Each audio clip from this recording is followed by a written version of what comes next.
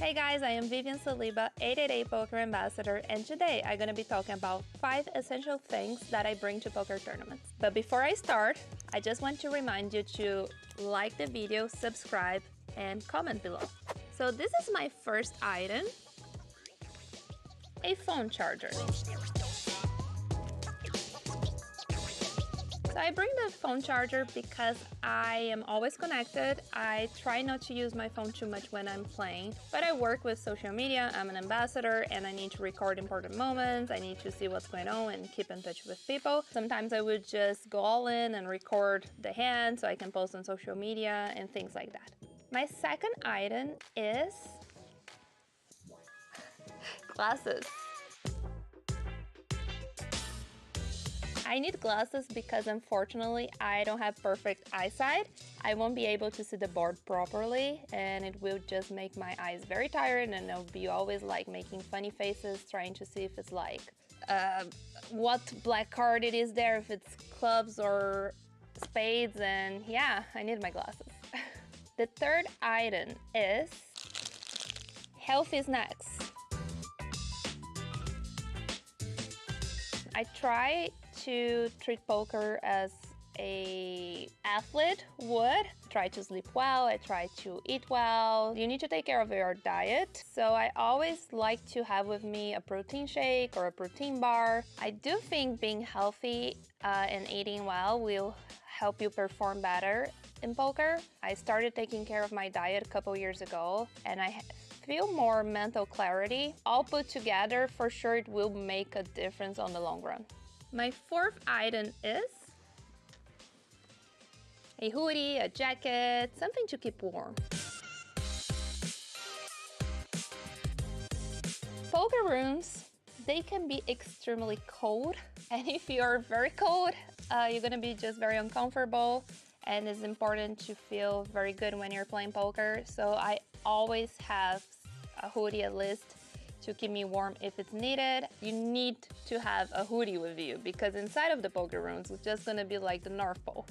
So yeah, I always have one. My last item is comfy clothes. So just like today, I prefer to wear leggings, sneakers, a shirt, and be casual and comfortable. For the same reasons that I wear glasses and I bring all the rest, I want to be focused on the game, to feel well. Comfort always comes first. I'm not the most fashionable person, and yeah, I just want to feel comfortable.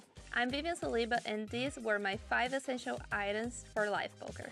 Let me know in the comments below what your items would be. Got a ride. I gotta pick up Farah Galfon. Farah is the best. I mean, we're talking about an actress, a poker player. She is oozing personality. We're gonna pick her up, take her to the World Series.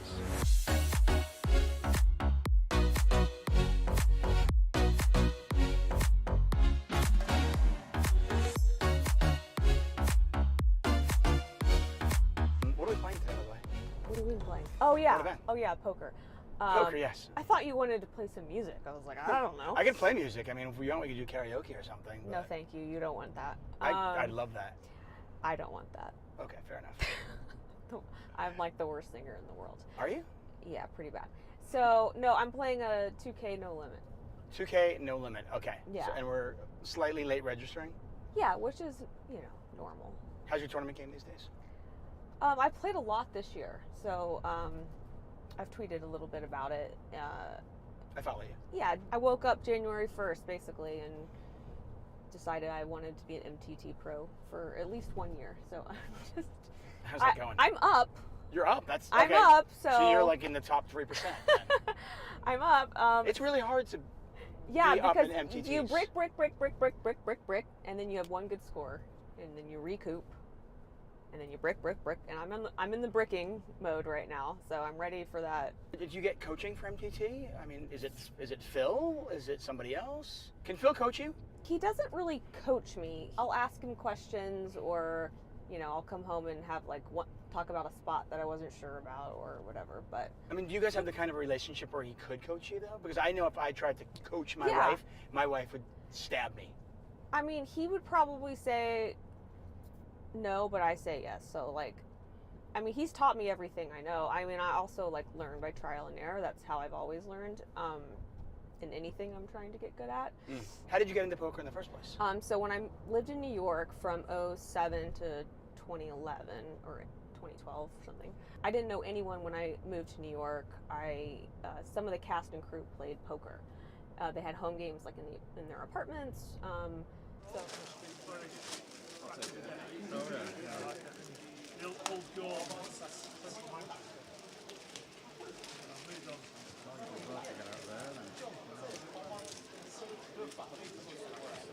Aldemir. They say don't stack them off, but I guess it's different. Yeah, it's the picture. What's the biggest, baddest house in town? Massive house. Now, 5 years later, now downsizing to a house similar size for pretty. If no one's here, like, do I deal into the boxes or like? I sold my stuff out to myself. Excited. Life of leisure.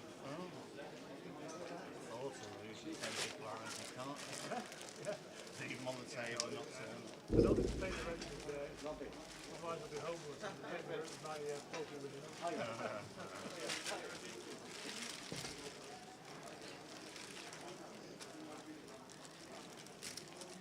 City fan? Tends to be I suppose if you're born in Cornwall. in the older generation. The city's only really been big for a decade now. Yeah. So the younger generation tends to be more city. Well, I went to see City play Chelsea. Some mates from Chile.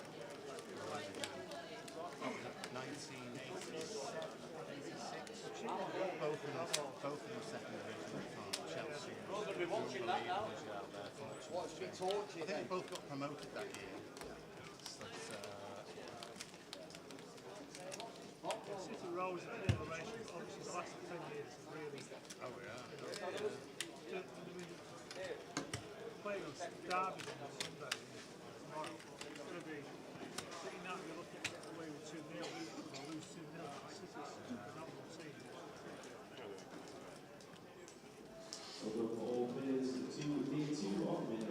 Did you ever go?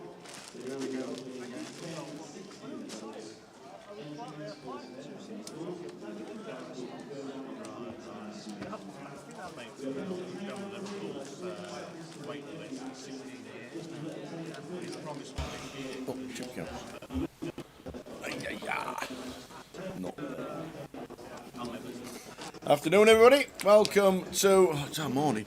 We can say morning. It'll be morning and mean it. Didn't even go to sleep. Just stayed up 11:30. to hour. It's like Vegas. It's like Las Vegas. It's like who starts at this time? Welcome to day 2 of the 888 festival, and I know you can see a little bit of insert, but as soon as we get it sorted, it all flicks it in. He just likes his morning moan. That's what he does. Morning, everybody. Morning, low grass. Morning, box whacker. Box wax. Box waxer. Ninja from Tokyo. That's a great name. Good morning, everybody, and welcome to the 8-8 live stream. This is the day. We'll get the chip counts on very shortly from overnight. There we go. Yanis Liperis turned in late, as you do. And do what you can turn in late when you roll them chips. 507. Danny Pike 400. Tanley 397. As you can see, some great big stacks there. Wendy Watson 247. Straight to the table because we've got an all-in the call first hand of the day. John Mooney's got King 10 and he's got the flush draw with top pair against a set of 2s. And Nathan shouts, I've got trip 2s.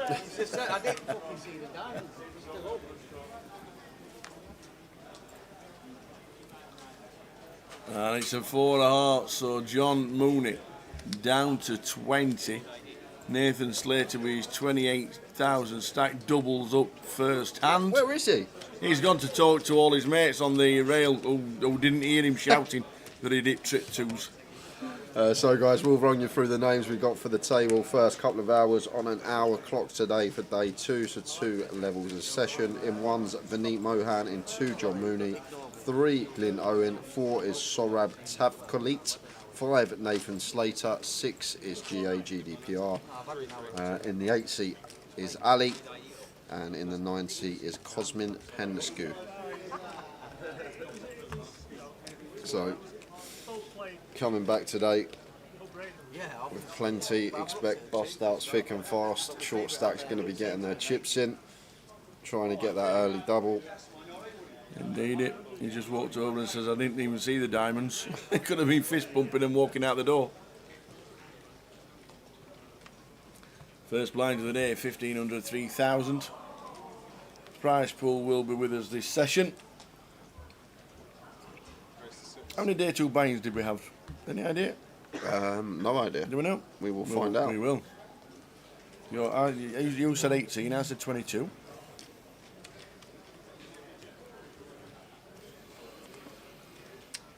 Look at this from Nathan. Jack 10 suited, just rips for 20 bigs over the cut-off open. Love it. Gets it through. First 2 pots going Nathan Slater's way up to 70k. Oh yeah, I put them to the front of the stack if possible.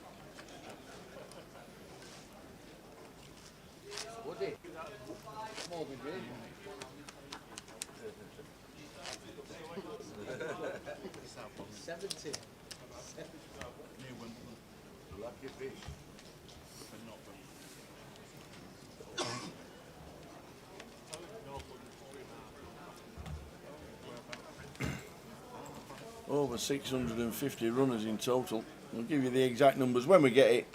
Be in the first session. And then we'll get a price ticker scrolling during the afternoon as we get close to the money. The player counter will be on after the first session. Because if there's 660 runners or something like that, you'll pay about 70 people. So there's plenty off the money. Good 6 levels before we probably get to the money. Third hand in a row, Nathan opens. Grant in the small blind here.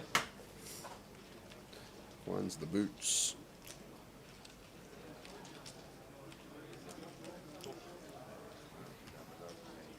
Ali's in. It's called bad timing. Things Grant likes to see. Yeah, so flats the aces as a trap. Look at Nathan turn down and says, how come you're flatting there? Ali could be the first to be eliminated on the feature. I'm not really against it, but I feel like it's going to be a sweat. Somehow. Maybe like even like 2, 4.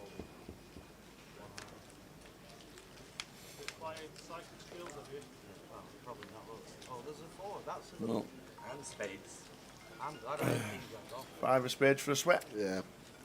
Gonna need to see something like that tower, otherwise Ali Sark shit gonna be out. Oh, aye. 2 of spades for the sweat. Just as good. So 5s and spades working now. Never easy, but 10 of diamonds on the river. Lose Ali early on in the day, but believe it or not, Tower wasn't the first out. Wasn't. We lost John Adelaide, Dan Bedson, Paul Rigg, James Williams, Anthony Kennedy and Florian Juta all in the first 5 minutes. Wow. Isn't it they were all day 2 buy-ins? I'm guessing. I think John Or was it 10 bigs, wasn't it? 3,000, 100k. I was starting stack 30k. So yeah, 10 bigs. I know Riggy was a day 2 because last night I said how much you got for day 2 and he goes, well Jay, I've got 10 big blinds because I'm buying in tomorrow. You know, like, Jay, I've got 10 big blinds. 20 day 2 buy-ins. You said 18, I said 22. Well, look at that. How good is that? There you go. 20. It does catch itself up, and PK says you might have a bit of interference in the first 2 or 3 minutes, but hopefully rectifies itself. It's this 11 o'clock start. There it is. That's how me and Tower feel. Is this day 6 for us today, Tower? It is indeed. Day 6 of streaming. Day 6 of 7. Have we got any giveaways today? There's a free roll. Time's a free roll? It's 6 o'clock GMT, so 7 PM our time. Yeah, 6 o'clock GMT. Probably give the password out when we come back after dinner break today. a long way to go until we get there.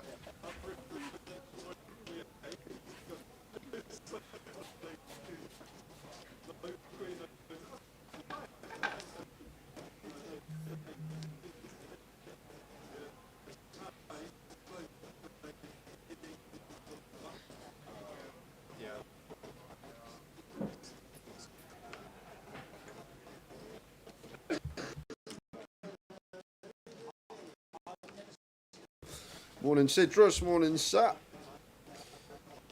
We are on the 88poker TV Twitch this weekend. That's why if you're looking for our usual channel, you won't be able to.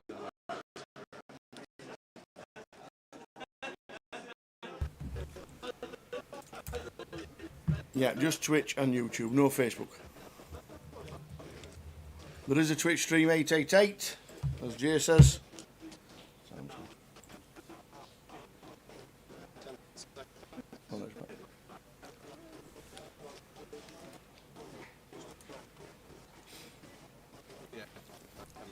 So we're on YouTube, we are on Twitch, 888 Poker TV on Twitch, and Grosvenor Poker Live.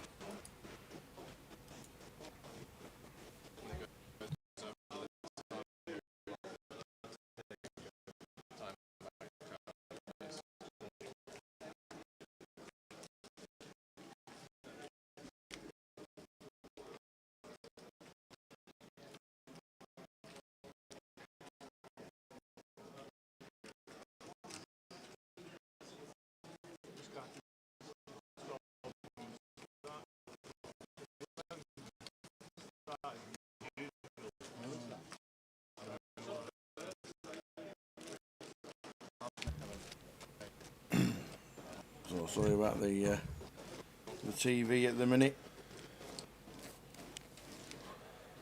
Not used to being up this early, the stream. What are you doing? Got to have his coffee. Yeah, what are you doing making me work at this time in the morning?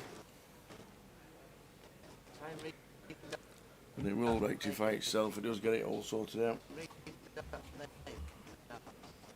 As you can see, it is running terribly slow at the moment.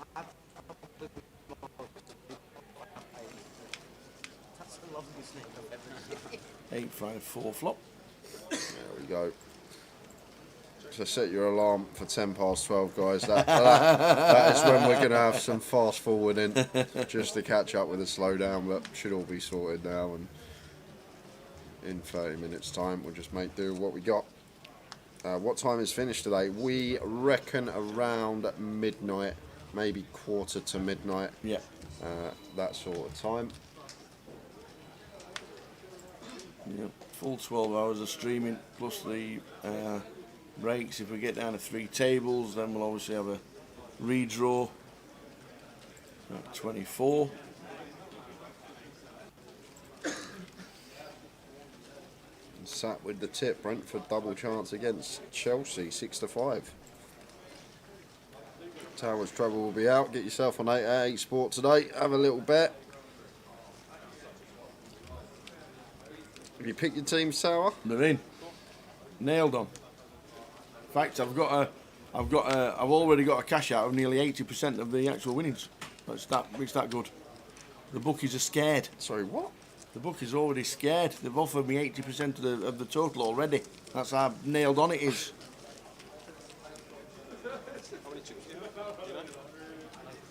We are the old box whacker, yeah, a box waxer. A full 12 hours of streaming today.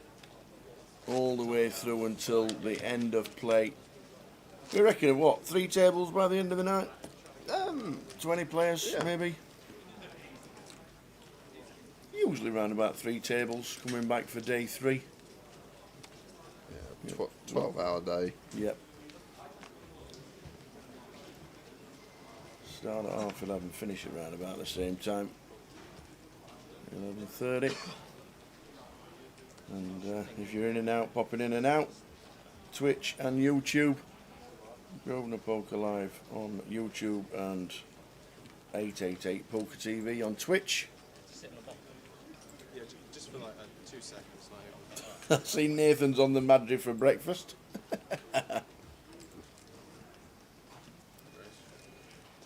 We've got somebody coming in about 15 minutes actually.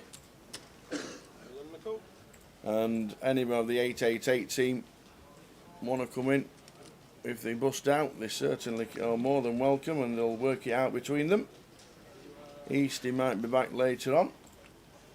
How difficult was it to get the cash game players off the table this morning when we come in? I wouldn't have been surprised if it was still going, but there's an all-in and a call. Vanit was the short stack out of everyone today, bottom of the pack. Can he get the spin started here for his 6 big blinds? Good start. And a very nice looking turn. So just 4 outs now for Cosmin. Offsuit king, offsuit deuce.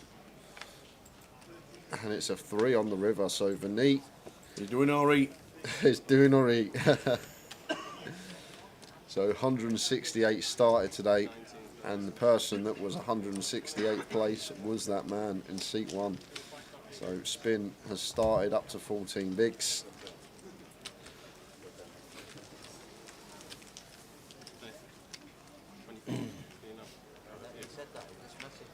Maybe someone in the chat knows you have a $25 social media ticket. You've had it for 3 weeks, never seen an MTT that it could be used on, and expires in 12 days. Might have to get Eden on the case for that one next time he comes into the comms.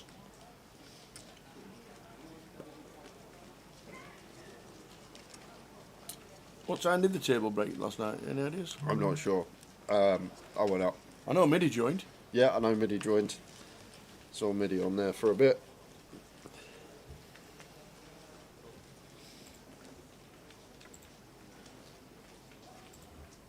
Just one thing I like about Vinny, he literally plays until the stream's over. He does it for the stream. As soon as the stream's over, he's up and he's off out of there. Just enjoys playing. That's who's seat Midi was saying. What a game we had last night, and if you missed it, guys, you can go and rewatch our live stream cash game from yesterday. 5-figure pots galore in a 5-10-25 game. We saw an unbelievable last hand of the night, which I'm sure will be posted on socials in days, maybe weeks to come. That's John Mooney just going to get the walk in the big blind with the king queen off his short stack. Started today with 165. We'll have the player counted after the first session of I think it's 670 runners-ish. We'll get confirmation and get the player ticker on there, and then the payout structure will be with us after the first session. Yeah, Florian Juter was the first player out today. Remy, asking on Twitch, was the first man out. Could not spin. 888 poker said it's already been cut into the highlights, Jay. What an epic bluff. And it nearly worked. Great hand from both, honestly. The heart from Amesh just to go after it still. Just after getting called twice by Jamie and still going for it, and Jamie finding the call. It was just a really good hand to watch. Save the best to last.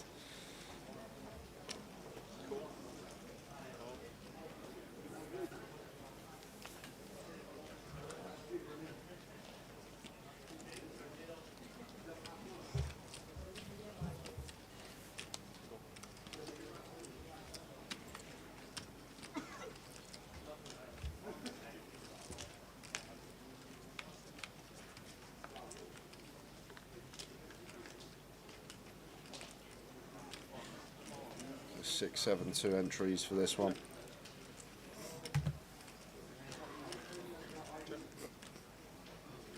And 165 starting today.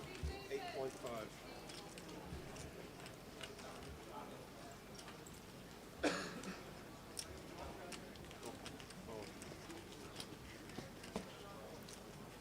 Top pair for Glyn, just calls the C-bet from Chuck here. To the turn. Queen of clubs. Yeah, beautiful looking card to see for Chuck, and can happily fire again now and check 2 tower. Especially versus big blind here, very wet board texture, double flush draw now as well. Glyn gonna have a lot of sort of draws on this board. 8, 9, 5, 6, 8, 6 is double gutted, all the front door flush draws. Just flushing out some equity from the pot. Goes for the double barrel, and Chuck takes that one.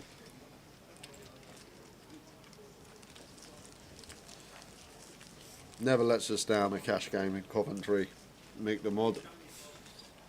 Another Absolutely stunning. I could have stayed for another couple of hours last night. I think it was actually that good, and I think I said to you after how quick it actually went. The 3 hours, Yeah. it was like just lightning how quick it went by.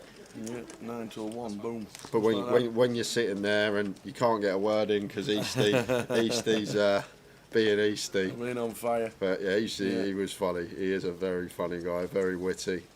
You can tell he's very intellectual, some of the stuff he comes out with. But Yeah. enjoyed doing the comms with Nick yesterday. Might see him again today in the booth at some point as Nathan opens the ace-9 suited here off of 21. Big blinds from under the gun.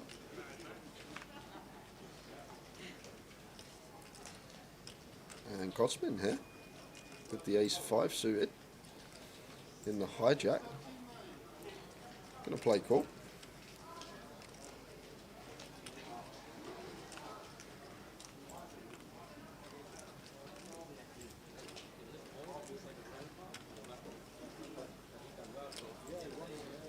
The buy-in for the main was 888.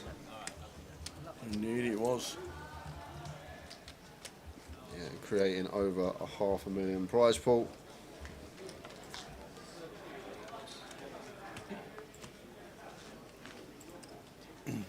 Flop with both Nathan and Cosmin. Keep my board nut flush draw here. Should just see small bet from Nathan. Goes for 8k. Could go smaller, but same result here for just north of 40%. Gonna get it done.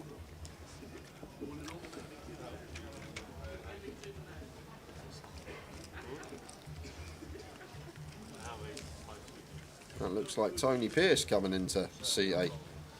So Tony pulling the 10k bounty last weekend. Did in he? The mystery bounty. Good old Tone. Pulled the big one. Must be a good feeling. £400 comp, you make day 2, you knock someone out, you pull out an envelope, £10,000. Thank you very much. Absolutely. Next hand, I'm all in. Off to the bar.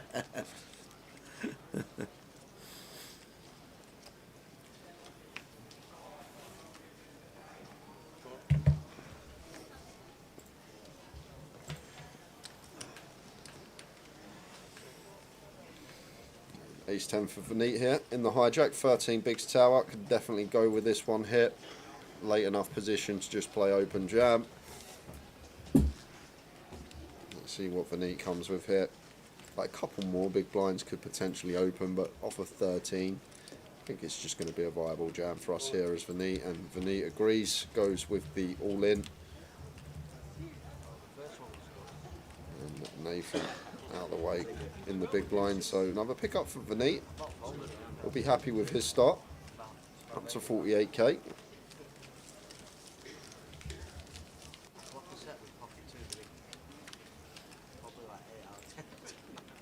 $149, as you can see, top left of the clock. Oh, nice. 60-minute clock today. Also got the dragon today.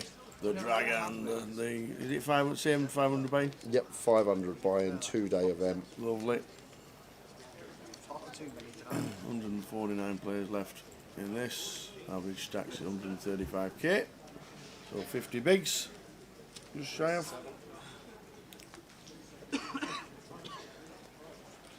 Look at this from Chuck, putting his loose shoes on early on a Saturday morning.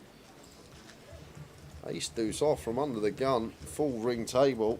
This is optimistic. Do have that ace blocker in there, so potential to get the steal through. And Jack 7 off here for Grant in the big blind. Fairly close one versus gun specifically. He's just going to let it go. Very nice.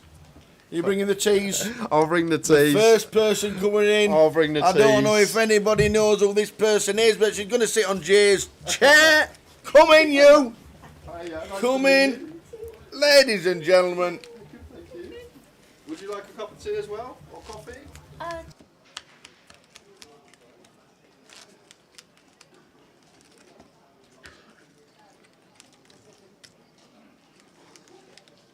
Lime Ricky in Coventry. Yes. In Coventry. Yes, it's been a whirlwind. How did you manage to wangle a trip to Coventry? What was the plan? Well, I wanted the opportunity to see a live event and see how it worked. Yep. Have a chance to be able to look at the behind-the-scenes activities, see how it's all done. Yep. Working for Snapcall Media, obviously the video production is a giant part of what we do in Yep. addition to the Twitch and live stream opportunities. So yeah, I just wanted to have a chance to see how it all works behind the scenes and help however I could. So I've learned a ton. They've kept me on my feet all day, but it's been terrific. I've been learning how to video the hands. Yep. And talking to Justin, and he's been a tremendous help in showing me how things work. Marvelous. And Alex and the rest of the team have been super, super supportive. Excellent. So. Have you seen the love in the chat? If you read all these messages, have you seen the love in the chat from everybody? Yes. And you'll know everybody's name because yeah. you're a moderator, aren't you? I see everybody. I see Kathy, Mick the Mod, Lower Grass is there, Daniel, Ola. Good day, Poker Pals. MK says, hello, guys. Box Waxer's there, too. Fifth Aid. Hi, guys. Yeah, I recognize all the names. Absolutely. Yeah. Absolutely. And you're up, whenever we just jump back to the table because we've got an all in the call. Kings and Queens. Nathan Slater with the Queens. Cosmin has got the Kings, has him covered. So Nathan is at risk at this moment in time. Thank you. So you're commentating on your first all in the call now. You're doing everything this week. I know, it's been a great experience. I did commentate once before. Yeah, on, excellent. On the 888 Yeah. Poker TV channel. Good. Once before with Sean from our team. So Nice one. No help for Nathan. no help for Queen so far. We need a little bit of lady luck. No hearts No in play. hard back doors, Yep. no. 2 outs for Nathan Slater. And doesn't get there. Kings against Queens. Nathan eliminated, doubled up first hand, but unfortunately it runs into Kings. How did you get into moderating? Well, I've been a Twitch streamer since Right, okay. 2019. What doing? I was streaming poker. All right, cool. I had started watching Twitch as a Yep. result of watching poker videos on YouTube, Mm-hmm. and got into watching Twitch and started watching several streamers, particularly streamers from the UK. And became very inspired in particular by the female streamers. There weren't as many out there at Yep. the time. Mm-hmm. But after watching Twitch for about a year, I decided to start a stream of my own. Nice. And in the process of streaming, you learn all about how everything works at the back end. Yeah. And it is a tremendous amount of work, but I became interested in moderating once I saw how things worked in my channel. Yep. And as a streamer, I was invited to actually join the Play with Friends Excellent. event on 888 Poker TV. So I did a couple of those streams. And then as a result of that, had an opportunity to take on this work with Snapcall. So very nice one. grateful and very happy I've had the opportunity. It's been fantastic. There is 7,000.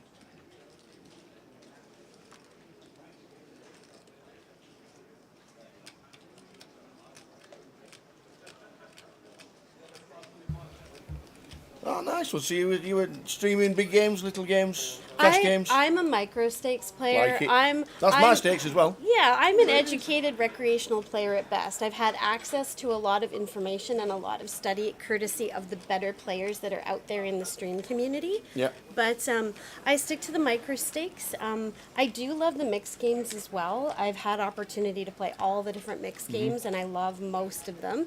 Some more than others. I like Deuce to 7 in particular, as Really? well as Yeah, PLO you. and PLO 8. And I'm dabbling with the notion of playing the PLO event tomorrow. So. There were loads of people in the chat when they realised that you were here saying, "Are you there playing?" And you had to reply, "No, I'm working. No, I'm working. No, I'm working." But you might get a chance to play. Yeah, I may get a chance to play tomorrow, so I am excited for that. Excellent. But I haven't played a single hand of live poker Nope. since I've been here. There's been too much other stuff to do, but that was the reason for my being here, was to Yeah. work and to learn. So yeah, it's been awesome. Nice. Coventry itself.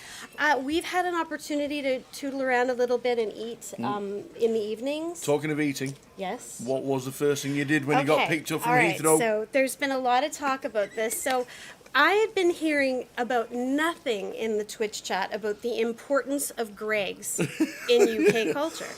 And I've been here before, and I had never, to be honest, I'd never even really noticed Greggs before. I'd heard of things like, Selfridges and Marks and Spencer and Primark. But Greggs was not really part of the vernacular until I started talking to people about it in Twitch. So we, once Josh Manley, God bless his heart, came and picked me up at Heathrow, we had to go to a different gate to pick up Aberrone. So it was the three of us in the car, and we had decided that partway we were going to make that stop at Greg's and find out what the fuss was actually all about. So I had tried a sausage roll and the steak bake. Oh. And there is a video that Josh Manley made Really? of Aberrone and I doing a taste test of both of these items to see what we thought. Yeah. And I'll reserve my opinion for the time being. Okay. That being said, the contents of our opinion are captured live in the video, and I'm sure Josh is going to do something with that with his Discord when he's got the time. I think you coming over and going straight to a Greggs is a little bit like us going over to Canada and shooting straight to Tim Hortons. And like I said, if you and Jay ever come to Canada, the Timmy's is on me. Awesome. I will take you. I've been once. The Timmy's is on me. But I've been once. Oh yeah, which? I was in Toronto. I went to Toronto, but I actually went to a wedding in Kitchener. Oh, okay. I did on a farm in the middle of nowhere in July. Wow. And 4 days before the wedding, the farm was flooded. They were actually doing the rehearsals in wellies. They were. True story. They were doing it about 2006 or 7 or something like that, 2005 or 6. And they were doing the rehearsals for the wedding in Wellington boots. Sounds like Canada to me. Sounds like I've only been once. Obviously did Niagara Falls and all that, and went into that casino there and did a wander around. But yeah, I really enjoyed it, and I would love to go back, to be fair. Just the once. But yeah, I had this wedding in Kitchener. That part of Ontario is beautiful, actually. Yeah, very It was nice. But very nice. But the farm was flooded at the time. They were obviously built up for this wedding for a couple of years, and they were in tears, and there was water everywhere. When you're doing the rehearsals for the wedding in the middle of summer in Wellington boots. Well, Mother Nature doesn't cooperate sometimes. Absolutely. But if we ever do get back over there, we'll definitely let you know. That is for sure. So, the state itself, you've done Coventry, you've done Greggs. Mm-hmm. Did you play football? No, I did get a chance to see my first football pitch, though. I'd never actually seen a pitch, so I did get a chance to see it out the window, which was really nice. Yeah. Yeah, beautiful. Where I'm from, obviously, we don't call it football, we call it soccer, and there are, different sort of professional level soccer teams that play in Canada, but it's obviously nowhere near the level here. Mm-hmm. But the Canadian ladies won the championship. Well, there you go. 2 years back. Yeah. Oh. Yeah. Well, there you go. It's all good stuff. As you can see with the stream, it's catching up on that lag, and we will get in. But Lime Ricky's in the booth. So any questions for Lime Ricky while she's here for another 15-20 minutes? Give us a shout, and we'll answer. We'll answer. Now you're obviously not doing the moderating this week. I'm not moderating. Who else have we got in the team? So Hayden is actually at the back end. He's one of our senior producers. And does he have to get up at 6 a.m. like you do? Yeah. Well, he's an hour ahead of me. Oh, okay. Yeah, so he's on Central Time and I'm on Mountain Time. So he produces behind the stream. And also we have Joey, who does production behind the stream and also video editing. Mm-hmm. And then we have a couple of videographers and editors here. Sean, Victor. It's 5 a.m. Justin is here. Yeah. he just told us it's 5 a.m. Yeah, it is early back in Canada. So I will probably have a few challenges adjusting to the time. Yeah. Once I get back home. Yeah. Journey over good though? Oh yeah, it was over? lovely. Yeah, flight over was good. Like I was concerned because we had gotten a bunch of snow in Calgary the day prior to the flight. Yes, that's early, and there were some delays. Typically we do get some snow before Halloween, and then it kind of tapers off. But sometimes the kids are going trick or treating in their winter coats. Like it depends. But yeah, typically we get our first snowfall before Halloween. Oh, wow, that just seems really early. It's Canada. You know? It can be cold. 7 months of winter. You can have minus 30 and minus 40. You do make our headline news, you know, whenever you get the really bad weather. Oh yeah. You really do. Of course. Yeah, and I mean, and there's been extreme weather everywhere, obviously, in the last number of years. Yeah, but yeah, winter's no surprise to anybody in Calgary. That's for sure. Yeah. We had one snowstorm that came so early last year that all the leaves were still on the trees, and as a result, the snow was too heavy, and almost all the trees in the city broke, and it took weeks to clean it all up. Oh wow. Yeah. Mother Nature, eh? Mother Nature at this moment in time. Oh, Spaceman Spiff says Lime was Barone shorter than you expected. Well, Spaceman, I'm not even 5 feet tall. So everybody. And to be fair, Lime's already on a booster. Yeah. So everybody that I encounter looks tall to me. And so I don't really have a normal person's perspective of tall or short. Everybody looks tall. Everyone's tall, unless I can see them eye to eye. So how is it walking around the room, filming the hands? I mean, it's a learning. I mean, you do have to be on your toes, but trying to capture the right hands at the right moment is challenging. Yeah. Sometimes you'll be focused in on one hand and videoing and really concentrating on it, and then you miss a hand at another table. Of course, which is an important hand. Yes. But what I'm trying to do is center in on our ambassadors and our stream team and try to concentrate on the big moments for their hands, and working closely with Justin as well, and making sure that if he's covering one part of the room, I can cover another part of the room. Yeah. And also helping out with some of the behind the scenes stuff, supporting the team during video shoots for interviews or some of the social media type video work that they do. Yeah. Helping however I can behind the scenes, even if it means like, you know, running to Tesco and getting batteries because somebody's out of batteries. I'll do that stuff. Like whatever's needed. Would you have liked to wear the ambassador sit and go? It Would just I like looked to? so much fun, wasn't it? I mean, it looks like tremendous fun, but I mean, I'm not a professional player, so you're sitting there in a table of mostly professional players, so you have to prepare yourself for getting destroyed, right? So I'm not really in a position. But to you be will have able to played. You say- will have played a ton of hands while you've been streaming, so you know what you're doing. I It's not mean, as if- I like I said, I'm a recreational player with a modicum of knowledge who can sit at a table and generally play. Yeah. And sometimes I get lucky. I have actually won 2 PLO tournaments live at home in the last couple of months. So I am hoping that the PLO will treat me well tomorrow. Yes, fingers crossed you get to play.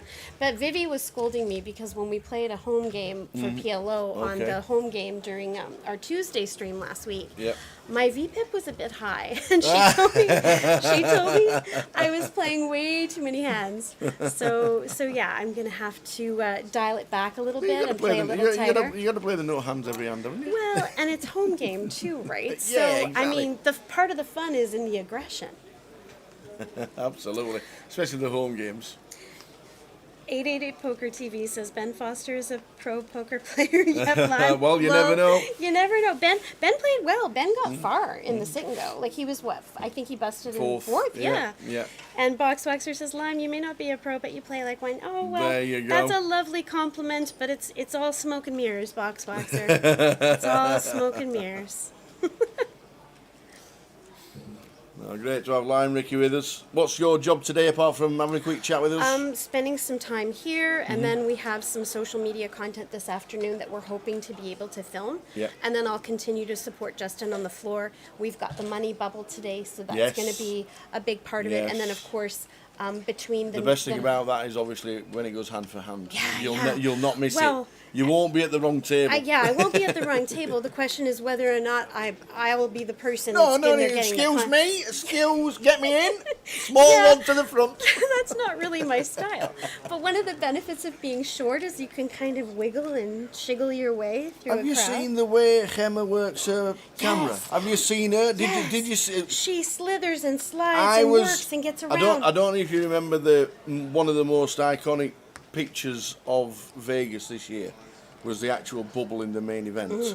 And it was one of our friends who actually burst a bubble in the main event, who's a British player, plays all our tour, such a nice lad. But the actual picture is just one of the best pictures you'll ever see. If you get to see it on there, it's just a stunning pictures. And I was, because you're on the rail, you're not no spectators allowed anywhere inside at all. Right. But the camera crews and the photographers. She was like this. She was get me out the way. Yeah. She's getting through, and then all of a sudden you see her right at the front. That's her job. So that's what you've got to start doing. Yeah, that's her job. That's what you're going to start Well, doing. the most important thing I was told is not to distract or disturb the other players, regardless of whether they're in the hand. So you are kind of shimmying and trying to get around people and not disturb anybody, in particular the play. So that's important. Yes. Yeah. Lower grass says, if I play the PLO, I refuse to play a hand against you because I wouldn't want to bust you. Oh. Jamie Mitchell from YouTube says Jay has turned into an American woman. Well, Canadian. I'm actually Canadian, not American. But It doesn't upset you, does it? If somebody hears your accent and says, "Oh, I'm more an American," Okay, well, do you have to instantly put them right? Well, the thing is, it depends on what they catch you saying. If they catch me A? in a moment where I say "a" at the end of the sentence, and then They and know it's you're funny, They know you're Canadian. They know, and it's funny in particular whenever you go to the U.S. People think it's very funny when they catch you saying something like that. A? Yeah. Or when you go to the piano bar in Las Vegas and they start singing "Oh Canada." Oh, I love that piano bar. And The one, that's the one everybody that's in stands New up and York, everything. New York, Yeah, right? The big one? Yeah. That place is great. Everybody stands up and "Oh Canada" comes out, and Yeah. that's it. You can't hear yourself think. Yeah, no, that place is great fun. That was one of the places I most enjoyed going to. The Piano Wars, where they battle and Yeah. they battle for the tips. Yeah. Yeah, I know that place is great fun. It is. It is indeed. Yeah. It is. So we know we're not concentrating too much on the action. We've got Lime Ricky. We need to chat. It's the first time we've met. Yes. It is the first time we've met and got to meet up. And but obviously, with us next year, there are going to be more and more events. I think we've got 8 with 888 next year. Yeah. Is your plan to come over at all? It'll all depend on what the team needs. Yeah. If they ask me to come over because they would like my help, I would be thrilled to be able to do that. But I'm in the process of moving at the moment. So I've just recently sold my You're moving home. countries. I am. Totally different countries. Yeah, I've sold my house in Calgary and I'm relocating to Costa Rica. Just for the winter. I'll come back to Canada in May and Have visit you had with my enough of family. snow? I've had enough of snow for many years, yeah. Being a born and raised Calgarian, I've seen many a snowfall. Happy to see the back end of it for a while. But I'll come back in May and visit some family and and I'm just going to be a digital nomad for a while, tootle around and see where, if I want to go somewhere else, I can. I'm going to give myself that freedom. You're going to have a hot winter. Is that what you're saying? Warm winter. Yeah. A warm winter. In the mountains, just the different mountains. Yes. Mountains and jungle, Yeah. not mountains and snow. Needing 6-foot welly bobs on because of the drifts are Yeah, that big. I will have wellies there, but only when there's a lot of rain because Yeah. it is the Tropical, rainforest. yeah. So you do get a lot of rain out there depending on the time of year. Make the mod says Tower, get Lime to pick 3 footy teams. Might do better than me. Oh, are you talking about I'm being goofed here for on Towers Treble and for the everything. Towers treble? Yeah. I would not be the right person to do that. Neither am I. But I don't mean- worry. I know the names of the teams, though. If we're talking Premier League, okay. Yeah. So Liverpool is Yes, one. yeah. Do you know who the top of the league is at the moment? Top of the league. You must know top Oh, of the league. okay. Best team in London. Best team in London. Yeah. Well, okay. So forgive me. Don't you dare say the other team. The teams I know. Okay, I know Arsenal. Yay! I'm off. That's the wrong team. I know Arsenal. I know Liverpool. Manchester. Manchester. Well, there's 2 in Manchester. Two in There's Manchester. one There's United, Manchester United and Manchester City. and Yeah. then Newcastle. We're not getting there, Jay. Newcastle as well. That's Yep. northeast. Yep. So I know a handful of them, but I mean, pardon me, but I don't follow any of them. But speaking of football, it was fantastic to meet Ben Foster yesterday, Yes. albeit briefly. Really enjoyed meeting him. He was very polite, very kind, very tall, and as you are. But I mean, like I said, everybody looks tall to me. But some people look gargantuanly tall. You being one, he being another. Yeah. Yes. He's ex-England Yeah. football, ex-England goalkeeper as well, Ben Foster. Good to have him on the team. I don't know what the actual deal is with Ben, if he's going to start playing a little bit more with us or not, but time will tell. And Josh Manley's very tall too. He is indeed. He's actually taller than me. Yeah. He is. Really? Yes, he's taller than me, is Josh. Even I look up to him. Maybe you just have a bigger personality. So there we go. Lime Ricky with us. Decent UK footy knowledge. There you go. That's all you need to know. Is Liverpool, Arsenal, and Newcastle. That's it. You don't need anything else. I don't need anything else. I don't need anything else. You don't need anything else. So. Oh, we got Jacks under the gun. Tony Pierce just come to the table with the Jacks. This is where it all starts catching itself up, because obviously we had a bit of a lag 30 minutes ago. It will catch itself up.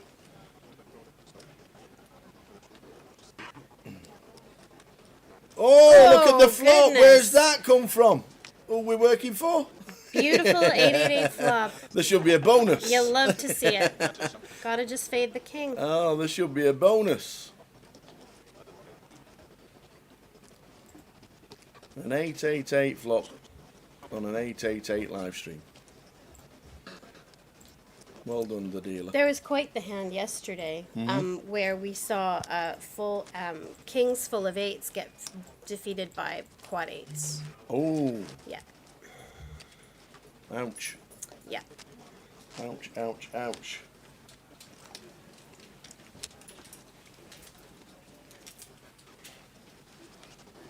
How many of the... Was this my water? Yes. Oh, lovely. How many of the 880 team made it through today too? Did you report on everybody? I don't think Eastie made it through. Okay, so Eastie's not in, Josh isn't in, Vivi, Lucia, and Ian are all playing. Yeah. Yeah, at the moment. And, Ian did well the other day. It was yeah. And really deep in the high roller. Yep, and Cashed in the first event that we covered. The big shot. Aaron busted this morning, unfortunately. So we still have the ladies, and we've got Ian Simpson. However, that may have changed since I've popped in here. So I'm not 100% sure. But to my knowledge, those folks are still in. And then hopefully, like, depending on how Vivi goes in the main today, she may or may not play the PLO tomorrow. Right, okay. Yeah, Yeah. because that's her specialty, of course. Yeah. Tower YSJ putting on a funny accent. Hi, Tony. It's Lime Ricky here. It is. Visiting A lot in of the booth with Canadians Tower. obsessed with hockey, like Negrano is. Well, It's a national sport, isn't it? actually, our national sport, interestingly enough, is lacrosse. Is it? Yes. Well, I wouldn't have guessed that. But hockey Is that where you sling it? That's where you have the ball in In a net. the stick with the net, and then you fling it into yeah. So it's kind of like air hockey with a ball, and sticks and nets and things. Surely that's dangerous. Not overly. I mean, you're not on skates. Well, that is dangerous. And the ball is much softer than a puck to get in the face, for That's fair example. enough, yeah. The sticks are softer, I think, than a hockey stick to the face. Answer me a question. Obviously, you've been to ice hockey games. Oh, yeah. And it's like near a national sport where I'd consider. I mean, wouldn't have guessed lacrosse. I would have said ice hockey. Okay, hockey's Canada's game. Let's just put it that way. When they get into a fight, why do they take their helmet off? I'd keep mine on so you can't get hurt. What's the point? I think they throw their helmets off because they want an In opportunity rage. to punch the other one actually in his face and not in the helmet. I'd leave my helmet on. Because if you punch someone's helmet, you're going to hurt Yeah, your but hand. then you're not going to get Yeah, claret but- everywhere. Yeah, but it makes it's kind of like, it's almost like a fair fight, like when they say bare hands only, right? It's like you tear your helmet off, you have a chance to clock someone actually in the face and not just clock their helmet. I like this look. And I think, yeah, and that's what Hayden is saying. You can't punch a helmet. Yeah, exactly the same idea. But it's interesting that I've found it interesting that they've permitted fights to take place for so many years. The referees stand back. To a point. They stand back and let them jostle and tussle a little bit, and then if they fall to the ice or if it gets a bit too crazy, then the refs will step in. And then if a brawl happens, Is there a well, fight then in every game? all hell breaks loose. I've been to games where I don't necessarily remember there being a fight, but I think that what happens often is that when there's a big fight, let's say in the first period, the tempers are flared and then other people get involved, and then that usually means there will be fights in the second and third period and then a brawl by the end. That's kind of how it rolls out. That's just right. There will be a fight in the third period. Stay with us. Yeah, with us is Lime Ricky, moderator, and now working the floor here in Coventry. We're going to get Jay back soon. And then at 1 o'clock, we've got Jim McShane coming in to tell us about the 888 Poker Series for next year. The dates for some of the events as well for next year and the grand final too. He'll have plenty to chat about that. But at this moment in time, until Jay comes back, we've got Lime Ricky. What's your real name? It's Marlo. Marlo? Yeah. As in like P.I.? I like it. Marlo. I don't know. It's Marlo, but a lot of people make comparisons depending on what country they're So from. why Lime Ricky?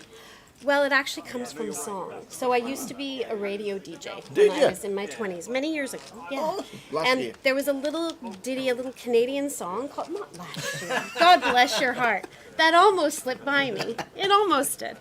Yeah, there was a little country song that I used to have to play quite often because in Canadian country music, or Yep. actually rather Canadian radio, Yep. there are rules about how much music you play that has to be Canadian content. Okay. So there are certain songs that would get played often because we didn't have a lot of Canadian country music at Right, the time okay, that was yeah. any good.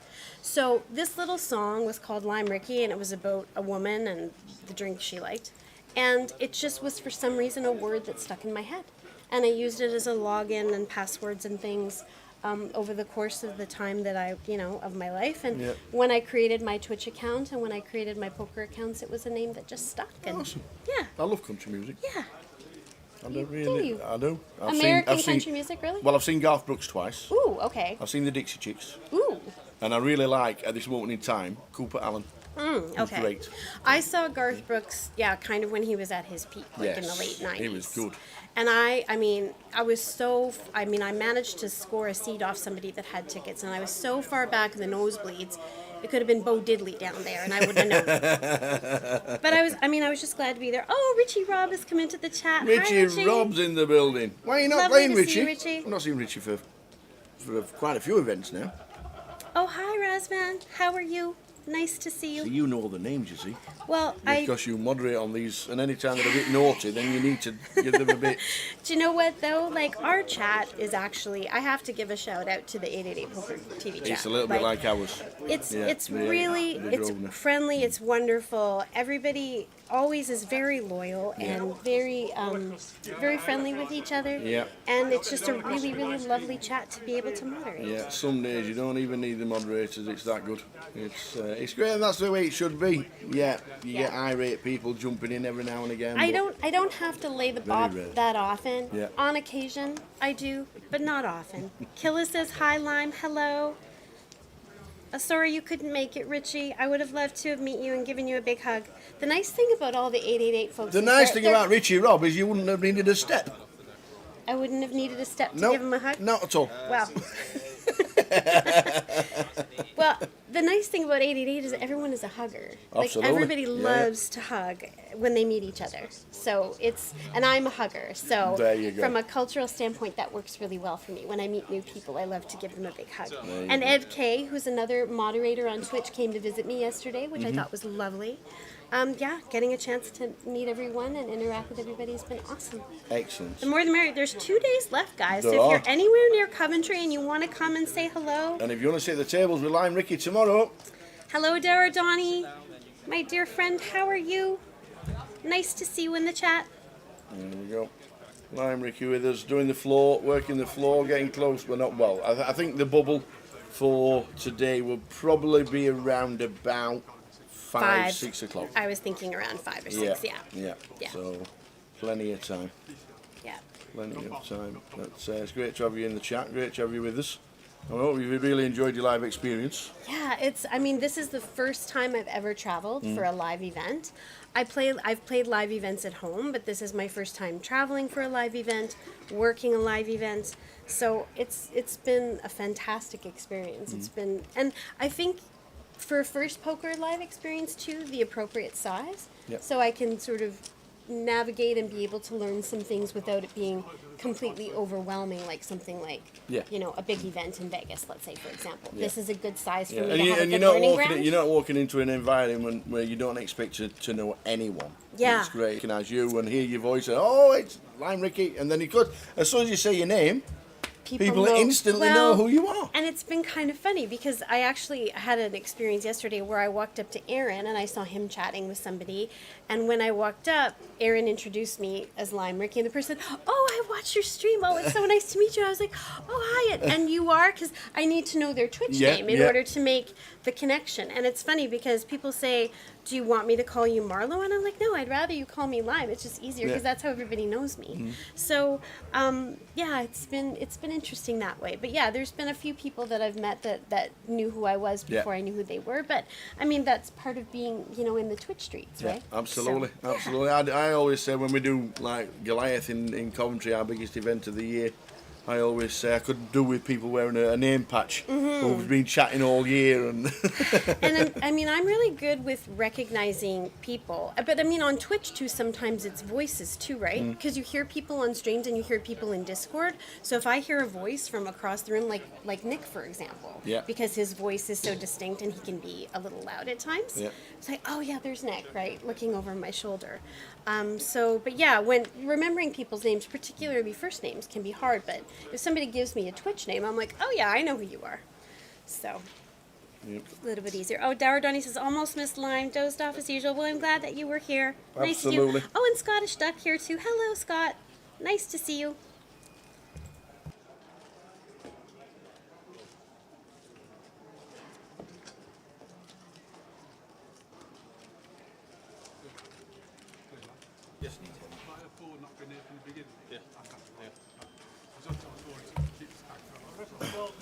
so we might just been told we might lose pictures, but you won't lose us. You won't lose us. And coming in at 1 o'clock is Jim McShane, coming in to tell us, Lime Ricky, well, as much TV time as we want, because you're only here for another 2 days. Have you got any time in the UK before you head back, or is it literally straight back? This has just been whirlwind. It's a 5-day trip, and also because I only have a month to get home and pack up my house and get out of the country, so got some stuff to do.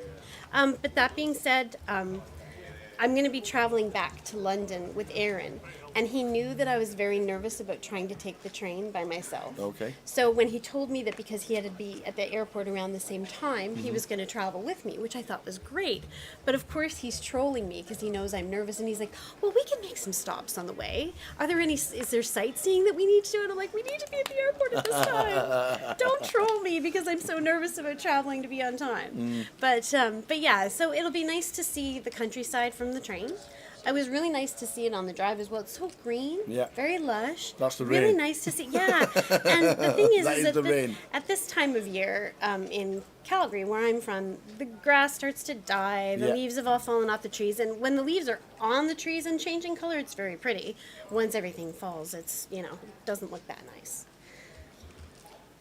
Richie Rob says he's actually secretly very tall. He just hides it well. He does. He hides it really, really well, to be fair. Yes. Well, Richie, you've got a tall personality. Let's just put it that way. He has indeed. Yes. He's a very nice lad, is Richie. Big personality. Lovely person. Top man. So as you can see, the TV, unfortunately, needed a reset. But we're with us. You can still hear us.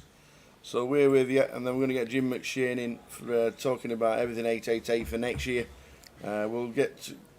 Might get Jim in 10 minutes early while he's here, because he's literally only coming to work today to announce the 888 Festival tour for next year. Oh, perfect, yes. So he's had to travel into work because he was too busy yesterday to come in, because he's always in meetings. Always in meetings. That'll be a big announcement. Yeah. Very nice. Yep. Yep.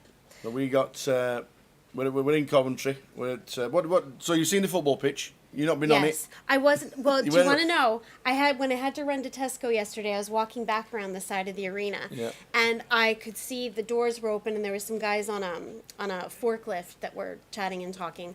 And I poked my head in the door, and I said, "Would it be okay if I crept in there and had a look at the pitch in person?" They're like, "No, you're not allowed to do that. It would mean our lives." And I'm like, "Oh, come on! I don't want to be responsible for either of your deaths, but I'd still really love to see it."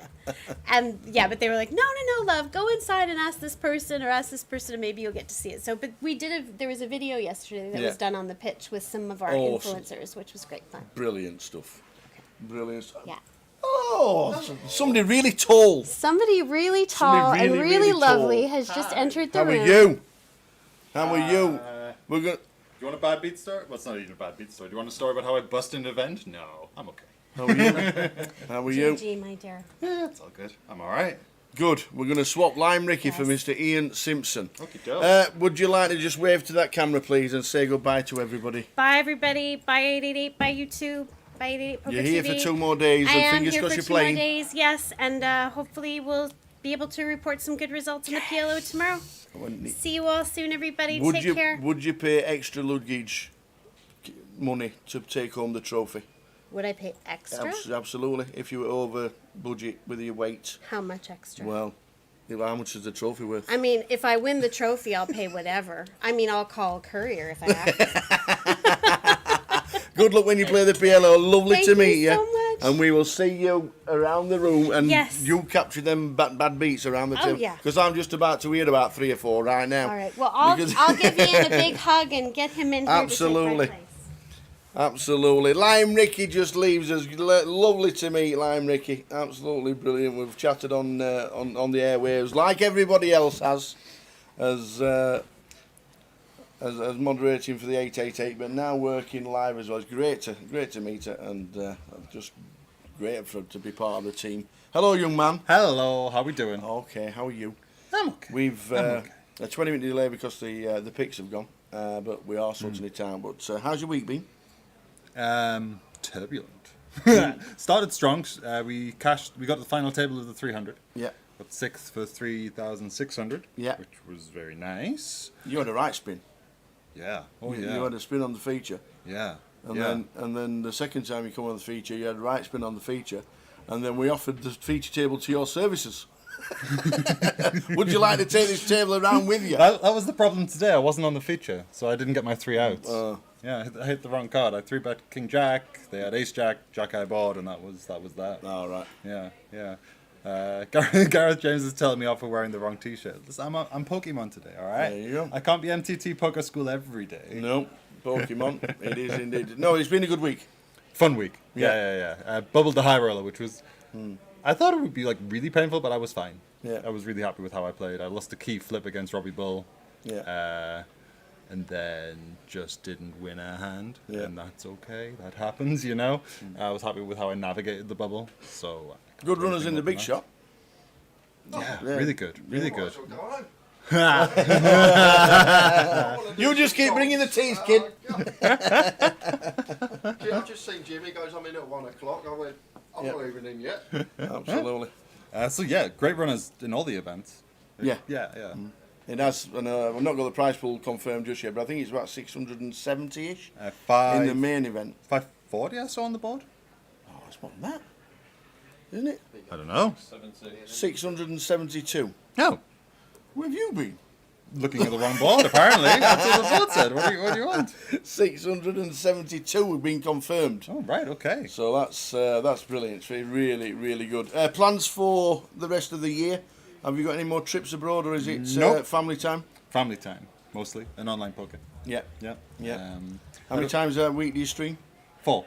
4. Are we allowed to talk about 888's upcoming You schedules? can do exactly what you want. No. It's not been announced yet because Okay. Jim's coming in at 1 o'clock. Okay, I'll keep stum until. You know more than me because I know 0 at the minute. know Because little bits. little bits about next year. bits. I know the first leg next year is back in Coventry, which is here, sat in this same chair with the same setup. That'll be fun. And the same trousers. Have you seen? Have you seen the trousers? Ah, yeah. Have you seen your trousers? Look at these 2 pair of trousers zipped together. My wife hates these The trousers. rumour had it. The rumour had it is that you had a pair before. She decided to get rid of them while you were out or you were in bed sleeping. Put them in the bin, I'm pretty sure that's what happened. and then you went shopping and Bought them bought some again. more. Yeah. She denies the What you allegations. should have done Ian, is got one but opposite, black leg. They're different trousers. A different love. I thought you'd like these ones. Oh, brilliant. So yes. So yeah, we spill the beans, Ian. We've got Jim McShane coming in, which is why Jim has actually turned up. 'Cause he's not supposed to be here today. Nice. And because he's been busy for the whole week, he literally has drove in to work for an hour to have a chat with us to announce the Announce the 888 festival goodies. for next year and what is happening. All of it. What? You've seen the lot? There's only me not seen I was it. just with him. Yeah, I was just with him. There's only me not seen it. What time's You it? know everything. He knows everything. know- I might as well. I've got Tower's Treble that nobody knows. Okay. That's a good thing. You don't. Yeah, don't keep that done. Is there anything you can tell me that's not going to be get you into trouble? Well, if he knows. Well, I don't know what gets me in trouble. And I've been in enough trouble. Christ. Not talking. No, That no. we know there's 8 events next year Okay. that are going to be streamed. Yeah. So we're going to need your services next year. Yeah. I do plan to be at most of them, if not all of them. Yeah. So, Yeah. yeah, should be fun event. And then we'll have to make guest appearances when we go to places like Madrid and Bucharest and stuff like that. That's what we'll have to do. Yeah, because this is the UK tour we're talking about. We haven't even talked about the 888 Live sort of the European stops yet. Yeah. So basically this year it's now staying at home, streaming.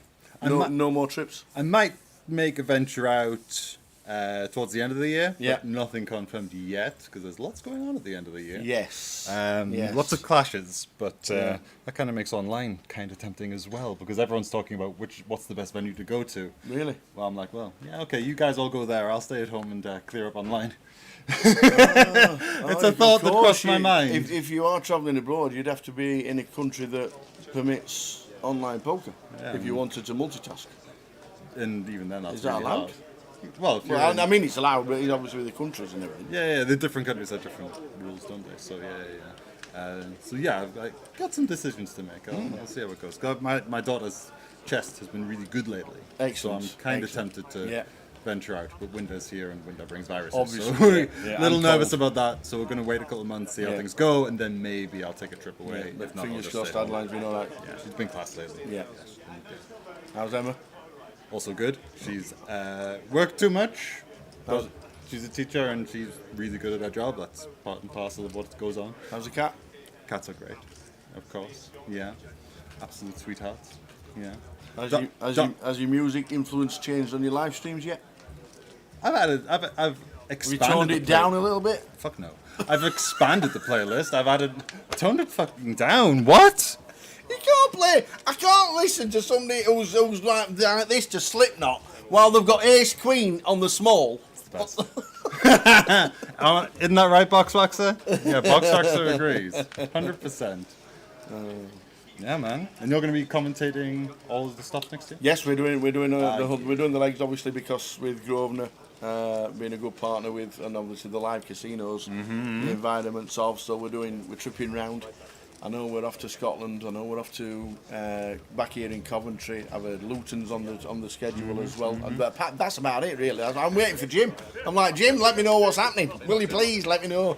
Just tell me when I'm working. I know a couple of the spots, but we'll let Jim deliver the news. Excellent. I'd hate to step on toes. You know? So would I like Snot Boss? Is that a group? I'm Snot hoping that's a Boss? group. Unless he's just calling you a boss. Tower, you would like Snot. Your boss. What? Box Waxer, you need to clarify. Mick the Mod. Mick. I do have eclectic taste in music, to be fair. Yeah, we have crossover. Just been talking to Lime Ricky. I've seen Garth Brooks. I've seen the Dixie Chicks. I've seen AC/DC. I've seen Motorhead. You know, AC/DC, Motorhead, we cross. and Garth you know, Brooks. that's, You know, and the Dixies are amazing. they are brilliant. Yeah. Absolutely fantastic. Yeah. They are amazing. Yeah, I love the Really Dixies. good. Really good live. Yeah. And I even saw Luke Goss in Vegas. Who's Luke Part Goss? of like the 80s pop group Bros. Okay. I don't know, even you know. Sorry, no, I don't know that 80s one. boy band. Okay. They introduced putting, you know, them Grolsch tops on your shoes. And A what top? you know Grolsch, the The lager? beer? Yeah. And the top flips off. Oh, it does. It was the Oh, only. those, yeah, it was yeah, the yeah. only flip top lager in the world. Yeah. And the bottle top came off on like a bit of metal. Oh, yeah, And okay. for some reason, don't know why, they put them on the shoelaces. So they're a glam rock kind of. No, there's two lads. Well, there were three. One drummer. Yeah. But they were singing all the. They were really good looking in the heyday. They were twins, Yeah. beautiful, good looking. Oh, okay. Made a little bit of money, and that was them. But he was like in. I think he was in Caesar's Palace for about 10 years. Oh wow. Yeah, he did really good actually. I've got a friend who performs in Caesar's Palace. Went to high Have school you? with her. Yeah. Yeah. Not Adele, is it? No, slow down. No. Yeah, she's a rock star. Yeah, Oh, yeah, right. yeah, she's class. Wow. Yeah, Who's yeah. that? Charlie Starling. Charlie Starling. Yeah. Anyway. Yeah. Yeah, nice. So your music on your stream, Uh-huh. is it literally what I fancy at the time? I just have a list of. I went through all the bands I could think of. Yeah. So AC/DC, Nirvana. Yeah. Every band I could think of and picked their top 5 most played songs, my personal favorites from them, and just added them all to this list. So there's like 1,500 songs on this list, and I keep adding to it over time. And Spotify just shuffles it for me. So it's Like it. that. So you'll like A lot of it. Yeah, just not the extreme. Because AC/DC is obviously on there. Yeah, but that's not extreme. And Yeah. Whitesnake and Def Leppard are on Yeah, there. yeah. So, you know? Yeah. Who I've seen live, dual headlining. I've seen them live a couple of times. I've seen Def Leppard. I've seen Def Leppard with Motley Crue. Okay. They toured together for like 4 years. Yeah. And because Vince Neil came out of retirement just to play with Def Leppard. Okay. Because they were obviously when they first came out in the 80s. Yeah. They became best friends. Right. And they stayed friends. And Vince Neil said I think Vince Neil was going to retire. Yeah. And then Def Leppard offered him, like, do you want to do a shared tour? So he jumped at the chance. And then they've been touring since. So they're still not retired. Yeah. This was like 5 years ago. Yeah. I've got Hailstorm in December in London. Me and my dad love Hailstorm. He might like Hailstorm. What's that? Is that the weather?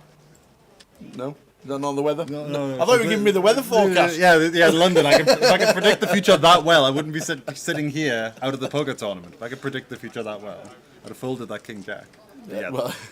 Lizzie Hale's the front woman of this band. Okay. They're amazing. I love them. Hailstorm. Hailstorm. Check them out. I will. H-A-L-E. They are I will fantastic. check out Hailstorm. And then the Gaslight Anthem. Do you know the Gaslight Anthem? Nope. Got tickets for them in March. In fact, that's why I messaged the tournament director, like, my band who I really want to see are touring these dates. Which date should I go to? And he was like, I like that, though. And he was like, you're going to be busy on this date, so Yeah. go to that one. So I was I like, like thank you, pal. He looked after me, made sure I didn't double book. Good planning. I like that. 100%. I like that. Yeah. So no more overseas trips yet. We don't think until next year. Might be the case. Yeah. So streaming. What days do you stream?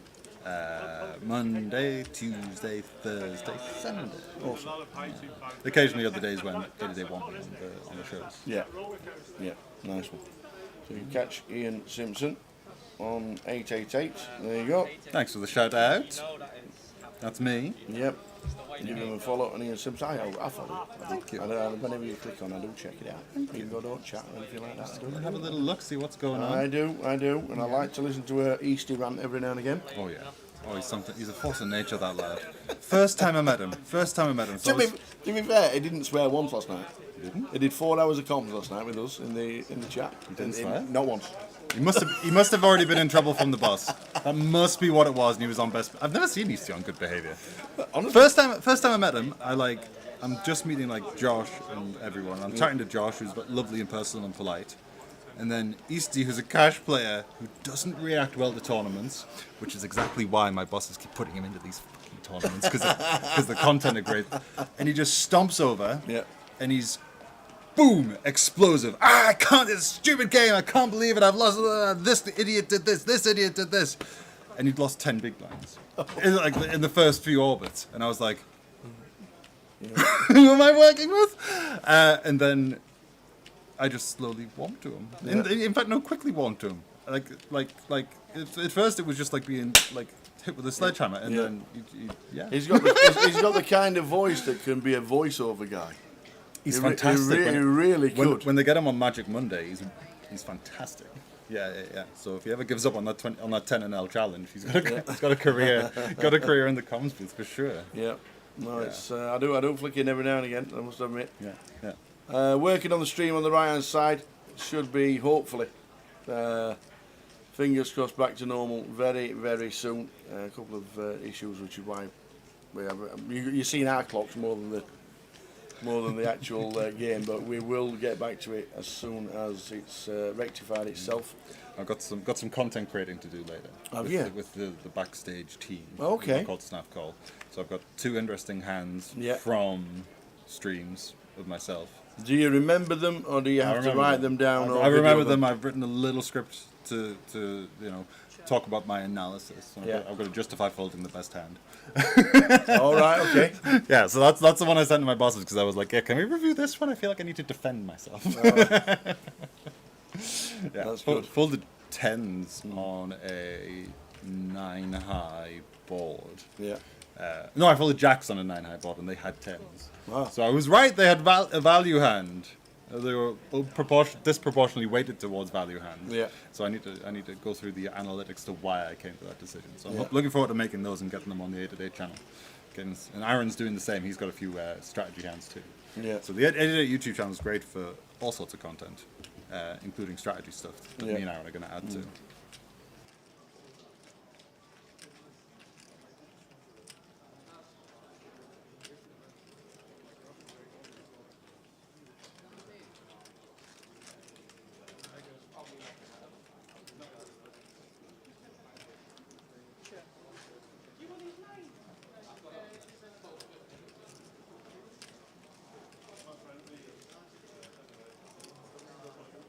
So it looks like the pictures have caught themselves up, which is great news for us. Ian Simpson.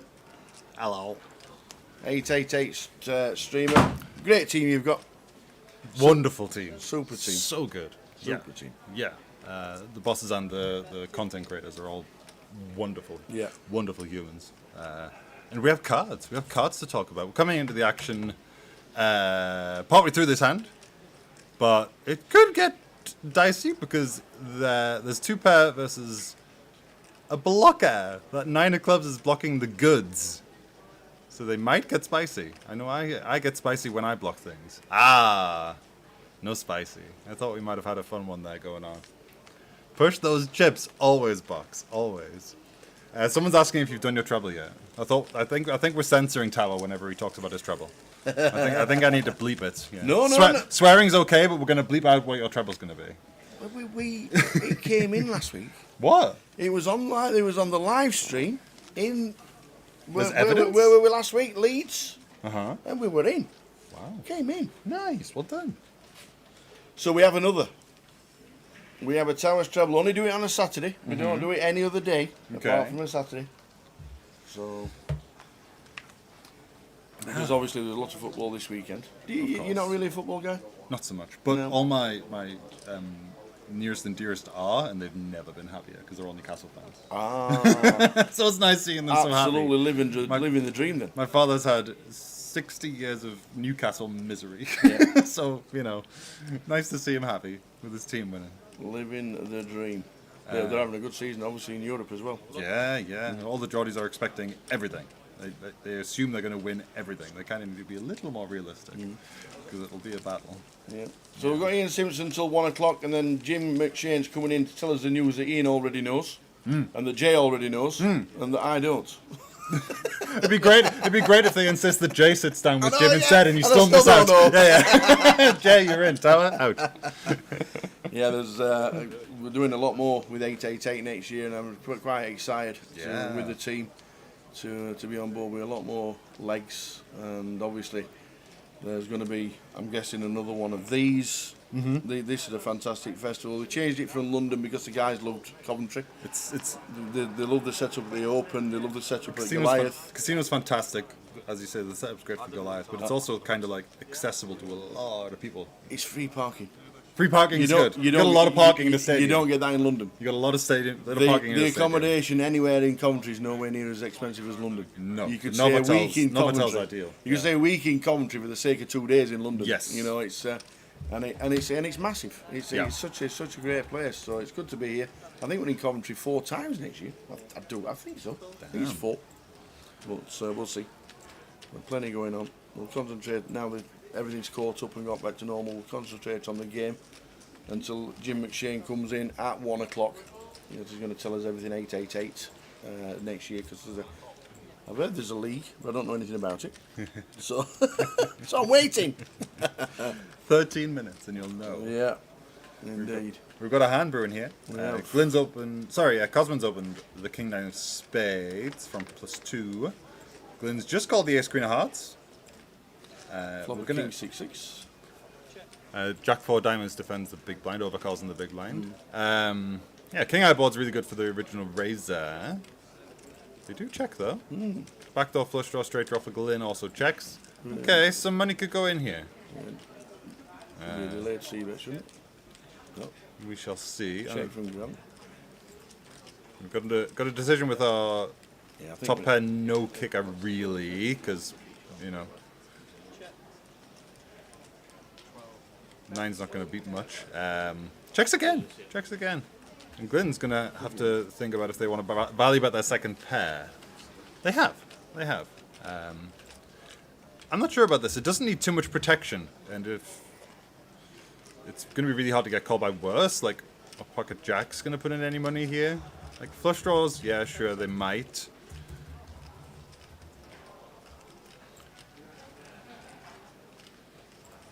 They might. But flush draw probably would have bluffed by now, so I'm not sure how many of those exist.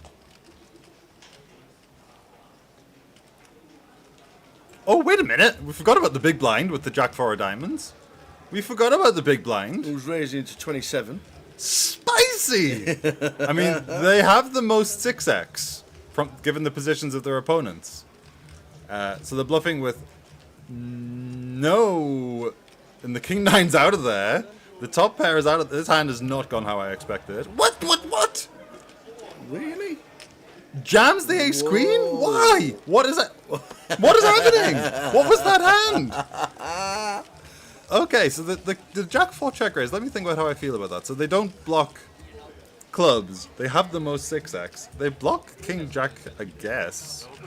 Jack queen is a hand that should be folding, so I don't think I want to be blocking that. So I'm not sure. Yeah, I wouldn't use that combination of cards to bluff from the big blind there. I like having bluffs, I just don't think I'd use that combo. The ace queen jam, yeah, it doesn't make sense. It's just going to stop your opponent continuing any bluffs.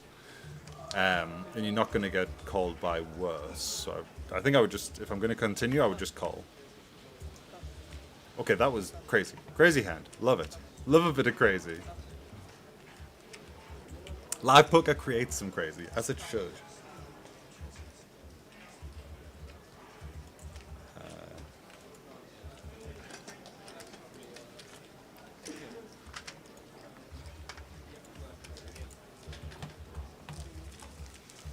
All right, so we've got how many players played? Was it 70?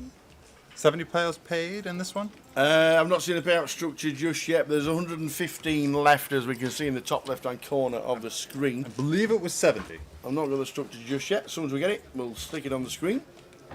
But 115 left. We'll have a player counter after the first break as well, as we do get very close to the money. So yeah, it's definitely going to adjust some plays from people as they want to get into the money. So in fact, the payout structure has just come on the screen, actually, on the right-hand side, even though we can't see it. Yeah. But we will get it so you can see it. Good payout structure. I've only just realised. Now, this is no mean to sound terrible. Okay. But I've only just realised that you bust out the main. Yeah. Because you're here. You've just realised that. Okay. I've just cottoned on that Ian Simpson's come to chat to us, but you were playing the main. Right. What happened? How long have you been doing? How long have you been in poker, talking to people who've busted out of tournaments? Swaddle, yes.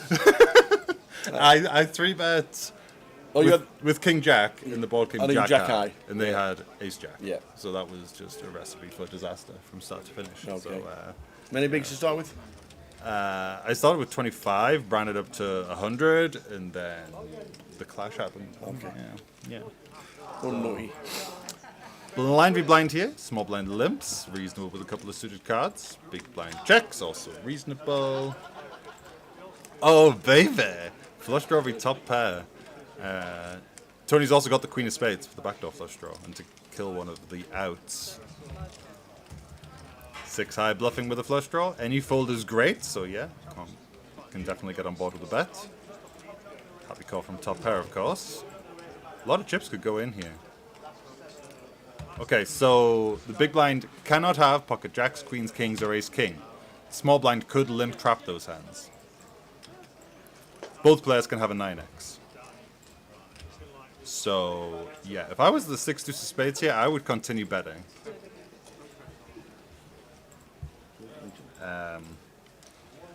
Oh, baby. Oh, baby. Never mind. I take it back. The check raise is much more fun. Much more fun to check raise them off the top pair. Whew. With so many more chips. Spicy. This table.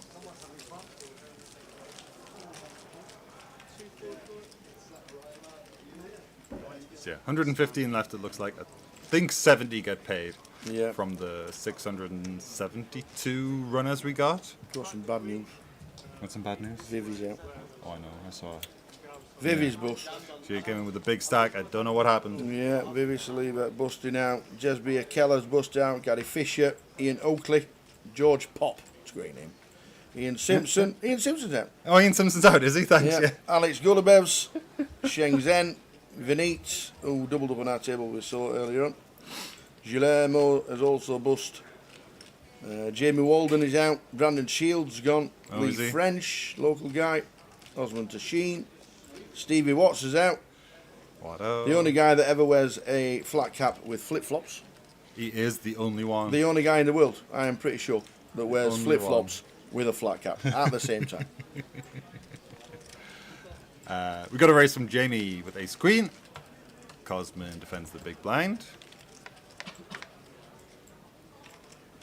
Great board for the big blind. The 5-6-7 is one of the few boards that the big blind gets to lead. Wouldn't do it with 10 jack off though. I want a blocker or a pair or something going on.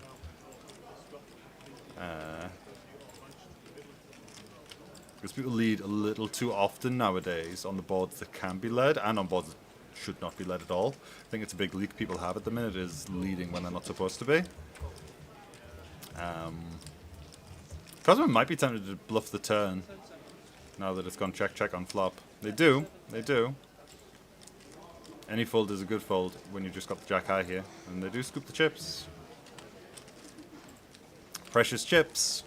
Cosman jumps up to 210,000. Starting stack was 30k, so doing very well. Hello, welcome 1985. Hey Dower. Hello everyone. Afternoon. Welcome on in. Yeah, welcome 1985. We mentioned that Bowling for Soup song. Oh yeah, good song. Great Good tune. song. Stick down your. Can I request a song for your playlist? It's on there. Is it on? Of course it's on there. Oh, There's amazing. Lots of Bowling for Soup on there. I like a bit of Bowling for Soup. Yes. I'm seeing them with Less Than Jake in February. Are you really? Yeah. Where at? Newcastle. If I'm off, I'm coming. Nice, man. No automatic card travelers in Coventry? Nah. Got the real deal. No, you don't need automatic card shufflers. You need 100 tables with them. Because you'd have a disadvantage at the feature table if we had one. Because nobody else would be using one. Yeah. And the dealers in floor are superb. Not just in England, but in Europe. We are spoiled with just how damn good the dealers and floor staff are. Oh boy, we got an all-in. We got another all-in. We got another all-in. Pocket Fours is going to be over the moon to see what they've ran into. 2 lots of ace-king.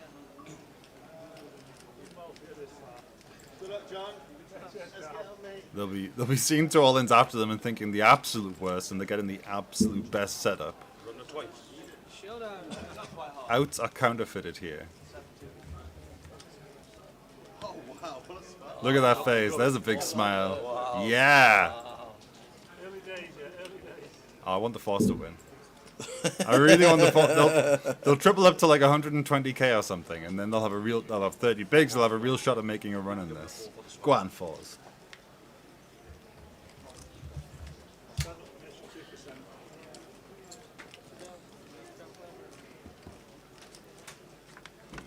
Nothing silly, dealer. Nothing silly. 5 of diamonds for the sweat. Yeah, ace king of diamonds can actually still scoop, actually. Ah, come on. 5. 5. Shouting for the 5. Ace king, pair of 4s. Aye. Oh, yeah. GG. John's eliminated. John is eliminated. GG, well played. Ta-da! Oh, look at that top prize. 70 players paid, you were right. The FOMO, Good guess. the FOMO was real. Guess. Guess. We have got Jim McShane coming in a couple of minutes' time to talk about next year and everything else that I don't know that you know. Not just, you see that pecking order right up there. You can't see where I am. Yeah, you don't see where I am. 125,000 up top, 87,000. Saw Keno earlier. His face, his smile. He's run when he saw the 125,000. Yeah. He came in yesterday when the high roller, not yesterday on, when the high roller was on Thursday. It was like 17 day 2 blinds. They only get 12 big blinds. He says, why is everybody buying in? They love it. Max Late Reg, the ICM value of the stack is amazing. He says in Europe they don't buy in with less than 20. I says we're not like that. No. I says the better players think they've got a bit of an edge. And like you've just said, if you do come in at the very last minute, Max Late Reg works. It does. And we do really get people does. On the final table nearly every event. Who's from Max Late Reg? Yeah, for sure. So, boss. Ian Simpson, always a pleasure. Always a pleasure. I might be back later or tomorrow, depending on my poker playing and if they. Are you jumping into the Dragon? Eventually, might be making some content first. Yeah. But yes, the Dragon, I have my eye on 500 quid side events. Yep. See what we can do. Fantastic. Ladies and gentlemen. Lovely seeing you all. Ian Simpson. Take care, everyone. Good luck. And just like that for the first session, we're going to bring in Mr. Jim McShane because he's got rather a lot of talking to do about next year and the grand final this year. So the head of poker for Grosvenor, who has now got 888 in conjunction with us, Jim McShane, welcome. How you doing, Terry? Good? We are back to normal now. We've had Lime Ricky in the house for a chat for 45 minutes. I saw. How did that go? That was really good. She was really excited, and I just love the story of the first thing I've got to eat is a Greg's sausage roll. I just love it. They do that quite a lot on Snack Wars now. They give these Americans Greg's sausage rolls when they've never heard of them before. I love it. Ian Simpson's just been in. He's unfortunately busted out the main event. Going to come back in and do some chat. Did he get his trophy? What trophy? What for? Best pants of the week? Oh, absolutely.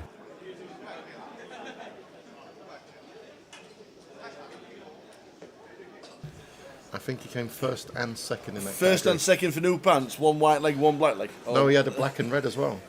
Well, I have had a message saying pink and orange would look good.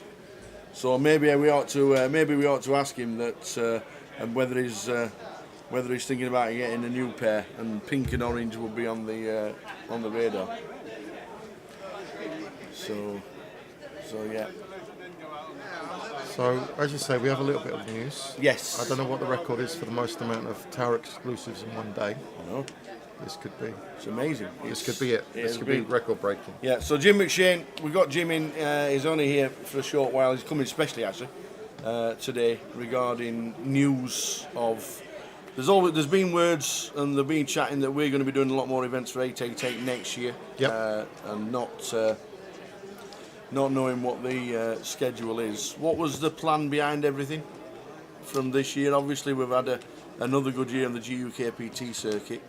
So we've done. This is our fourth major event we've done now with 888. We've done 3 prior in the Vic, coming out of COVID over the last 2 years, and this is the first event that we've done up here in Coventry. Yeah. And obviously there's been a lot of talk about us integrating 888 this year into the MPL. Yeah. So the reason why we did that is what we're about to talk to you about with 2024 dates. Yeah. And we're going to be just regarding that. I don't know if it was did we have to look at the table? Was the reason why we've left all the players have disappeared? You got the clock still running? Oh yeah, every day. What was the Good reason? question. Why are they on break now? Matty, why no? Matty, do you know why the players left the feature? Why is everyone on break? Right now, live? No, half an hour ago. That's the break clock, no? Is that a break clock? That's the break clock. End of level break. Oh, so it is. Why we're in a break? We started at 11:30. Yeah, but they started at 11, so it's now 1 o'clock. Well, it's not live. Yeah. So they've had 2 hours of play now. Who knows? Yeah, 2 hours of play. There we go.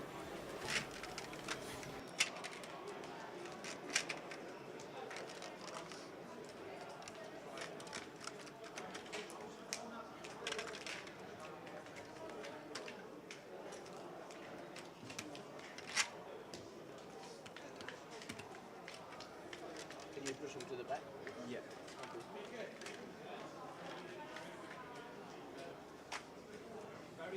So here we go. How big is the field? 115.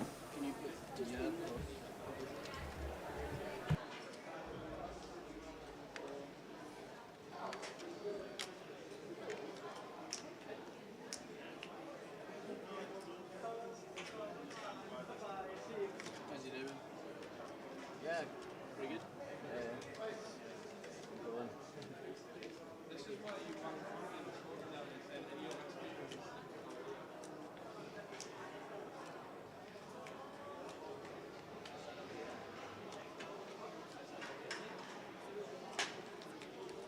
So Jim and Shane, thanks for coming in, by the way, on your day off. No worries.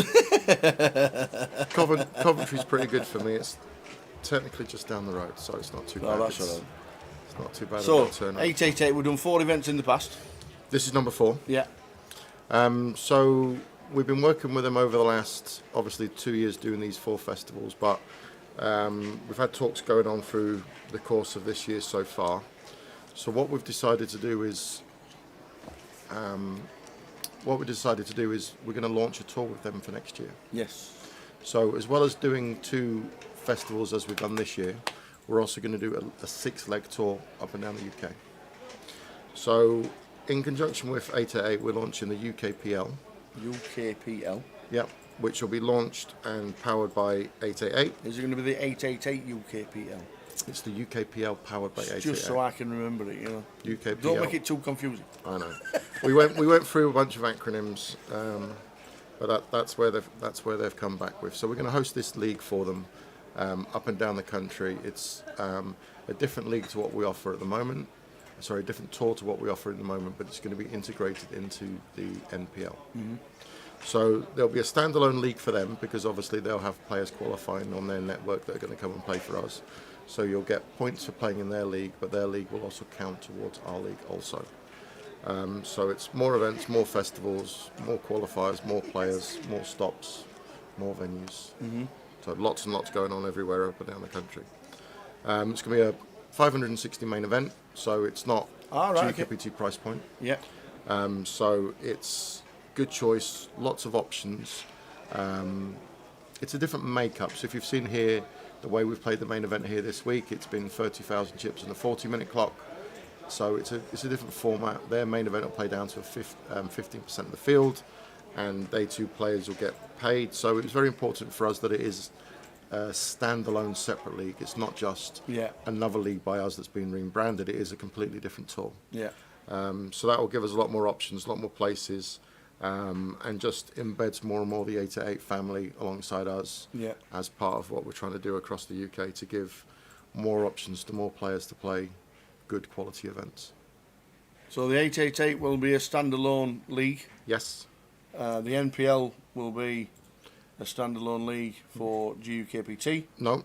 So the UKPL will be part of it. So it'll be merged into it, as well as the UKPL being its own league. Yeah. 888 will be awarding prizes, having things for, things at the events, if you win the league overall, passports for the following year. So there's lots of stuff that's going to get announced by 888. In about a month's time, they'll be releasing all the details of how the format of it's all going to work. Yeah. I can tell you the first one's going to be here. First leg's here in Coventry in this chair, again. We'll be here, we'll be in this chair, we'll be here, we'll be hidden in the back corridor. So 17th of January 2024. So when? January? January. 2 legs in January? January. Woohoo! So we've got the Vic. Vic leg 1, 4th to the 14th. The Vic is early because we've got the National League. Yes, so as the part playoff. of leg 1, the first Saturday, which I want to say is the 6th of January, there'll be the playoff at the Vic for the MPL. Yeah. The 72 highest played finishes that don't win packages. Yeah. They'll come down. Obviously, we're getting close to the end of the season now, so we'll be able to announce what those packages are going to be. But we're still collecting funds into the MPL to see how that is. I think we paid 33 packages in the 72-player field last year. It was nearly 50% of the field, wasn't it? Yep, so that's all good. We've got a few announcements coming as well for those players that are going to qualify into that. There's a bit of added value for those players before they even get to the venue. Yeah. So that will be coming soon on the releases. When will the 888 schedule get released? So that's it there. That's the new 888 UKPL logo by 888 Poker. Which part of Scotland? So Scotland is going to be Edinburgh. Edinburgh. We're going to Edinburgh. Yes! I'm spending my birthday in Edinburgh. More golf. Woohoo! More golf for Tower. My birthday on the Sunday. Do I get the Sunday off? Just asking for a friend. You don't get any time off. Asking for a friend. So we'll change that to Edinburgh. The top 6 dates there are the legs of the tour. Yeah. Then we've got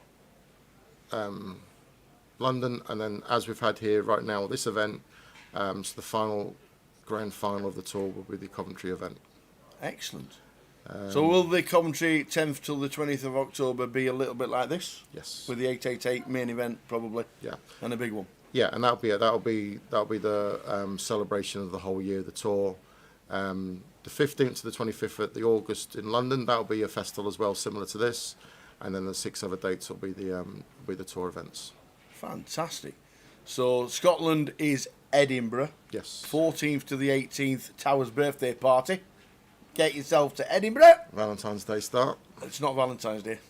It's the last day. The Sunday, 18th of February. I expect tonic tea cakes and all sorts. You'll Birthday be cakes inundated. Or a salad. That'll do.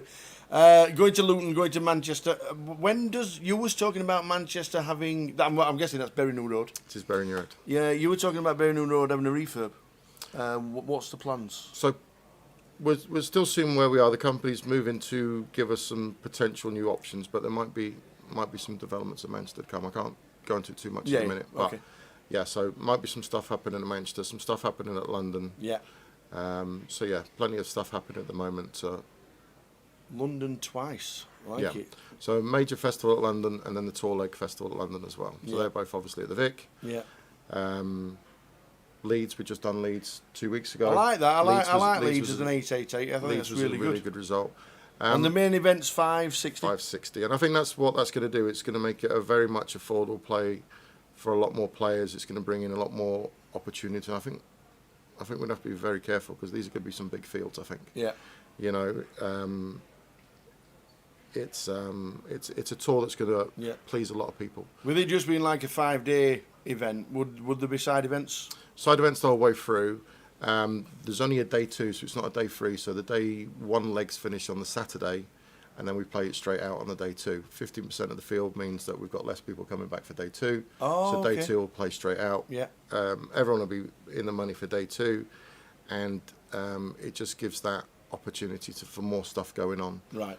But there will be a full schedule on each leg. So side events and it's the same schedule the whole way through. So 6 legs. Yeah. You know what you're getting on the tin. You follow the tour round. Okay. This will be the same format. Yeah. It won't be mixed match between the events. Yeah. Agnes says, will they be guaranteed at these events? I don't mean, do we need guarantees anymore? No, I mean, I know this one was a $500,000 guarantee. There was no sweat on that. It's like, do we need guarantee? Hardly anybody puts a big guarantee on anymore. Box Waxer says he doesn't see Canada on the schedule just yet. It'd be nice to know. Keno. The time difference would get us a little bit. I imagine what we'd be like. You'd still be going to bed at 3 o'clock in the morning. It's 6 o'clock in the afternoon. Yeah. So Coventry the first leg, straight after the Vic for leg 1 of the GUKPT. Then Luton after Edinburgh, Manchester, London, Leeds, London, and the final, the big one. The 10-day event will be in Coventry. That's and he said that would be like this one with an 888 main event. But it'll be obviously the end of year grand final as well. And obviously, always the big thing for us to remember on the schedule is we kind of talk about things as being pre-Goliath and post-Goliath. Yeah. You know, Goliath always sits in the middle part of the calendar for us. So we've got 4 events before Goliath. I'm going to turn to you now. Will 888 be running satellites for these events? Of course. I need to activate my account again. It's activated, actually. It's just got no money in it. So there will be online qualifiers for and online satellites for these events, which is great news for everybody out there. So you've no excuse not to get to at least one of the legs. That's fantastic. Really, really good. Regarding the rest of this year, obviously we've got London coming up. Yes, grand final. The schedule for London is, will we have that this week, or shall we, is that? No, that's good. It's good to go. Yeah. So we got around the 25-50s next week. Then we got Blackpool. Then we got the grand final. That's exactly what we've got. Then we got 2 more rounds of with Liverpool. We've got 3 more rounds of 25-50s. Yeah. Bit of news on 24 schedule. Yes. So deep stacks and 25-25s are being retired. Are they? No deep stacks. Everybody will be 25-50s next year. Oh right. Oh, so 50,000 guarantee. Everywhere. Everywhere it'll be a 25-50. Yep. So clubs that have had deep stacks this year. So as we see, we've got Stockton coming up that's still got a deep stack. We've got Newcastle and Glasgow. Yeah. They'll all be 25-50s with 50k guarantee for next year. Nice. Keeps it a lot cleaner. Keeps it a lot easier. Yeah. You know what you're playing for. You know what you're getting. The prize pools that 25-50s get are so strong. We have the online flight for 25-50, so everyone gets a chance to play without even having the option to put in expenses into travel. They can play online if they make day 2. They can go if they choose, and they can still go regardless. Yeah. Yeah, I can say there's one bit of breaking news that I can give you. So you know when we put schedules out and people say, "Oh, there's nothing in Wales," or why is it never coming to Wales? Yeah. Well, we're not still coming to Wales. I can't do anything about that. But that's the exclusive. We are not coming to Wales. Well, we are. We're just not coming for a day 2. All right, okay. So I had a call with Swansea this week. Swansea? So when Reading and Birmingham have their 25-50s next year, on the Wednesday, while there's a satellite on in those clubs, we'll do a live flight in Swansea. So you can play your flight at home in Wales. If you make it through to day 2, travel to the day 2, which will be Birmingham or Reading South. Okay. And if you don't make it through, you don't make it through. But if you do, it gives you a chance without putting any expenses onto you that you can travel across. And if you've made your day 2, you know when it is. It's on the Sunday. You know what time it starts. Away you go. You make yourself across to Birmingham or. If we was to go, I mean, Swansea's card room now is 4 tables. Cardiff's not offering poker at the moment. All right. Okay. So it's the only way that I can kind of get. Why do you think Cardiff as a capital city never took off? Because obviously WPT started. I've known so many players that have come from Wales and some really, really good strong players. But what I think it is the Welsh players always travel and support the rest of the country, but the rest of the country doesn't travel into Wales to support those events. Yeah. Just with it being just such a great city, capital city, you expect it to be so busy, and it just never was. I make semi-regular trips to Cardiff, and I always love my time down there. But we've always just seen from the events that we do put on there, they just don't get supported enough. As I say, the Welsh, you see them everywhere, but the English don't so much travel across to play those tournaments in Cardiff. So it doesn't give us the opportunity. But by allowing Swansea to do this, it's good for Swansea, but it's good for the Welsh players that they can just pop up to Swansea and play an event there and still get the option to go through to a day 2, although they would have to travel for the day 2. Will we be able to crisscross Grosvenor Poker and 888 for satellites regarding the 888s? How's that going to work with online next year? So, as with here, if you have won any live event credit, so what Grosvenor Online at the moment does is it doesn't really run specific, other than Goliath, specific satellites for any event. Yeah. It just runs live event credit. Yeah. You can use that live credit at any of the events, any of the MPL events. And as the UKPL is part of the MPL, I know it's a lot of acronyms at the moment, you'll be able to use Grosvenor Online credits to play at any of the 888 stops, and you'll be able to use any of the 888 package or satellites at the 888 stops. I think the live credit's so much better because you use live credit. Doesn't matter what it is, where it is. Like you said, Goliath's the only specific satellite that you can have. So you can make it up, you can break it down. You can win a £1,000 ticket, you can buy into a £200 comp. Love it. You can win a £200 ticket, buy into a £1,000 comp. So any live credit won on Grosvenor, you can use at any of these UKPLs for 888 next year. Yeah, I think that's a lot of the brilliance of what we're doing at the minute is we give the players complete freedom on every ticket they win, no matter what it is. If it's something in club, if it's something, we've now gone completely universal with all vouchers. So if you come to the event here, so say at the Arian won a 3K satellite seat at the at Goliath. Didn't play the high roller. He could rock up to Edinburgh tomorrow and play a £20 buy-in and use that 3K ticket to buy in with it. It's completely flexible for any. So the comp live at credit any time. doesn't have to be just an NPL event. Online live credit has to be, because Online obviously we have to get all the tickets from online to know who's got what. Yeah. But if it's any tickets that you win live in club, you can use that for any comp with us, anytime, any place, any year. Yeah. Poker Girl says, can you use live credit and cash? Yep. If you've got £225 live credit but want to play the main event, can you make it up? Yep, absolutely. So as I was saying, if it's a £1,000 buy and you've got 225, you just pay the difference. Yeah. If it was a £200 comp that you were buying into, you'd get a £25 voucher in change, which you can then again use to buy and play wherever you want. Yeah, yeah.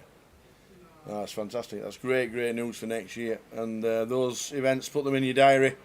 The UKPL, powered by 888, will be up and running next year. 8 stops in total. Coventry, Edinburgh, Luton, Manchester, London, Leeds, back to London and back to Coventry. Really good news. GUKPT next year. Do you want some? Yes, please. We've got another 10 minutes yet, pal. So somebody told me that once we got Goliath out of the way, we'd have a bit of a quiet time and we could catch up with things, and things would be. But it's been more chaotic after Goliath than it was before Goliath. You're in more meetings than Mr. Meeting. You really are. It's been pretty hectic. With this year finishing off, tying up this deal with 888 and getting everything ready for 2024, this has been definitely more busy than prepping for Goliath. Yeah. So yes, we have a very busy schedule for 2024. Yeah. Lots of dates. Mm-hmm. Yeah. Is it on? We got it? No, we don't have it. No, we're not for the dates for 2024 just yet. We got.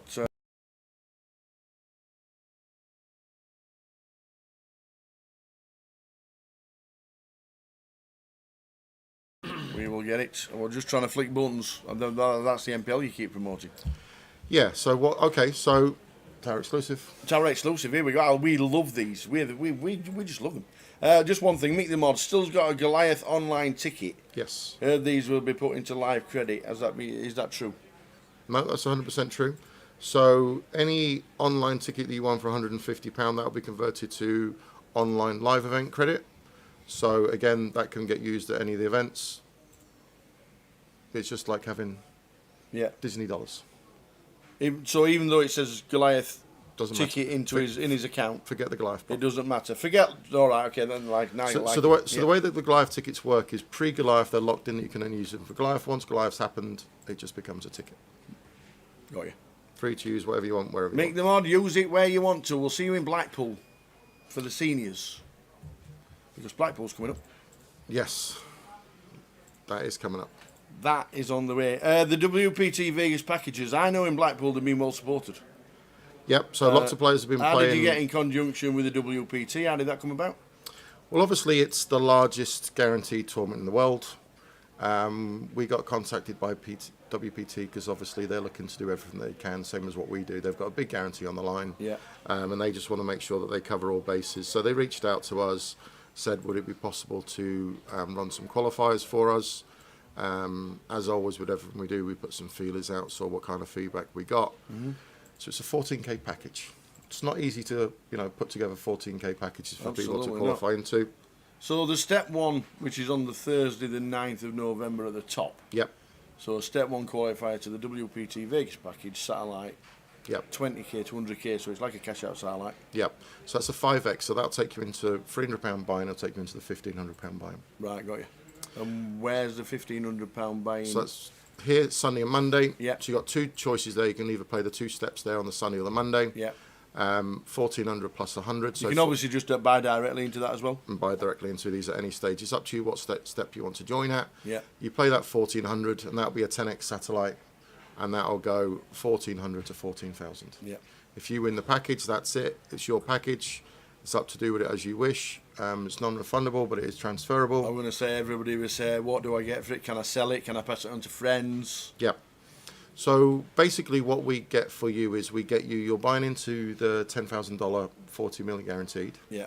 That's the WPT main. You also get entry into the WPT Prime, which is a 1K buy-in. And then aside from that, via our partners being Main Event Travel, you'll get flight, accommodation, and you book it through them as to how you want to book that, how you want to spend that money. And then the remainder will be spending money for you for the trip. So if you want to go first class and spend all your money, you've got no spending money left. If you want to go a bit more budget, you can do that. You pick and choose. You book it how you want to book it, and then you make up the package how you want to make up the package. You'll get the flexibility to do that on your side.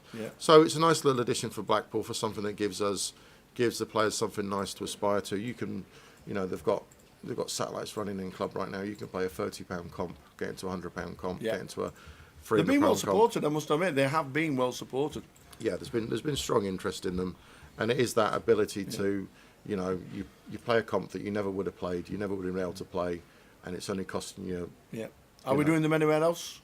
So the grand final will have as well. Yeah. So just it was quite late. We're still finalising a couple of the details, to be honest, with WPT, but it's all up and running. So Blackpool and then the Vic, obviously their event starts.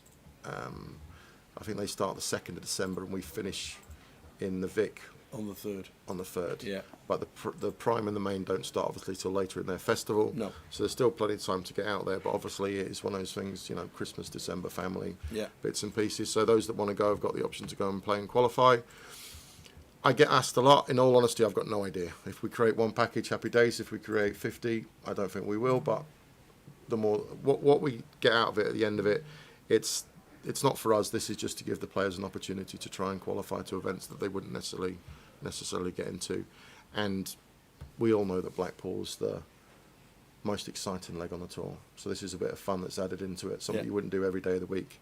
And I can imagine them spinning a wheel for tickets and all sorts of stuff going up in Blackpool, and throwing darts at a dartboard to see who's nearest. We've got Donkey Derby to win yet. There could be all sorts of. Or is it racing camels these days? I don't know what it is these days.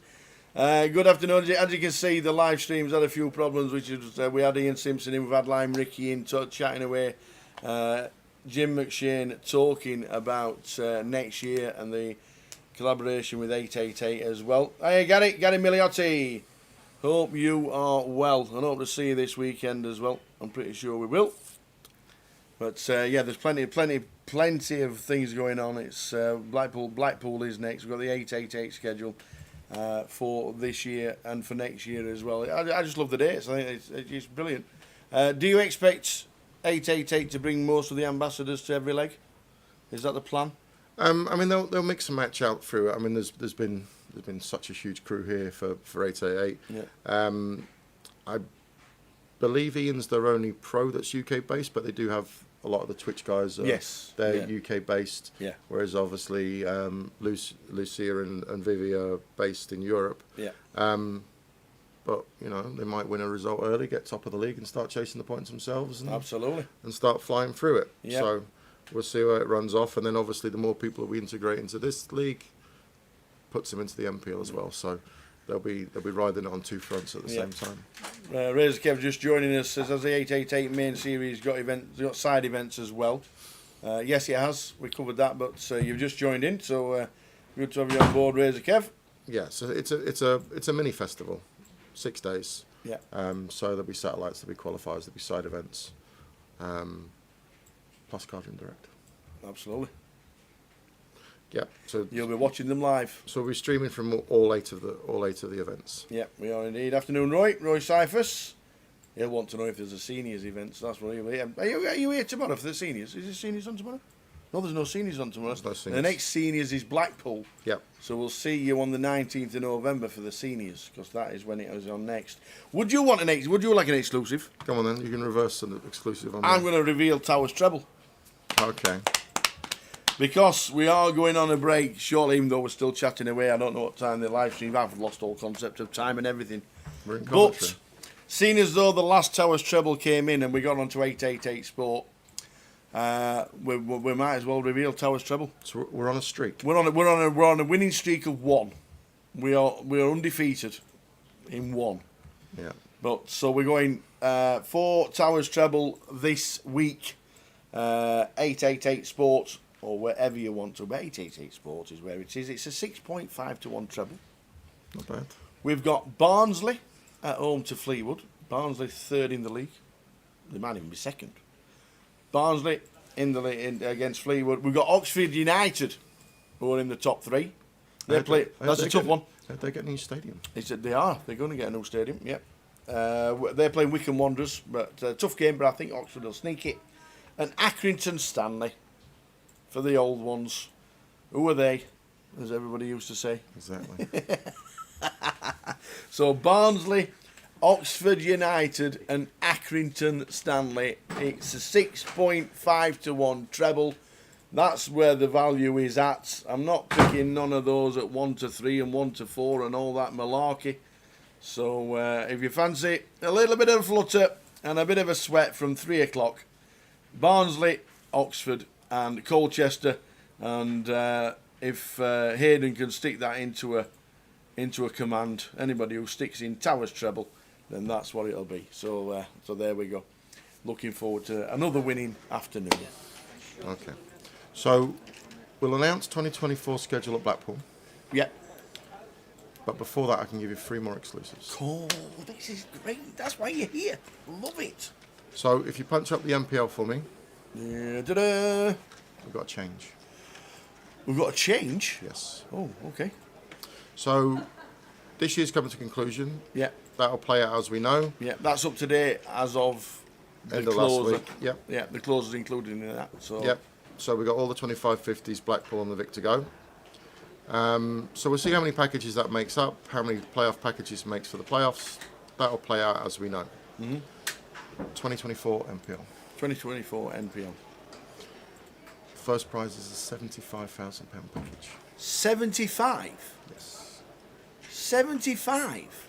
So what they get is a 15k Vegas package. Nice.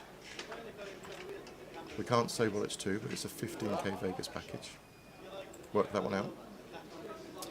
It's a 40k first prize sponsorship package. Yeah, like it says right at the top there, this year's sponsorship package is worth 40,000. Plus, it also comes with a 20k travel package. So obviously with everybody playing up and down the country, expenses, travel, hotels, flights, wherever they're going, bits and pieces. So to help with that as well. Oh, that's a great idea. 20k, 15k, 40k, 75 for first. But obviously if everybody wants to budget hotels, they can spend it where they want, how they want. But it causes a problem, doesn't it? So if we make that for first prize, we have to up second and third. Well, you don't have to. You know. But 75 to 20 second and third at the minute, that's not bad. It's not bad. So it's still 20k worth of diamond package, but we're going to throw 10k worth of travel into that as well. To make it 30? Yeah. So we go 75k, 30, 30. 75, 30, 30. 20k in tickets, 10k in travel allowance. Very nice. Not bad, huh? Very nice indeed. What do you think that'll do to the packages below? Do you think there'll be less towards, like, as we can see, 13 at the minute? Do we expect 14, 15, 16 maybe? Yeah, we've still got more packages to come off the bottom of that. You know what it's like? Every year's been completely different. So we had the year with Kellett, where Kellett just made, what did he make, 6 main event final tables, whatever he did. Yeah. And just couldn't go wrong in the main events. This year, Cal started off so strong, and by leg 2 in Manchester, it was like, the season's finished, it's all over. And we've seen what's happened the rest of the year, and, you know, it's been 2 for now. But it's not only that, it's 3rd and 4th, 4th and 5th, 5th and 6th. Yeah. And the thing that some people don't even look at is, as you say, at the minute you've got, you know, 13th, 14th, but that'll become 16th, 17th. Yeah. Then there's people down there fighting at 70th down to 90th. Absolutely. To get into the playoffs. Yeah. And then not only that, this year as well, from the top 200 people, those that don't win a package, there's also another 20k online playoff. So there's all the way down to 200th, you've got a chance of winning a share of a 20k package this year. So the MPL is growing from strength to strength. There's so much stuff getting given back to the players, so it just becomes relentless. Fantastic stuff. That is really £75,000. And that starts at leg 1. First event of 2024 in London. London, 4th to the 14th of January. There are a couple of events that you might see around the country. So we're doing a 100k Northwest Christmas cracker. That won't be part of the MPL. It's on 100 grand. There it is. So So you've got the 25s. That'll finish it all off. Easter Beast multi. Yep. What's that? So obviously previously we did an Easter Beast Summer Special and Christmas Cracker. Yeah. So we'll be returning with those concepts, but it'll be kind of more select. Okay. So the one that we got this year is going to be Liverpool, Blackpool, Manchester and Leeds. Okay. So 4 big clubs. I understand that some clubs that traditionally were in those events aren't in it now, but you will still have an event that's close to you that you can go along and play. Yeah. Day 2 will be in, so the Christmas Cracker in December, day 2's in Bury New Road. Obviously with the popularity, then we need somewhere that's got space to be able to accommodate so many players through the flights and so many players to qualify for day 2. Yeah. So there's the breakdown of all the major festivals as it stands for 2024. So we just had exclusive number 1, which is the 75 Cave package. That's just phenomenal. Exclusive number 2, Goliath. We've got to change. You're already thinking about it. Oh, wait. Goliath's done. Oh, wait. Done? I'm working on 2025 Goliath. Do you ever sleep? No, not since Goliath. There was a lot of speculation last year about what we're going to do with Goliath, what we're going to do with the price point. We have had a change. Yeah, okay. It's not the change that some people were kind of thinking we were going to go to. It's just a little change. Yeah. So this year we're going to 160 plus £40 for the main event. Okay. So a £200 main event. Yep. £200 all in. 160 plus 40. We're at the point now where we are physically stretched. We can't get more dealers. We try. We get everybody we can. Yeah. Space, day 2, changing the formats. If we make it any much bigger, we'll be at the point where day 1s will be 20-minute clocks. Oh, okay. And we don't want to be doing that. We don't want to be decimating the field. We still want to let it remain its quality. We're actually adding more time in for this year. So the structure's staying exactly the same as it was this year, the same amount of levels, 16 levels, 18 levels, but the last 4 levels will be 40 minutes, not 30 minutes. All right, okay. So it gives you that extra play, 40 minutes for the last 4 levels while the blinds are getting higher on day 1, and then again we'll come back for day 2 for a 40-minute clock the whole way through for day 2. Mm-hmm. So that's exclusive number 2. Thank you very much. I can't believe you're thinking about Goliath already. And then you just said you're talking about 2025 as well. Yeah, 2025 schedule is starting to form. Exclusive number 3, which isn't too much of a shock on this one. So we got the UK Open coming back here in Coventry. Yes. That one stays the same. There, 22nd till 3rd of March. Yep. So that stays pretty much the same. 1350 plus 150 for that. The main event will stay the same. Yeah. We're going to estimate $1 million guarantee again this year. We made, what did we make? 1.46 million this year. Yeah. So we'll estimate it at 1 million again, just to know that everyone knows that it's going to be a huge event, that's what's going on. So that gives us the opportunity to keep going that to stretch out.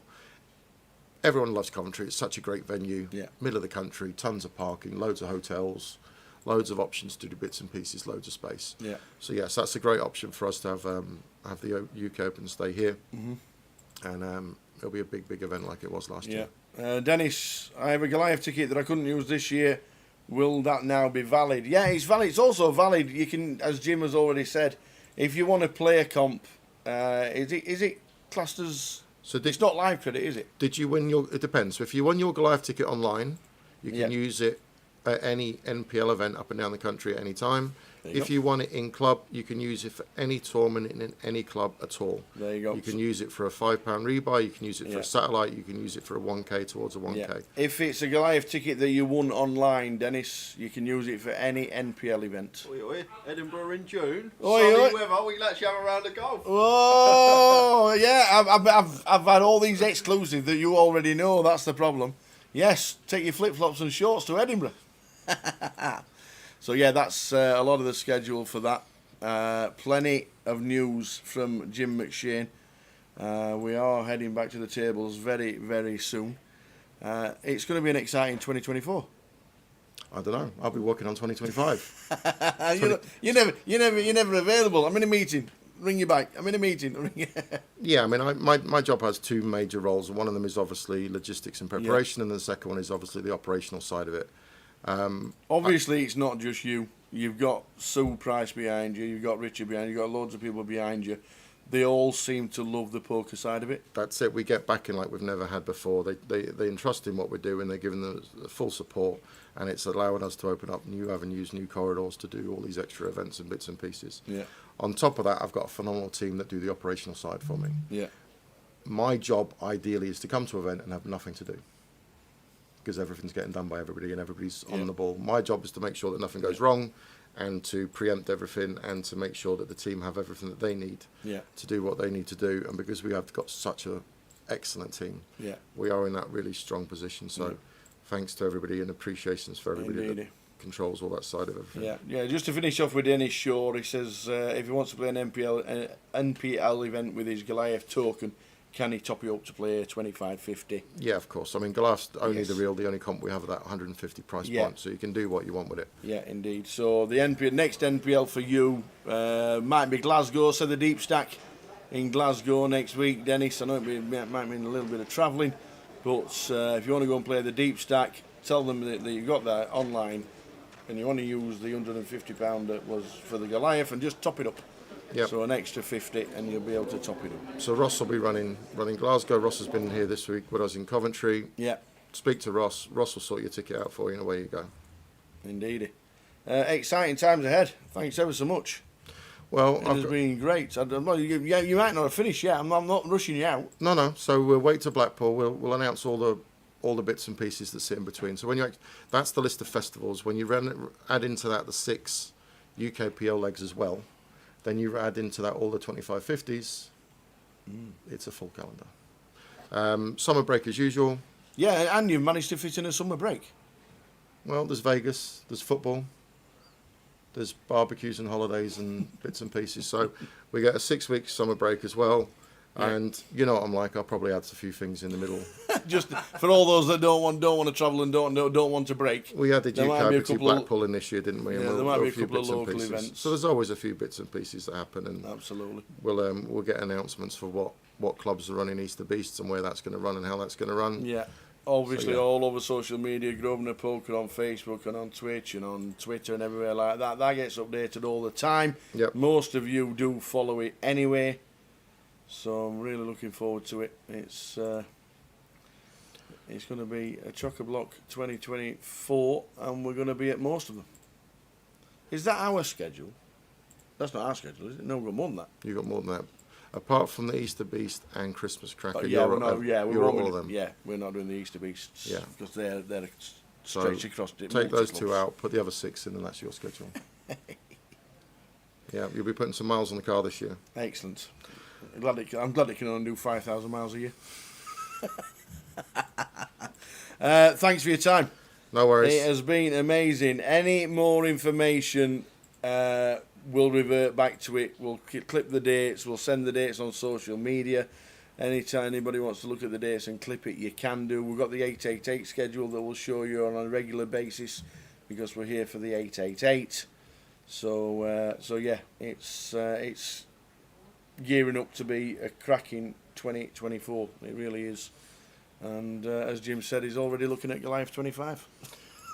Yeah, I mean, there's the stuff in the future. There's the stuff that we've just done and the stuff that we're about to do. You know, this has been a big festival. This is actually the second largest guarantee Grosvenor's ever put on. So again, getting the confidence to be able to put up these numbers. Pre-COVID, 200k was our biggest ever. Then we guaranteed first prize one Goliath last 1 year. Yeah. So behind the UK Open, this is the biggest guarantee we've ever put on. So, you know, thanks from us for everyone that's supporting it. If we keep getting the support, we can keep putting on events like this and we can keep pushing the boundaries bigger and bigger. So it only works if the players enjoy it, want to come. Yeah. So it looks like we're being able to stretch these more and more. Absolutely. So you don't want to see what 2025 is starting to look like. Not in the slightest. But it's all really good. It's all really strong. It's all very promising. So yeah. It's been a really enjoyable event here. It's been great. It's been one of my favourites. And all the staff are excited. Like I said, Keno, when he saw the 17 buy-ins for day 2, he's jumping around saying, "Why are they buying in with 12 bigs? Why do they do that?" And he was amazed that was so busy. Yeah. So, and 672 runners in the main event with 120 what was it, 125 up top. 125,000. And the thing you have to realise is, there's a major festival going on in Ireland right now. You've got UKWT in Edinburgh, EPT Cyprus just finished. You've got Battle of Malta and the Malta Poker Festival that sit back to back, the two festivals in Malta. So there's as they say to you when you land on the plane, thank you for us being your carrier of choice. That's what we are. There's plenty of choices out there, and people are choosing to play with us, and I like to feel that's, because of what we're putting on as an offer right now, and we're giving reason to players to come and play with us. So, long may it continue, and we'll keep pushing it. Yeah. All right, let me let Jay back in. I've done about half hour's work today. Line Ricky was in here for a good hour, then I come back, Ian Simpson's in here. Come back, you're in here. Jim McShane, thank you very much indeed. And as you can see, we are back to the table, and fingers crossed everything is hunky dory.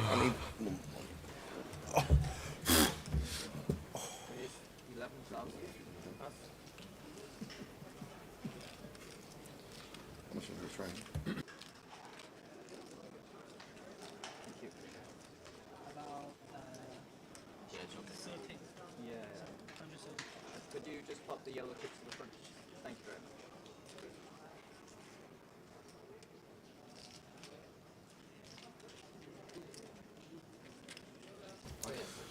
much. Straight into the action. Lilay makes it 11, and Will McMurray here.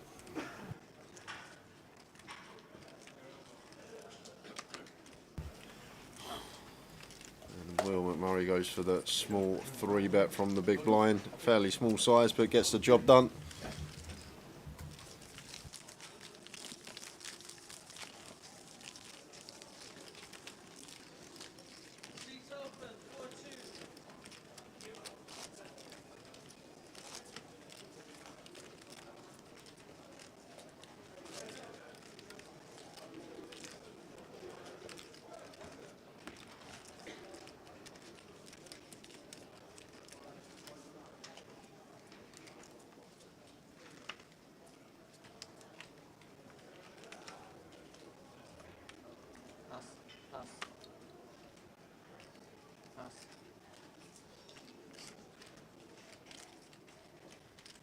So guys, got a special guest coming in for an hour or so. We got Aaron with myself. Hello everybody, glad to be here. I've played with a few people at the table, actually looks like one. Lucia, she was on my right for the influencer sit and go. Didn't get to play with her for a while, she busted early. Do you know what, me and Tara had a bet just for a friendly pint of beer.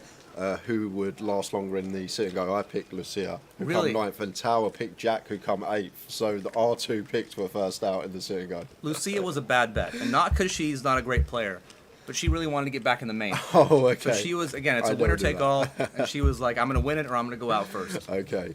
So Aaron joining myself for some comms. Main event action, day 2. Blind on blind here, and we're going to go for stab. Don't mind this, bottom of range, goes for a 1 big blind lead, gets it through. I think that was a limp pot, right? Yeah, complete small blind, check big blind, just blind on blind. Yeah, that limp small blind versus a big blind check, lead for a big, used to be a lot more common. Maybe it's as common now, but it used to work a lot more. Yeah, it still works at a really high frequency. People know what you're up to these days, like before it was working a lot more. They float a little more, they make a few more moves, but still overall, if you're unsure what to do in that spot, close your eyes, limp in, bet versus check. Card exposed. Where are you from, Aaron? Obviously, I noticed the accent. I'm guessing overseas. I am from overseas. Originally from the U.S., but living in Canada, Vancouver. Canada, nice. Just got my residency, actually. Oh, okay. Yeah. Heard good things about Canada. Never been, but would like to go one day. It's great. It's really nice. I'm actually hoping there's more of a series like Poker Influence, because we have the infrastructure. Just I don't see that many series, at least on the west side. So Florin here, pocket queens from +2. Raises to 11 into the big blind of Hong Fan. the 8-6 suited and expect her to defend. Hong having a fantastic year on the UK circuit. Made it countless final tables, had a big win in Nottingham a few months ago. Very good player. I think one of the best ladies we got in the UK. Yeah, I've definitely seen her in the streams before. Yeah, very solid, very good, capable of making moves as well. Been around for a while now. I would guess this is a texture, though, that she's not going to probably make many moves on. Yeah, of course. It looks just like going to bet range here as Florin. It should be hand over. You generally a MTT player, Aaron? Yep. Yep. Pretty much been a tournament player my entire time.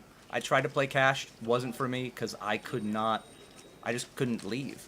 When you're winning, you don't want to leave, and when you're losing, you want to get the money back.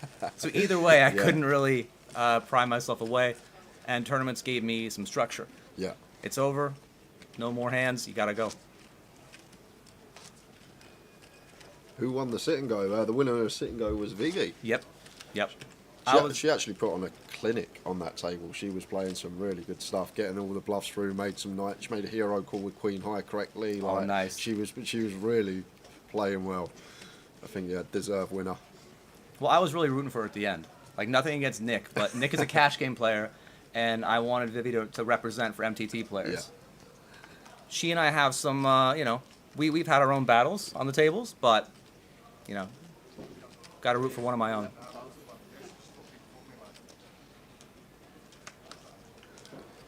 Going to be Florin again, this time with the ace jack, makes it 11k from +1.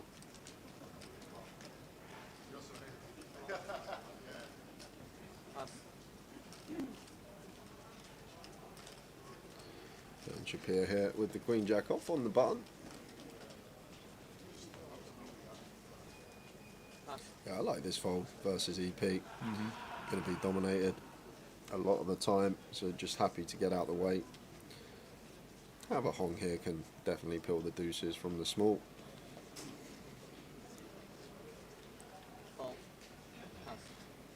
And this here out the way in the big.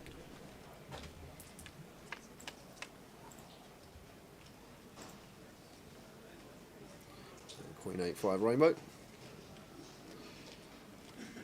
So expect to see check to the aggressor from Hong, and Florin got one here. We could probably go either way. It's going to go for C-bet. Bet 9,000. I mean, if you're flatting deuces pre in the spot, I'm not sure you're folding queen high boards. You could see king high boards, ace high boards, sure. Maybe even like queen jack blank or queen 10 blank. But just one high overcard, and if it's queen or a jack, I expect a peel. Yeah, so Hong is going to call, especially versus the south of 30% size and getting a nice price on a call.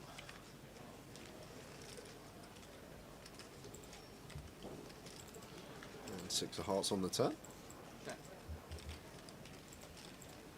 And now it's Florin here. I think one that we're going to lean more towards check, still in front of all this jack 10, jack 9, 10-9 suited that Hong will peel from the small blind, so I'm happy to check this, not folding out Queen X, and 8X probably going to be calling another street. Can get behind the check. And now I think it's just going to showdown. Hong's got showdown with the deuces, beat some ace highs, king highs, and Florin is still beating the hands we just mentioned on the turn.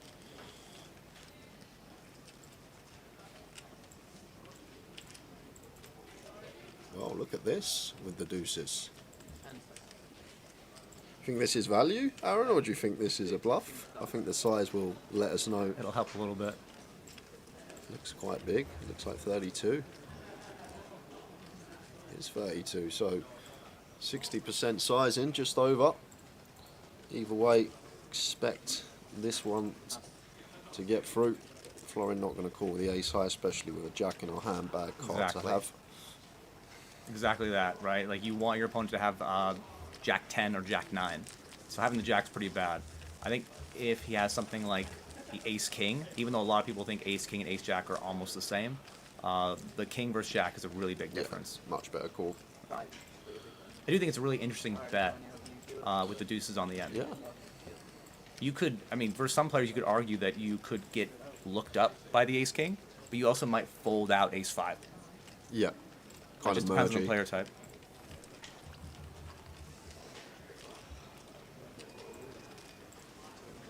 First time at this casino? I'm Yeah, first assuming. time here. Yeah. Really nice casino. One of my favourites in the UK. Got a real Vegas vibe to it when you come down the escalator. That's actually the first casino I've been to in the UK. Oh, okay. So I was going to say it's my favorite because it is. It has to yeah, be, yeah, right? Yeah. But just want to be fully transparent about that, you know? But no, it's been great. Had a really nice time and a good chance to meet a lot of people as I played 4 bullets in this thing. So got to play a fair number of hands, meet a lot of people, and really spread the wealth, you know? It's a tough one to make day 2. 20% of the field going through on normal flights, obviously closer to 35% in the turbo as it works, but difficult one to make day 2. I know plenty of players that I regard as very good players that haven't made day 2 or bought in for day 2 off like 5-6 bullets. Minefield to get through sometimes. Yeah, I fired 3 and then just bought directly into day 2. Felt pretty good about that. 1 hour levels. You start pretty short, but again, the longer the level is, the more room you're going to have to find the spot. And then once you double just north of 20 big blinds on an hour clock is plenty to work with. You can start having some opens then and have some fold equity with your shove overs and start to really get into the nitty gritty flop turn river play. Yeah, so let's hear that. Blind on blind goes for the raise with a6 off, gets it through. Did you like your Greg's food, Aaron? Says Mick the Mod on Twitch. So I was told that Greg's was a staple, that we had to try Greg's, and someone even told me it was cult-like. Some people just really swear by it, others not so much. I thought the pastry was of really high quality. Yeah. I did not expect that out of what you walk in there, you have an idea of what you're going to get. Some of the filling on the steak bake wasn't my favorite. We're not sponsored by Greg's, right? No. All right, no, yeah. no. So the filling wasn't my favorite. The sausage roll was really good. I enjoyed that. But yeah, I should ask that question first. Have you had Greg's before? Yeah, I'm not the biggest fan of it, to be fair, because a lot of people like the sausage rolls. I don't like sausage rolls. Okay. If I usually go to Greg's, I get one of the baguettes. That's it. I get a southern fried chicken baguette. That's my go-to. That sounds pretty Yeah, good. which is nice. Which is nice is usually the only thing I get from there. I'm one of those people, once I know what I like, when I go somewhere, I'm just always ordering that. I don't really try other stuff. Once I find something I like, I'm stuck with that usually for years. Well, I think what you got to do, and if you don't mind me saying, get your southern, fried chicken baguette and get something else. Just, why not both? Raise and take the beam with the ace-10.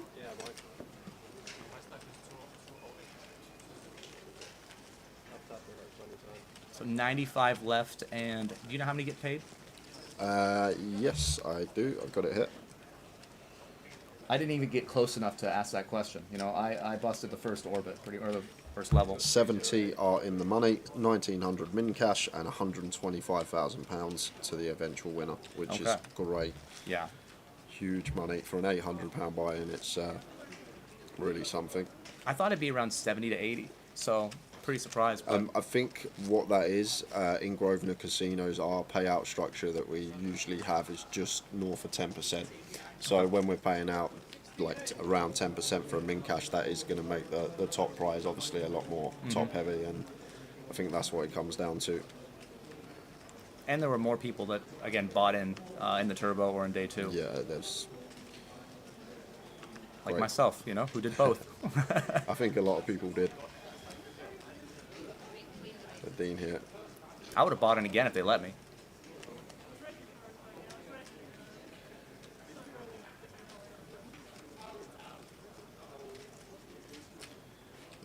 With the ace queen from the low jack, you should see open.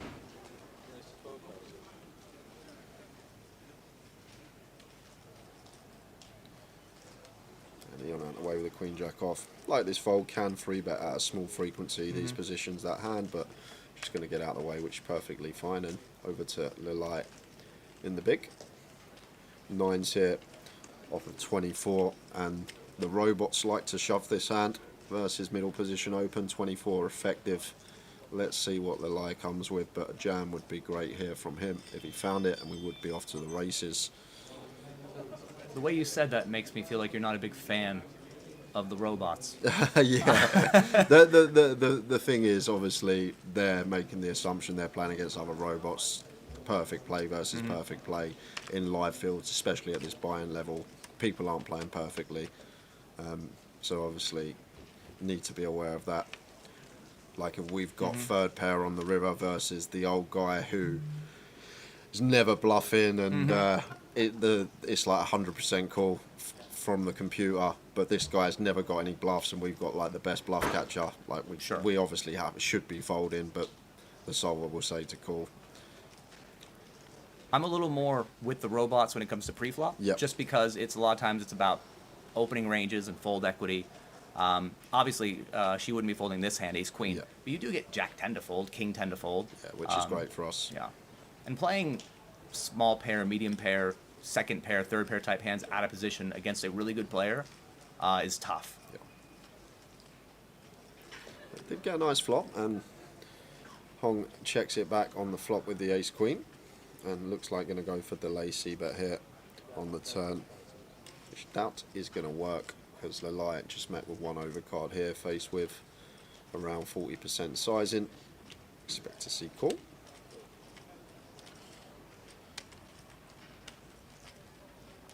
Going to see a lot more success for that bet on a king turn. Again, like certain overcards just generate a little more fold equity.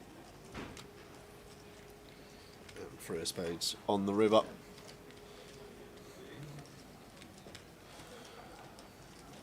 We could just take our showdown here as Hong. And then again, once the lie does check call turn, what are we really beating? That's the issue, right? We have showdown, but can we make our opponent fold a slightly better hand?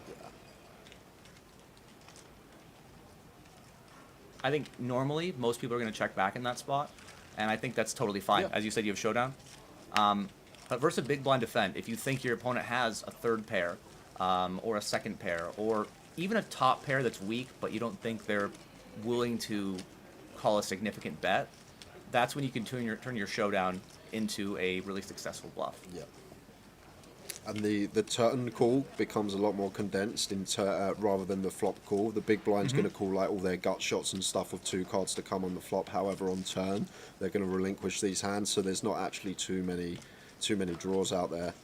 In terms of gutter balls, still can have obviously the front door clubs as Lalai, but like all these gut shots that would call a flop bet are just going to fold to a turn bet with one card to come out of position.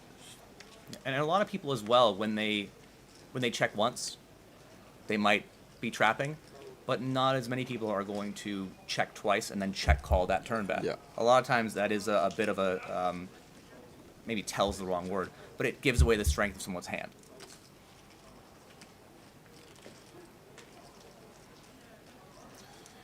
Lithia here with the Jack 10, opens hijack. And Florin's got one that can find some free bets with, LP versus LP, the ace 9 off here. Fold would be fine as well, does go with fold. Suited king from the small blind for the light, he's out the way. Dean with the 7-4 off here from the big, and does let it go. And something to note as well, Aaron, we are 18 spots off the money now, so a stack like Dean, 20 big blinds, going to start defending slightly tighter. Not long to go before we're in the money and we lock up that min cash. Yeah, normally you'd be defending wider because you're playing a, like for, it's about your chips, right? Chip EV, you're trying to do, it's all about, chipping up basically. But as you get closer to the money, obviously, finishing 71st when they pay 70 is a disaster. And finishing 68th is fist pump worthy. So it doesn't really, winning a few more chips here or there isn't worth the risk of going broke. But it's a great spot when you have all the chips to really put pressure and lean on the middle stacks.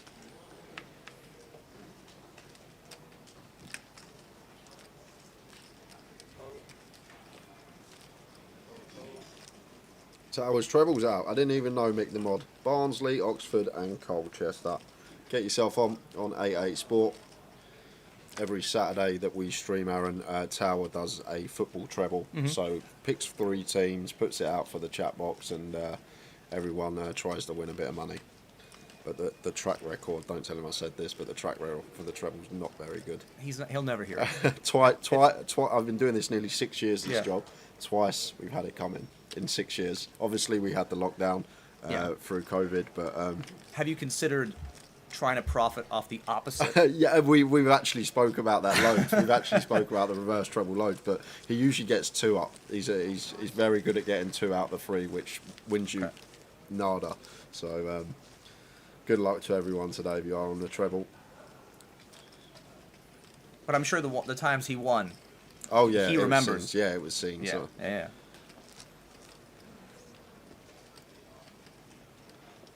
A treble, is that a trifecta basically? What does that mean? I don't know what the word means. So it's basically a 3-team accumulator. So you pick 3 teams. If they all win, you win the bet. If 2 win and 1 loses, you don't win the bet. A parlay. Yeah, a parlay. Yeah. Okay, but you guys use treble. Is treble used because it's 3? Yeah, yeah. Oh, okay, yeah.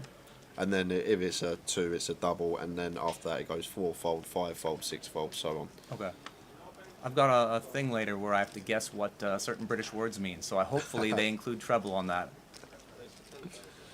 You been for a Ruby Murray yet? No. You've not been for a Ruby Murray. Is that a drink? It's a curry. Ruby Murray is a curry. It's a curry. Yeah. What's like? Okay, I have not heard. Wait, it just describes all curry, or a particular one? So basically, I'm from just on the outskirts of London. There's something called Cockney rhyming slang, where you use words that rhyme with other words. So Ruby Murray's a curry, apple and pears are stairs. Okay. Dog and bone, phone. Okay. So that it's just a thing. It's a London thing. Well, now I know. All right. See, now I've got 2 things that I can.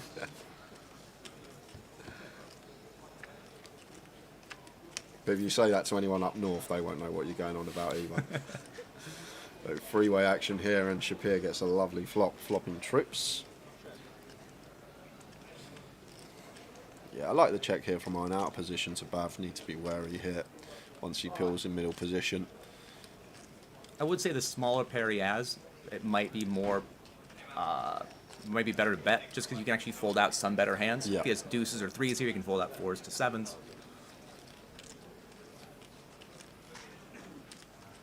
With position does go for the small bet.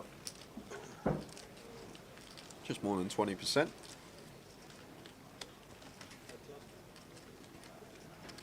Shapir makes the call. Off to the turn. And not a good card here for Bav.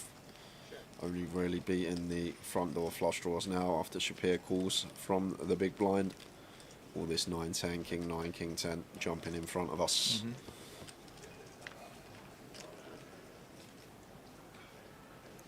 It's a queen on the river, so Shapir not going to love that card, as Bav will have a fair amount of Queen X that wants to bet flop when checked to. However, I need to think what we're trying to get value from here. And I actually really love this check from him.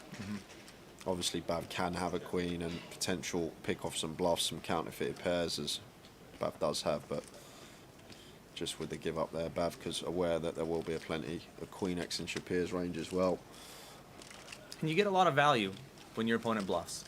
A lot of people are afraid, they want to bet all their valuable hands because they want to get paid. But you get paid when your opponent bluffs into you and you call them down. And so giving your opponent a chance to bluff there, can definitely add some chips to your stack.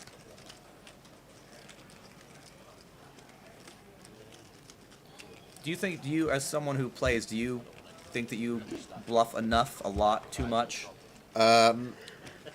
Maybe too much, maybe slightly too much, but usually that's because of the games or the table I'm sat at, and especially when you're deep in comps, I find in live fields at this sort of buy-in level, people aren't really running it for their whole stacks. Like, people don't like putting in their whole chips with like calling top pair down for each street. So I think at certain buy-in levels, especially in live fields, it becomes very profitable when you can be aggressive in the right spots.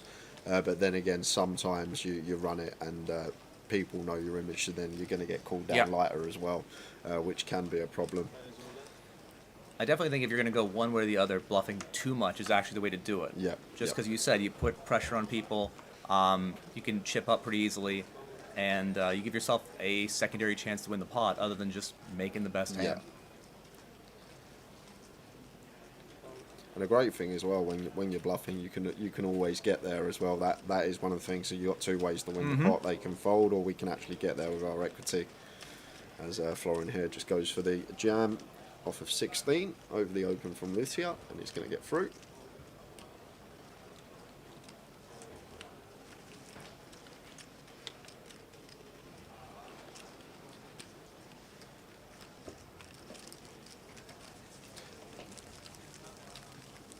But I think if you're starting out as a poker player, it's really good to start with the aggression and then tone yourself down. Yes. I think a lot of people, when they start, they're too tight, and it's very hard. They get in that comfort zone of playing tight poker, and then when they do start putting chips in without a hand, they become very uncomfortable. And a lot of people will like double barrel turn and just knuckle back river in a good spot to triple for that reason. So I think when you do start this game, teaching someone to be aggressive early, and then getting them to tone it down and learning about timed aggression, betting when people are capped, betting when our range is stronger than theirs, I think that can make a really good player rather than the other way. It's much easier, you're right, to tone it down than dial it up. Yeah. And I say this a lot when I'm talking about this sort of subject. The best players in the world, no one describes any of them as like overly tight, never bluffs. Yeah. Right? They're all, if anything, a little on the wild side. At least they're capable, and so they get called down in some spots that tighter players might not. Yeah.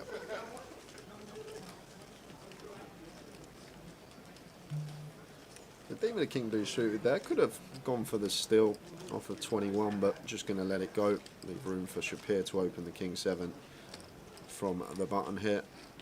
I think it's another product of what you said about how we're getting closer to the money, and 20 big blinds can certainly be enough to get yourself there.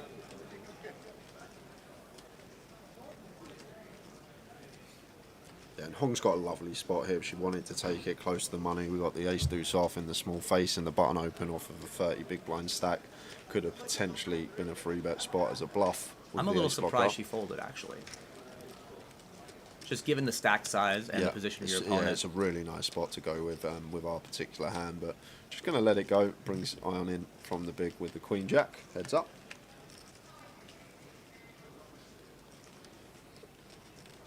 And action. Middle pair versus top pair here.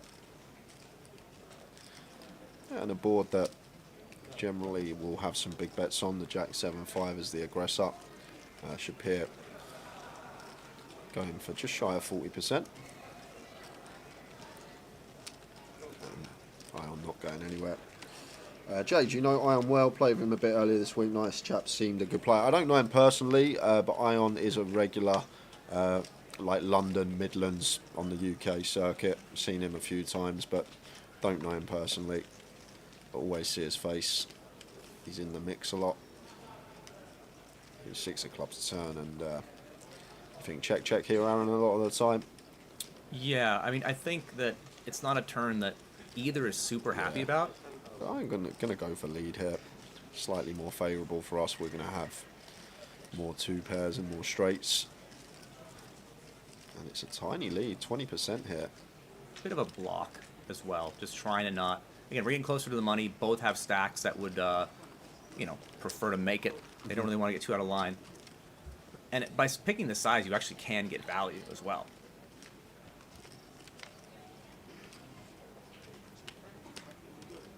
And neither player gonna love that river. 4-liner straight completing, front door flush completing. I think it's a really interesting spot now. Yeah, now check from Ion here, and Shapir going to check this one back.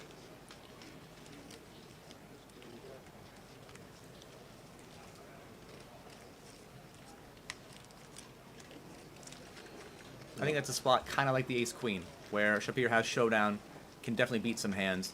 But you have to wonder what sort of hands, in the spot with the button, do you have that are worse than king 7? What do you have that's worse than second pair, third pair? And can you make your opponent fold top pair in that spot? I mean, the flush completes, the straight completes. Could you even get your opponent to fold 2 pair in that spot? Yeah. But again, both of them have stacks that are trying not to get too out of line at this point because of the fact we're so close to the money.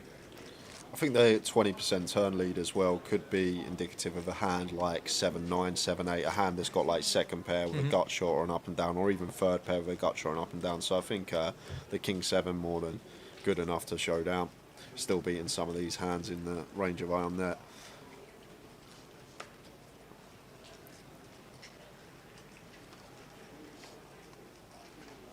You're going to be joining us on any stops next year for the 888 League that's just been released? I'm gonna try. I mean, the ones that are just in the UK or the one all around? in the UK. There's it was just released just before you come in. Actually, there's a poker league for 888, and they're going to be doing, I believe it's 8 stops around the UK next year. Their own little league. The main event buy-ins are going to be £500, and we'll see how it goes. But we're going Edinburgh, we're going Manchester, back to Coventry, Leeds, London. So basically a mini UK tour for 888, which looks very good. Looks like a very good schedule. Yeah, and Shapir not messing about. Getting close to the money, 25 bigs, just shoving over Dean's Low Jack Open, and should be working this one. Yeah, I'm going to try to make it back. You know, I know that 888 has other stops as well all around Europe, and I'm trying to turn these work trips into holidays as well. Yeah. But my girlfriend, she's coming out here, and we're going to be in London for a bit. Oh, lovely. Now, but then, you know, once we do that, I think she wants to do Spain and France and everywhere else. So, you know, if the people in London are really friendly and the food's delicious, and, you know, she'll tell me we'll come back, and then we'll come back. Yeah, but I'm going to try to be here for as many as I can. Yeah, you'll find some good food spots in London for sure. Is it next month that she's coming as well? Oh, she's getting here. Monday. Monday, It's perfect. Monday. Like all the lights go on soon as well up at Oxford Street. So nice place to be in the winter time, London. Just bring your thermals. Yeah, we're not really cold weather people, but you don't really have a choice.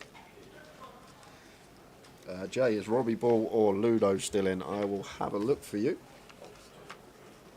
They're both still in. Easy as that.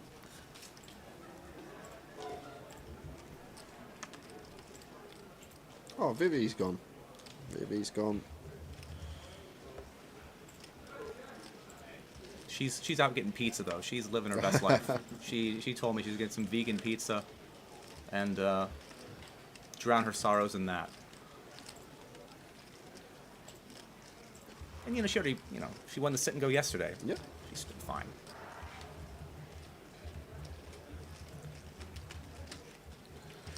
So Shapir going to attack this limp of Dean. Dean going for the limp with the 7-8 suited here.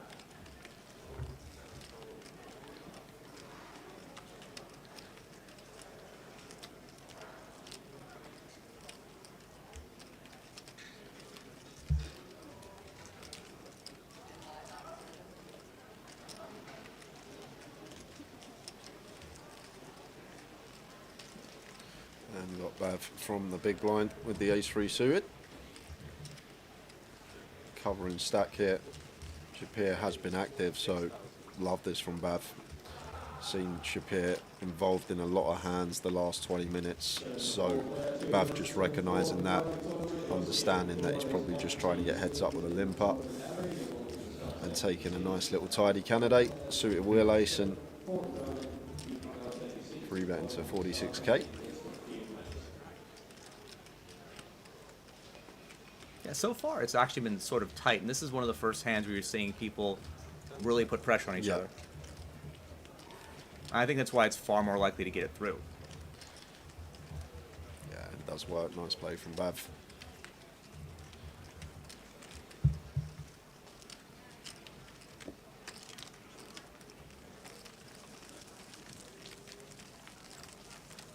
And that's what you want to do as one of the chip leaders, right? When you're getting closer to the money or any sort of pay jump, or even day ones, people don't want to lose the tournament. Yep.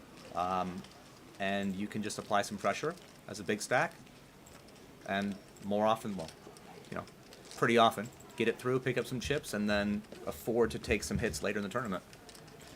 That's what it's really all about. Like, you are gonna, you know, take some hits, lose some pots, and the more chips in your stack at that point, the better you can afford to take it and survive and move on.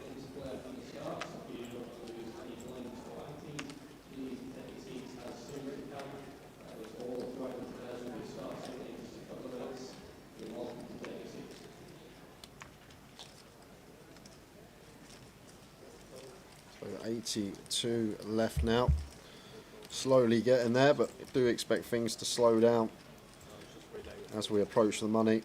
Everyone thinking about that min cash. I do like the clock. I saw that today. I know that wasn't on day 1, but they have it for day 2. Yeah. And I think that would really actually help the speed of play. Because I've been in tournaments where they don't have that, and people are taking 5 minutes to look at their cards. And you just don't want that. It's just not fun for anybody.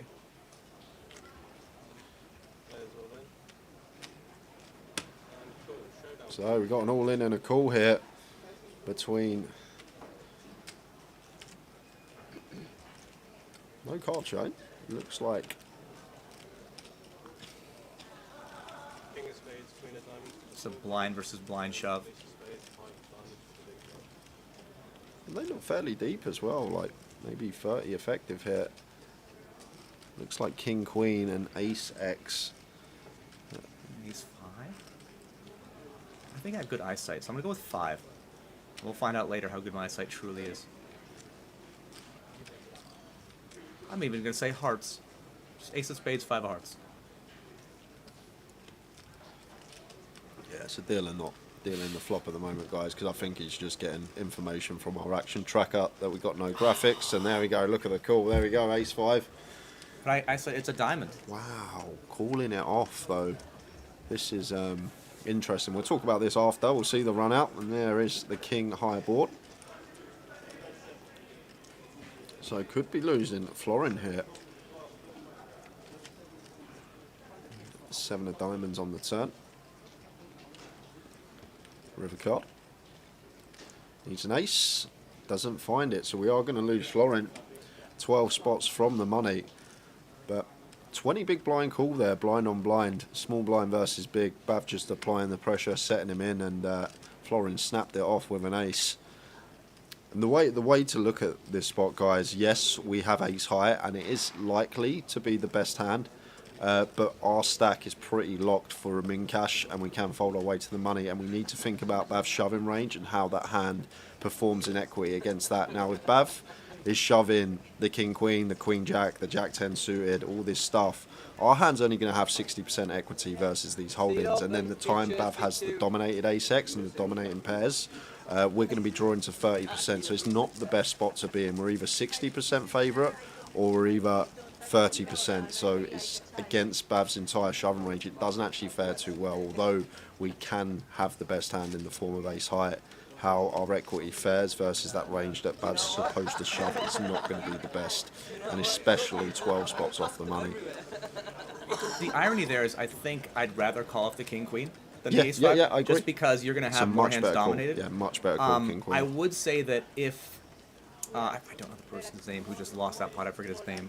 But if I have the Ace 5 there, and if I double up, and I think with that stack I can use it to actually bully the table, and there's future equity in that, then maybe you can, you can call, and there's money to be made later on the bubble as you become chip leader. Because I believe if he wins that pot, he actually will cover Bav, and then he has position on one of the other chip leaders. Yeah. So there is some future equity there, but it gets pretty close. And as you said, it's not a great spot in itself in a vacuum.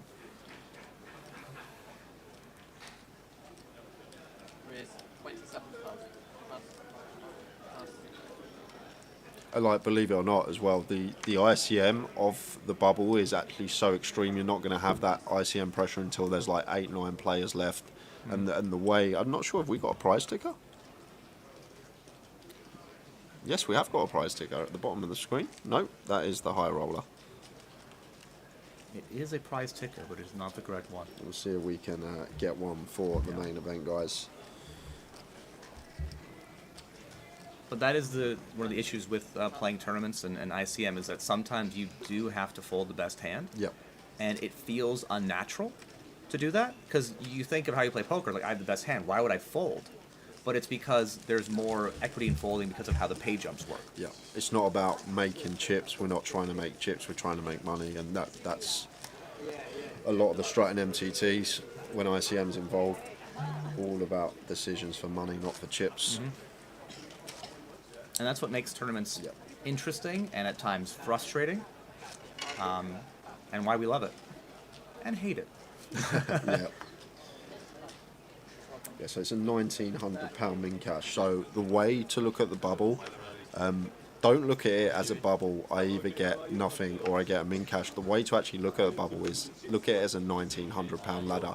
Now, on this payout structure, you're not going to get a £1,900 ladder until there is 10 players left. So you're not actually going to get a ladder that big until we're just before the final table, and that's what makes the ICM very extreme on the bubble. You're not trying to look at it as a min cash. Try and actually look at it as a ladder, and then look at the payout structure. When do we get a £1,900 ladder? And it's not going to happen until just before the final table. That's why when you do have these 20 big blind stacks and you are pretty locked for a min cash, you do want to proceed with caution and not be calling it off light. Just for the long-term perspective, if we are trying to make winning plays over the long run. Yeah, and we didn't see. I mean, I'm not 100% positive it was just shove call. It might have been raise shove, or it could have been. Yeah. And then when you have fold equity as the short stack, it's a lot different. Yeah. Because you can win the pot because your opponent folds, or you win the pot because your actual hand wins. So fold equity is a really big thing, which is why calling the shove might not be great. Making the shove a lot better. Yes.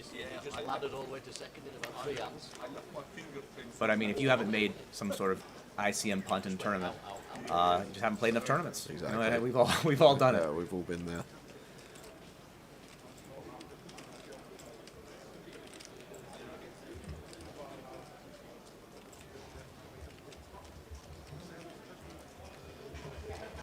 So Honk, going to see that range on the King Queen 4 as he open up. Nice board to do it on. Now some small sizes on this one, goes for 40% and just gets it through. Well, the Mad Turk comes to the table. Usel is in the building, back from Cyprus. Mad Turk in seat 2. Very nice guy, plays all the stops in the UK. You'll always see him. Very good character as well. Big character at the tables, always talking, always having a joke. I played with someone who would also fit that description on day one. I didn't know who it was. A legend of the game, everyone kept telling me. Terry Jordan? That's correct. Terry Jordan, the legend, the UK legend. I had the time of my life. Yeah, he is the man. A lot of the table seemed a little, maybe intimidated to talk with him, but I don't know who this person is. I'll talk to him. I had a great time, and really, like he might have stacked me once or twice. Did he say tell him Terry sent you? He did. Did you get the yeah? I did. You're right. He said I get the discount, and I said, well, 888 put me in for the bullet, so I got 100% discount. Don't worry about it. But I just had a great time, and it honestly wouldn't have been as fun if he wasn't there. But he says that to everyone whenever he busts them. Everyone gets to tell him Terry sent you. So Bav, having everyone covered at the table, don't mind this at all from the hijack. Queen 9 off. Yeah, the hands he's opening here don't really matter as much as the fold equity he's generating because people don't want to bust here. Once we get in the money, that's going to change, but until then, he can pretty much raise anytime he feels like it, and he's going to get a lot of folds. But Will going to defend off a 40 bigs, kicking 5 suited.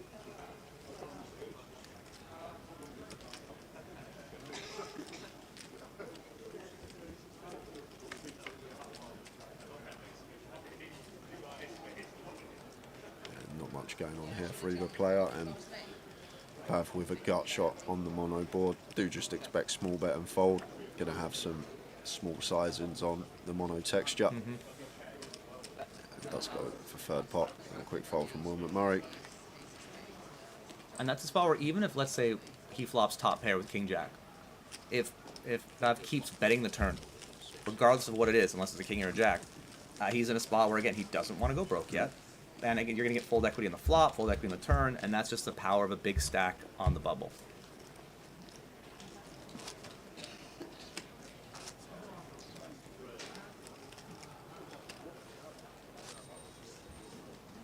I think Lucia told me a story about how when she had the big stack on the bubble of, I think one of the WSOP events, just raising everything, calling clocks because people were trying to stall, and having the time of her life. But when you're the short stack or the middle stack, it is pain, you know. It is. It is. You're just sitting there waiting, hoping stuff's happening on the outer tables. Be friendly with your chip leaders. I had actually a dream spot on one of the WSOP events this year on the bubble. In one of the PLO events, I had like 3-4x average, and my table was all like 20 BBs and stuff like that. And it was like, I think it was like 17k min cash. So I was just going after it and like just making chips, potting everything, like just even like the 8-8 deuce 4 and stuff like that. Just pot, yeah. Just chips coming my way. Do you know what you ended with when the bubble burst, like stack wise? Yeah, I think I definitely had less than $1 million, but I was up to like 1.5 million or something after. You probably started around like 500, 600. About 800, about 800, and I was up to like 1.5 million. Yes, you like almost doubled up without showdown just because of the situation. Yeah. And that's why sometimes it's not about the cards, it's about, again, the situation, your stack. But then I've been in the other side of it when I'm sitting with 10 big blinds and I'm just grinding away, doing a bit of stalling, but just trying to get some other bust outs. We've all been in both situations. You just will have to know what the best play is in both and do what you can.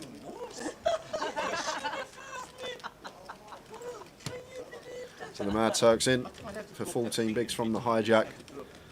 And Will McMurray here, King Queen suited, and once again a hand that in terms of chips we would be calling, would be winning long term versus hijack shove the King Queen suited for 14, but then we need to think about the Mad Turk shoving a tighter range, and Will McMurray going to go with fold. Not only that, even if your opponent, you know they had a hand like Jack 10 suited, do you really want to gamble at that point when if you lose, you are now one of the short stacks? And if you win, you're a little better off.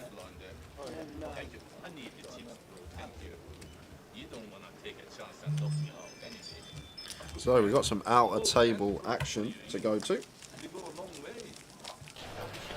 Here we go. So we've got Lin Chen against Sam. It's Jack 6 versus Lee Pocket 7s. Send a 9. 7s holding. And make a straight on the river. So are gonna double up. I was really hoping that wouldn't be a 9. That's the grossest way to lose when it double pairs and you've got the little raise. So Lin Chen gets a double. That's big for him. Lin Chen in the top 5 of the National League, chasing the points. And we quickly go to the National League. You see, he's third now, Lin Chen. So Lin Chen's in third. Robbie Ball, Cal, and Rob Duras are all still in. So 4 of the top 5 of the MPL still in the main event here, looking for points. There's Lucia with the Ace-10. And Mad Turk, deja vu. Got the 7s. And this is a real awkward one here, Aaron, because it's a EP open off of like a 30 big blind stack, which isn't going to be getting too out of line approaching bubble. This is probably bottom of Lucia's opening range from this position. And, she made an open with King 6 of clubs earlier that quickly got shoved on. Yeah. And I thought the open still there was really good because of exactly what you're saying. Just she ran at Ace King. Yeah. But here, yeah, you got 7s to fold. You might get 5s to fold. Could even get Ace Jack to fold behind, potentially. I'll see if the 5's full. So Lilai going to call. He's got a bit more wiggle room than the Mad Turk. Working with 28 BBs. And Hong here with the 4s. In the big, not going anywhere.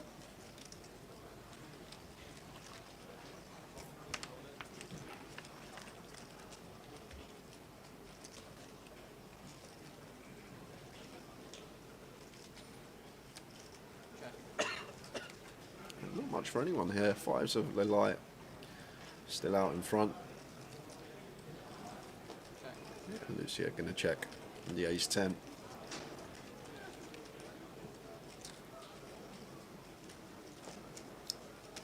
People tend to bluff a lot less in multi-way pots. And it makes sense, because you're up against 2 players instead of 1.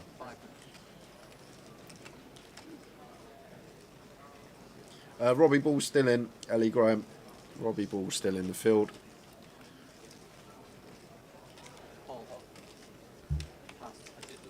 As the money bubble approaches, 82 remain.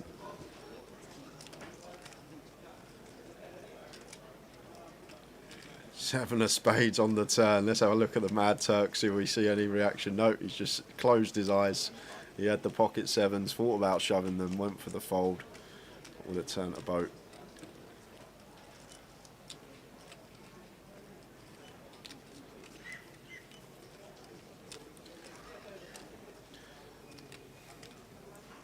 Probably going to see check here from the light. And 6 of spades on the river. Not beating too much as hung here with the 4s. Queen 10, Queen 9. That's about it. I think the flop was Jack 8-8, 2 diamonds. So Yes, diamond yeah, draws yeah. as well. Yeah, the 7 and the 8 are the wrong way around for some reason. 7 of spades should be on the turn. I expect check, Yeah. but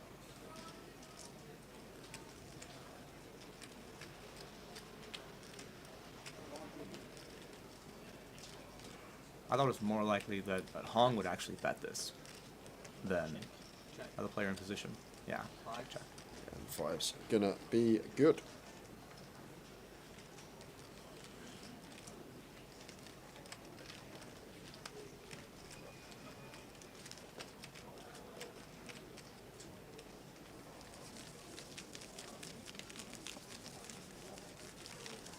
I think that's a spot too where if Lucia was the chip leader instead of being an average to a shorter stack, she just wins that pot. Yeah, potentially going to c-bet more. C-bet more and even called once, could barrel turn and then win the pot there, and had the 3rd best hand. And again, shows the power of aggression and having a big stack. It's not always about what your cards are; it's what can make your opponent fold. But for full disclosure, I also would have check folded like she did, just so she doesn't get mad at me later, right? I think I do. The thing is, once we go multi-way and we're out of position to 1 player, I think we at least want the ace or 10 of diamonds blocking some of the continue range of our opponent to c-bet that board. So, especially I like the check into fold. a chip leader. Yeah, I like the check fold from Lucia there. But as you say, if she was chipped up, we can get a lot more out of line. As Dean makes it 10k with the kings. Bit suspicious, this one. 11 big blinds going for open this close to the money. We're going to call the king queen nonetheless, but if I'm sat there, maybe some alarm bells going off in my head once someone opens off of sub 11 bigs from the hijack. Because if we're Dean here, just imagine this. We've got ace king, we've got ace queen, we've got ace jack. We're going to shove. We've got jacks, we've got 10s. We're going to shove. So once he opens off this stack size, he does actually condense his range to like some stills, some ace-x hold-ins, and then the nutted hands, which are the aces and the kings. And some people don't even have the weaker hands in the range. But he got will to call right away. So it is a bit of a, again, robot versus human kind of thing. 4 of clubs on the turn, and it's actually a very nice check from Dean. When we do actually open, we're actually going to do a lot of checking. Same again, the robots like a lot of checking, hijack versus cut off heads up pots, and that just comes down to we're going to have a lot more whiffs than our opponent, like all the suited aces, suited kings, stuff like that, that just going to c-bet relentlessly. And then our opponent's range actually becomes stronger for that reason, because we have a lot more hands that are whiffs, whereas they have a lot more stronger hands with their flattened range. So actually big fan of the check there from Dean once we get to the flop. And sometimes might even want to check turn. It's just, I know people are always afraid of getting outdrawn and giving your opponents a chance to get there. I hear that a lot in people's bad beat stories, like, well, I gave them a chance to get there. But you also want to give them a chance to bluff, because that gives you value. And on that club turn, I think you have the king of clubs, so you're not as afraid of club rivers. The rivers that really scare you are an ace. Yeah. And there's only 3 of them if your opponent has 1. And I think that's a big part of the game. Once you actually understand how the equities run when you've got particular hands, like against Overcard, for example, just an ace is a bad river for us. So we're fading 8% equity. So 1 in 12 times it's going to roll off. So it's not actually happening very often. And a lot of people, when they first get into this game, they sort of panic with their strong hands on draw-heavy boards because they think our opponent can get there. But once you actually get an understanding of how these equities actually run, it will make you a much better player, because then you will understand the spots with our strong hands that we can check, because our opponent's range in terms of equity is going to be very slim. I think the human brain wants to win all the pots, right? But if you're playing to win the pot, that's not the goal. The goal is to win the most chips you can. Although in this situation on the bubble, there's argument, obviously, the other way. But you're looking for max value, and sometimes that does mean risking a chance of losing the pot. But overall, if that gets you more equity, that's what you want.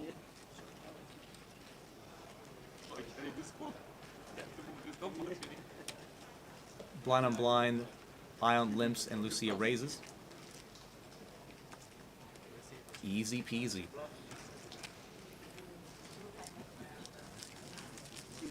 Next blind's going to be going up in less than 2 minutes, and that will take us into 3K, 6K. So the stack's going to get even shallower.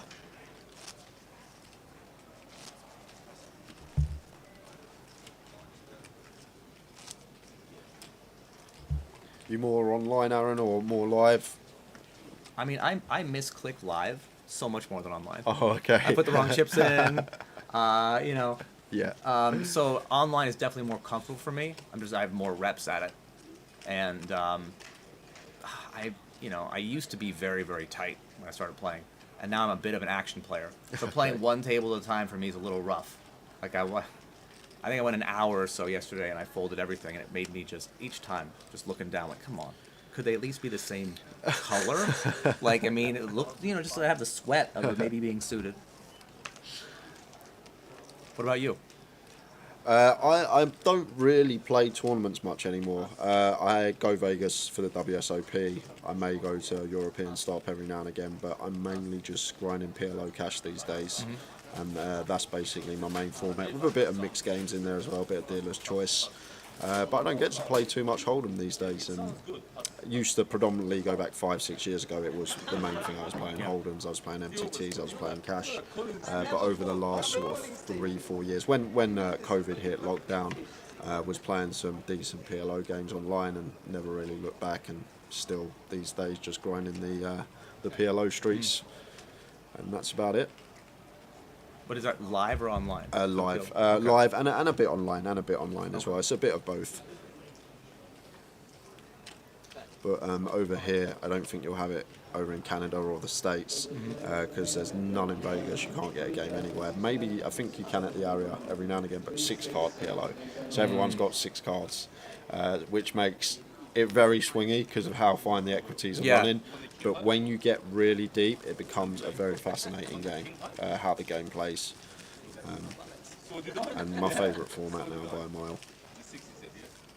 Well, I remember when I was learning a little bit about Omaha, and the idea that you can get in with the nuts, and you can be not a favorite. Yep, that's what sort of game is that? That's why 6-card's so good, and it's a game that can be a lot trickier than Hold'em to understand how the equities work. But once you actually, same as Hold'em, get your head around it and understand how close the equities are running, again, it's going to make you a much better player. I think once I understood that about Hold'em, it made the game a lot more fun for me. Yep. Because I got to play more hands and do more things, basically. Whenever you play a game, you want to, you don't just want to sit there and fold all day. You want to see flops, see turns, see rivers.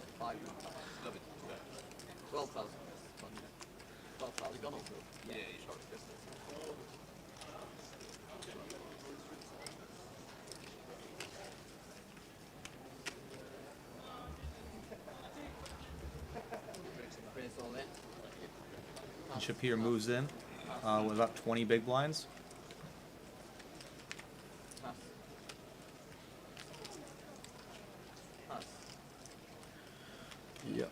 going to be working after Will McMurray sends his text.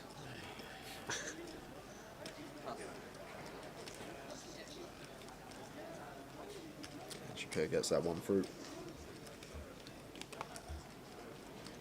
I expected a little bit more of a... Do you guys use the phrase Hollywood in this side? Yes, yeah, okay, we do. all right. Hollywood. I'm glad that still is universal. Yeah, just a little bit more stalling in that spot. Maybe for, just the bubble situation. It was a really quick fold. Just the tournaments I've played in, when you get to the bubble, people tend to take a little bit longer with all their actions. So I'm actually enjoying this. There was a good PLO multi-flop in Central Brum last night. Says, oh my lord. Multi-flop, that's a... You ever played double flop or triple flop? I've never played it, but I've seen it. Yeah. Now triple flop becomes even more fascinating because the crazy thing about triple flop is when you get to the turn, because you've got 6 cards in your hand and there's 12 on the board, you've got over a third of the deck accounted for that you can see. So now each individual out actually becomes just over 3%, whereas in, for example, Hold'em, it's just under 2.4%. So it doesn't seem much, an extra 0.6%, but suddenly a 20 outer is now an extra 12%, which is actually huge. Yeah. So like you get it in on turns with hands on certain boards where you've got heaps of outs against like top set and stuff, and you're actually like big favourite to win, and some people that play these games don't understand it, and they keep seeing the good players at these games get there over and over again. They think this guy's so lucky, how's he keep doing it? And that just comes down to the equities and not understanding them. And if you are looking to improve, whether it be PLO or Hold'em, I think once you get your head around that, it will improve your game fourfold. And look at this from Bav, and this is what you expect to see on the bubble, and delicious candidate as well, the King 5 suited, to go after it, but gonna get the bad news when it's back to Will McMurray. Wasting 0 time, it looks like. Snap fold from Bav. Towels treble is Barnsley, Oxford United and Accrington Stanley. I'm not even on it, so I better get myself on quick. 888 Sport. Gamble responsibly, guys. It's all for a bit of fun. It come in last week in Leeds for the 2nd time ever, so hopefully a bit of form and we can get another one up.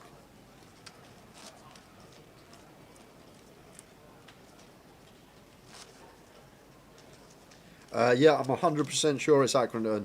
Tower just put it in the our group chat, Mick.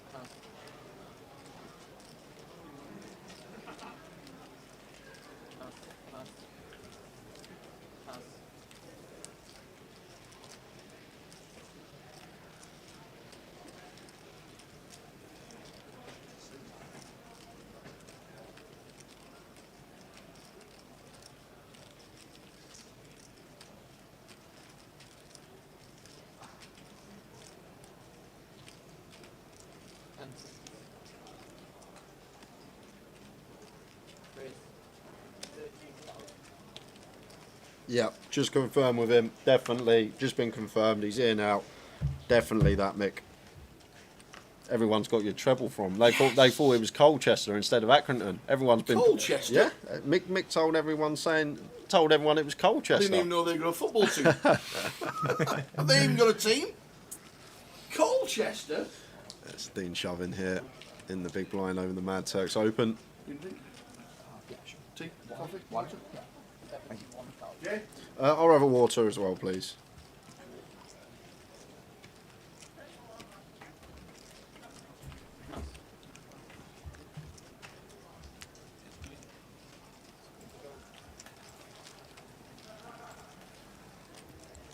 I'm assuming we've got a dinner break after this level as well. End of level 4 of the day.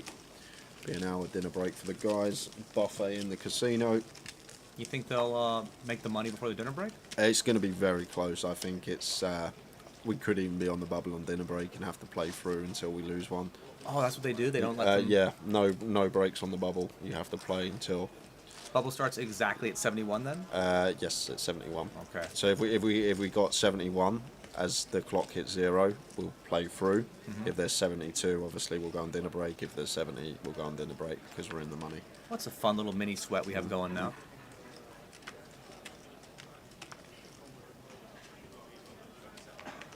Normally the only kind of like time break related sweat I get is like, can I make it to the bathroom before the 5-minute online breaks? Yeah. Oh yeah. Yeah. 5-minute online.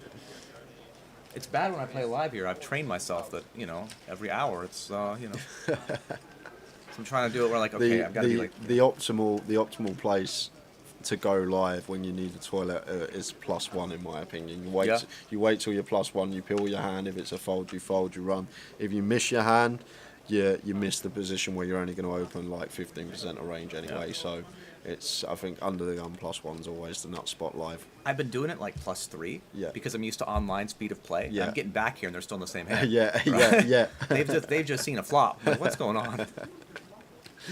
And Hong opening here from +1, and Will McMurray from the big blind with the ace king. Going to go for 3-bet. He's made it 56k. Slight graphic error there. Our action tracker missed a 0. And Hong not going to be able to continue here. Really love the size in here from Will McMurray. Nice big 4x out of position. I mean, that's a spot where depending on the player and depending on positions, you might do some wild stuff with the king queen. And that's where, you know, the reads come into play and how active you think your opponent's going to be. Because for certain ranges, you can just rip the king queen there and get a lot of folds. And for certain ranges, you're just dead.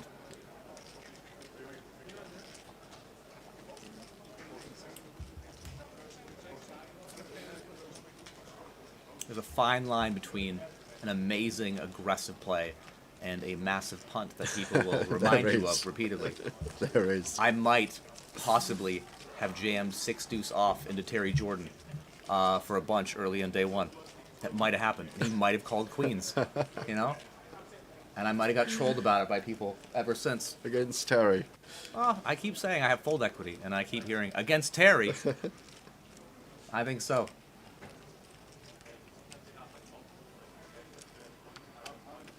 But he was a true pleasure to play with. Oh, he's great. He's great too. And the thing is, like, he has his own style, the way he plays. He just enjoys the game. But he's a great winner. He's a great loser at the table, and he's a good laugh as well. Sometimes people they can't dish it. They can't take it, but they'll dish it out. He was equal on both sides. It was great. I played with him in the mystery bounty. Come and played the mystery bounty because we didn't start commentating until Monday, and he was on my table, and I played a few pots with him. He bluffed me in a couple. He bluffed me in 2 spots, and I won't use the language, but we have a bit of banter. And he said, "You're bleep." He goes, "No wonder you're a commentator." That's what I got from him. So that's the type of guy he is. But I know Terry well, and we have a bit of banter at the table. Has he ever been in here? He's never been in the comms booth. No, never been in the comms. Is he in the? If he's in the room still, I think I would not, be offended if he replaced me. I'd understand. I just would load up the stream and watch.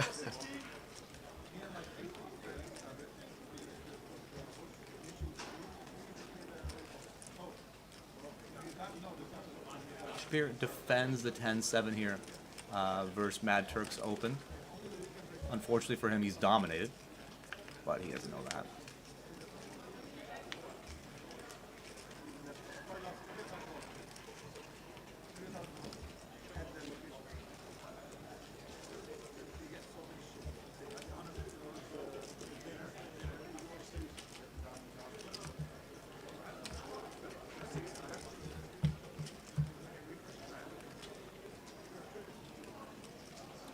Yeah, pretty clean c-bet hand here for the Mad Turk with a 10 and the ace of spades, and just gets it done versus the 10-7.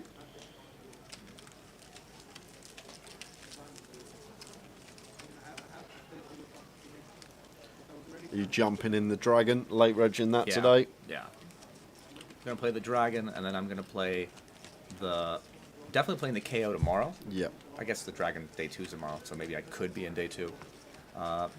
And I'm thinking about playing the Omaha before it. Fun comp, the Omaha, yeah. The Bounty Omaha, Yeah. you know?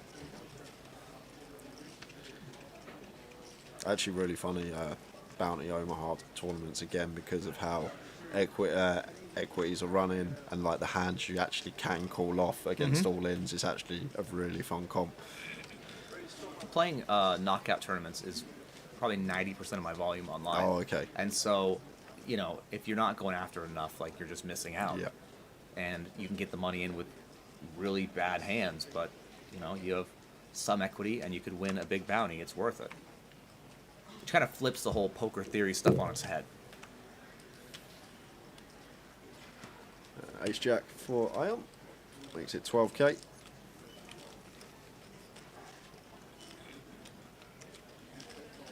And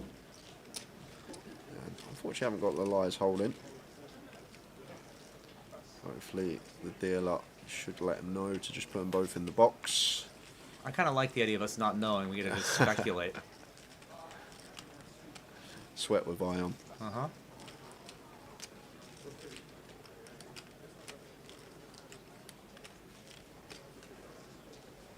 And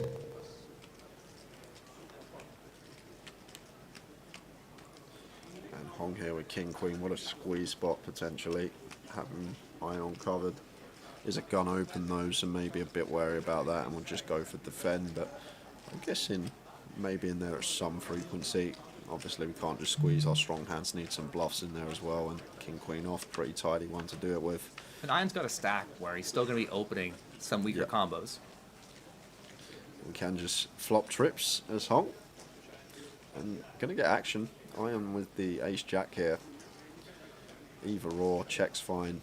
I think small bet's fine. And does check it over to Lalai.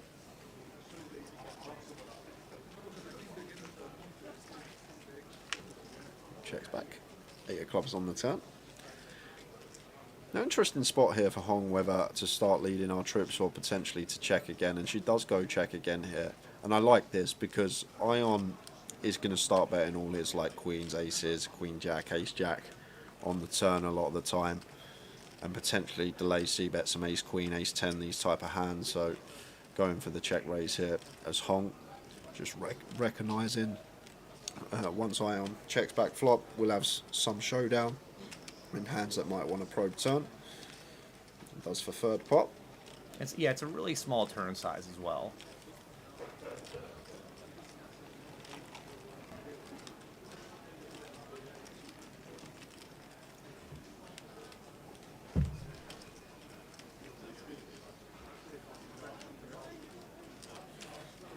This does go for check raise here. It's nice that this backdoor flush rolls off on the turn as well. Potential to have some more bluffs here now as Hong.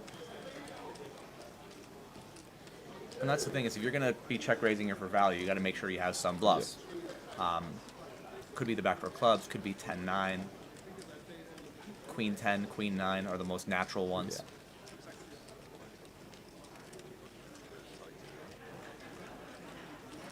It's now a tough spot for Ion here because Hong is going to defend any suited king from the big blind and then probably down to like king 8 off, so does have a catalogue of king X in here, but he will know that she is capable and will find some bluffs, but that is not a good river to see for Ion, so potential to get away from this now. In actuality, it's a great river for him because he's going to be able to get away from it. The Queen 10 completes, the backdoor flush completes. And the thing is, like, if Hong did have 9-10 or Queen 9, she's going to start checking now. Well, she goes for check anyway.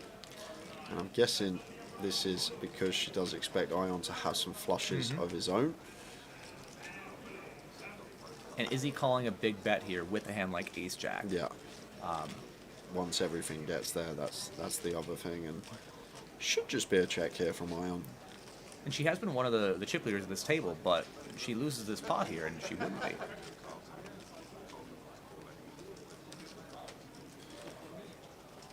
And the King Queen go think, well, hand play from both. Good hand play from both. As we're down to 77 now.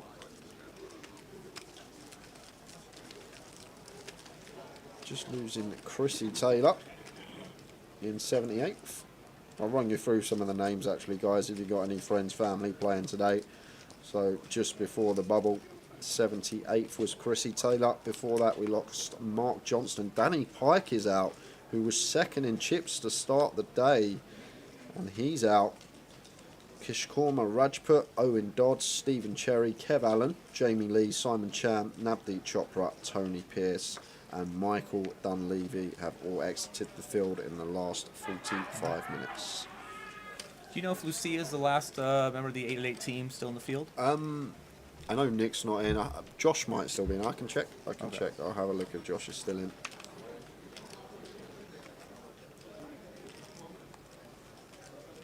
Josh Manley? Josh Manley.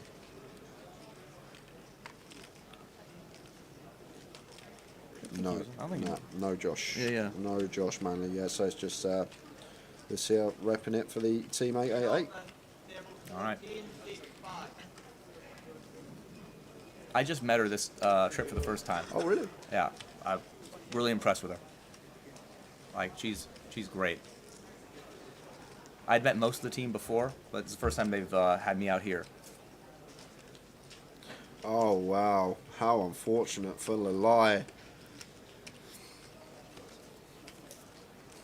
I just want to talk about this sizing from Lalai. It's actually very nice here, just recognising starting the hand with 23 bigs. Like, we don't want to go the full 3x that we're going to go a lot of time in position.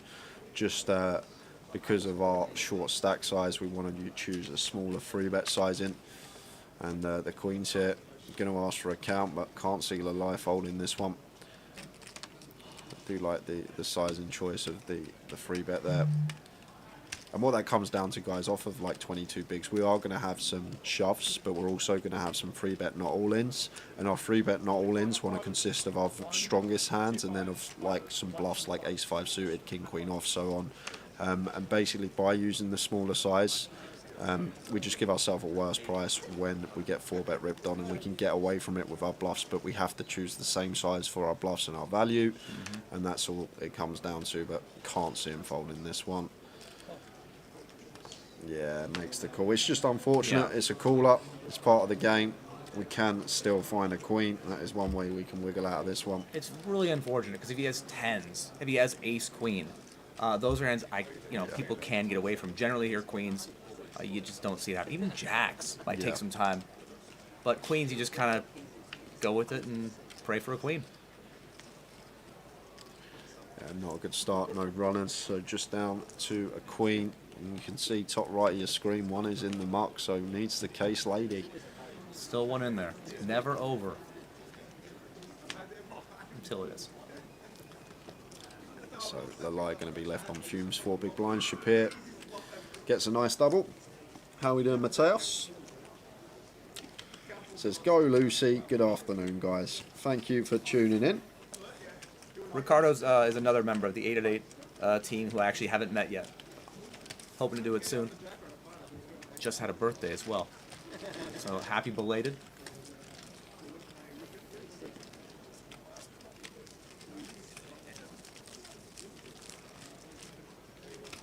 Your team must be so big because like we've done a few stops this year for 888 and like just seeing new faces all the time.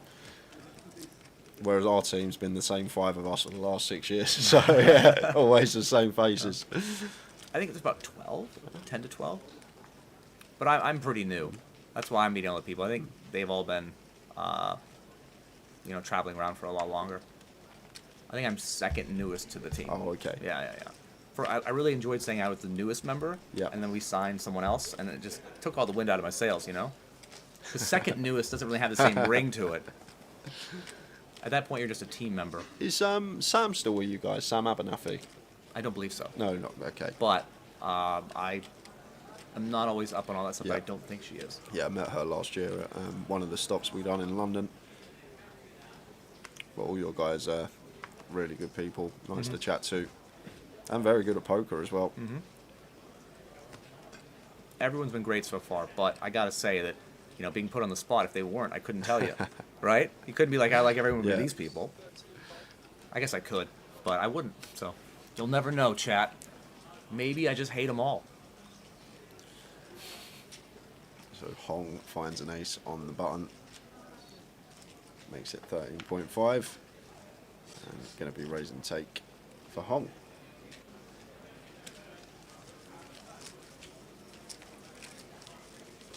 And Lucia wasting no time there. Not even a little shuffle of chips, Yep. look back, stare down, make sure it's a deuce again, none of that.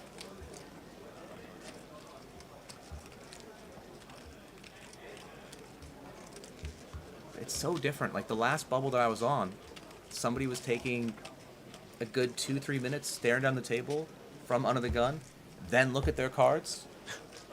And that was just, I thought that was just what people do. Well, And people are acting pretty quickly here. The high roller, we were on 12 players for, I think, close to 2 hours.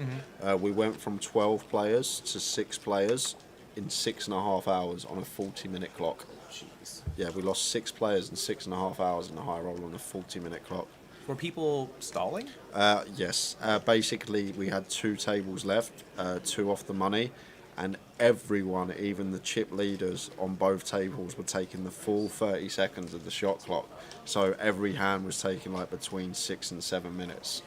And was difficult for Tower and I in the booth, but he does his thing, he keeps it lively. And eventually we got there to hand and started speeding up again. But what that did actually do, it kind of like affected the structure in a way, because stacks become a lot more shallow. Blinds had obviously increased, and it made for like a 25 BB average stack on an FT, which we don't usually see. The battle of the ace jacks here. Will opens to 13k and Eon 3-bets to 36. This is a tough one for Will, especially when a stack that isn't meant to get out of line versus us 6 off the money goes for the 3-bet. I actually like fold here from Will for those reasons. Especially because of positions too. If this is button versus big blind, they probably just both get there and chop it up. But attacking under the gun open, just get more credit. Yeah, I think that's a good fold from Will. Try and take the whole cards out of question. Just try and look at it from a different perspective.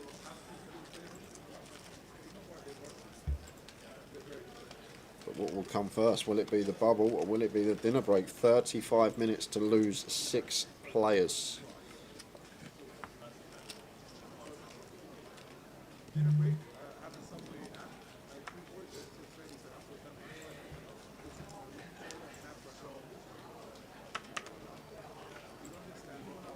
I'm going to guess we'll get down to 74. That's what I'm thinking. The lie's very short here. But at this point, you know, I've been watching him for about an hour. I'm invested. I don't want him to lose.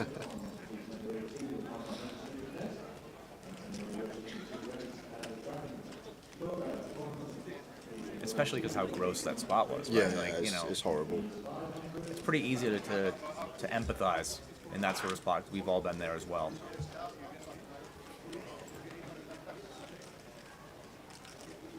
Razor Kev with the good news as always. Barnsley are losing in the 3rd minute. Towers treble. Standard procedure. Told you we should have bet the opposite. King, Queen, a 6, 2 hearts here. And a nice one to check behind here. Once checked to a Xeon. I think this is a nice little check candidate with the middle pair nut kick up. Situation where we're either way in front or way behind with our particular hand. And don't even mind the ace rolling off. So 5 of diamonds on the turn, and now I think as Ion here. Got a pretty clear value bet. We're going to go for check again. Maybe trying to induce some bluffs from Shapir on rivers, and maybe got a card that Shapir is going to attack. Checks again with the deuces, just to give up. And now surely going to see some value come in.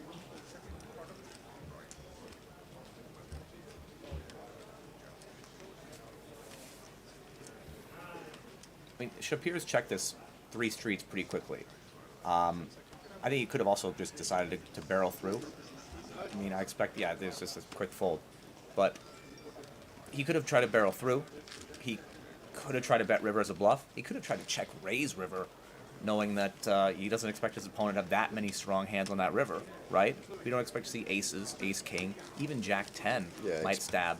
So he avoided disaster in many ways, and I could have seen myself bluffing off a lot in many ways. Nice triple on that run out. If we do bet, it's actually fairly nice triple. The deuces unblocking all the call folds. Yeah, what if he has ace-jack, call, potentially fold, even or queen-jack or king-10, king-jack, not to mention the medium pairs between queen and deuce, or queen and 4, whatever that bottom card was. But clearly, I like to throw the chips in the middle, and that's why I had 4 bullets, and that's why I'm here.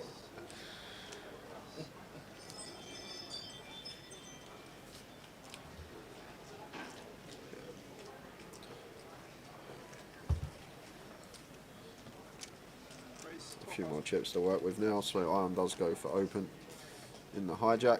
Bow out of the way on the button.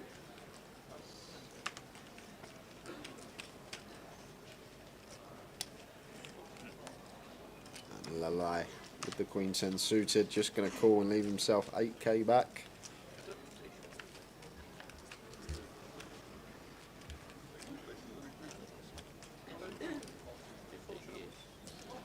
There's the all-in, and there's the call from Ion with his gut shot and overcard to the board.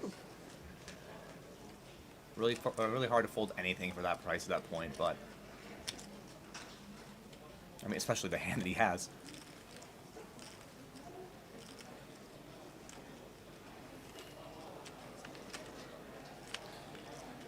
Seven of diamonds on the turn, not changing anything.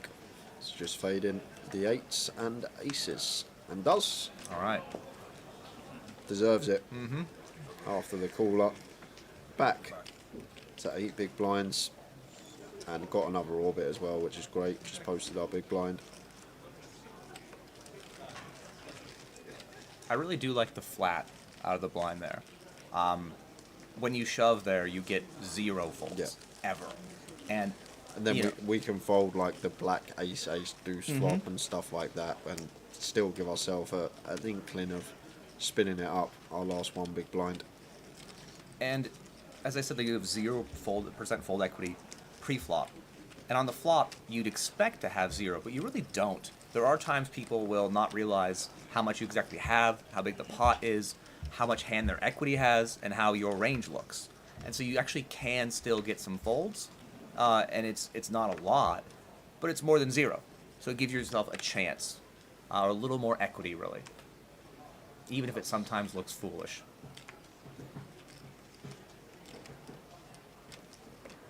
Ace queen suited for Shapir.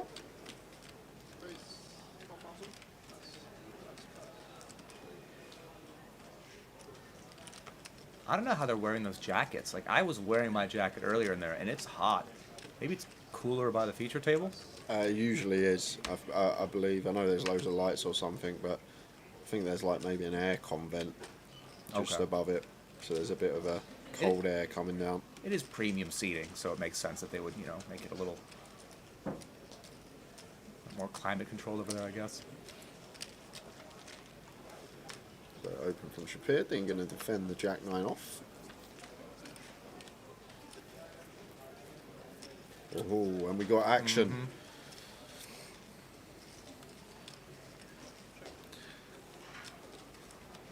I'm going to be a spot once again. I like check call here.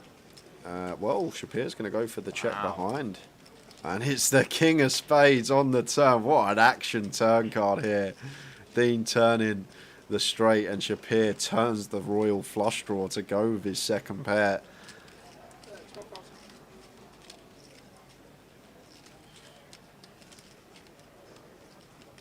And I don't think there's going to be any messing about here from Dean. Goes for the raise straight off the bat. Makes it 27, leaving himself 45k back. Yeah, I think I would have just ripped it in or called. But the money gets in anyway. So it all goes in. You got a straight and your opponent's still got 33% equity here. Obviously that's accounting for the chop outs in the form of a jack as well. Just fading spades to stay alive. Oh, that is grim. Backdoor spades. Grim one for Dean. Dean Hemmings out in 76th. 6 spots off the money. Nothing we can do. You get the money with the second nuts, and you just hope to hold. And nothing that, Shapir could do either. Yeah. Right? Both hands kind of play themselves. Have enough equity, you go with it. You hope to be on the good side. And that is one elimination that gets the lie closer to cashing. Being very polite there, but inside, cartwheels in his head. Smelling that 1,900-pound mid cash. I almost said dollar. It was really close. You can say 2,500 Canadian dollars. I don't even know what the conversion is to Canadian dollar. I don't like when I play online, I play in US dollar, and so the only time I use Canadian dollar, and has to be our secret, is on my losing days, or my winning days. I'll tell my girlfriend the different amount based on the reaction, because you lost 1,000. Yeah, 1,000. So I want the amount smaller when I lose, and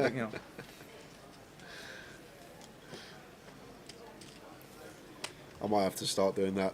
My other half's Polish, so the zloty conversion rate is huge. So that yeah. I might have to take that. Feel free to take it. What's the mean cash? 19. Yeah. 1,900. You take that. You got 3,140 Canadian dollars. 3,140. Okay. Because I told her I was in for four bullets at 900 each. Because I didn't convert that to Canadian. But she doesn't watch the stream, so we're okay. All right? And it's our secret, chat.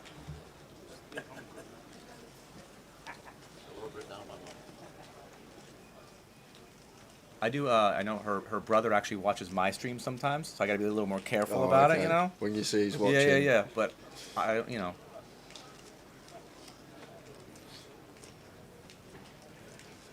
Where can the guys follow you if they want to subscribe to your stream?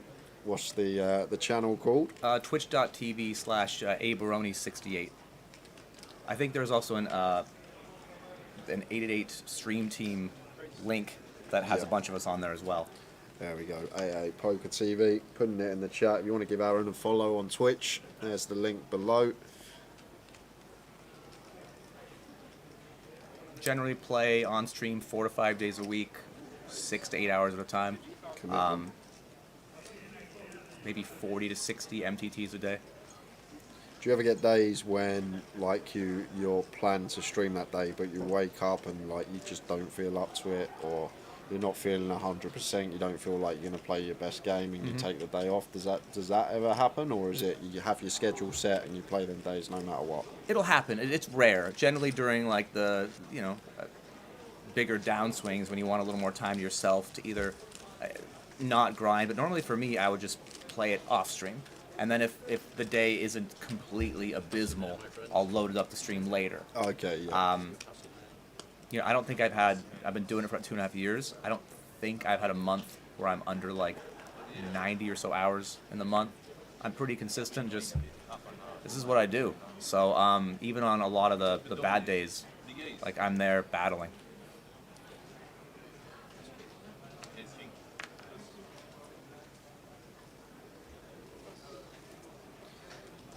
I doubt we're going to lose 5 players in 25 minutes. We don't want to lose 4 because that means we won't be going on break for dinner. We will be playing through until the bubble bursts.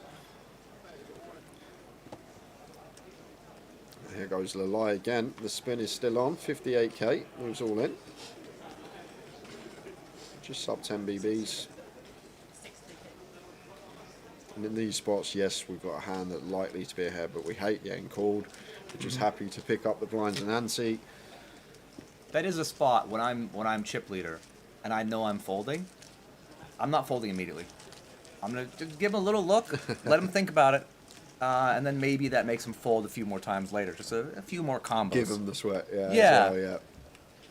And also, really, it makes them feel better when they do win the pot. You Yeah, can't of course, enjoy the highs of life without the lows. So you gotta You know, it's a gift for them and for myself.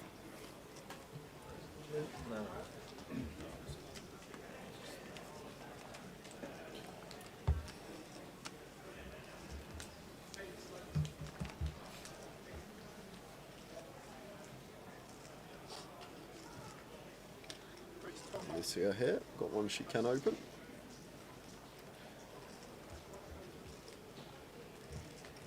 Ace Jack from gun raises to 12.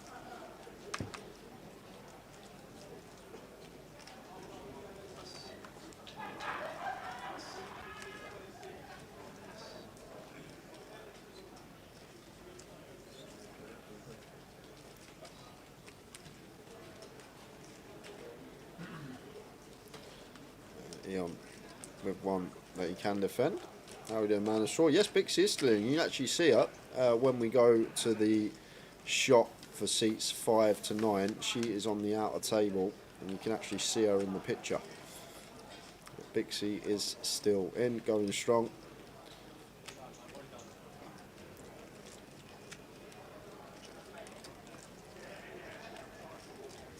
Let's flop those check on 2, 4, 8, 2 spades, 5 of diamonds on the turn.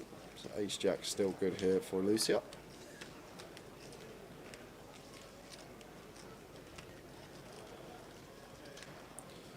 Yeah, and this is nice from Ryan. It's a board that we can start folding out some ace highs with from the big blind. We're going to have a lot more stronger hands on this board than Lucia. So it does go for the lead, but is he going to be following through here? Because a lot of ace-high holdings, once they pick up this wheel draw, are going to be calling with 2 overcards and the gut shot. And 5 of spades on the river. I mean, versus that size, I would say pretty much all of them will. So that firing the second bullet here is really important. Yeah, and 10 of spades in here for a bit of insurance as well. But Lucia doesn't have a flush that she checked back her flush draw on the flop. So I'd be surprised if Iron didn't go after it here. Really go after these ace-high holdings that are all going to be calling on the turn, and yeah, this is some nice stuff. Does go. I'm not sure she's going to fold here. Like, I wasn't sure it could go check, it could go bet fold, but I could see her calling this. She also blocks flushes. She blocks straights. Lucia. Wanted to see it. She checked her cards even to see if she had the spade. The only thing is, if we call that bet and we're wrong, suddenly we've got 14, 15 big blinds, and we're still 5 spots off the money, potential to put ourselves in a spot where we might have to get it all in and be at risk and not get that min cash. So it could have been a defining factor. It's another, again, an issue about being on near the bubble. Because when she looked to see if she had a spade, for me, I'd be saying, okay, I'm looking. If I have a spade, I block flushes. I also block straights for my opponent. I unblock diamonds, which appeared, a second diamond on the turn. And so it's likely my opponent can have brick diamonds. It's less likely they have straights, less likely they have flushes. Are they value betting one pair type hands here? And if they're not, then their range is going to be a lot more bluff heavy. But you're right, in this spot, because it's the bubble, you might want to be folding a few more combinations. But I really wish he would have called.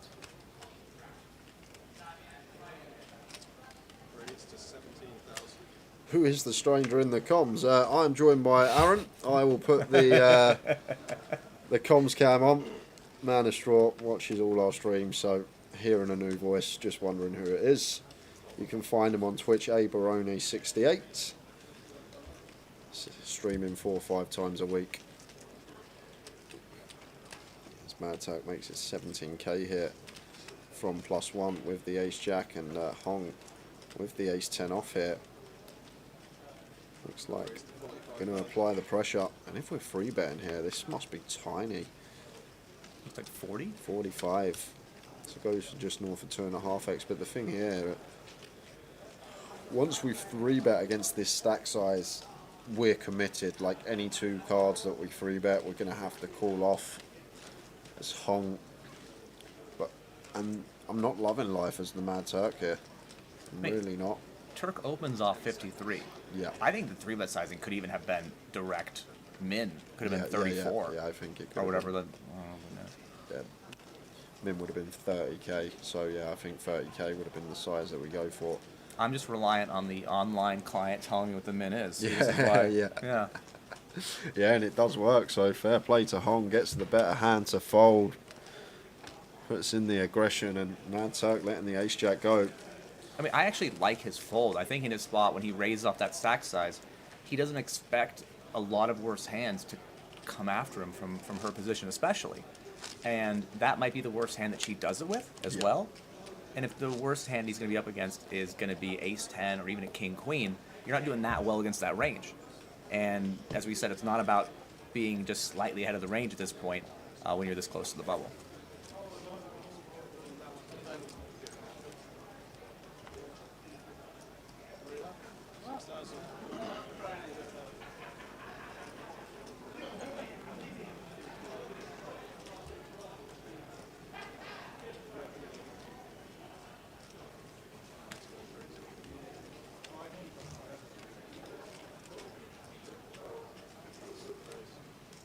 He finds a better hand now. Yeah, I've been folding over the hand. You're right. I'm not using target. So it seems like should we step together? Can't sweat together. Expose the cards facing the back. Fold. And he gets that one through. Looking out for you. Looking out for you. Looking out for you. That was an easy fold. Good. You imagine you got aces and I had to fold them. You smet together. You know what I mean? Oh yeah, good point. It's chip ace king, so he's got aces on. Still regardless. How are we doing, Johnny Scott? Just seen the schedule for next year and you seem excited about golf in June. Remember, it's the field factor that causes the rain. Yeah. Yeah, off to Edinburgh next year. I will be bringing the golf clubs for sure, and we'll have a round of golf. Get some filming done as well, a bit of content. Yeah, I won't be golfing in February, Tower. You can enjoy the cold with Johnny Scott. I will wait till the sunshine comes out in June. You ever been to Edinburgh? No. Beautiful city. We got a stop next year for 888 in Edinburgh.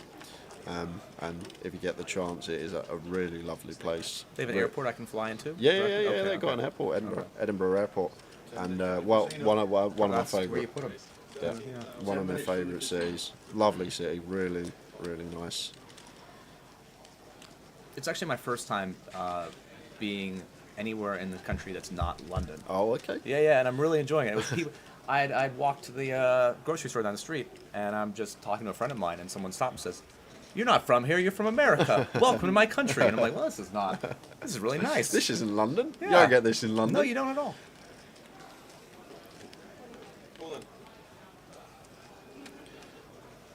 You say a word on the tube in London, someone pulls the emergency stop on the train. That's how bad it is. Everyone just sits there quietly. Lucia gets a few of the chips back with that ace-jack.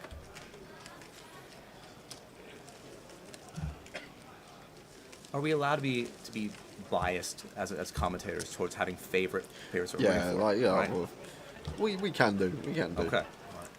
Me and Tao usually have a pick at the start of the final day who we want to win, who we think will win. Is there anyone in the field left that's like near the top of your picks at this point? Have you looked through the field? And I've looked through the field. Probably one of the best players left in the field has got a lot of chips as well. I don't know if you know Yanis Liparis. You've heard of him. He doesn't really play at this buy-in level no more, but he's a very, very good player. He's been around for years. Unfortunately for me, I know most people by username on sites and not their actual name. Yep. And that's what's kind of fun for me when I meet people here, and I get to actually match those things.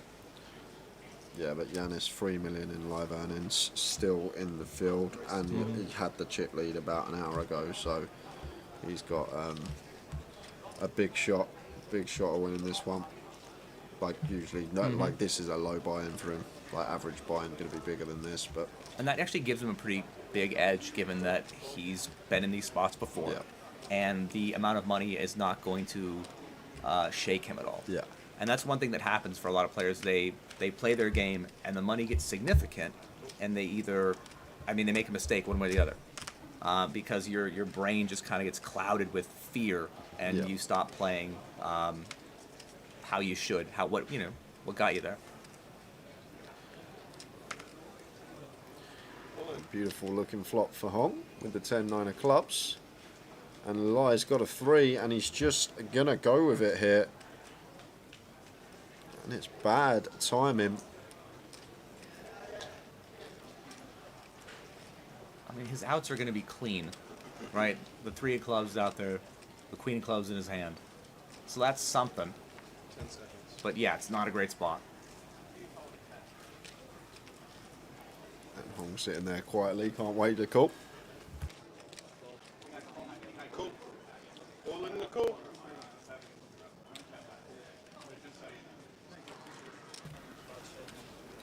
So quick call from Hong as expected, and Lalai drawing to just 11% equity here. Going to need to see a 3 or a queen.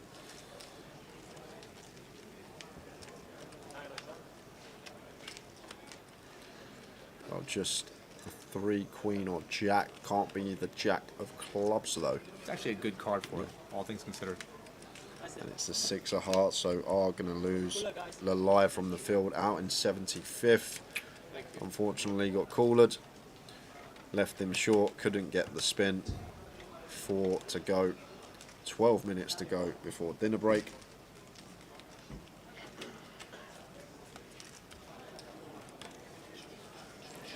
Oxford are 1-0 up. Oi, oi! Oi, oi, oi! How's the rest going on? I've not even checked. Oxford 1-0 up. Barnsley, Fleetwood are drawing now.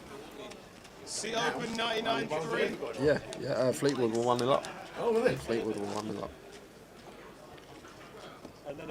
Dinner's 40 minutes. 40 minutes, perfect. So we would be back at 4:20 then. Seems early for dinner. Well, we started at 11, didn't we? Live in the club at 11. What's on the buffet tower? I don't actually know. I've not even checked that either.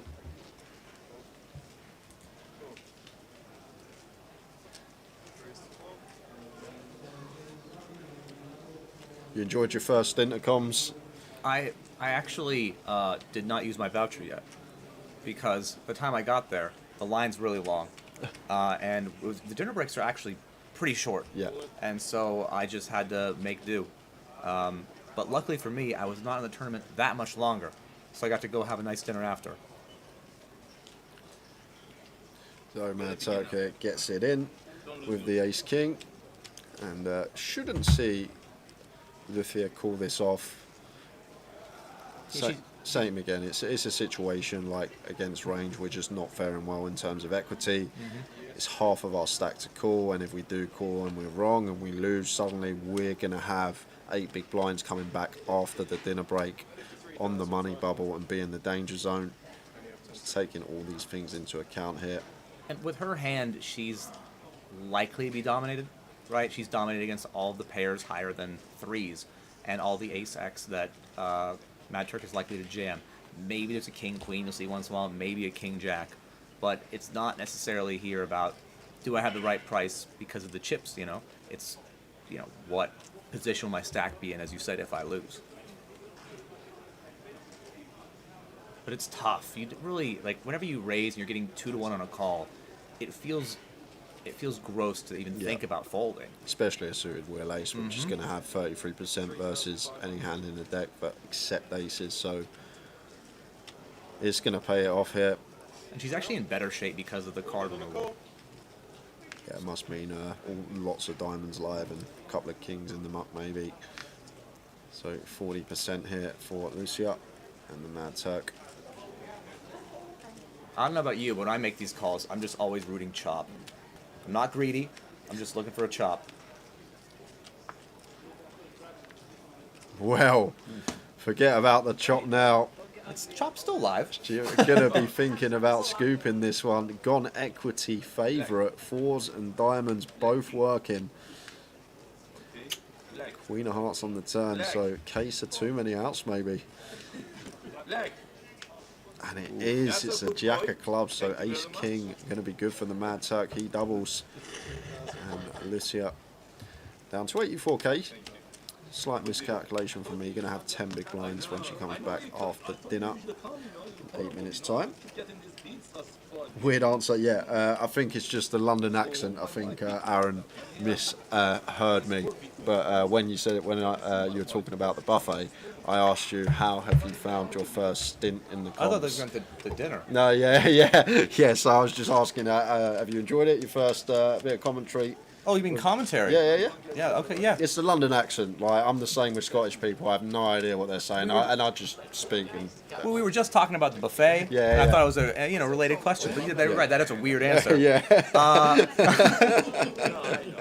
I'm having a great time. How are you finding the weather? Fish and chips?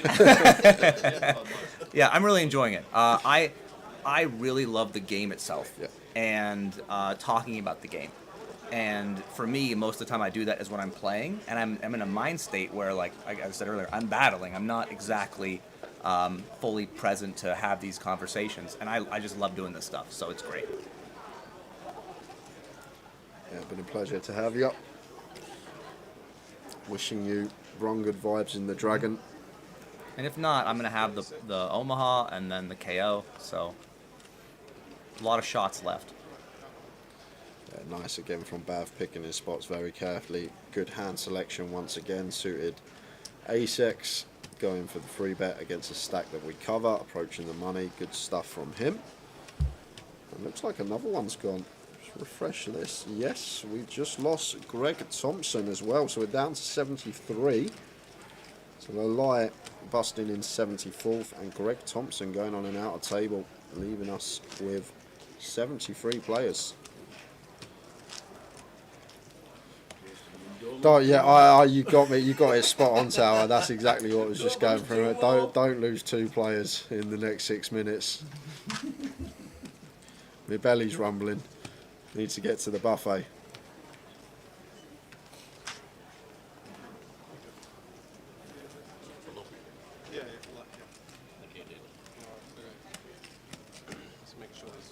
The chat's right, though. I am always thinking about food. It's pretty much what I think about when I wake up. You know, where am I going to eat? Just live through food. Tower's the same. Yeah. I think it's a great idea. I love it. I like it that much. I wouldn't eat anything else.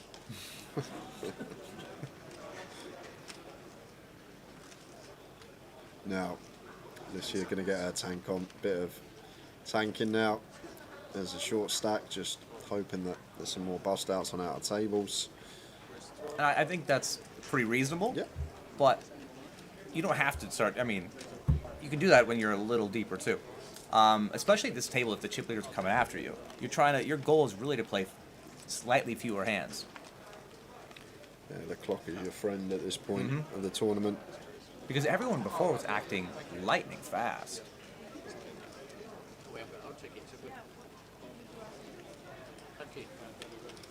Oh no, Fleetwood have scored, says Curtis.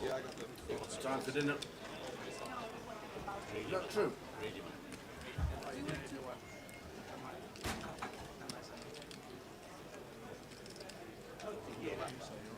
I wouldn't go that far, mate. We've got an open and a call between the 2 chip leaders at our table.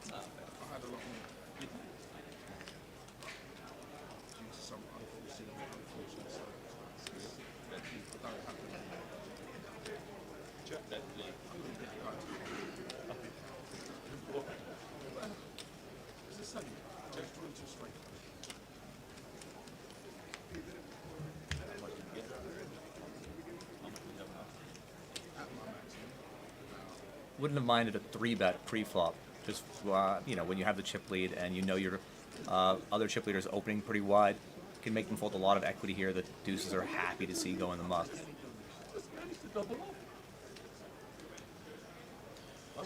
So I can see delay c-bet here on the turn from Bav, just in terms of range. Going to be a lot better card for us as the aggressor. Does go for delayed c-bet. Looks like quarter pot, 8 into 33.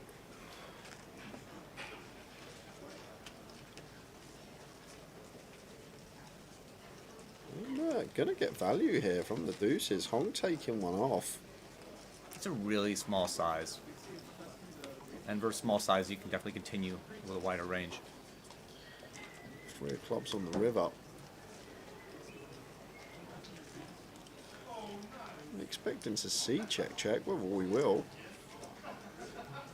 There's a check from Honk. About checks back, and 5s are going to be best hit.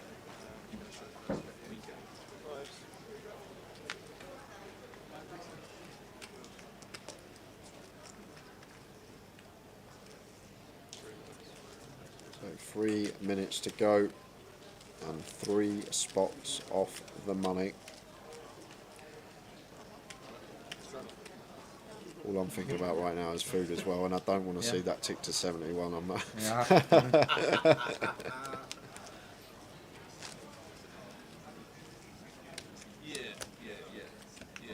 always say that there should be one rule international for every poker tournament.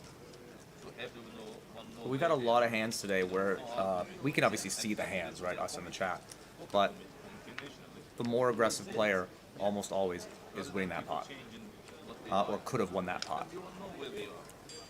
And just shows again the power of putting pressure on your opponents on ranges that aren't super strong, and you know, trying to win the pot without just having showdown. Yeah, no, Lucia just going to go for all in here. Perfectly fine with the jacks, 14 BBs. This close to the money, we can do some shoving off of 14 from under the gun, post bubble, or at a different stage of the tournament. Once again, the robots don't actually like opening from under the gun off of anything more than 12 big blinds, open shoving that is. But I think this close to the money, we just want to send it with the jacks and pick up that big blind and ante.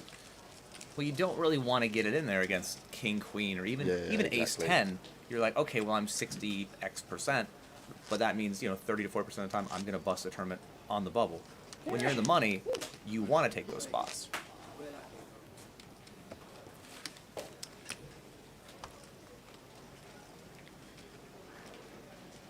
Oh, 72. Oh, no. Who's it going to be? Let's have a look. 73rd was Matt Davenport out in 73rd. So we are 2 spots off the money. If we lose one more, we are going to be hand for hand. If we don't, we're going to be on a 40-minute dinner break. You could just lose 2. I mean, that's what we're hoping for, right? Yeah, lose 2, lose 0. But only a minute left, is that right?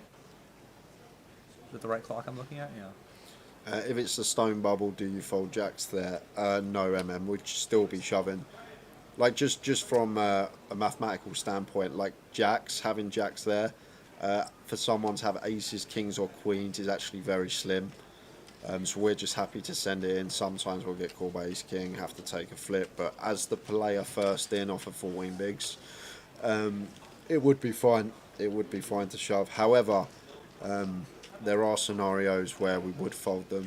I actually made a mistake with jacks on a bubble in a one day at the Win this year at Vegas, where there was a shove from under the gun for 14 bigs, and I had 12 bigs with jacks on the button, and I eventually called it off. Lost the hand, bubbled the tournament, and when we ran it after, it was actually a fold. So there are scenarios where you can actually fold them, but as the first player in, you just want to be moving all in. But when there's action in front of you, there are some scenarios where we have to get away from them. Because when you call the jacks there, you are going to run it. Yep. Like, there's no fold equity. This is your hand versus their hand. And when you shove the jacks, you have the additional fold equity. And that's what Lucy has done here with the ace-10. I expect cutoff to fold, but not getting the worst price.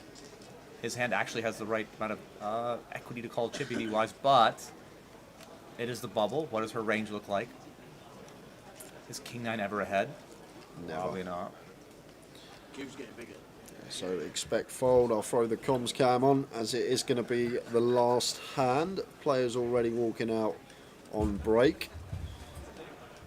Shapir really thinking about calling this one off. For 15 BBs, King-9 suited just not going to fare well in this given spot. It does make the fold. So that is it, guys. 72 players is the number. So when we come back, we're going to be 2 off the money.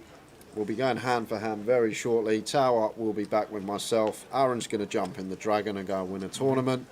Big thanks to you. Thanks for coming in, helping me out. Really enjoyed the comms with you, and hopefully we'll see a lot more of you. Anything you got to say to the chat? Or No, thanks for having me. Had a great time, and hope I get to do it again soon. Right, we will see you in 40 minutes, guys. Thank you very much. See you soon. William?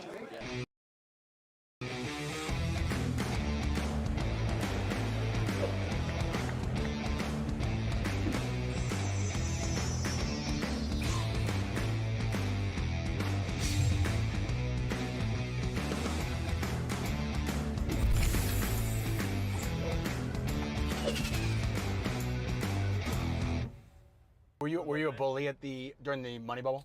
I was for a moment, but I had an empty seat on my left, and who sat down there? Jason Kuhn, with a bigger stake than I had.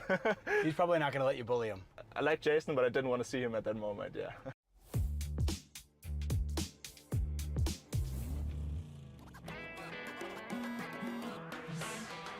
Oh, Karai Aldemir calling 888 Ride. I love it. The 2021 main event champion. Let's get him.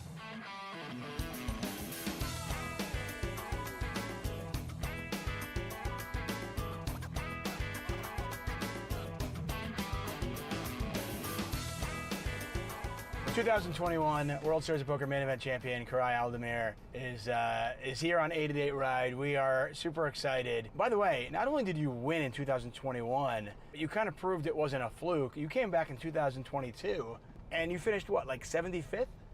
Yeah, something like that. Yeah. There was a lot of fun running back last year because I don't know, it was different. All eyes were on me, kinda, and I was playing at the feature table from day 2 on, so it was. Were you more relaxed in the summer of 2022 when you were making your deep run? Yeah, for sure. Okay. Definitely. Oh. I was. It felt like, I'd been there before, literally, so it was getting exciting, of course, again after day 5. I mean, how insane is it now? You know, you're here for the 2023 World Series of Poker, and you walk into, the Horseshoe Casino, and you see the giant poster of you up there. How cool is that? Yeah, it's cool. I agree. I know that some of my fellow poker players, my friends, play basically for the money only, but I have to admit I like the titles and stuff. I like rankings. I like Player of the Year. That's one of the reasons I play a lot of tournaments this summer, for instance, too, because I want to get Player of the Year points. So yeah, I like that part of the game. So let's go back to November 2021. You start to build the momentum. You go through, and now you're getting into, the final 18 players or so. At that point, what are you thinking? What are you feeling? I mean, you've played for millions of dollars before. I don't want to say that's not a big deal, but at least compared to the average player, you've been there. But this is for the World Series of Poker main event. So what were you feeling? Can you go back and think? Yeah, it's still much bigger than anything I'd played before at that point. Also in the Super High Rollers, that's not a secret. We sell some shares, so I don't have all of my action when I play 100K, but in the main event I still have a big piece. And also 8 million on top. I haven't played for that kind of money before. I haven't played with that many people watching before, so it's different for me also. And yeah, Were you a bully during the money bubble? I was for a moment, but I had an empty seat on my left, and who sat down there?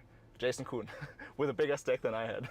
He's probably not going to let you bully him. Yeah, I mean there was somebody I like Jason, but I didn't want to see him at that moment. Yeah.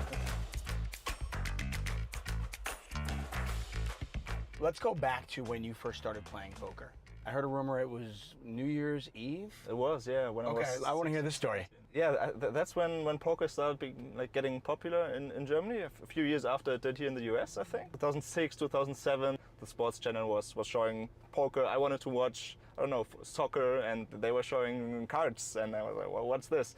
And then one New Year's Eve at my friend's house, they suggested playing poker as the activity of the evening. I didn't know the rules before, but somehow I was lucky. I didn't even know that hand rankings. I remember thinking that 4, 5, 6, 7 was a straight, and I somehow won, and I think that's why I liked it. And then when I was 18, I had kind of played a little bit, and I went to the casino in Berlin for the first time. They had these 20 euro sit and goes, like on weekends, where I would watch soccer on television, which they were showing, and like play a little bit of poker. And were you good? Probably not. I can't imagine I was good. I was thinking I was good. I mean, were you winning?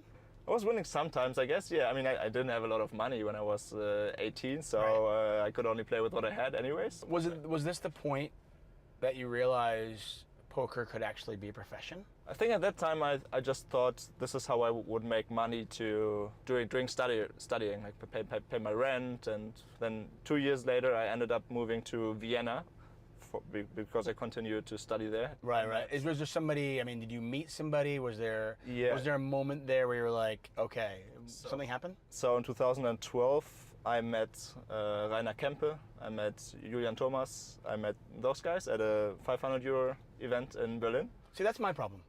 I just haven't met them. See, I keep hanging out with guys who can't play poker, right? I mean, and I think that's the only reason that I haven't won a main event and I haven't come in third place in the big 1-for-1 draw. That's probably it, yeah. I'm just going to come out and say that. Anyway, so you met, go ahead. Yeah, I met those guys. They became friends, poker friends mainly, but we also hung out. A year later, Fedor Holz came into Vienna also, and that's kind of when, this was before he won his first tournament ever. He, like, guy playing small stakes also, but within a year he was, playing Crushing. super high rollers. Well, hey, listen, you're not going to do well at the World Series of Poker if you do not have proper nutrition. So as a service here at 888 Ride, we'll help out the players any way they need it. You apparently need to get some food. We're at the market. Go get yourself some food. Yeah, thanks for dropping me off. Yeah, and I'm just going to stay here and wait for you. Okay, I'll be back in a few Otherwise minutes. you're stranded. All right. What'd we get? I got some stuff. Some bananas. I like bananas. So these supermarkets are way bigger than they are in Europe, so it was kind of tough to find what I wanted. I have some nuts. Are American supermarkets a little bit overwhelming? Yeah, but I like them. I like them. There's so much. I mean, I think you'll just find anything you need, right? You've obviously got the World Series of Poker main event, quote unquote, figured out, right? I mean, you win it, and then back-to-back years, the next year you finish in the 70s, which is amazing. For a lot of people out there who might be playing in the World Series of Poker main event for the first time, or that's their dream, and they want to play it one day, what's your advice to them? Yeah, again, having fun at the tables is always priority for me, and then it kind of depends where you're coming from. If you're a professional player that's there to make money, then one advice would be to play this like every other tournament, as boring as that sounds. Don't be scared of busting out, because then you will probably bust out. To somebody that wants to enjoy the experience, they should enjoy the experience, right? I mean, I know it's a dream for many, and I totally see that, and just live that dream, yeah. Hey, I want to thank you so much for joining us here on 888 Ride. Hopefully we helped you accomplish an errand, and hopefully all that nutrition helps you get another bracelet. Yeah, thanks again for picking me up. I mean, that's great. This is all I need for today and tomorrow, I think, and maybe for a couple more days. So yeah, happy to have been here, and yeah, you are set up.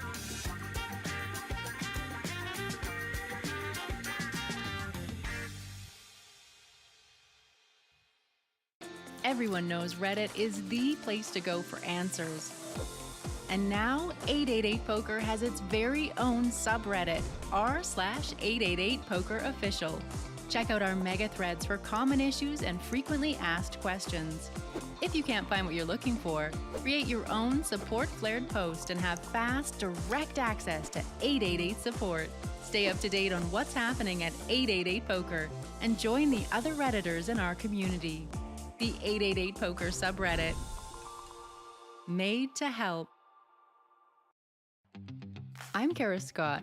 Join me as I get to know your favorite poker players beyond the felt and hear about the moments that shaped their lives. I was devastated. I was depressed. I got into poker, and here we are. I'm having this interview with you. Walking out of the hospital a week later was a miracle. We talk about their childhood. I feel very grateful that I was born with the mother and father I had. And I discover what matters most to them. I'm not just going to lie. I'm not going to kiss anybody's ass. I'm not going to do any of that. Of course, we talk poker, too. I just got my foot in the door and found any way I could get into poker. I love being able to dig a little deeper.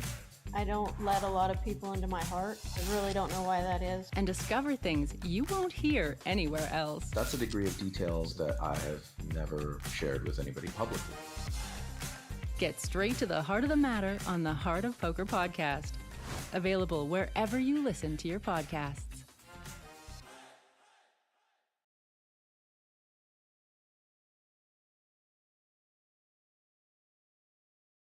few months later, I actually like made my first real trip out to Vegas. Brought like 40K, which I only had like 50 at the time, and I played 80% of your net worth. Oh yeah, I was gambling, baby. I was gambling.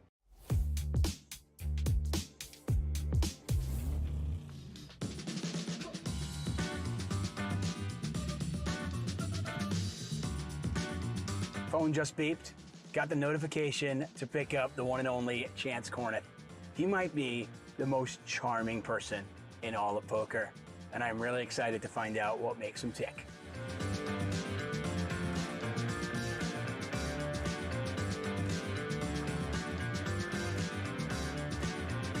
We did it.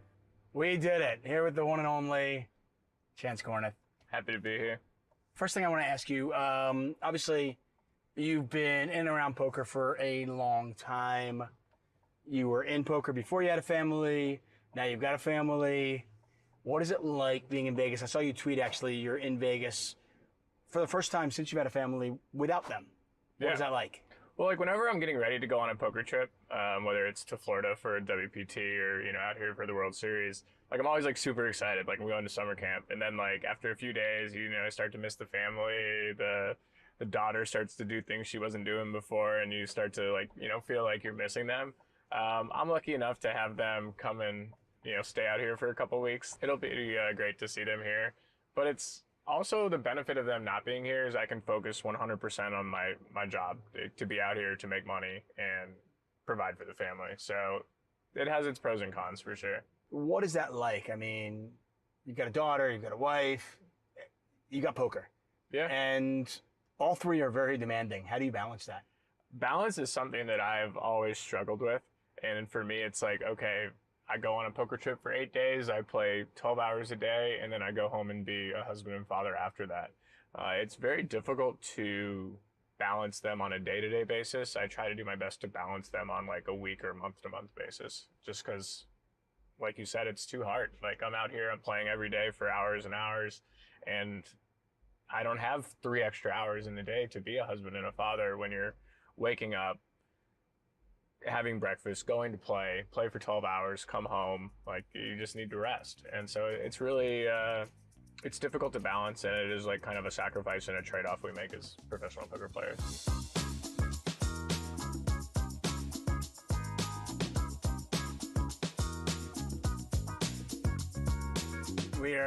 We're taking you to coffee, but before we get the coffee, I do want to ask you about the big hand that everybody's talking about. This was just a few days ago at the World Series of Poker.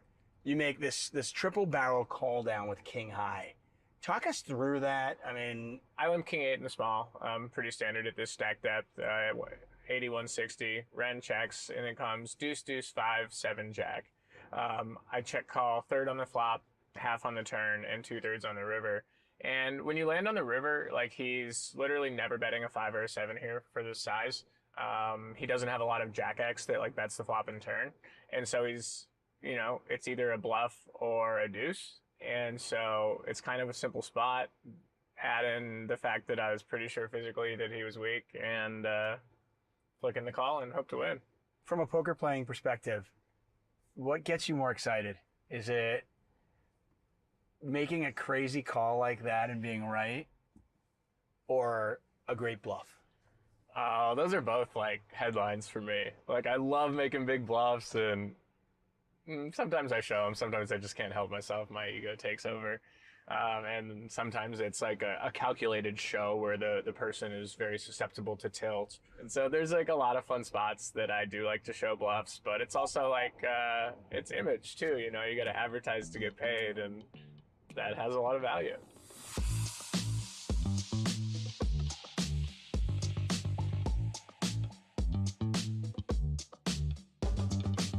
I've always wanted to know your early days as a poker pro, specifically here in Las Vegas. Talk about that for a moment. My first ever trip was just some summer. I came out, I played one event when I was like 21, and it was just a 1K satellite to the main. I remember getting in aces versus ace king suited, and he just flops a flush. So like the dream was dead, went home, grinded online. And then a few months later, I actually like made my first real trip out to Vegas, and I brought like 40K, which I only had like 50 at the time. and I played 80% of your net worth. Oh yeah, I was gambling, baby. I was gambling. Bankroll management was never a strength. And I remember this like 3K tournament. We were 7-handed. Ben Lamb was on my right, and he was at the end. We were at the end of the table in the 1 and 2 seat or 2 and 3 seat, and he was like raise folding every hand to 3 bets. Then like under the gun, he folds, and the cards kind of get like shown or flip over. Him and I have a different recollection of that part of the story, and they have to get exposed. And it was like ace 10 or ace jack. And I thought about it for a sec, and I look at him and I go, "You did that on purpose." And he goes, "I'm Ben. We need to be friends." Well, we hung out the next night, and I actually moved in with him a month later, and packed up all my stuff in Boulder. See Boulder where I was going to school. But like actually that confidence from just our exchange with him and hanging out with him that trip, that month I had my first like 50K day and 6-figure month. 50K day? Yeah, I remember like grinding heads up online, and like I was just like destroying heads up PLO. Talk about the transition for you from, poker player to now coach. Yeah, I mean, the immense sense of pride that you have when a student has success just feels incredible. Like I remember talking to Foxen after he either got second or first in the 5 Diamond. I don't remember which time it was in back-to-back years. But I just like was so proud to see him like succeed and, watch him continue to succeed now. And even yesterday, one of our students got second in the online 500 bracelet event. Watching these guys and girls like do incredibly well, it's awesome. It's like, it's a testament to the coaching, and I just truly enjoy seeing them be successful. It's something that I enjoy. I feel like a lot of poker players that I've talked to over the years, that I've talked to in the booth or whatever, have talked about the struggle of battling, their own demons. What am I doing for this world? I'm playing poker. How am I contributing to society? That kind of like angst. Is that something that you've struggled with in your life? Yeah. And has coaching helped? 100%. I actually wanted to be a math teacher. I had 2 math teachers. You'd be the coolest math teacher. You would seriously be the coolest math teacher. I wish you were my math teacher. I had a couple math teachers in my life that like made a profound impact on my life. In fact, it was my college professor, Mr. Norris, who gave me the courage to drop out of school to become a professional poker player. He's like, "You're good at this. You're making money at it." He's like, "You can always come back to school if it doesn't work out." He's like, "Why are you still here?" And like his exact words as a math professor was like, "Why are you still here?" I'm like, well, that was kind of the push I needed to really take it seriously. And if it wasn't for like the lack of money involved being a teacher, I probably would do that. Like if I had, more zeros in the bank account, I would be a math teacher. So we've developed a postcard. Okay. That is it's actually, here, I'll let you take a look at it. It looks pretty good. No, it's like. Can I keep this? Yeah, you can keep it. It's for you, okay? Nice. But what it's for is you can actually write a letter to a younger version of Chance Corneth. Ooh. Whenever you think Chance maybe needed some help, maybe some advice. You got a bunch of these? I've got 3. What are you writing? And who are you addressing it to? What age? That's pretty easy for me. The only tricky part would be the age. I'm going to go with 18-year-old Chance in college, and I would tell myself to be really careful with like alcohol and my addiction. Like I actually got sober, started getting sober in the last 2.5 years, and been completely sober for a while now, and that's like been one of the biggest changes in my life. What was the moment? Was there an epiphany? Was it just you woke up one morning like, what am I doing? I really began my journey into sobriety when my daughter was born. I wanted to be a sober father for her, to lead by an example of who she needs to be as an individual, and I didn't think I could do that while I was continuing to drink. Yeah, I have had the privilege of commentating with you, and I've known you for a while now. I've always kind of, I don't want to say looked up to you, but I just really respect the way you went about yourself. And I'll tell you that the problems that you described that you were going through, you hit them well. Thanks. You hit them really well. Yeah, I mean, I think that like one of the things about addiction is like no one knows how bad it is except for the person who has the issue. Like I even had my closest friends who I would tell like a little piece to of each like, thing, but like no one knows the whole thing except for the person who's going through it. And yeah, it's just, part of what the the monster is. You know, you hide stuff, and you know, that's what I did.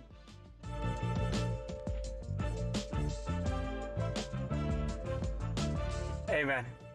Absolute pleasure. My Thank pleasure. you so much. Good luck to you the whole series. Appreciate it.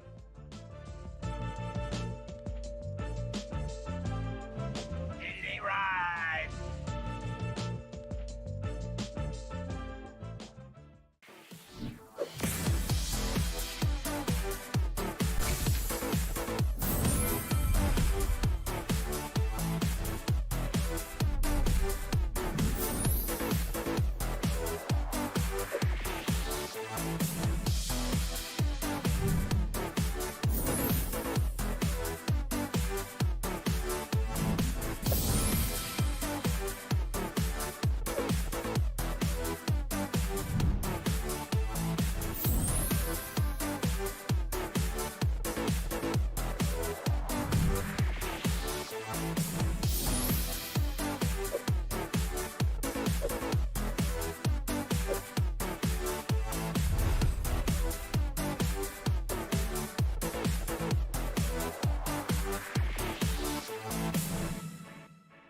$600 in your bank account. You've been fired from Pizza Hut.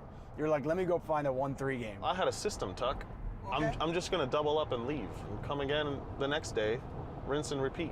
How did that work out for you? It didn't work out.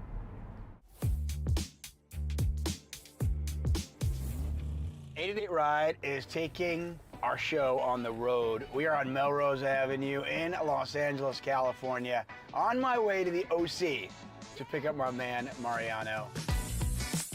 Said he needed a ride to the World Series of Poker, so we came to Los Angeles. And we're gonna drive all the way to the World Series of Poker in Las Vegas.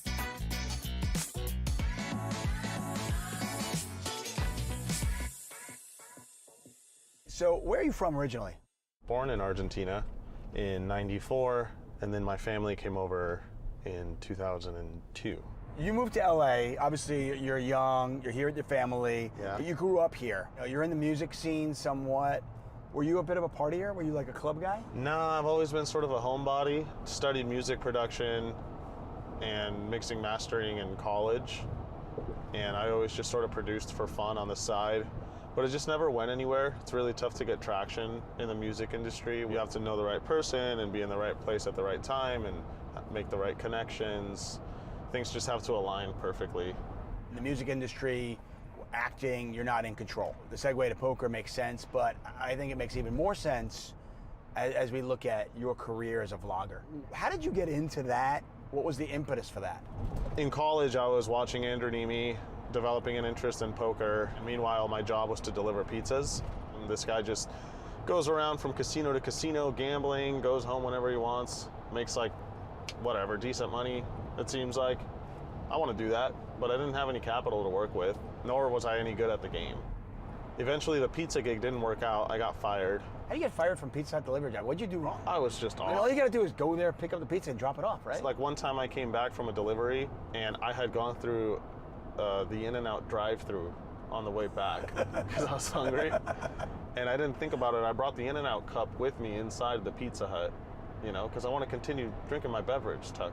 Makes sense. It's reasonable. I think it's completely reasonable. And then my manager's like, where'd you get that In-N-Out cup? You can't do stuff like that, you know? Because there was like 8 deliveries waiting to be taken, man. So now I got innocent people who are ordering pizza waiting on me to get my 4x4. You're watching Andrew Nemi videos. Yeah. And you're getting interested. Now, are you more interested at this point in the poker side of it or the vlogging side of it? Poker for sure. I never even thought about vlogging it, really. I was just like, I want to play poker for a living. It seems awesome. Why don't I take my like $600 savings account and try to go play 1-3? I heard there's casinos around LA. So you got $600 in your bank account. You've been fired from Pizza Hut. You're like, let me go find a 1-3 game. Well, I had a system, Tuck. Oh, okay. I'm just going to double up and leave. Make my $200 and go home and come again the next day, rinse and repeat. How did that work out for you? It didn't work out. Wow, that's weird. What are your parents' thoughts as, you know, you lose the Pizza Hut job and you're now playing poker for a living? What's their thought process? So every time I was going to play 1-3, they thought I was delivering more pizzas. So they never knew you even lost that job. They started to catch on. You know, the hours shifted dramatically. And I was also telling them, hey, I'm playing poker on the side, you know, so I was sort of like gently going that direction. It was mostly for my mom. I wanted to like not freak her out because she cares, and my dad's a little more like reserved with his emotions, but my mom would have maybe even cried if I told her, hey, I'm gonna gamble professionally now, or try to. I have no money in my savings account, and I lost this joke of a job. I couldn't even keep that. You know, she wouldn't be too happy. So when did you finally tell them the truth? I think in the end I ended up telling them that I just quit Pizza Hut and that I'm just playing cards for now while I figure out something else. So essentially I never wanted them to have a sense that I didn't have security in my life. You know, now they know everything, of course. We like they know everything. Do they watch you? Yeah. They watch Yeah. We like look back and laugh about the Pizza Hut days and stuff. So now it's all good. So were you vlogging right away? What was the impetus to vlog this? No, I started just playing, and then I wanted to start a YouTube channel for music, and I tried that and it got 0 views. And then I was like, well, why don't I try vlogging the poker thing? I mean, I had my phone, so I filmed with that. I already knew how to edit video and audio just from like school. I had access to 1-3 games about 30 minutes from my house, so next time I went to go play 1-3, I brought my camera and I tried to vlog, and I made one. And that one got like 1,000 views, and that was more than I'd ever gotten. So I just kept going, and here we are. You're vlogging and you're getting some views and you're getting a little notoriety. At this point, are you making money at YouTube? Nothing significant. I think I was making like $300 a month, $200 a month maybe. Okay, but I mean, you're playing 1-3, so that's not no, bad. it was. That's like another session.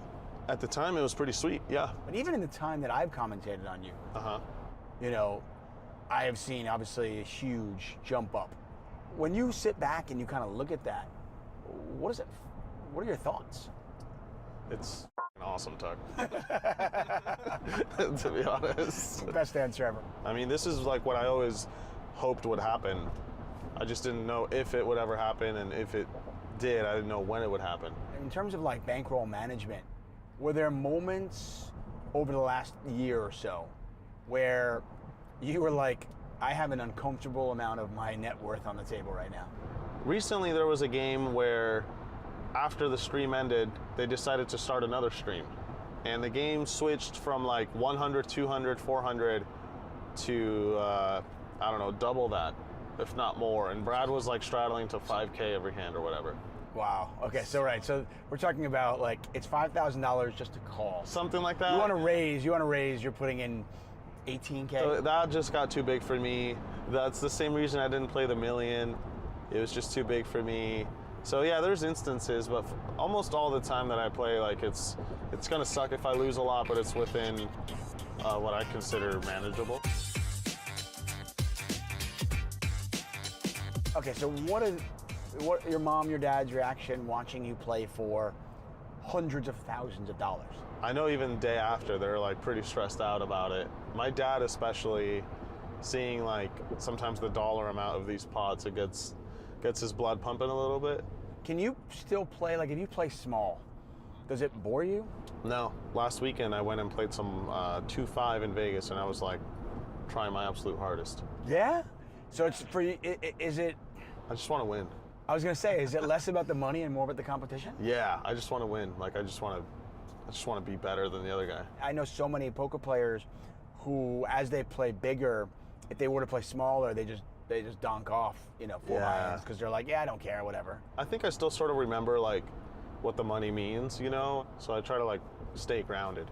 Do you spend money these days? Or do you have problems spending money because you remember? I don't really like spending too much, but I did splurge finally. I got myself a car that I've wanted since I was a little kid. Wow, what kind of car? It's an M4.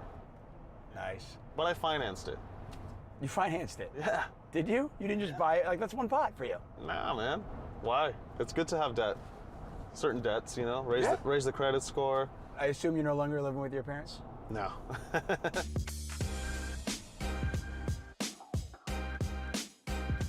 where do you see yourself, 3, 5, 10 years from now?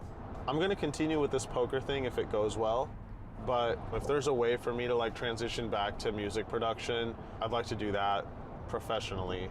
When you were a kid, did you love music? Yeah, always. What is it about it that excites you? I just love it, when I'm doing anything music related, when I'm like in a studio, when I'm mixing audio, I just love it. Nothing really feels that enjoyable to me, even poker. Even though I do obviously love poker, I still play. What do you play? I play some piano, some guitar, some drums, except I'm not particularly good at any one of them. Really? I'm just okay. You're so humble. No, I'm serious. I feel like I have commentated on you so many times, but I don't really know you. I listen to you, and getting to talk to you, like, I didn't know. You're a humble dude. I'm just realistic, man. Like, if I was amazing at one of these instruments, I would just tell you. Would you? I would just tell you straight up. I don't think you would. Dude, I kick ass at this, but I really don't. Like, I'm just very self-aware, and I don't let great degrees of success and or lack of success dictate what I think of myself in that area. So yeah, my like self-perception in life is usually pretty steady. 3 hours left in this drive. If you want, we can just listen to music. Yeah, maybe some country music. Not country music. No? Why not?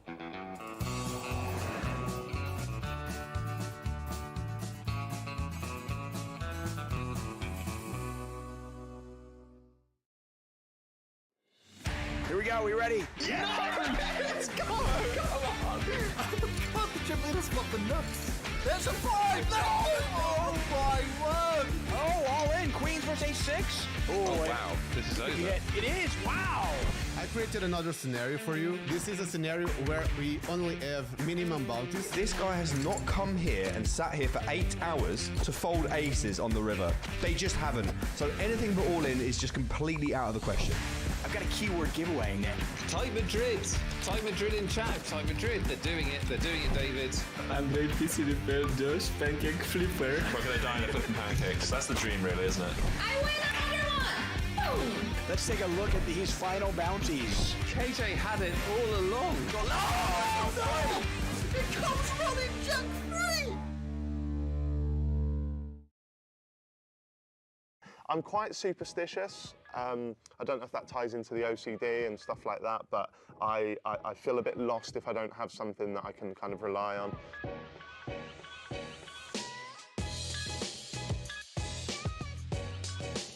Hello, I'm Jack Mate. I'm here with 888 Poker, and these are my 5 essential items to bring to any poker tournament.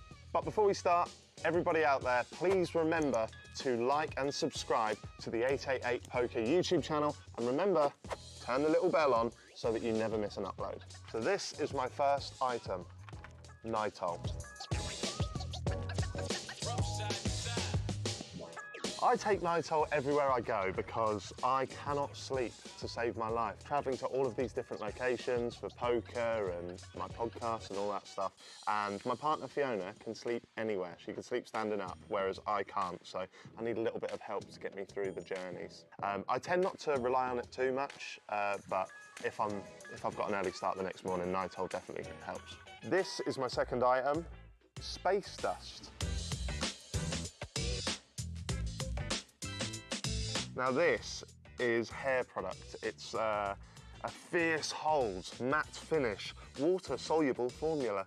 Let's face it, folks, I am not blessed in the looks department. So anything I can do to help this ginger mop, I will take with open arms. And I discovered this Space Dust by Crazy Bull a couple of years ago, and it just helps keep my hair in some kind of presentable form. Okay, this is my third item, not the iPhone, but more specifically, the iPhone Notes app. I could not live without the Notes app. I make notes about everything, no matter how big, no matter how small. So at the moment, a recent note I have here is extensive gym list. Right, so these are all the days that I've been to the gym. Not updated since April the 12th. It's currently, well, it's June, so this is very embarrassing. considering I've been working with 888 Poker for almost a year now. But I have the poker hands on a list. Does anyone else playing the main event this weekend have the poker hands on their phone? I don't think so. Okay, my fourth and penultimate item is this Bobby Moore PSA certified autograph. This is something that means a lot to me. I don't take it to every tournament, but if it's a big one and I need a little bit of luck, then I hope that Bobby Moore can bring me that. A little bit about Bobby Moore, he is West Ham United's greatest ever football player, arguably England's greatest ever footballer, and I do not think there are many of these in the world. So when I saw this come up on an auction website, I made sure I had to grab it. I'm quite superstitious. I don't know if that ties into the OCD and stuff like that, but I feel a bit lost if I don't have something that I can kind of rely on. And what better than to have the great man's autograph. It's PSA'd as well, which means it is the real deal. Okay, my last item, and something that I've only recently acquired, is this little Pokemon card. A basic energy Pokemon card. It is very tattered around the edges, and there's a reason why I bring this.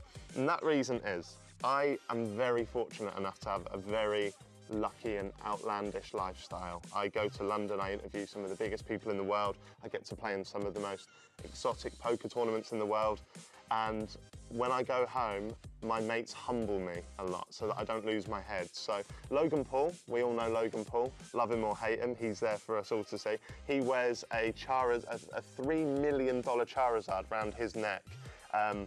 So I have the cheapest, most basic Pokemon card I can, and I'm going to send this to be PSA'd, like the Bobby Moore, and it's not going to get a very high score because it's all bad, and I plan on putting this on a necklace around my neck. So if ever I lose my head or forget who I am for a few seconds, this basic energy can bring me back to earth and make me remember that I am no different to anyone else out there. I've been Jack, mate, here as always with 888 Poker, and those were my 5 essential items to always bring to the poker table. And remember, always give off basic energy.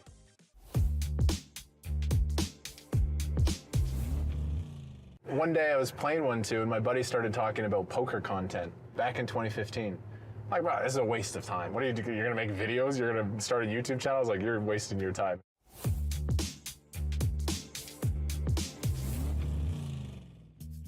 #888 Ride, we are here to help out the poker players of the World Series of Poker. Kmart needing the rides to the World Series of Poker.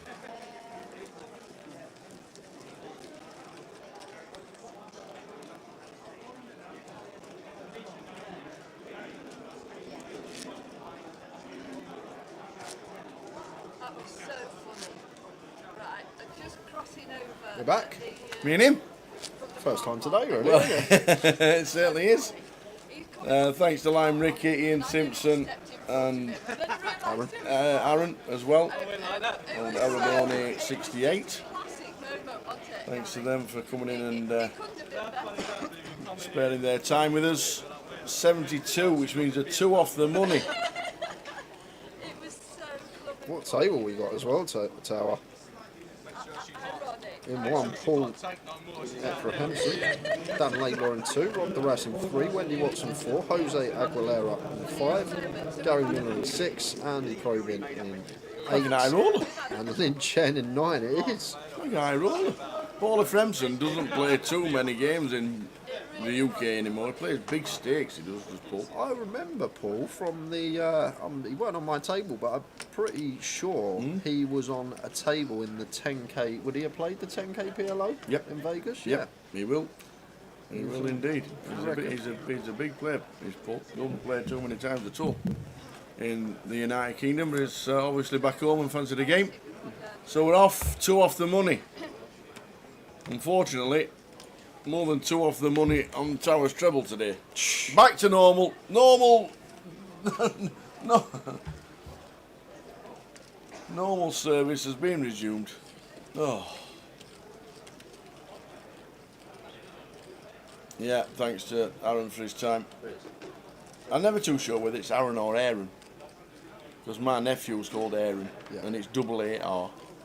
Whereas I was calling him Aaron and he never corrected me. All right. He might be polite, might just be polite. Yeah, because for me, Aaron is double A-R and Aaron is A-double-R. But anyway, each to their own. But thanks anyway, Aaron. Thank you very much indeed, and Ian Simpson and Limey as well, who's on the floor doing a lot of videos now. Rob the Rest not going to defend this one, just taking the 30 seconds on the shot clock, waiting to get to hand for hand.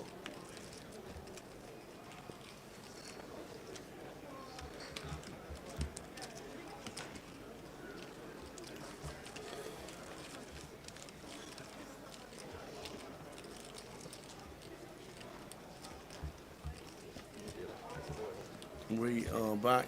What time's the free roll tonight? The free roll tonight is 6 o'clock GMT, so 7 PM our time.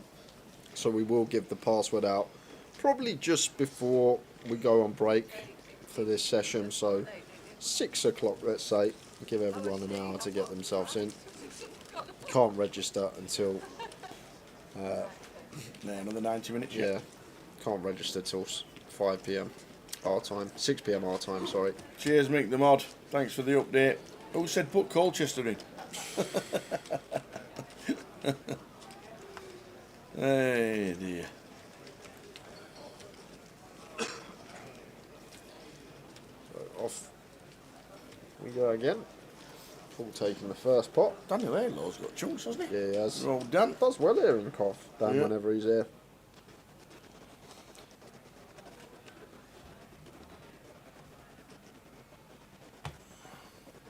Oh. Wheat is going slow.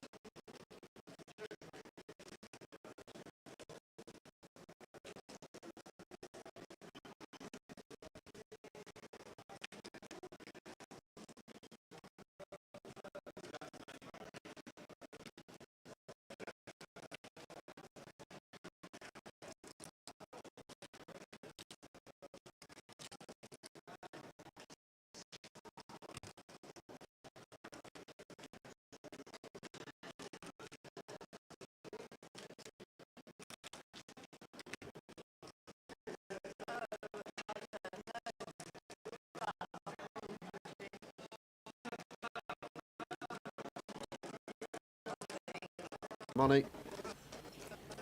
Wendy looks like she's got around 115k, so I think Dan's probably happy to just shove this one. Rob the Rash sub 15 bigs as well. We got an ace on the button. They're both going to have to call off really tight. Nice bit of removal. 2 off the money.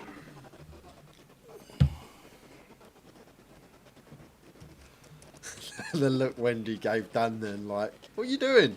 Shoving into my big blind this close to the money, young Dan.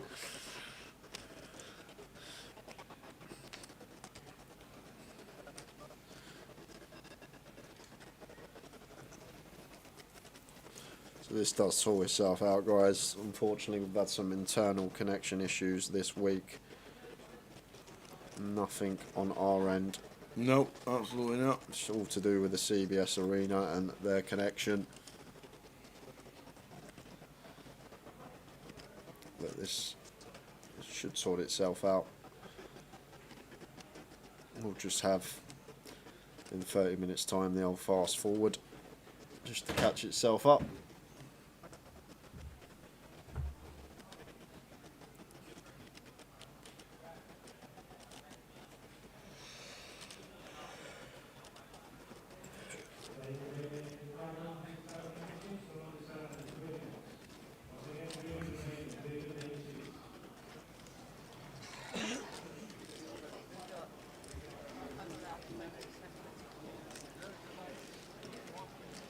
There we go, all looks good again.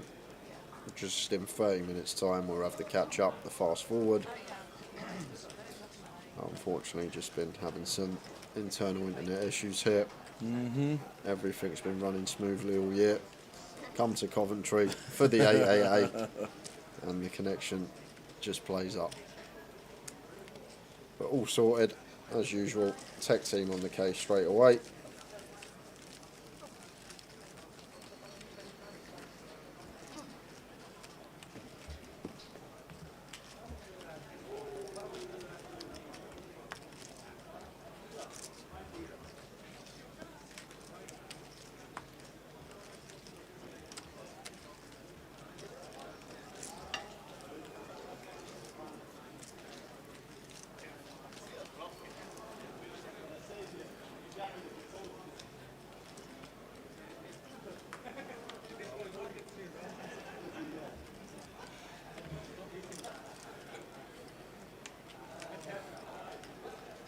Round to Andy. Looks round 157 at 8k, 20 bigs.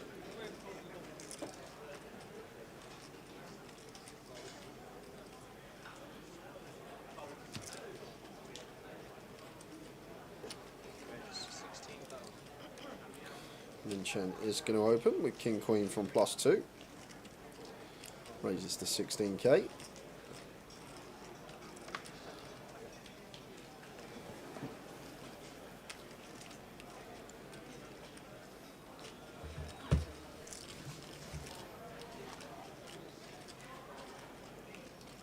So Rob just going to use his 30 seconds before making the fold.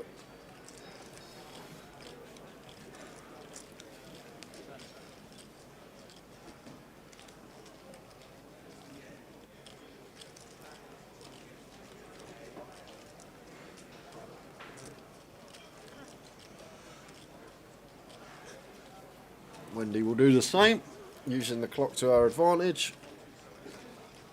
She's learned that well. Yes, yes.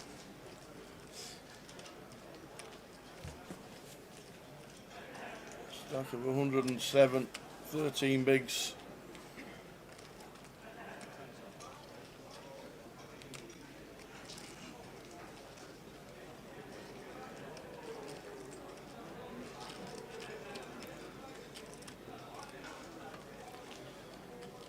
It's Jose. What is it, Tower? Jose what? Aguilera! You'll never see anything like it again. Drink it in. Enjoy it. Jose Aguilera.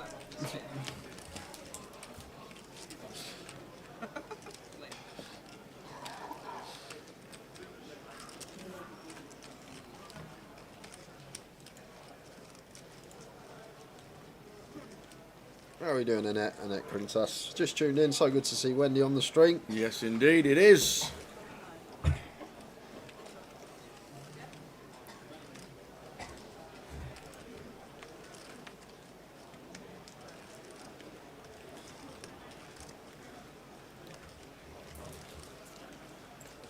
Just imagine if Jose wins it. Oh, the scenes! The scenes.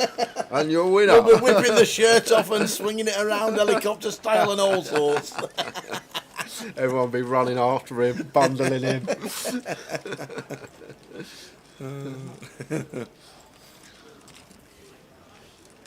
We ain't got Joe Hart, but I'm sure Ben Foster will have some spare goalie gloves or someone. He can run around the pit. Yeah, run around the bottom with his arms out. And run around the pit with his arms held wide. It's quite crazy though how quick time goes to. That was I think 11 years ago, maybe 12 years ago now. That Aguero goal doesn't seem like it. It's still probably the best bit of commentary in a football match you're ever going to see. Yep. Martin Tyler. Those last 5 minutes when they kept flicking to the Man United game and everything, you know. Aguero!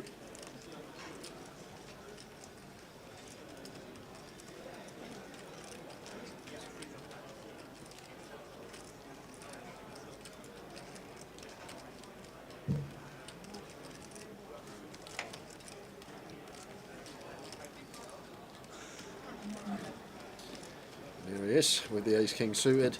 And I think Gary Miller sub 15 here, so probably just happy to shove, unless I'm miscalculating Gary's stack. But I think a lot of the time just going to see shove here from Jose.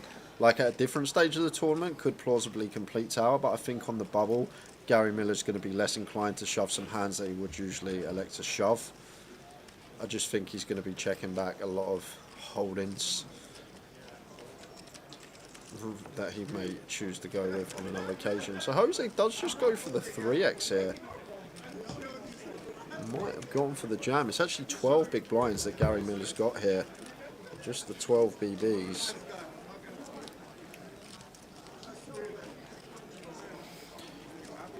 It does work out well for him because we do flop top pair. Decent kick up. And Gary Miller does have bottom pair.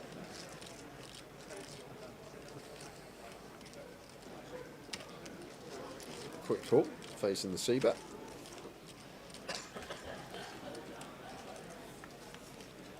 Turns the jack of clubs. Nice and clean, not going to change anything here from Jose's perspective. Gary won't have ace-jack, that would just move in pre. And with the suits on board, complete rainbow, not many combinations of jack 4 and jack 3 suited, just 2 of each. Happy to go for another street of value here, still can get called by some hands like 4-5, 4 deuce, 3 deuce, some worse ace-x. Gary just letting the bottom pair go.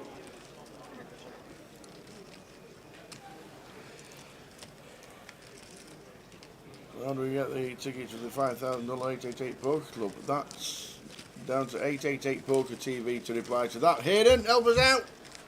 We don't know. 7 to get the money. 72 left. 2 off it.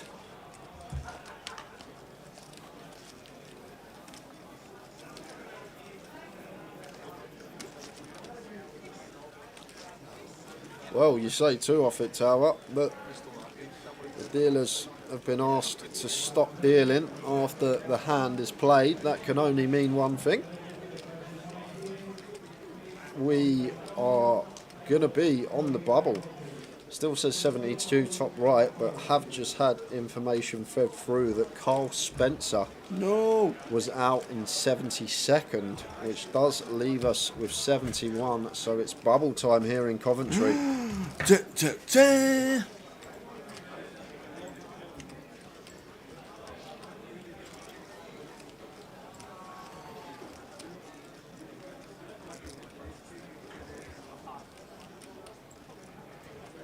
Any ambassadors left? Yes, this here's still in.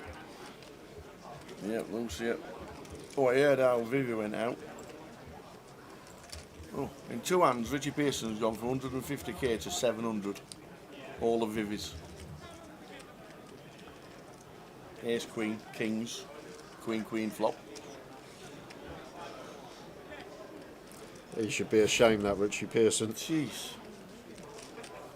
Are we going to the outer tables? We will be if there is any all-in and calls. Any action on the outer tables? Indeed, it BKB on the floor. The team is out there with the cameras. Yeah. So we do have any all-in and calls from outers, we will head over.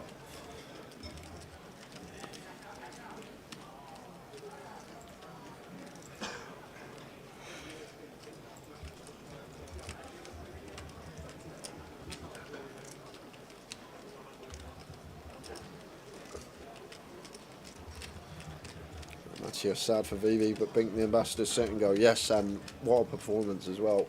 I said yesterday when we were watching that she was playing so well, just every spot, every time someone, she had the worst hand, she was folding. When she had the best hand, she was calling, made some very nice bluffs. Just everything was going right for her yesterday. I think well-deserved win in that sit and go. Plays some good stuff, does Vivi. Plays some very nice stuff.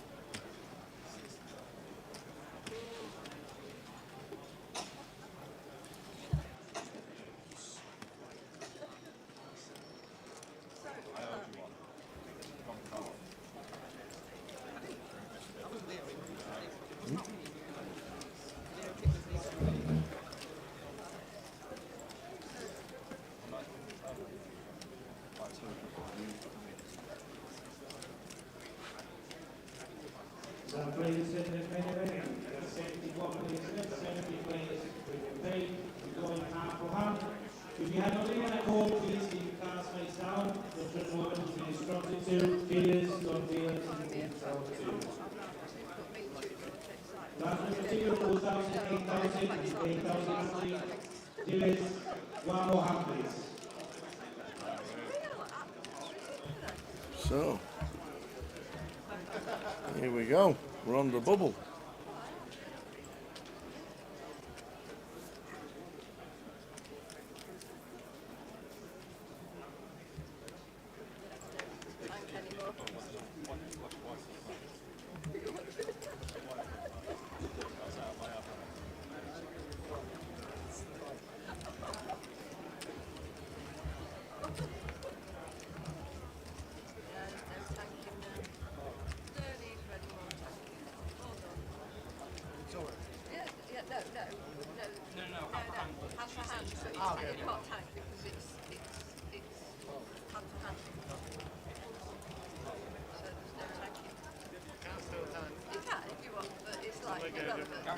Gary won't be happy then.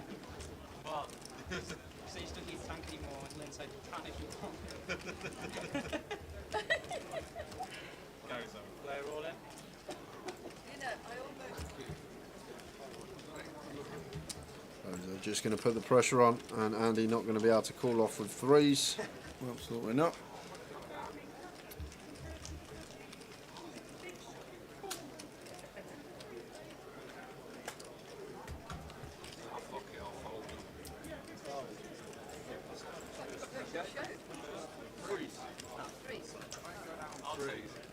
Pressure from the bigger stack. Gary 7 bigs, Rob and Wendy 13 bigs at risk on the bubble.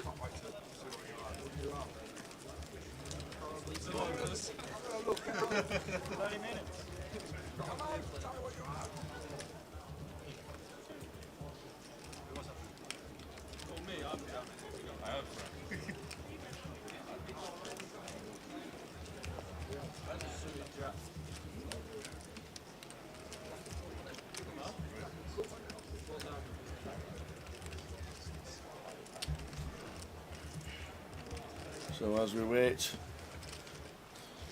should we show them what's coming up tomorrow? No. We'll show them what's coming up tomorrow. Go on then. Sunday, tomorrow, if you still want to get in on the action for 888 Live, where there are some side events. We've got the Omaha Pot Limit Bounty, and we've got the Knockout Closer. So 2 bounty tournaments on the Sunday for our side events. And little old Lime Ricky's playing the PLO tomorrow. Is she? Yes. Good luck to Lime Ricky. Indeedy, indeedy. Things will slow down. We'll have a few seconds in between hands. We will indeed. If you want to play an MPL event next week, there we go. Luton, Portsmouth, Manchester, Newcastle and Glasgow. All working away. Deep stacks. Oh. Deep stacks next year. None.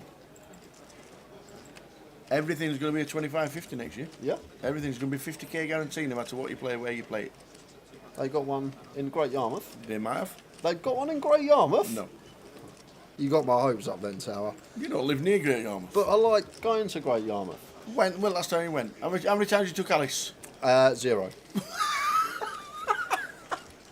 But I still like going to Great Yarmouth. With your mum? Yeah. Yeah, not Alice. Yeah, no, mum and Alice? James takes to Great Yarmouth. He loves it. Apparently. Not been since he was 11. I'd say maybe 3-4 years ago, last time I've been Great Yarmouth. 3-4 years ago. It's all about the card room in there, Tower. The atmosphere, if you've got a GUKPT going in Great Yarmouth. There'd be 40 runners. There'd be comped out at 40. There'd be 40 runners and 80 on the waiting list.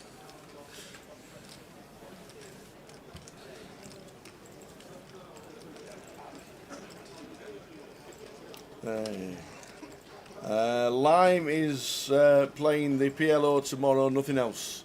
She's working today, doing all the side videos for 888, so she's not playing today. She's playing tomorrow, she's going to play the PLO.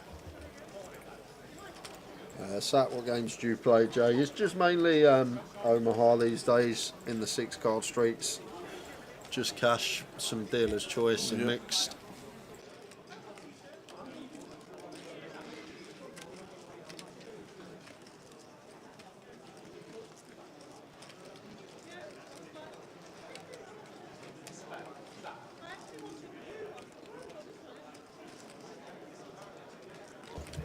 Oh, back to normality. 3 losing on the treble. Really, Kev?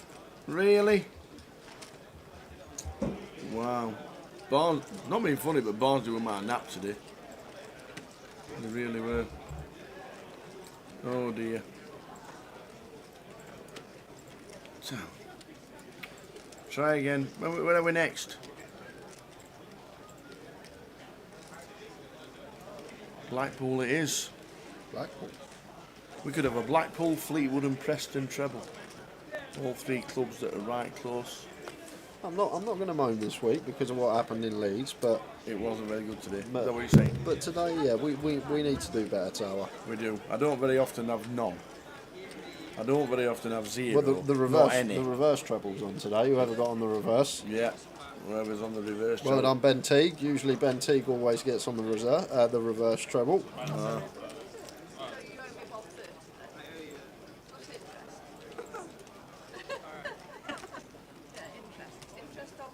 I don't very often get 0 out of 3, that is for sure. Must have been some strange results in the football today. Mate, might have just been some strange picks. ever thought of that one? Always blaming something else. Oh dear. I'm talking to Blackpool. Go on, scan it, Jay, see what happens. Scan it? Yeah. Scan that QR code, see what happens. Alright, let's see what happens. He's going to start playing. Rabbit, rabbit, rabbit, rabbit, zip, dip, bip, bip, bip, bip, bip, dip, rabbit, rabbit, rabbit. Does it take you to Chas and Dave's greatest hits? It doesn't. Oh.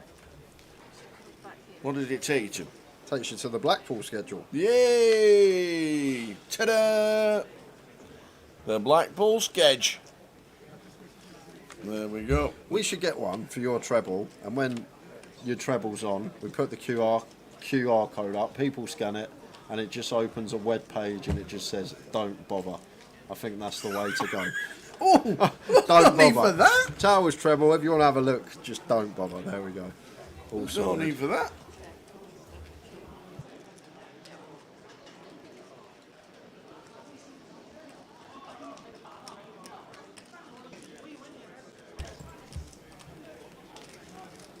Ace Queen suited for Paul, raises to 17 from under the gun. And Ace 5 off here for Lynn in the big blind. He's going to come in for the defend. So as we said, guys, when we returned, there was a bit of slow motion. This is it just catching itself up and then should be smooth for the rest of the day. We're hoping. Good time for it to happen, actually, while we're hand for hand.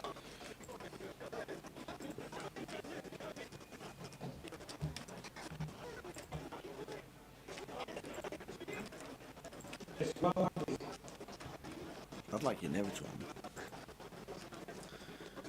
Oh, what we got there?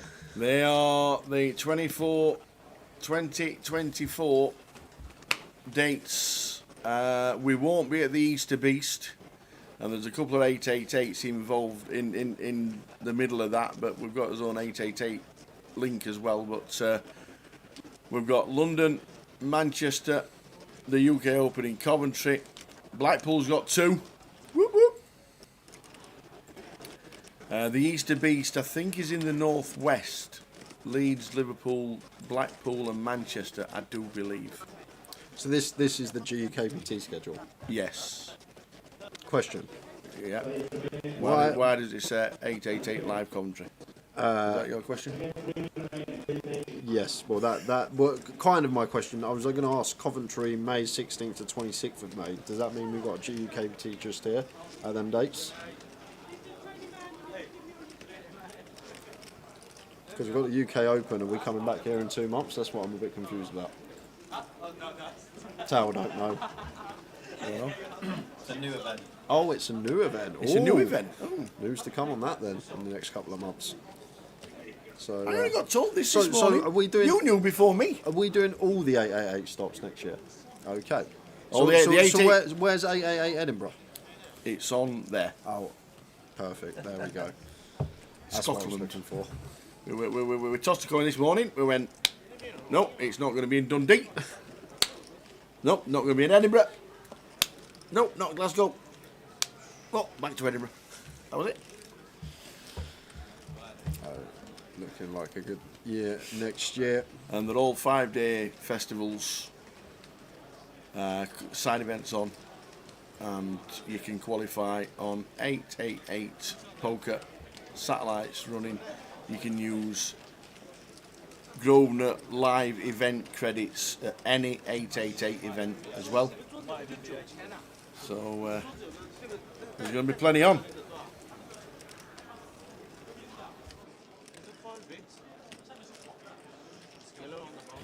And as we say that, guys, we have got an all-in and a call on an outer table. We're heading over. Nathan Jones back again. Nathan final table in 3 events already this week. But he's at risk here on the bubble, and he has been called by Francis Oberdon. So cards are on their backs. Ace-King for Francis and aces for Nathan Jones. How can this go wrong? Doesn't want to see any clubs to the flop. And will draw there to potentially chop this up. And 6 of spades on the turn. Well, he will not be busting. Just fading the 3 for the chop, and does. So we have a first double up on the bubble. Nathan Jones with the aces, doubling through Francis Oberdon. And that's going to leave Francis fairly short. It's going to be on 100k for him. 12 big blinds in his stack. There we go. That'll leave him short, but we're still on the bubble. Still on that bubble.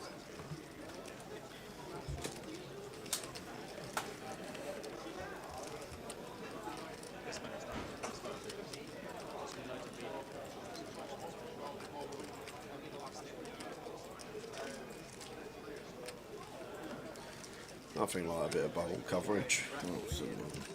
That would be amazing. That would be amazing. Thank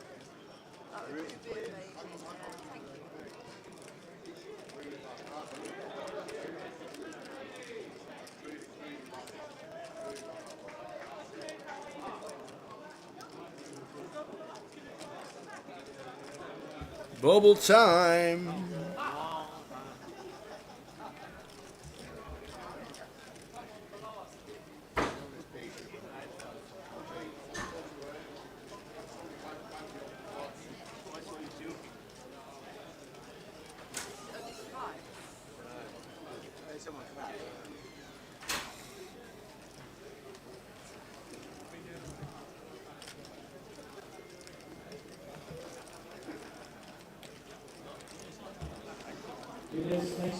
So we're on that bubble 71. 7 to get the money. Min cash is chunky as well. Min cash is chunky. Off we go again. So we counted the stack. We counted the stack for Nathan Jones, and off we go. On the bubble at 71. 7 to get the money. Min cash is 1900. Very nice.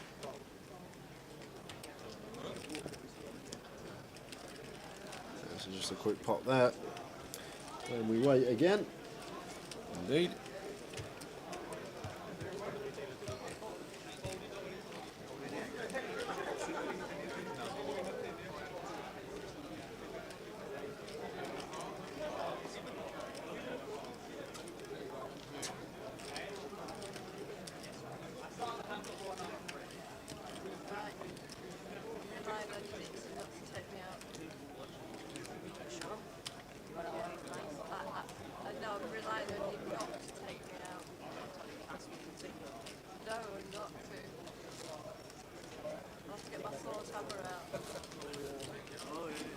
So the dealer getting the cards ready.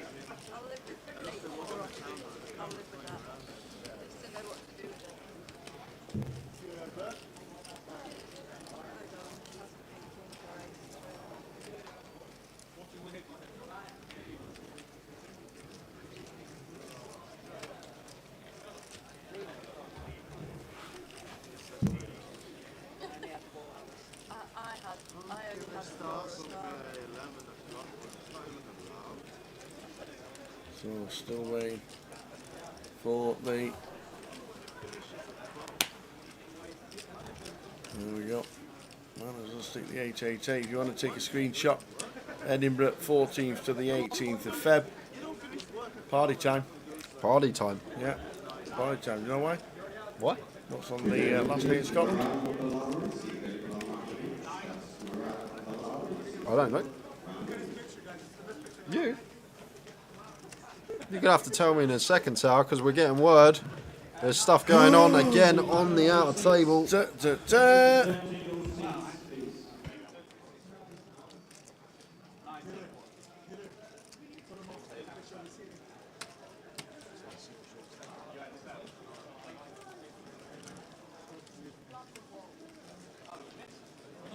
So, we can let you know, guys, there is some action occurring on an outer table. There has been an all-in and a call. We're just hopefully getting set and ready to head over and show you the pictures. Another all-in and a call. Just waiting for the cameras to get over there. And we will go. Here we go. Francis again? Yeah, short. Well, he's obviously left short by Nathan He's still Jones, got 100k. He's got queens into aces. Oh no! Oh my word! So Francis is going to need a lady. Ace king into aces. Very next hand, queens into aces, and it's a 7 on the river. What's going on table 5? Situated in the middle of the Arctic. How cold the decks are on that table. Francis goes from comfortably in the money, gets dealt ace king into aces, and then very next hand gets queens into aces, and he is out the door. That is ill. Cooler after cooler. God, rough one for Francis. But everyone's in the money. No one else cares. £1,900 locked up for the 70 remaining players. They can all relax. They've locked up some money. And now is where we're going to see thick and fast bust outs. Lots of short stacks that have been waiting for that bubble to burst. They can now get it in light. Try and spin their stack up. So expecting action to occur over the next 20 minutes or so.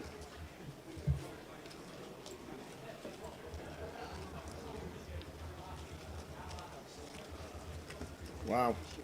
Francis. It's ill, Tower. Francis Overton. You go from over 200k and comfortably in the money to just getting cold deck back to back. Literally back to back hands. That was, guys. I know there was a bit of a 5 minutes pause in between, but that was the very next hand. Ill.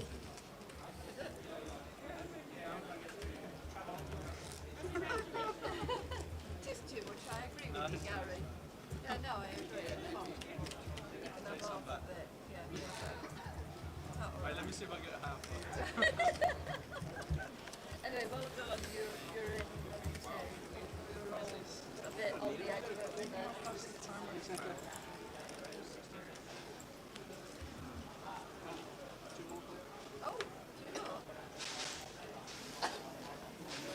And there's the ticker for you across the bottom now, guys. You can see every payout for every place, £125,000. Beautiful. 125 up top.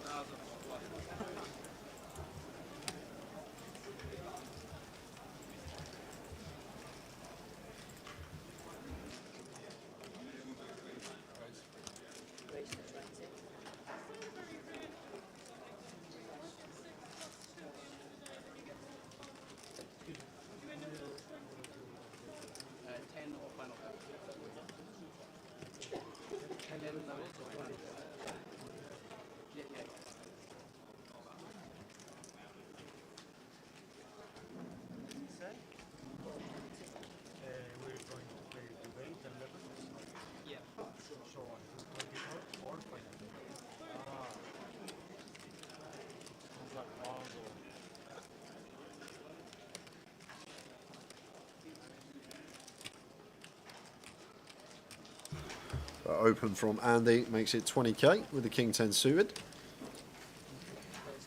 Dan peels the A7 of diamonds on the button, robs out the way in the small. Wendy's got one that we can defend from the big blind and does come along with the 8-9 of diamonds.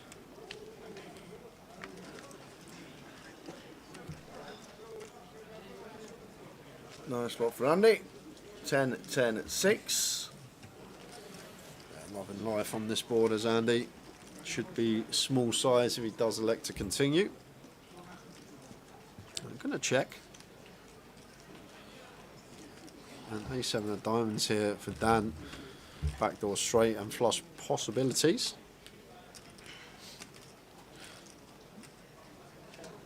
Dan going to check behind.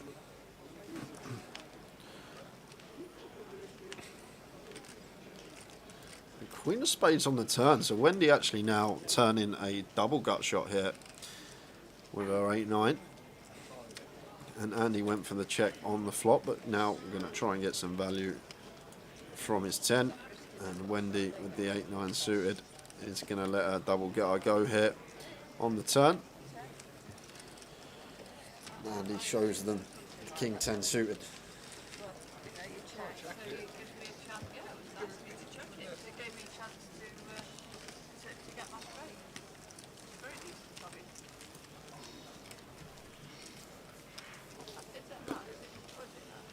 Hiya James, watching on YouTube, what's your view on cashing out on bets? Got a 9-team hacker going, 5 teams have all won today, £10 bet.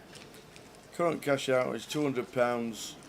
And you got PSG, Brighton, Man City and Atletico to play tomorrow. It all depends. Let it run. It all depends how you, the cash out's 200 quid. Does £200 mean you've got 23 £10 bets?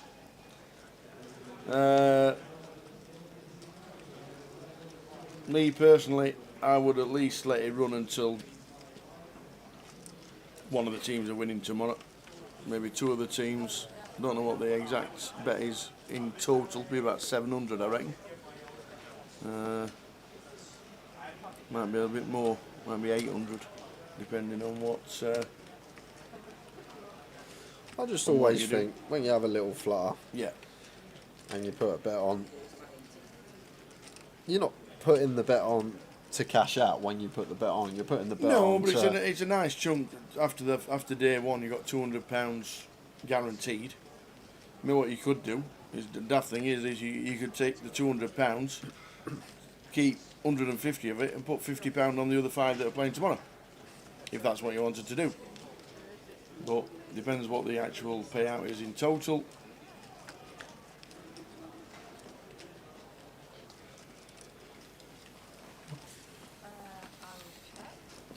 Whatever you decide, James, good luck. Yeah, good luck.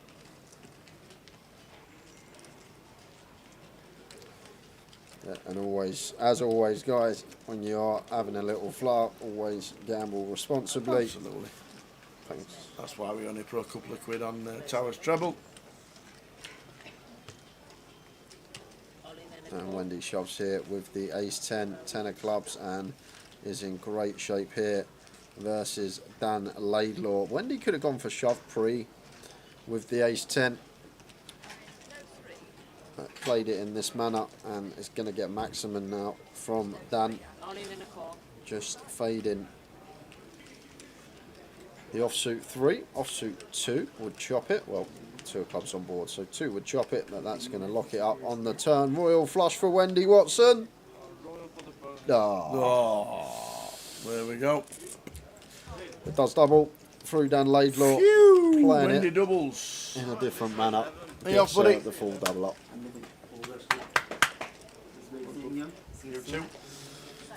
See you later, my friend. Cheers, See you Edon. soon. Any need security? Yeah. All the best, man. See you later. Bye bye. Needham from 888 Online is off. On his way back.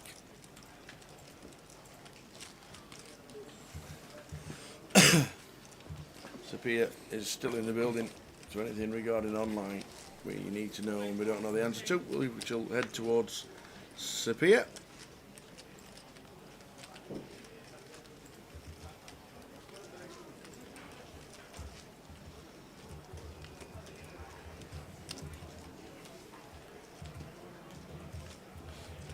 Yeah, and if you are watching the stream, make sure you hit the like, make sure you follow, make sure you subscribe. I know we're on YouTube as well today. 888poker, Twitch and YouTube and Twitter. If you're on Twitter /X, as it is called these days. Still Twitter to us, Tower, isn't it? Always will be. Yeah. Yeah. Have you been on X today? What? What?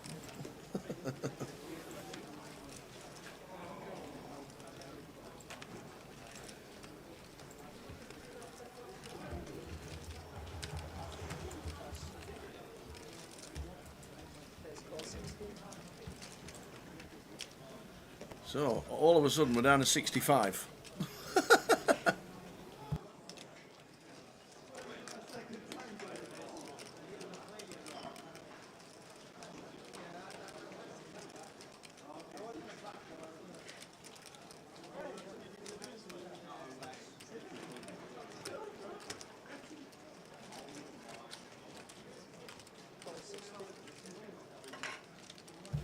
But we're on 65 from the 70 that got paid. Oh, we lost in the money. Mr. J. Let's have a look. We're down to 65 already. He said it'd go fast. So Callum Gordon was first out in the money, closely followed by what? What?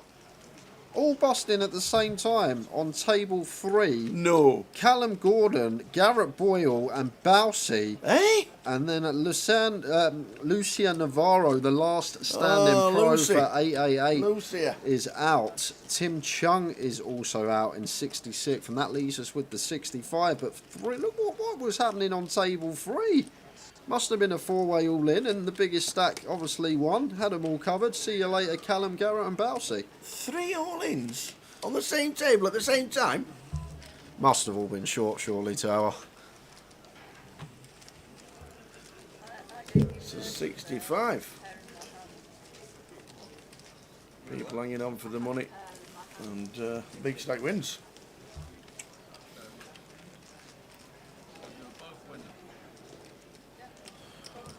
I gave you Mercy. I gave you Mercy. I have 60. I have 3.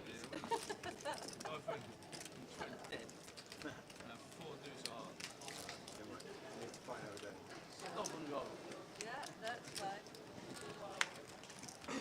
I'm not. Yeah, good game, Lucia. Lucia busting out. Unlucky. £1,900 for our troubles, though. Good min cash from the 888 buying, the min cash of £1,900. Wait, where's the next page up to? 59. Yeah, 5 more is a page up. Oh, is it? Oh, right. Oh, I'm not walking. Extra 130. Extra 1. Well done to Wendy for making the money. On a deep run at the 888 main event festival. Well done, Wend. On to Rob Duras, sat in seat number 3, King 9 Seward, 85k, just under 11 bigs. In it goes, Tower. Oh, going to go for open here off of the 10BB stack.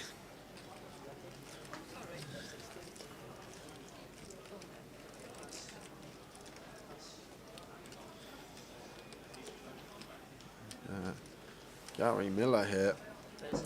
Now with the 7s, going to shove over the top of this. And now what we do is Rob Tower. Tough one. The thing is, I'm surprised to see Rob open this off of 10BBs. Like King 9 suited, going to fare very well as a jam for this stack size from late position. Obviously has his own inclinations while he's doing it. But now this is one of the problems, Tower. We now have to fold a hand against, in a flip scenario, Gary gets to shove some hands that we're going to have 50% equity against. If we did shove, Gary would have called and would have been flipping for a double up. But now, 2 big blinds shorter in our stack. I might have gone with jam there. Well, probably would have gone with jam. Rob maybe had other ideas.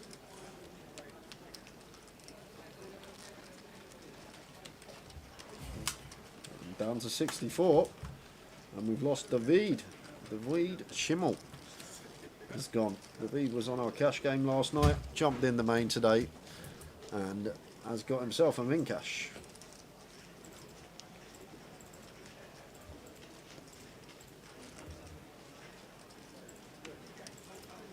Yeah, we just got in the money, Gully. 70 was paid. Just.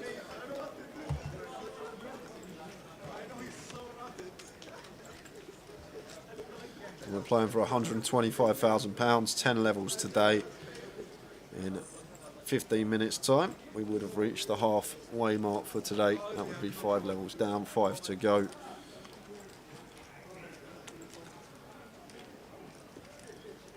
Yeah, the treble didn't come in, Gully. Nothing came in for anybody. Didn't even get one. Not anybody. 2 draws and a loss. I hit the wire actually in the end on one of my bets. Hit the absolute wire.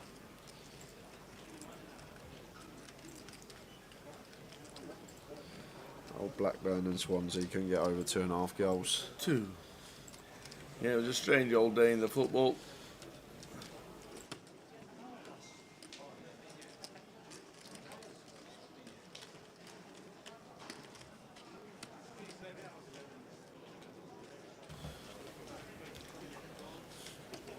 Len Chen with 330,000. Is he asleep? I thought he was asleep. You have half an hour. Ace deuce off here as well.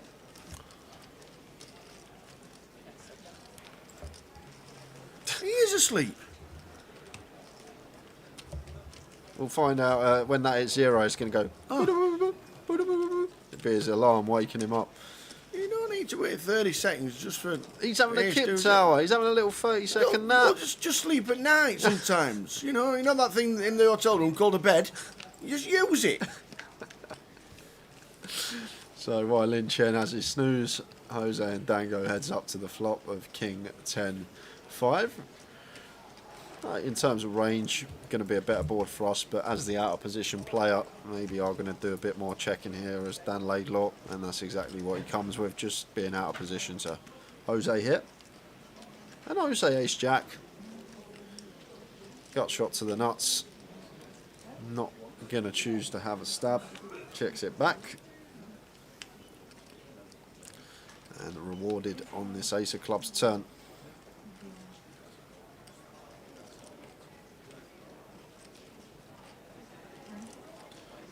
And is this just going to be a done with the hand from Dan Laidlaw? Or are we going to see a delayed c-bet here on the ace of clubs, which will connect with a lot of his opening range?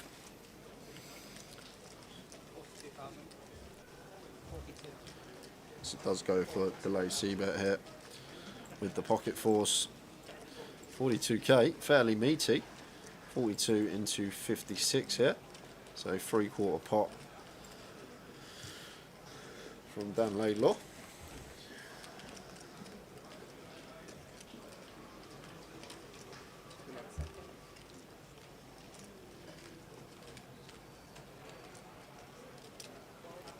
Next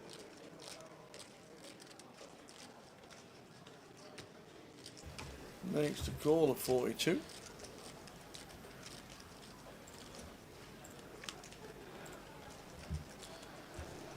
On the river, pairs the king, black door flush draw. Now, I think once Dan gets called on the turn here, Tower, he'll recognise that 4s are just never going to be the best hand. No. Will be some hands like Jack 10, Queen 10 in there for Jose of the suited variety. And then obviously we'll have some Ace Jack, some suited Ace X as well. Hands like Ace 9 suited through to Ace Deuce suited, all going to be in there. but Dan Laidlaw does slam the anchors on. And Jose here, probably not going to value bet this one. Like, can value own ourselves sometimes versus ace queen. Like, I like the check here from Jose. And we're going straight to out of table action, guys, because another all in and a call. Who's this? Who have we got? There we go. We've got ace king against ace jack. It's Adam Wilkinson. No way, the Wilco! So Wilco looking for a double. Needs a club or a jack, and it is a club, the king of clubs, sir. Adam Wilkinson gets a double up. Look at the Irish. Yeah, I've just doubled up, mate. Yeah, so I'm still in. Right, Cancel that taxi. Enough like a chicken in there. Give Dom one in back. Wilco with the double back to the feature. Hey, and while Jay has half an hour drinking his cup of tea, going to bring in the man that's the man mounted himself. Well, 6'11". I'm so glad you're here, Josh, because you can run through the next couple of bust outs in the next 20 minutes. Exciting. Have fun with this one. Okay. Whoa! Wait, here we go. Whoa! What's that?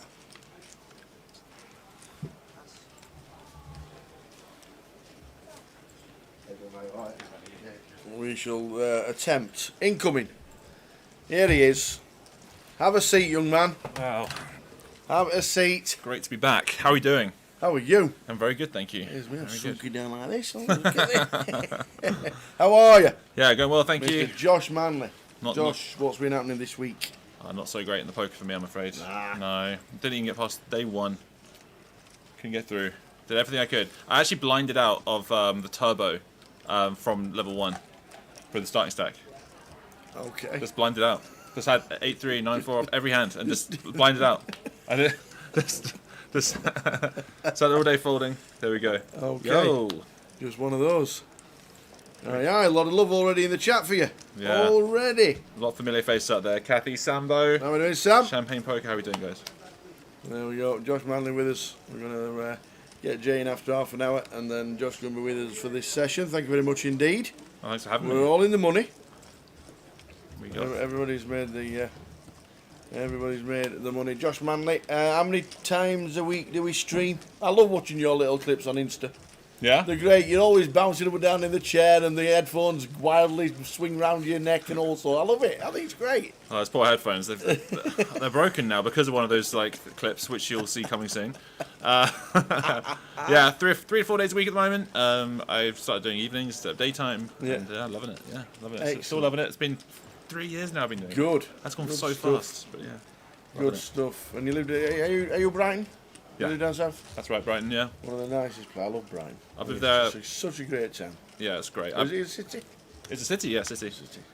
Yeah, the Queen made it a city back in the 90s, I believe, or the early 2000s. Yeah, I think it's a great place. We used to have a GUKP team, Brighton, back in the day. Sadly, a long time ago. Sadly, the poker room is not what it used to be. No, there's nothing we could do with it because the building was actually, it's a listed building, isn't it, on the seafront? That's right. So there was nothing we could do with the building. So unfortunately, when we did a GUKPT in Brighton, the poker tables were scattered absolutely everywhere and anywhere you could fit them. Yeah. It was really weird. But such a great place to go down to do a GUKPT. But alas, no more. No, I don't. Do they offer poker? Yeah, they have a different poker room than they used to, and only has a couple of tables. Oh, right, okay. And it doesn't run very often. But yeah. Yeah, bit of cash available. Oh, so we got. Is this an all-in? He's left 1k behind. Rob.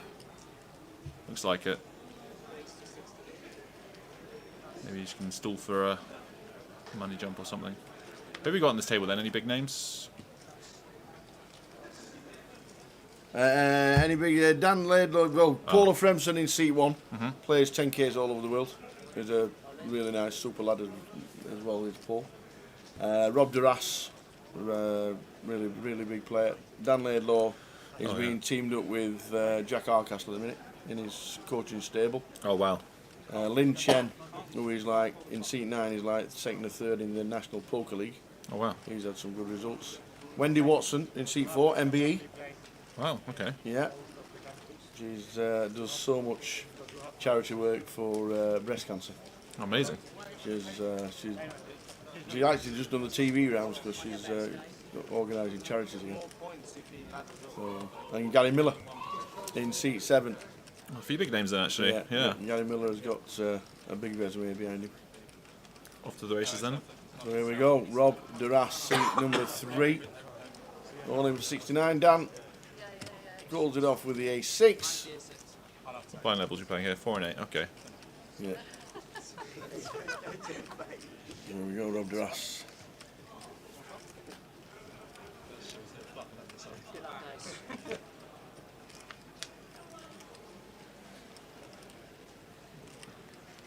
Oh, well, that's a pretty good flop. That is not bad for a double. He doesn't want to see a spade on the turn. Jack of spades for the sweat? Nope. Zero sweat. Zero sweat.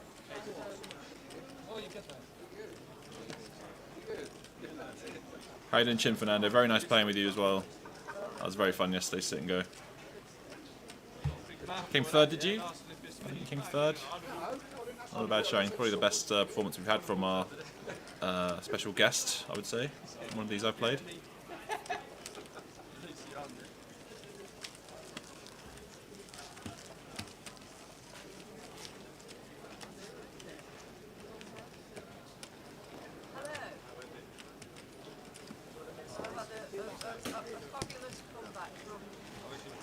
So what's the plan today? Are we playing down to final table or just No, full 10 levels. Just full 10 levels, If some miraculous thing happens that we do get to a FT, then obviously we stop at 9. But I'd be absolutely amazed if we get from that far. Yeah. We'll stop after 10 levels, so we'll finish round about 11:30 to 11:45. Okay.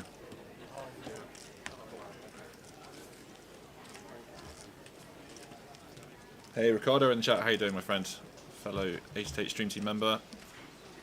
The greatest Portuguese streamer in Portugal. That's what I say in the world. Very good friend. Big turnout from the 888 team. Yeah. Like just about all of you. Yeah. Just Ricardo couldn't make it over from Portugal, and I think Andre from Romania, but aside from that, looking pretty strong. Yep. It was great to see everyone as well, as always. Yeah. I heard Vivi had a bit of a rough one this morning. She did, yeah. She did have a great time. She got in Kings vs Ace Queen, I believe, and then Queen in the window, and then another one just sliding out. Denzi Bang says 2-1 Madrid, Bellingham with a brace.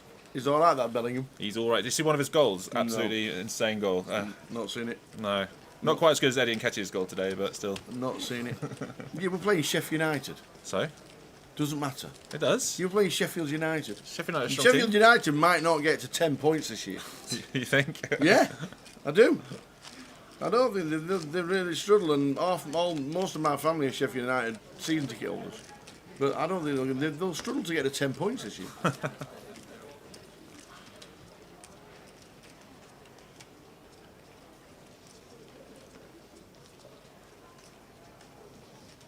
Was there a tower treble today? The next question. Unfortunately, there was. Unfortunately, there was 2 drew and 1 lost. Unfortunately, we didn't really have a sweat at all today. It was a day full of weird results.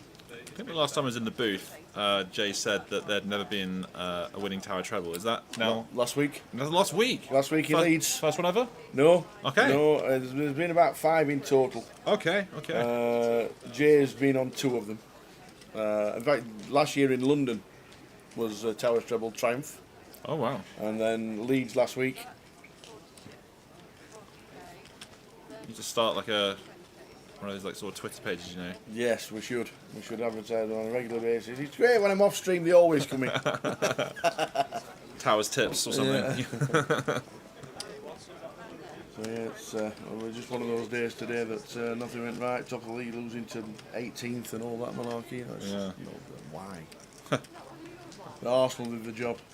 How many points behind Tottenham are you? I don't know exactly, a couple, but not too many. We're going to keep pace. I mean, they're surely going to fall off at some point. They can't. They said that about Leicester. They're not a Leicester. They're better than Leicester. That's what I'm saying. They're better than Leicester. It's not going to happen. It won't happen. Arsenal, we got this. No, let's be honest. It's going to be City, aren't they? They're going to get the second half of the season. They're going to win every game, and same thing again and again. Hopefully not, though. Maybe. Can we dream? Do we dare to dream? Could this be our season? We had a chat with Ian Simpson earlier and about his music on the live stream. All right. And his taste of music. Obviously, you're listening to Slipknot and all that, yeah. that kind of malarkey stuff you can't understand. What do you play in the background? I play all sorts. I play anything. I'll play. Do you ever like obviously a playlist do you have a go-to playlist that if you're in the mood? Yeah, I've got various playlists which are all just completely full of various songs. I've got anything from sort of like 80s sort of glam rock to I don't know Jason Derulo to some I maybe have some Slipknot on there as well. I don't know to dance music, whatever. I mean, like it. Yeah, it's a little something for everybody. Excellent. Yeah, I like to try and make it accessible for everyone to listen to. I mean, I always get people complimenting the music on my stream, and I always get people who say the music on my stream's terrible. So. You get that, I'm sure. Yeah, you can't. Because there's nobody. Two different people do not like exactly the same music. No. Nearly impossible. Yeah, it's impossible. See, like Gully Math likes my music. There you go. We've got. You do tune into Ian sometime. You just have to mute it while the songs are in the background that he's banging his head to. And I do like a lot of Ian's music, but I have to agree that some of it is questionable. I think there's a band he likes to play called Baby Metal, which is a Japanese metal band. It's I mean, it's very bizarre. Parabellum, Josh's music has helped. Yeah, Parabellum's one of my playlist curators, so he helps it roll along. You'd like Parabellum's music taste, I think. It's very. It reminds me of the Joker's Wild tournament, you know. Is that playlist available anywhere? Unfortunately, that's in my head. I missed that this year. Busy again. Yeah. Raised over £7,000 for charity as well. No way, that's amazing. Yeah, we did. It was a cracking event. Over £7,000 we raised. Oh, we need to do a similar 888 style event for that, surely, because Yeah, imagine getting Nick Eastwood to wear the Jester hat. Of course. That'd be hilarious. He'd be so miserable. He'd love it. He'd be so miserable. He would love it, I'm pretty sure. Gary's surely going to have a little defend here with the 9-5 suited. Does not want to see a 9-high flop with his stack for sure.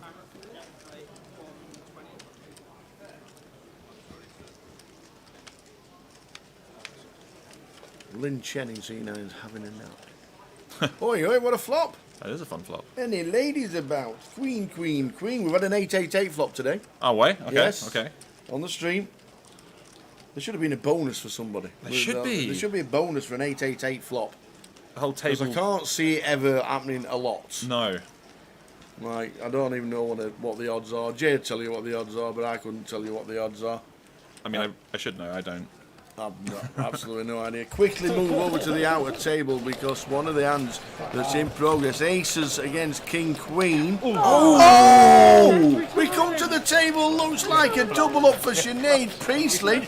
And it's not. Oh, that's horrible. That is grim. Carl Shaw, bracelet winner. Well, that's how you do it. He chopped an EPT a month ago. Wow. Wow, okay. That was ill for Sinead. I didn't expect that. Okay. That's a horrible way to go out. Oh. Poor old Sinead. Poor Sinead.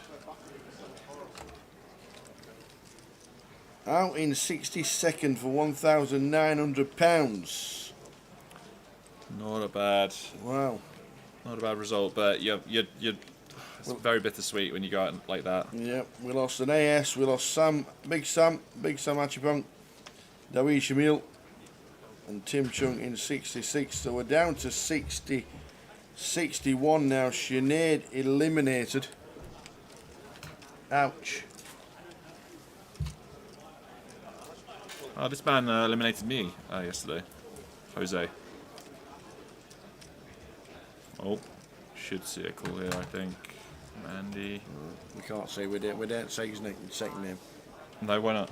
Because his name's Aguilera! And you have to do it. Yeah, you have to. Jose Aguilera. Yeah. So yeah, Jose knocked me out yesterday with his 9-10 off versus my ace-6. So some of my chips in that stack there. Time card going out here. I think suited a7 is going to be too good to let go.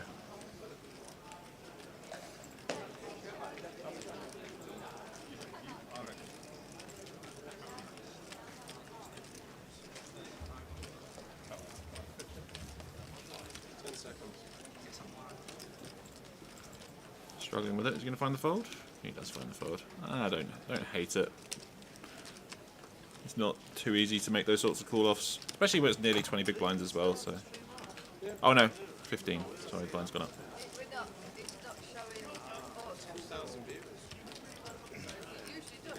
What do you mean slipping?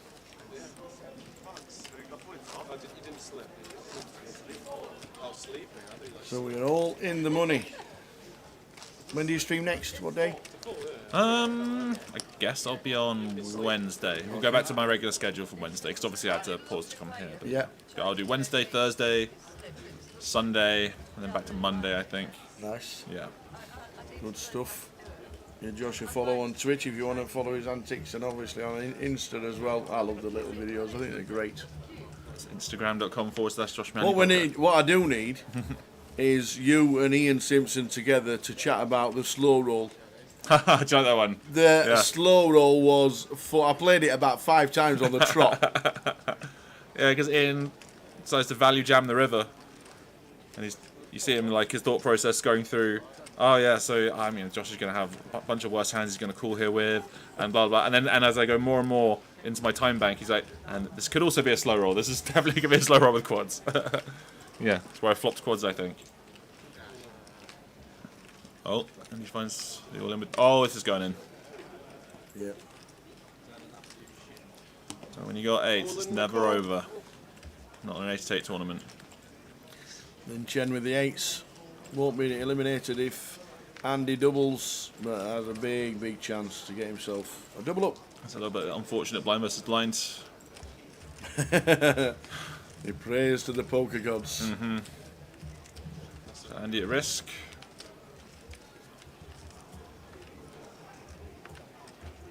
Okay. Pretty clean. Won't want to be seeing any.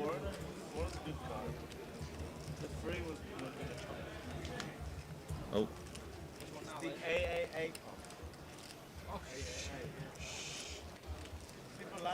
Gotta fade the 8 on the river. Clean. Let's double up for Andy. Then loses about half a stack. Do you like this band name? Lin Chen and the Bin Men.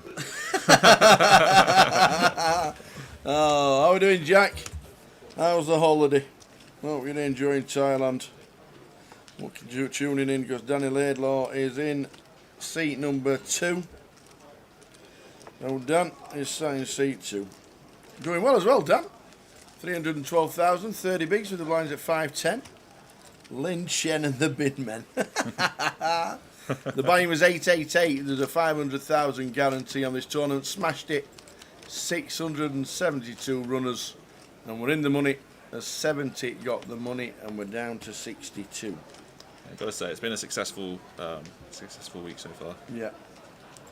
How you doing, Ballbag? Good to see you, mate. What are you, Bo?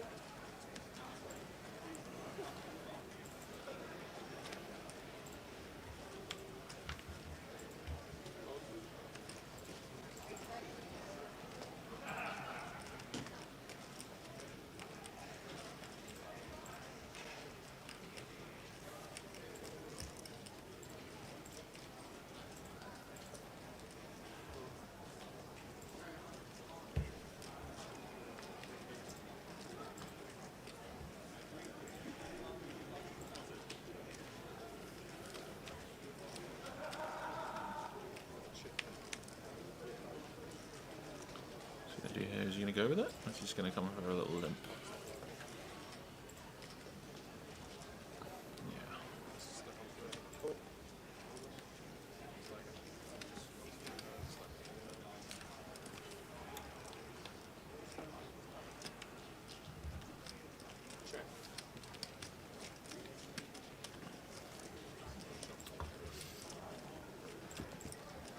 flop time. Ace, King, Jack, 2 spades. Lin Chen, who was just doubled down after losing the 8s against 9s. Makes it 10. Should see a cool hit from Paul, really. He's got the backdoor spades, got short to the straight.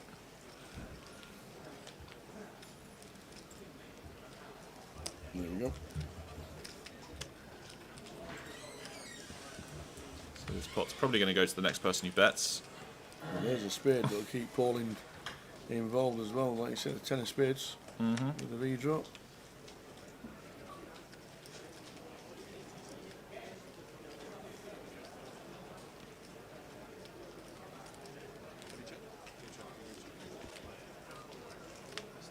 Check the turn.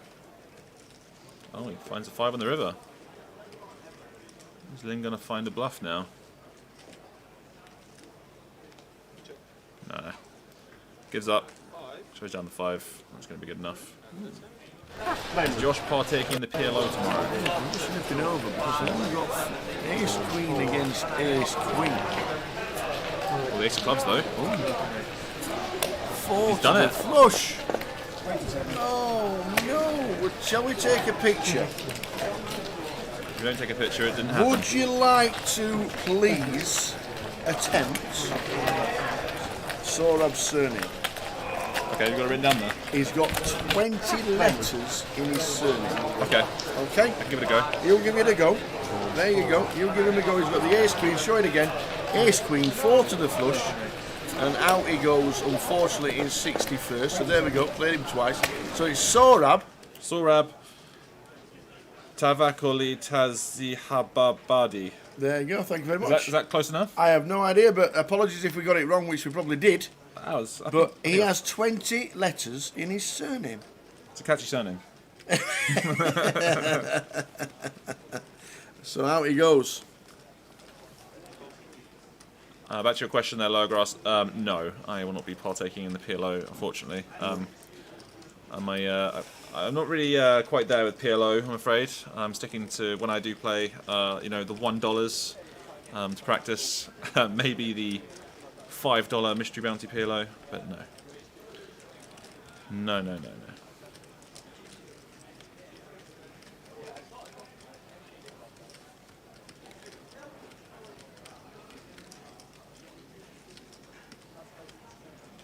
Dan's not gonna be checking back too much here, I don't think. I know he likes to apply pressure. I played on his table a little bit yesterday. Not for too long, but long enough for him to put me in a couple of awkward spots where he definitely got the better of me. And he does outflop Paul here.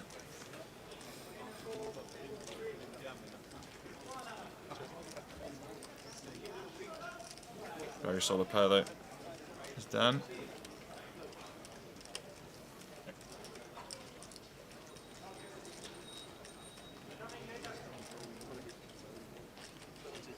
That's a quarter pot. And we'll see a quick fold.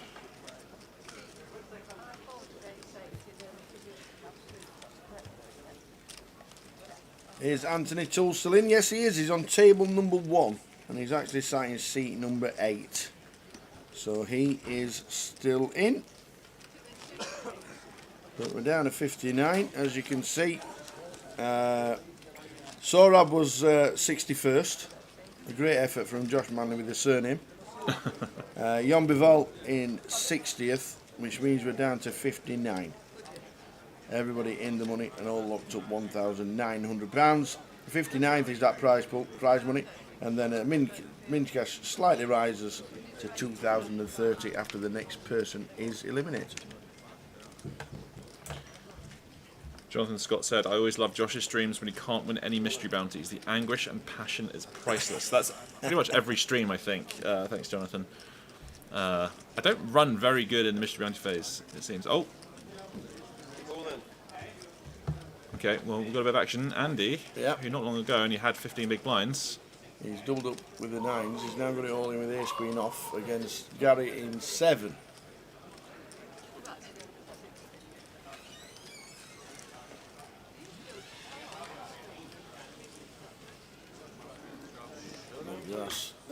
flicks it in like it was a big decision. Yeah. It was 2-4. 2-4 offsuit. Right, so off to the races we go.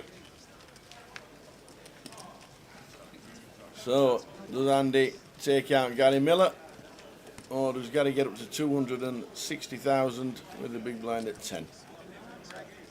Off we go.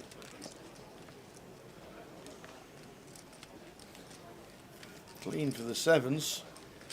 Not much there at all for the ace queen. Yeah.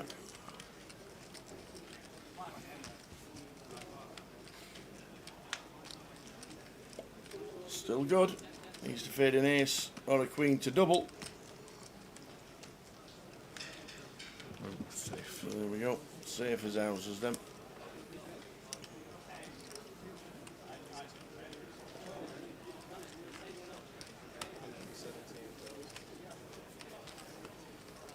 Andy back to where he was. It's very annoying when it happens like that. Think you're away, finding momentum. Andy back to where you started. My favourite part of Josh's streams is when he gets guests on. I think, Dave, you've been my only guest in the last month. Hi, Nice Dave. one, no Dave.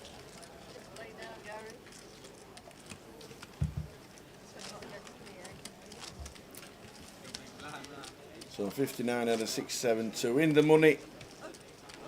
We play 10 full levels. Live stream finishing round about 11:45.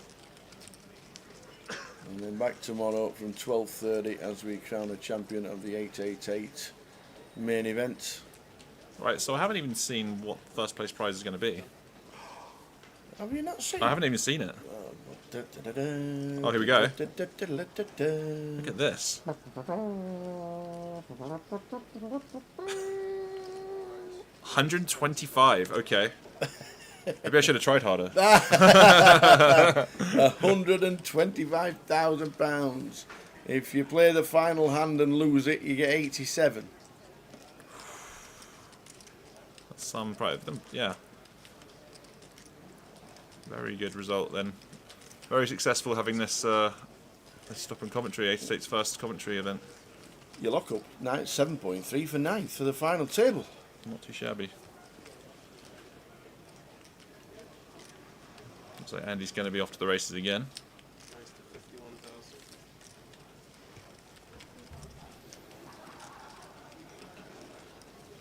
And Lynn 3-betting nearly half his stack. Obviously going to be going with it. So we're going to see some more action here by the looks of things.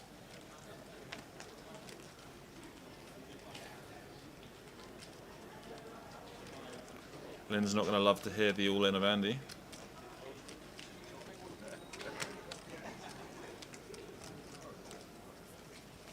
All in. And he's by far committed by now.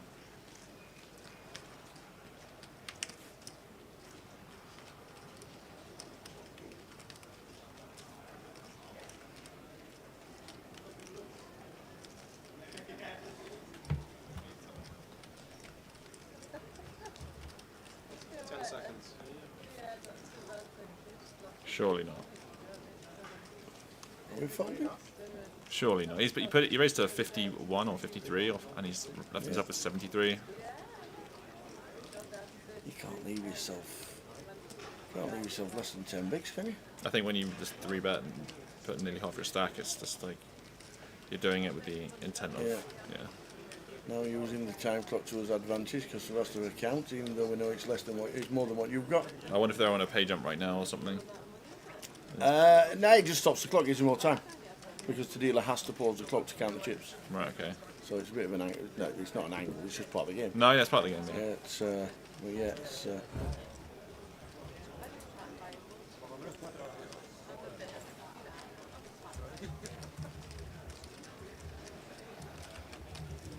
don't think there's a pay jump. Well, there could be, actually.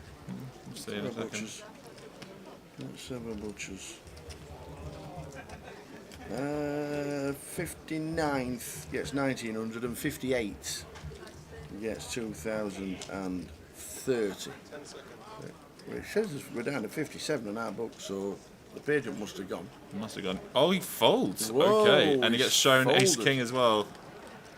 You won't be happy to see that. No. That's a curious fold. Never mind. Sometimes you can go with your gut. Sometimes your gut's not always right. Yep, indeedy, indeedy.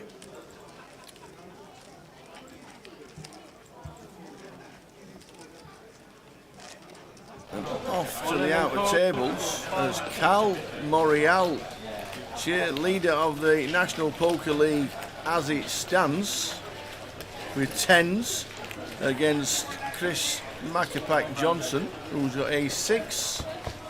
Big chance to double for Cal Morial and keep his points rolling.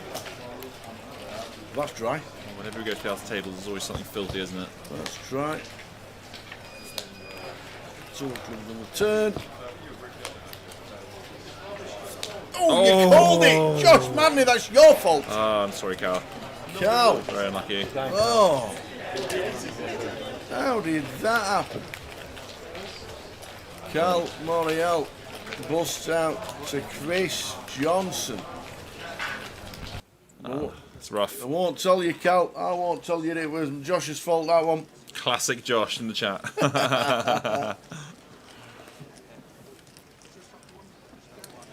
57th, Cal Morial for 2030, and the Mad Turk also 2030, means we're down to 56.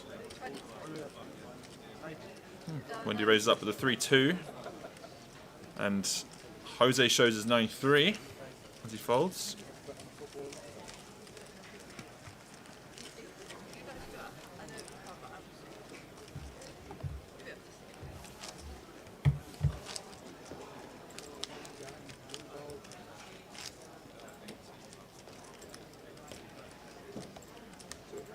You'll never lose the Aces Pre. I have been lately. Have you? Yeah, only lately. Usually I can't be beaten, but no. It's okay, it happens. How you doing, Box Waxer? Good to see you, my friend. Yeah, it's been an all day as the old box. Tuning in. He's a good lad.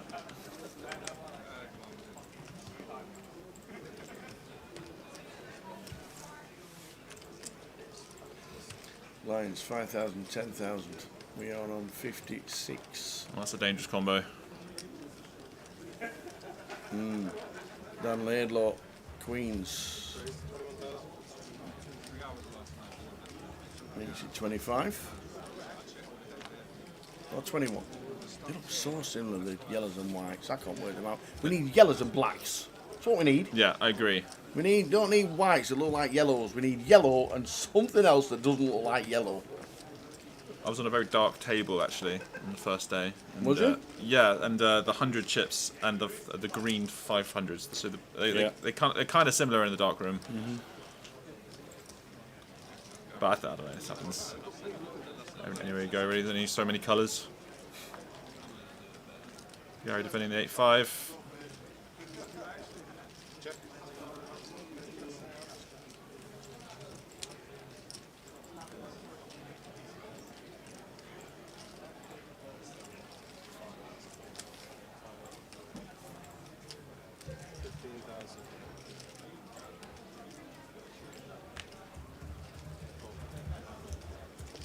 Did he just open fold? I think he might have open folded. Oh, Daniel must have bet there. I misinterpreted that hand.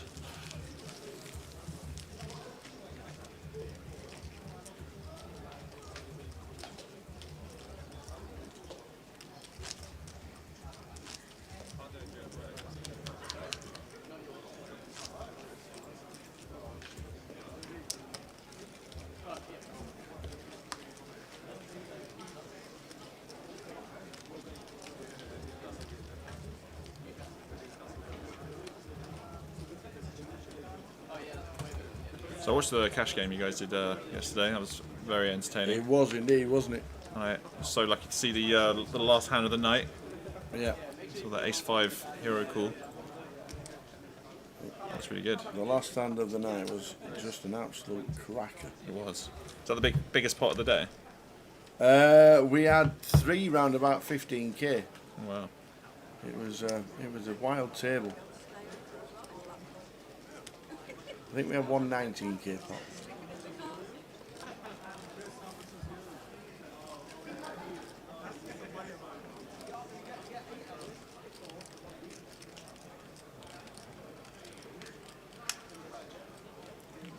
looks like we have a situation where Jose's going to be defending. Oh no, he's not. Sorry, I thought he was a big blind. Excuse me. Seemed like a very solid player when I was playing with him yesterday.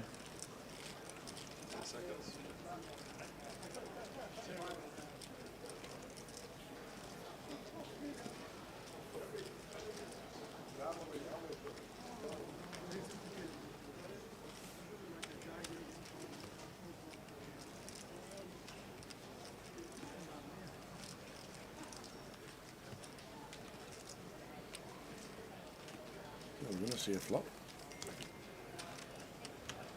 3 ways. Andy defends with the Jack 9 suited. Yeah, 3 very reasonable hands. Yeah. King 2, 3. Jose takes the lead.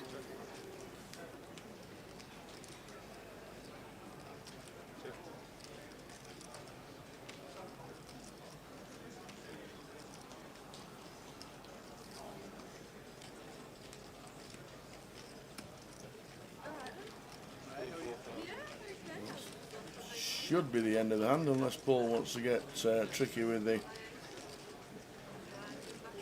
ace jack. Here's backdoor spades. It's looking like he's reaching there for a raise. That is a raise. Was that 110? Either 85 or 110. 85. 85. 3 reds, 2 yellows.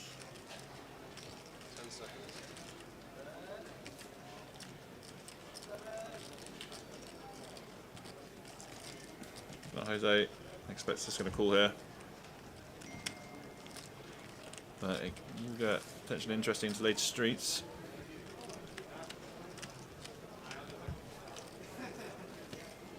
Got a spade.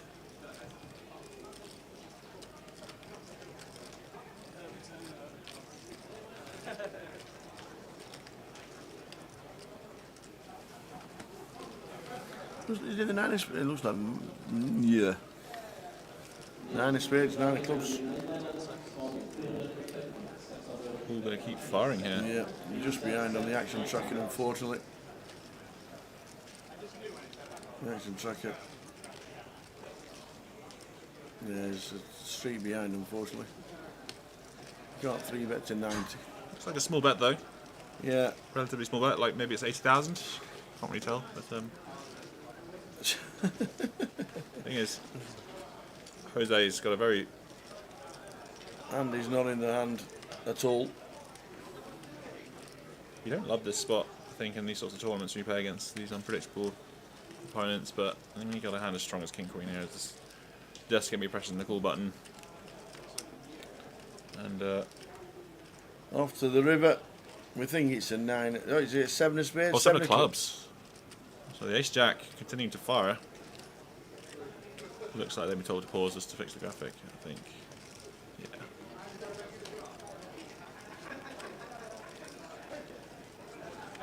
Yeah, Andy's still not in the hand. Does Paul give up here? Or does he go for it all? And if there's another bet from him, he really needs to be all in. And then it's a tough spot for Jose, maybe. Unless they have some prior history. He's reaching. Yeah, I think the action tracker might have a few problems here because it's not picking up on the stream. I don't know if he's had a disconnection or something. We didn't get a message that he had, which usually lets us know. Does give up. So somebody's chip stack's going to be well out because this pot's huge. Mm-hmm.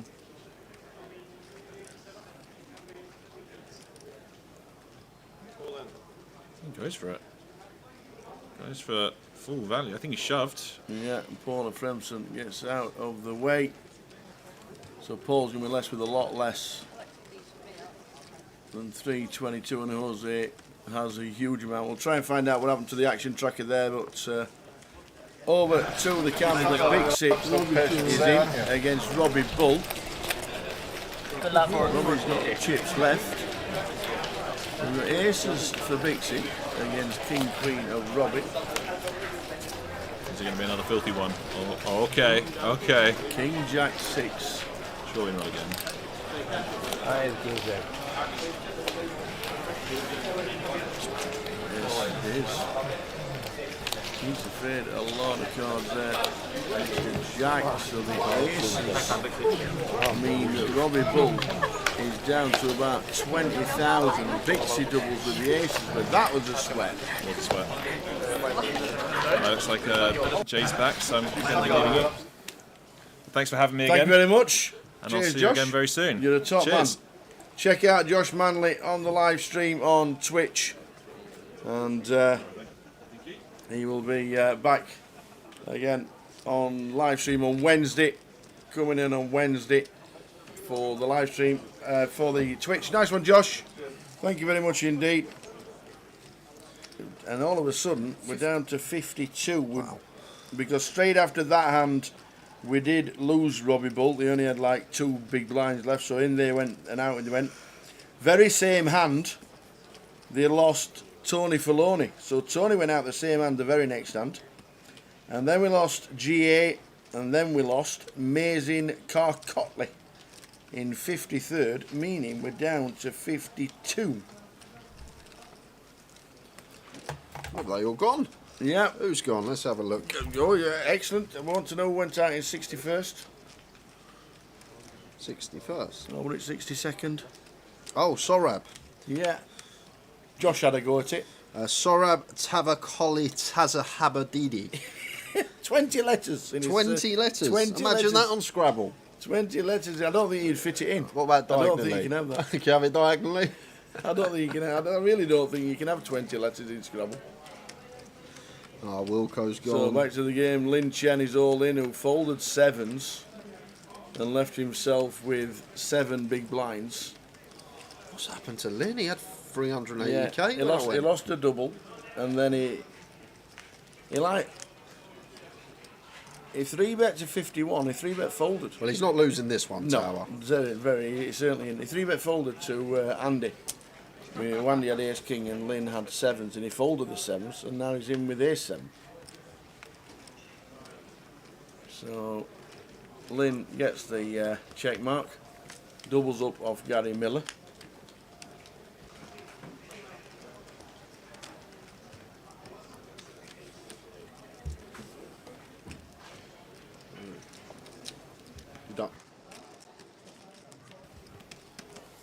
Down to 52. Yep. Last out, Mazin. That's right. Back up today with the 52. Thanks to Josh for coming with us.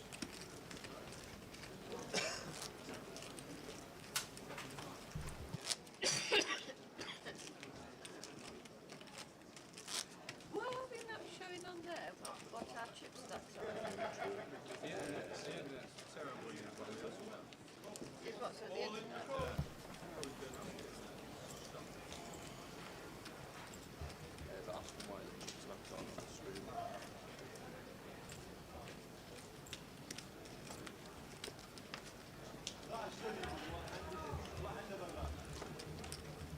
Steph, you've come just at the right time. We're giving the password out at 6 p.m. our time.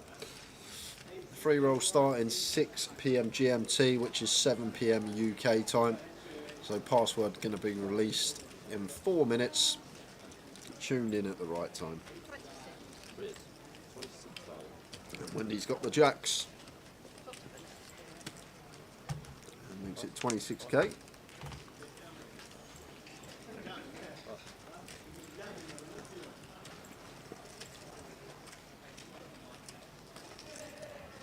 And Paul with ace jack suited here from the big blind tower. This is like in theory here, like we can just jam and set Wendy in, but I much prefer this against Wendy specifically. We know Wendy very solid, pretty tight. So Paul just choosing to call, and it is a 2.5x open. So I really like this from Paul. As I say, theoretically, we can just shove this hand for 13 bigs effective. However, I think against Wendy, this is the way to proceed. Flop goes check, check.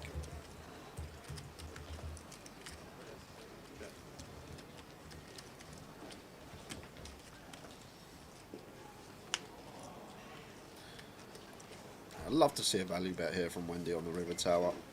If it is checked her, but she is going to check back, and she says, I've got the jacks. And it is good. Oh, I know he won't be watching at this moment in time, but Andy McKenzie up in Edinburgh's down to the final 7 of the UKIP. Good luck to Andy McKenzie, dancing partner in Mark Ellis, you see. Oh, okay. Oh, he loves a jig. Is he the one that final table Goliath? Yes. Oh, okay. Yeah, when somebody shouted, "Love you, Andy!" and we got on the live stream, and they got on Irish Dave's videos and all sorts. Yeah, Andy McKenzie, who final table Goliath. He's now on another final table, and this time it's Edinburgh. No one drinking at the moment, Boxwax. No. So usually last session of It's the not day. the cash game. Any points going on at the feature table? I need an excuse for the wife, so I don't have a beer alone. The beer levels.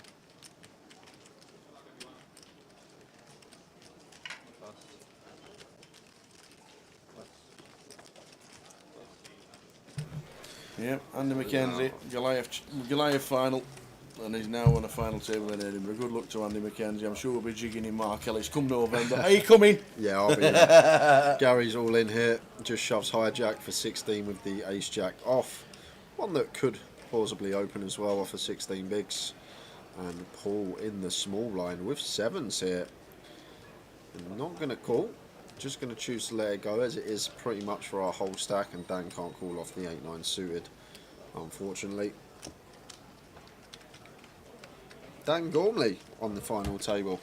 And Spraggy and Finton Hand. Wowzers. Nice one, Johnny Scott.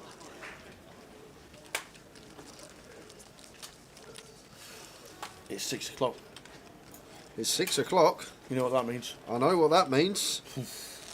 The free roll password. The free roll password. It's 6 o'clock GMT. Come on. And everyone could have guessed this one, Tower. Where are we? Coventry. We're in Coventry, and that is the password for Saturday's free roll. Is it? Just Coventry? Coventry, all uppercase, is the password to get yourself in. That starts at 6 p.m. GMT. 2,934 played it yesterday. Somehow. I will mention it to you guys if you do ask, but password is Coventry for the free roll. Get yourself in. That starts in an hour's time. We're going to be covering the feature table. 20 minutes to go until the break. We'll also keep you updated on outer tables. PK's out there with the camera. Any all-in and calls we will head over.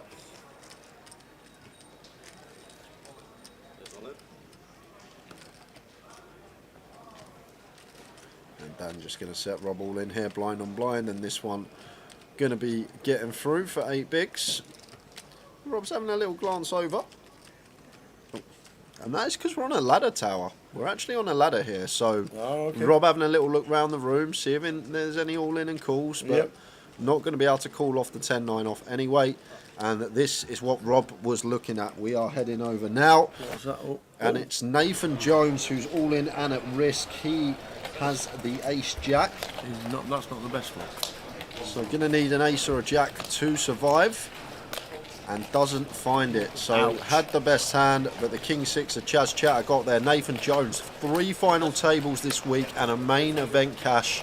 What a week for Nathan, but unfortunately won't be making the FT here in the main event. Back to the feature. Whoosh. It's all happening. It's all happening. Did Real Madrid win? Apparently Bellingham scored an absolute worldie. I bet it weren't as worldy as Harry Kane. You seen Harry Kane's goal? No. He scored from inside his own half for Bayern today. Inside his own half. Unbelievable. Jack 8 suited for Gary from +1. Fairly loose, but we know Gary Miller likes to get amongst it. We're going to get the bad news here. We've got Paul with the ace, queen and 18 big blinds. Perfect stack size to be shoving here over the open from Gary Miller. And does play jam.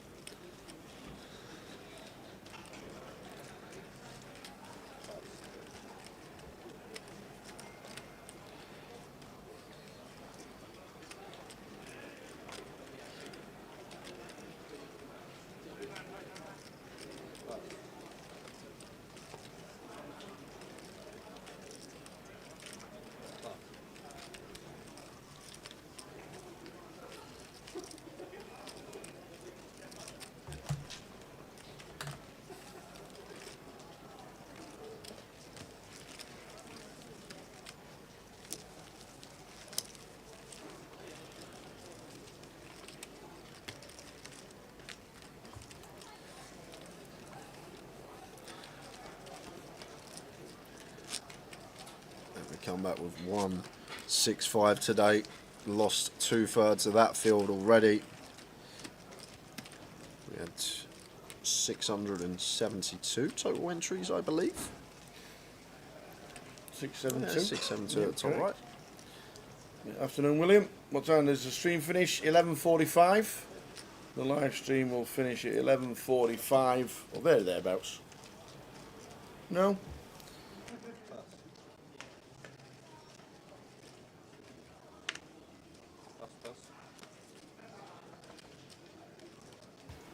Yeah, we started at 11:30. It's usually round about a 12-hour live stream. So, round about that time. Full 10 levels of poker. 10 levels of 60 minutes plus the breaks. The dinner break was only 40 minutes and not 60. Yeah. So that's 20 minutes shorter. And Rob's been patient, didn't take the spot with the King 9 suited, but will definitely be taking the spot here, Tower, with the King Queen suited. Does move all in, but 1 chip, well, 5 chips, 5 1K chips. He leaves himself back and just going to get that one through. Yeah, we're going to be a good evening ahead. Yeah. 49 left now, we're in the money. Lots of notable names in the field still, and playing for £125,000 and the trophy for 888 Live Coventry.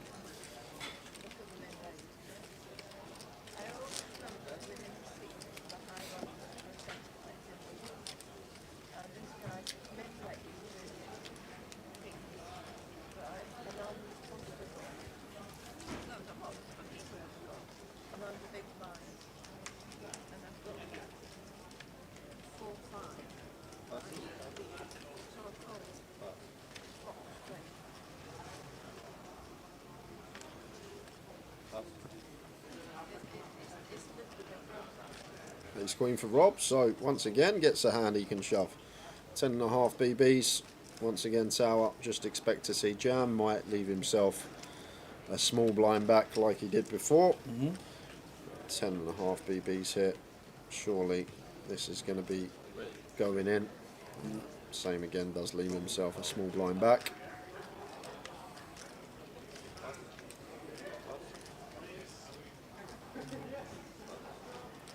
He says, I've got the nut low, you can have it.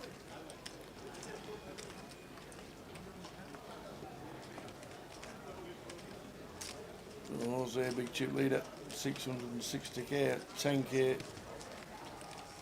Nice stack to be having. 5 stacks under 20 bigs on the feature.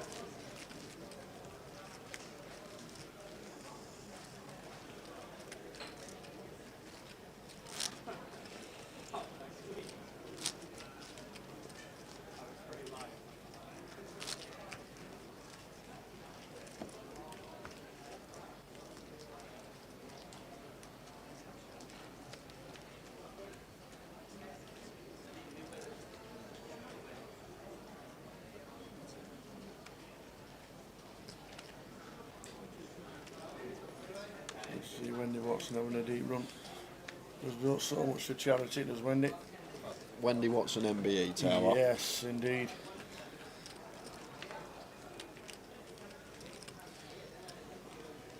Yeah, got an unbelievable story, Wendy. If you ever get the chance to talk to her, she had Book of the Year just over 10 years ago. She's done some great things. Woman of the Year 2011. There she is now, playing poker, enjoys the game, plays for fun, but she's always here, enjoying herself. Stan Laidlaw finds the kings. And Andy with the 6-5. Looks like going to defend here from the big off of 12 big blinds. See if he can catch a piece to go with, but won't want to catch a piece unless it's a huge piece. Stan Laidlaw got the goods here.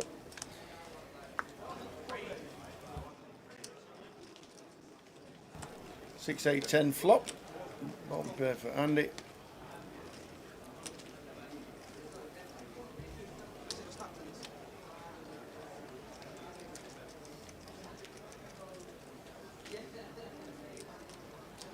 Yeah, and a board that we can check, Tower, but I think against the stack size in question, we just want to bet and get this in on most turns, and that's exactly what Dan's going to do here.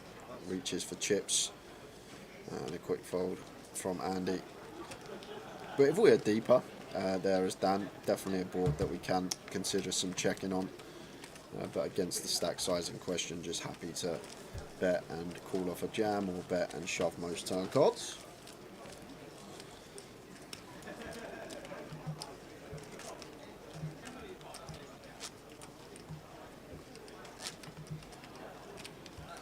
Great to see so many of you tuned in this evening. And there's plenty of action still left for us today. I'll make it around 11 o'clock finish. 13 minutes until break, and then 15-minute break, back for another 2 hours for penultimate session of the day, and also rotation of the feature table. We've got some friends, family, people you know in the field. They could be on next. They could be indeed. 49 out of 672, everybody's in the money. Yeah, and just lost another one to our drop to 49. It's Peter Seeger. Pete Seeger. That has gone.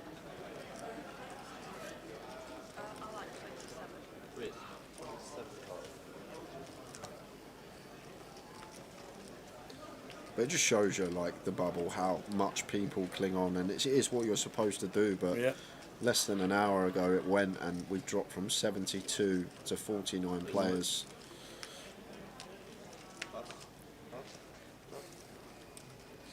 Nice stuff here from Jose Tower. This is a very tidy move from him.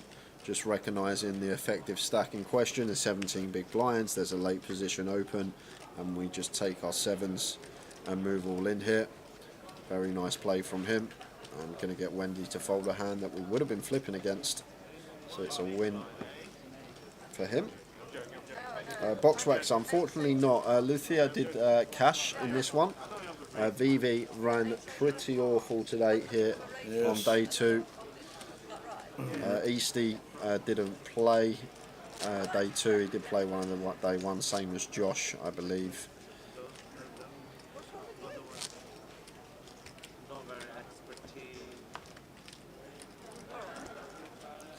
I was watching the stream as well on my break tower.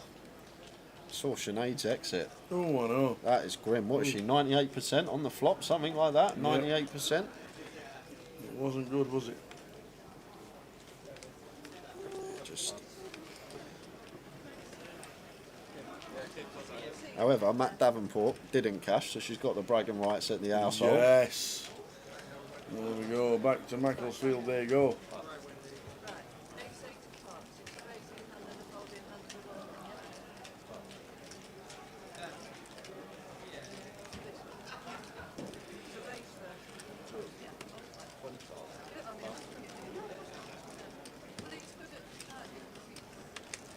Were you watching? You no, you weren't. I don't even know why you even started this.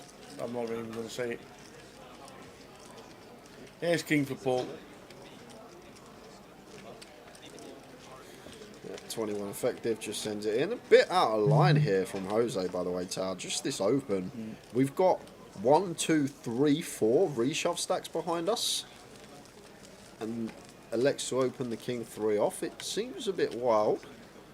Sure, he has his reasons. We've got the King blocker in there, obviously. But when we've got 4 reshove stacks behind us, I do need to proceed with caution with our opening ranges, because if we are going to be opening hands like that, we're going to have way too much trash in there that can't call off a jam, and if people are aware of this, then they can shove like most ace X, some suited King X, and going to get through more often than not.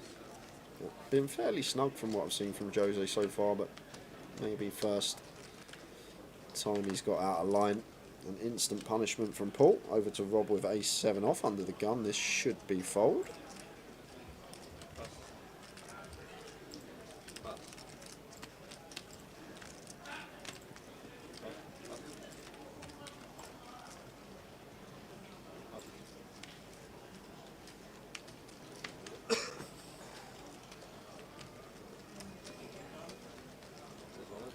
Vincenzo, 11 bigs, King 9 off on the button, into the big blind of Dan Laidlaw, ace 6 off. Ugh.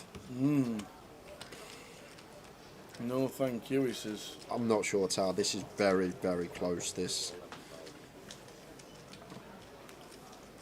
And it's going to he has called.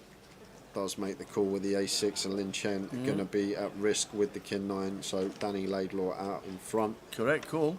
Yeah. I think like maybe ace-deuce off, ace-3 off, where we start folding. Hard to have Lin dominated. However, Lin does still have ace-5 through ace-deuce in this spot. Yeah. So making ace-6 more of a viable call.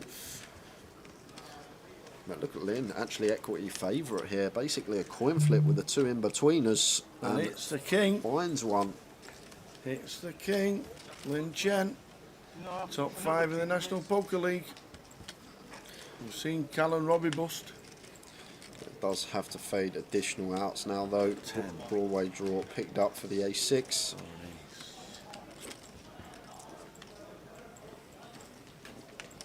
And does.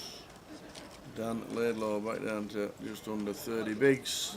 Lin Chen 24 bigs. I'm glad he woke up. You're having a nap at the table. And we're heading straight over for out of table action here, Tower. We've got an all-in and a call. What have we got this time? The sixes will just get to the table. Settle the set. Over set. One for China. Oh, is this a big pop? Ouch. Let me take a picture of that one. It's Gorinda pure ball. And then turn Swap the set of sixes. And Kai one turned a set of tens. Ouch.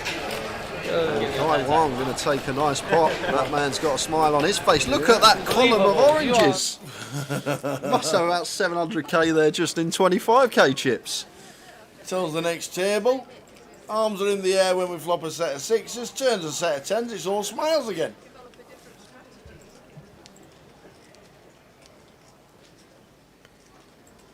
How are we doing, Smiter? Watching him all, Hugo's burger's been smashed. Oh, no way. Who's bragging that? Who's telling us that? Oh, Smiter. The mighty Sunderland nearly went in Towers treble today. They won 3-1. Actually, I think because he's actually smashed and he's watching from Hugo's burgers, I think because he is smashed, that's why it doesn't read as it does. But I think that's what Smiter's trying to get off there. I think it's meant to say, I'm watching Immortal's Hugo's burger smashed. I think that's what he's trying to get across to us. So maybe he's been on the bevies all day. Immortal. How are we doing, Smiter? Thanks for tuning in from Malta, sir.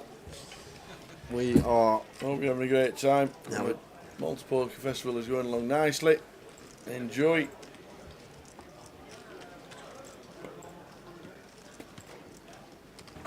Set over set. One of the worst ways to go out, says Boxwaxer. It is a setup. I always say aces into kings isn't as bad as set over set. You're going to see aces and kings more often than you see the set over set scenario. Just when you run the numbers, 1 in 17 to get dealt a pair, 1 in 8.5 to 1 to flop a set. So for that to happen to two players in a single hand, obviously big odds on that happening. But it happened to Gorinda, but he still takes home £2,140 for his deep run. And just before him, we lost someone in 49th. Gorinda actually out in 48th. We lost Glyn Owen in 49th, so down to 47.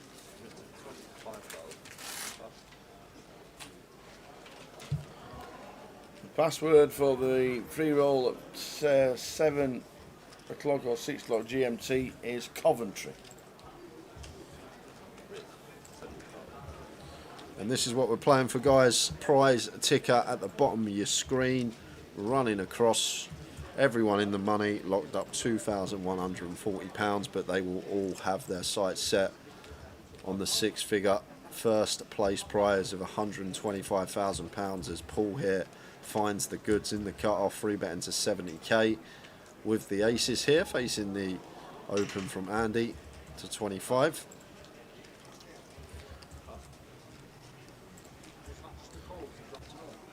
That should be that tower. Yes.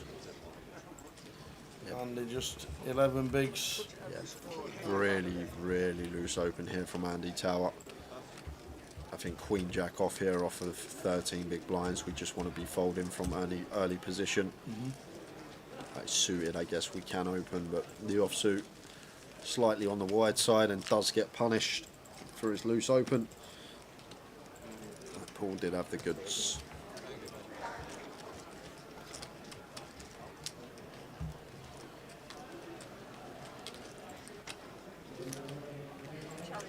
And if you have just tuned in, guys, and you haven't already, make sure you subscribe on 888 Poker TV. You can get notified every time a stream goes live. We have one more day left this week for us tomorrow when we do crown a champion for the main event here. Streaming until around 11 this evening. 10 levels of play for day 2. Or a final table, whatever comes first, but doubt we're going to get to an FT today.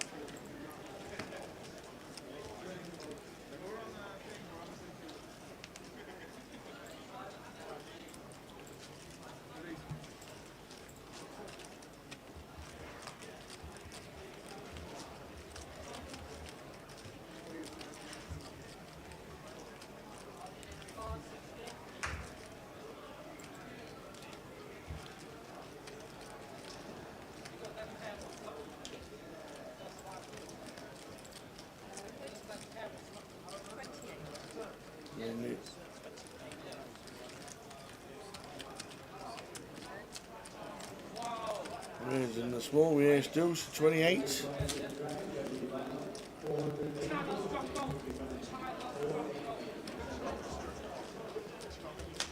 Eight, 6 of Jose.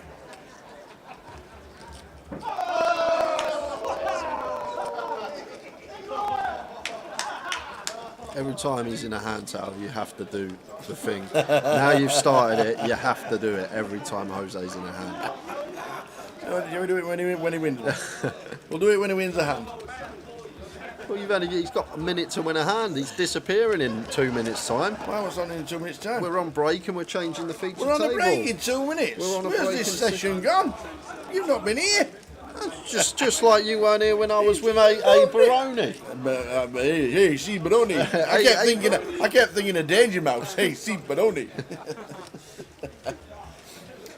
I didn't realise that. I was looking at the top clock. I didn't realise the bottom clock's hours because we have the bottom clock when we're normally in the. Yes, I see. There's a break in a minute, Jay. Time to get the waters in. We'll be switching tables. Do we know which table we're getting? We don't. Okay. Be a surprise. It will. As you can see there, less than a minute to go. Could be the final hand of the day, of the session. 47 all left. Paula Fremson raises it up. Dan, play the clock properly. Count to 20, Dan. Oh, his snap folds. Now then, Rob. Rob looks at the clock. Is that Richie Pearson? Has he still got chips? Did you hear him then?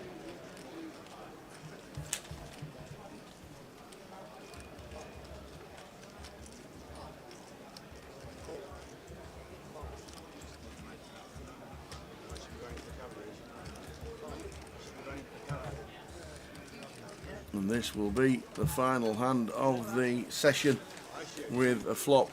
Everybody else not in the hand gets up. Wendy, sevens against ace queen of Paul in seat 1. Wendy says, I'm all in.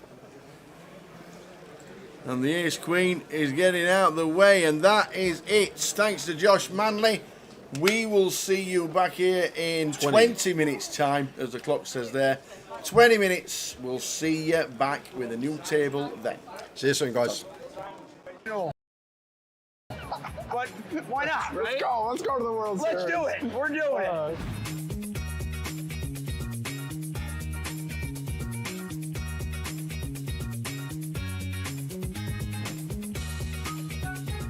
How'd you get into poker? I mean, Grandma, what was the story? I was a radio announcer. 2014, I was a radio announcer, pulling the late shift, 21-year-old kid. I hated it, dude. I hated having a boss. I hated the platform. I quickly was looking for something else. I went to the casino, Played a little 1-2. Bro, it hooked me instantly. But what was the impetus to go to the casino and play 1-2? I mean, did you even know what poker was? Yeah, I'd always I'd read a blackjack book. I was interested in gambling. Gambling fascinated me. The idea of risking money for the chance to win more money.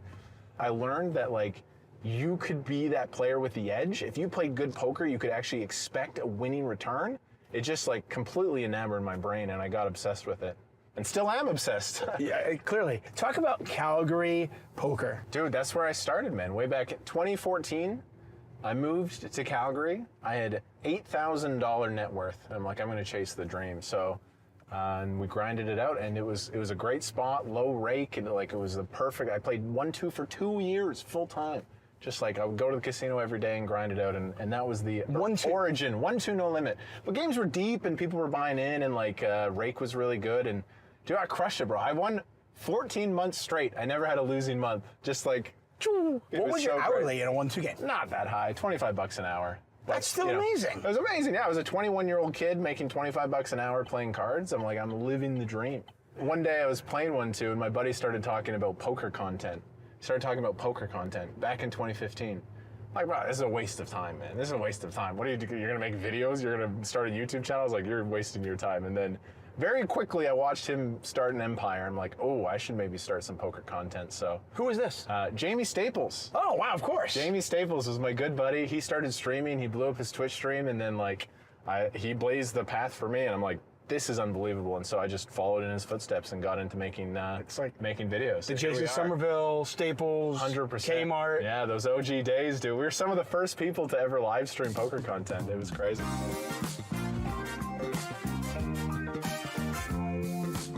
So you've been doing this for 8-9 years. How do you keep the flame going?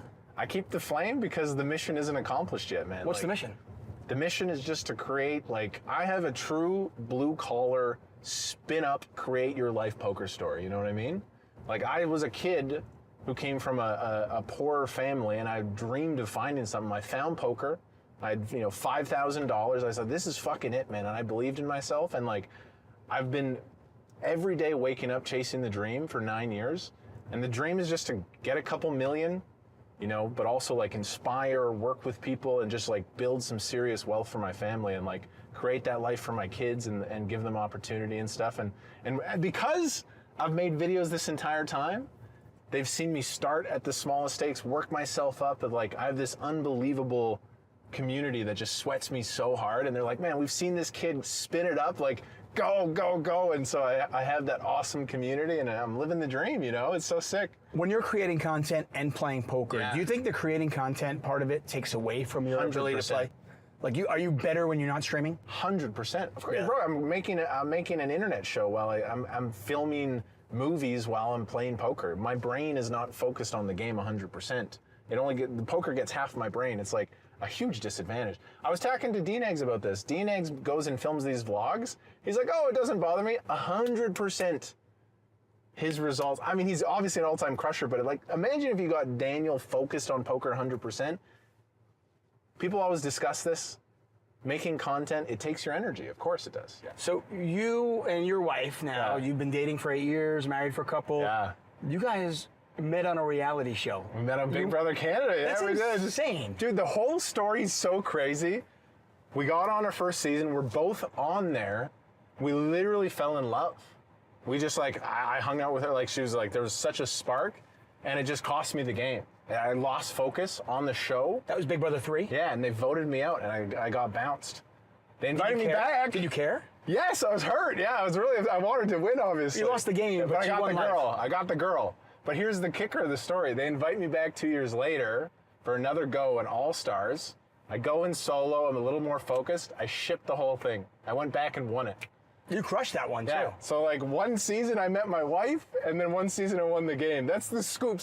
But going through that, it just unlocked this, I learned who I was. I went through that, and I was a hero on the show. I was a villain. I was liked. I was disliked. And then you're so vulnerable, and you come out of that as a young 20-year-old, and you go through that, and you heal, and you move on with life. It's that's why I have this self-confidence. It's I've done these insane things that have just honed me and refined me, and bro, Big Brother's crazy, man. It's so insane. What a show.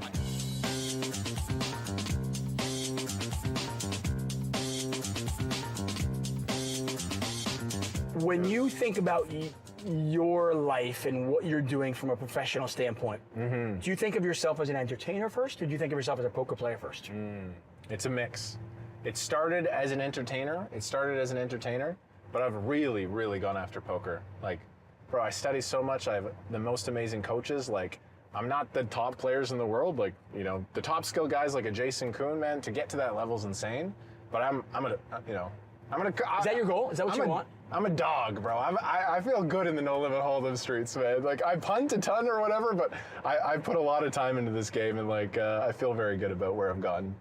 And when I started, bro, I was such a fish. Like, everybody told me to quit. I made my content. I was the worst player ever. 100% I was the worst player. And that, like, inspired me. I was like... What were your leaks back then? Oh, everything. Everything? Just... Where do you want me to start? I mean, were you good at anything? No. You must have been. The only thing I was good at was determination and resilience. Okay. And just sticking with it and figuring it out. And that's the only thing, like... Stick-with-itness is important. It's the most important, for sure. Yeah. So now, years later, what are you good at? What am I good at? I feel like I've really come in, and I am good at going and chasing poker adventures and capturing the story and content and telling that story. That's what I'm good at. What's your goal? You said before, you're like, I haven't reached that I wanted. What is that? I mean, what is it? Yeah, no. I mean, do you want to play $100,000 high rollers at Triton? What do you want? I do want to compete with those guys eventually. I want to compete at that highest level eventually. I'm not there yet, but I do definitely want to get there. You want to slap Jason Kuhn across the face and take the mantle from him? I wouldn't slap Jason Kuhn. The man, speaking of an animal, he's my personal favorite in the poker world. Some guy that I look up to and respect his story. He's number one for me. He's been like so helpful to me and like kind of like mentored me a little bit and given me the most amazing advice. Awesome. A clip of mine got on the internet and got a lot of attention because I messed up a concept. I fucked up a poker play. And Jason saw the clip, he cold reached out to me, found me online. You didn't know him? Never had interacted with him before. Wow. He cold reached out to me, sent me a message. He's like, just so you know, you were thinking about this spot wrong because of this. And since then, we kind of created a friendship. And like anytime I need advice, I hit him up and he just like has been so helpful. Yeah, my stone favorite for sure. That's amazing.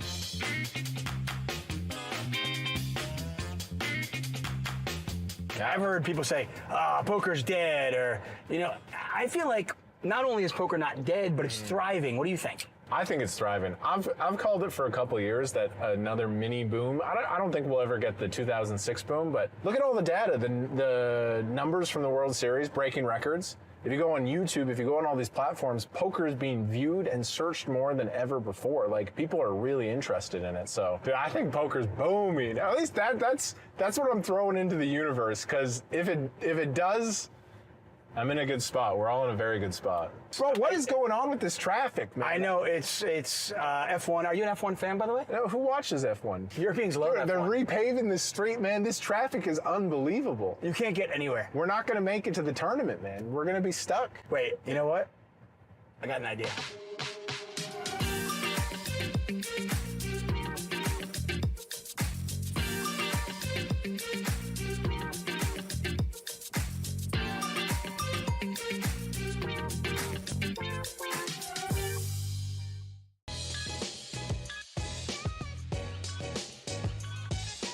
Hey guys, I am Vivian Saliba, 888poker ambassador, and today I'm going to be talking about 5 essential things that I bring to poker tournaments. But before I start, I just want to remind you to like the video, subscribe, and comment below. So this is my first item, a phone charger. So I bring the phone charger because I am always connected. I try not to use my phone too much when I'm playing, but I work with social media. I'm an ambassador and I need to record important moments. I need to see what's going on and keep in touch with people. Sometimes I would just go all in and record the hand so I can post on social media and things like that. My second item is glasses. I need glasses because unfortunately I don't have perfect eyesight. I won't be able to see the board properly and it will just make my eyes very tired, and I'll be always like making funny faces trying to see if it's like what black card it is there, if it's clubs or spades, and yeah, I need my glasses. The third item is healthy snacks. I try to treat poker as an athlete would. I try to sleep well, I try to eat well. You need to take care of your diet. So I always like to have with me a protein shake or a protein bar. I do think being healthy and eating well will help you perform better in poker. I started taking care of my diet a couple years ago and I feel more mental clarity. All put together, for sure it will make a difference on the long run. My fourth item is a hoodie, a jacket, something to keep warm. Poker rooms, they can be extremely cold, and if you're very cold, you're gonna be just very uncomfortable, and it's important to feel very good when you're playing poker. So I always have a hoodie at least to keep me warm if it's needed. You need to have a hoodie with you because inside of the poker rooms, it's just gonna be like the North Pole. So yeah, I always have one. My last item is comfy clothes. So just like today, I prefer to wear leggings, sneakers, a shirt, and be casual and comfortable. For the same reasons that I wear glasses and I bring all the rest, I want to be focused on the game, to feel well. Comfort always comes first. I'm not the most fashionable person, and yeah, I just want to feel comfortable. I'm Vivian Saliba, and these were my 5 essential items for live poker. Let me know in the comments below what your items would be. Vegas is always the most exciting part of the year.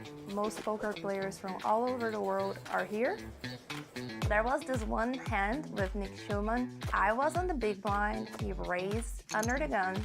I had fours, red fours, and I called. Flop is Jack 6-3 rainbow. He makes a small bet, I call.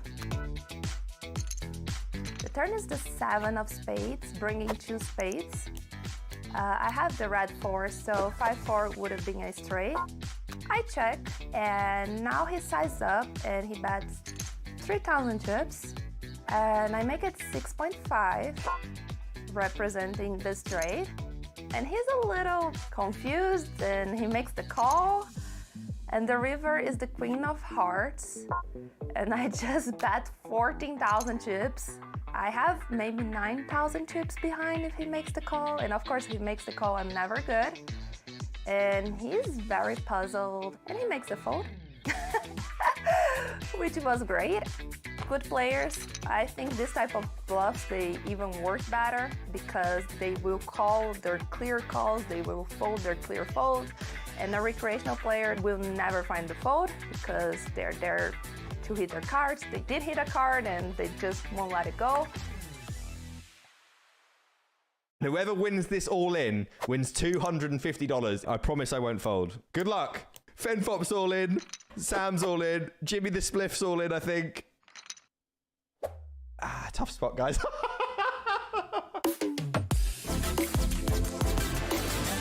Today is a very special home game. It's a mystery bounty home game, and I've got $250 ticket on my head. Come and get me. We're in the big blind here, guys, and there's a mystery bounty up for grabs. So you know what that means. It's 8 big blinds. I probably have a close decision here. Got King Jack. Let's do this. Can I get a mystery bounty? Hold. Hold. Yes, I've got a mystery bounty, guys. Let's do this. Open it up, dealer. Give me 50 bucks at one time.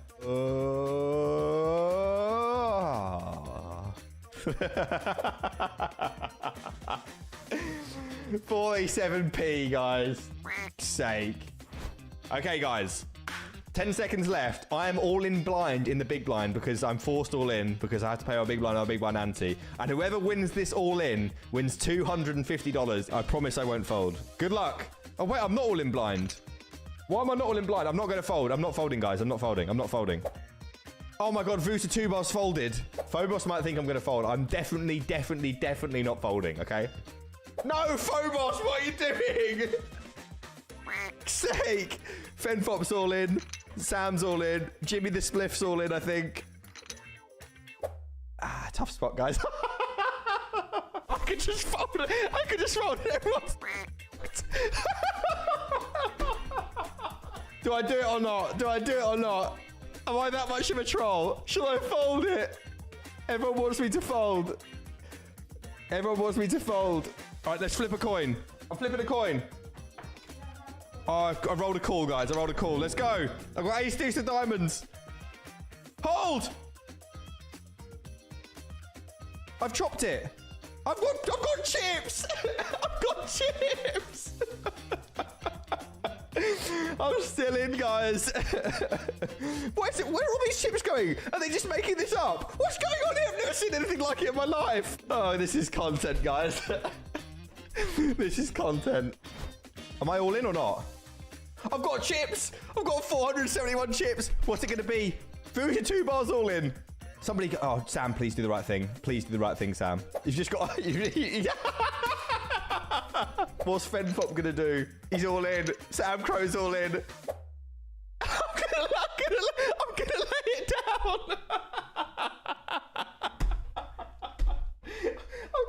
I'm gonna let it go, guys.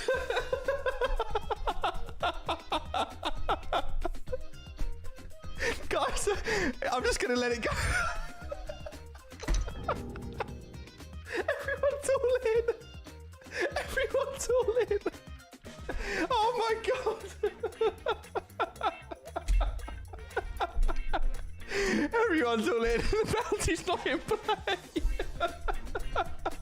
Everyone's out and Sam Crow's got 500k. Guys, it's gonna happen.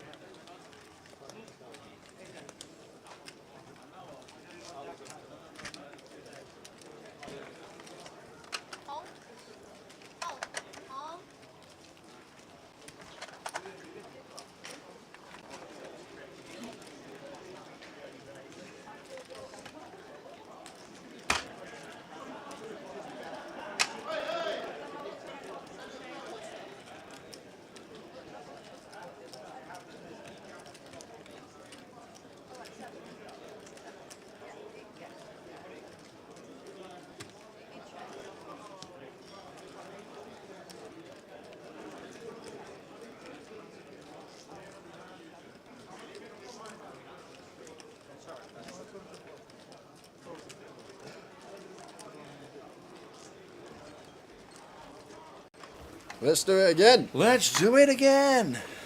We are back for the penultimate session of the day. 4 more levels from us. And 2 levels will lead us up to the final break of the day. We're well in the money now. 47 remain. Everyone has £2,140 locked. £125,000 for the win. And we are set and ready for another session. And I'm going to run you through who we got. Go on then. The Macca Pack, Chris Johnson in 1, Bixie Yao in 2, Joe Newby in 3, Mark Reed in the 4 seat, Richie Pearson in 6, Scarlett Passway in 7, Dooley in the 8 seat, and Brandon Harris completing the table in 9. Richie Pearson had a great start today and took out Vivi Saliba. Dan Laidlaw is still in. We're about 300,000. Jack 8 suited here for Bixie. 8 big blinds. Gonna send, can get behind it here. Gonna have to make a move eventually, and only got 4 players to get through. And a suited gap up. Still gonna have decent equity if called. Richie P out the way, over to Scarlett in the big blind. She's not calling 6-4 off, so Big C out, getting the jam through. And big at this stage, just to pick up them blinds and ante and essentially give yourself another orbit to find a spot.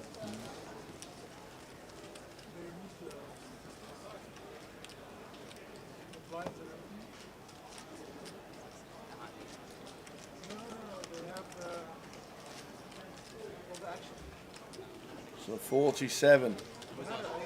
How many did we get down to by the end of level number 10? We should be around about 11:30 tonight. We'll be sticking with it all the way through. If you want to play the free roll, the password is Coventry, all uppercase. That starts in 15 minutes time. Good luck, everybody. Evening Fletch, watching on YouTube.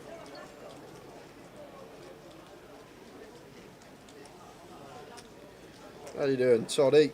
Let's go, Brandon. Vorza is back on the big stage now, whatever that means. Vorza. Vorza. I suppose I didn't see Toddy at this one, actually. I haven't seen him. No, he said he wasn't coming. Dooley going to get a walk. Sure, we'll see him at the tables soon. Enjoy a bit of fresh air, Toddy. And we'll see you soon. How you doing, Paul Fletcher? Good evening, gents. So the pot washer broke cover and returned to the line on Thursday. Cleaned the house with the dubious 6-8 off all in pre. First fruit shoot player to win on a Thursday. Chris Maguire. I'm assuming you're talking about. Brilliant. When are we going to Wrightington? Whenever you Because want. it doesn't look like next year with the schedule we got, Tal. We're not going to have Whenever any you fa- I time. know. We're going to need to sleep. We need to go in the summer because we'll be having a game of golf at the country club round the corner, and then the pub, and then an overnight stay. So we need to sort that out. We'll be there next year for sure, Fletch. Might even see you in Blackpool. Baseline suited for Chris. Going to open.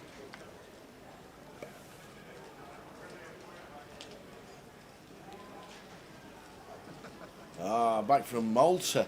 Hope we had a great trip at the Battle of Malta. The Malta Poker Festival is on now as they coincide with each other, straight on top of each other.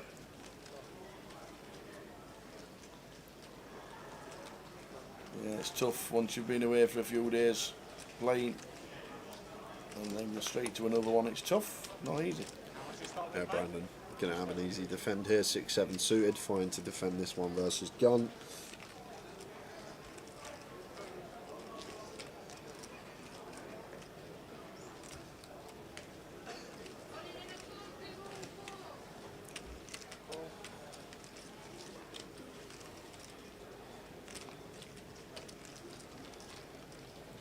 I've only got 2 more legs to fade with Paul Maguire, Mr. Fletcher.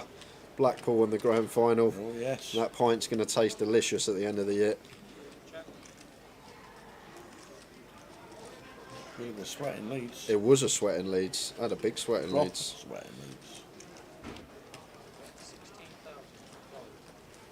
Chris just continues with the nut flush draw, gets it through.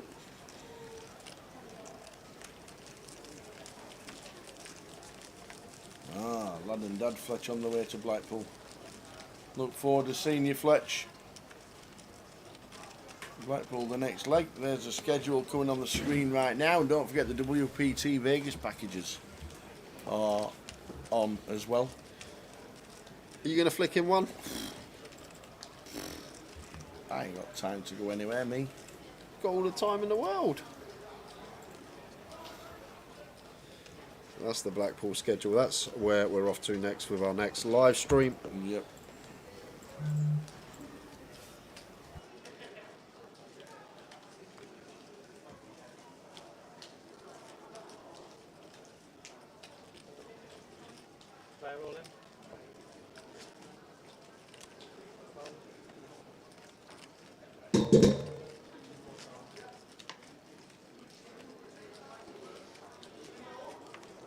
Beaks is all in again, this time with the ace 10.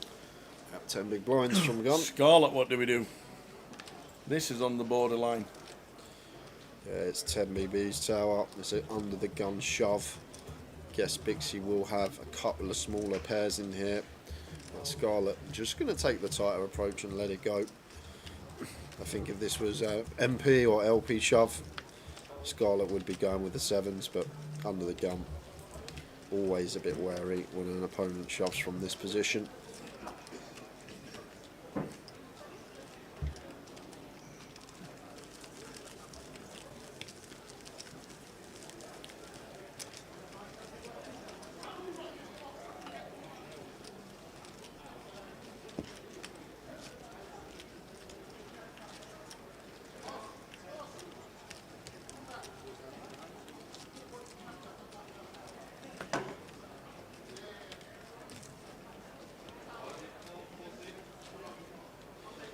New question, where do I find the free roll? You'll find it on 888poker. You will. You download the client. It's a free roll, so you don't have to invest anything. Click on tournaments, and if it all goes by start time, that's what I have it on start time on my mobile. And it starts in 10 minutes. So you look down the clock, and it says 888 Poker TV Special Free Roll.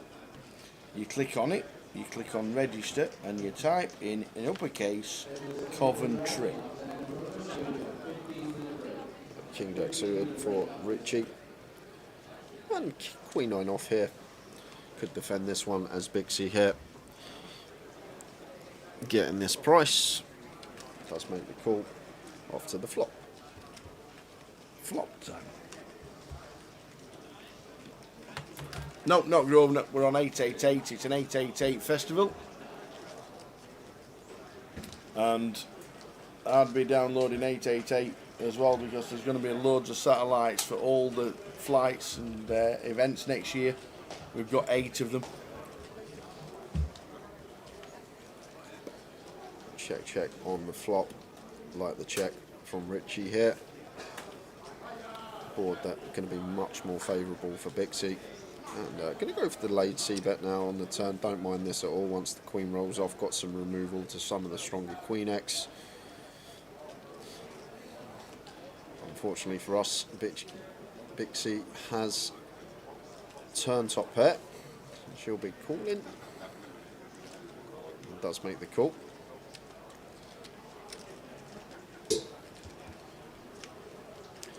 And I know it's not going to work, Tower. Well, now we do shut down, but I was going to say on a lot of rivers I'd love to see Richie go for it here, because Bixie's going to have a lot of check call turns that are going to check fold river. All this like 5-6, 4-6, 3-6 suited, 5-7, 4-7, all this like pair and straight draw stuff is definitely going to call turn but would fold river. So on a brick river, I wonder if Richie would have gone for it, because I would have really loved it, but we're not going to get to find out because have to shut down once that card rolls off. Much more favourable for Bixie. Hey Grigoras, how are you? We are good, thank you. 888 Poker Live Festival here in Coventry. Has he put the schedule into there? No, he hasn't. I thought I put the schedule in there. That's what's happening tomorrow. The Dragon Day 2, the Omaha, Pot Limit Omaha, Bounty, and the Closer. Is the Closer a Bounty as well? Yeah. There's two. Yeah. There's 2 bounties tomorrow. 2 bounties to finish the festival tomorrow.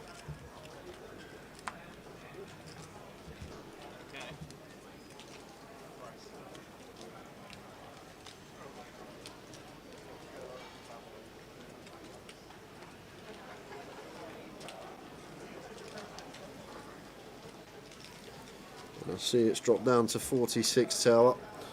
And it's Gary Miller who is the first player out after we have returned from break. Ouch. Unlucky Gary.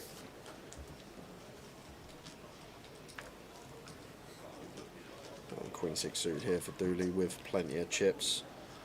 Like this can be a viable open. If there's not like 2 or 3 reshoves stacks behind us tower, I think this is going to be perfectly fine. I think it's just Bixie that's got the stack that can shove, and she's actually chipped up nicely since break, so Not going to be shoving as wide as when she had the 10 BBs. And Joe in the big, going to call the ace-jack off here.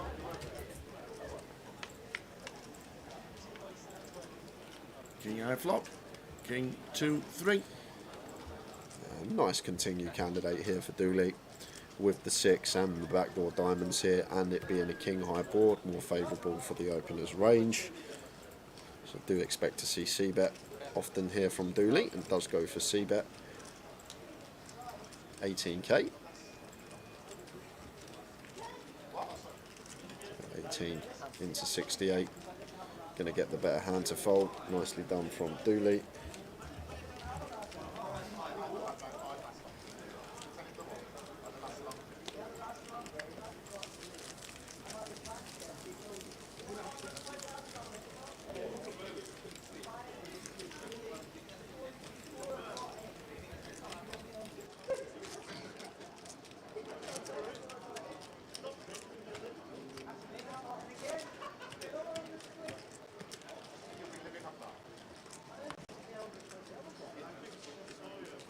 Attention please, Andrew Alsop to Darwin, seat 1,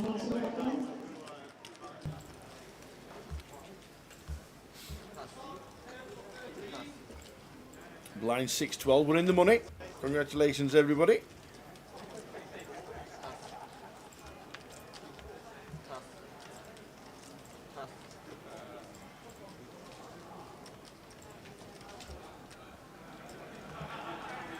There's king for Bixie. Now playing with 18 bigs. So raises.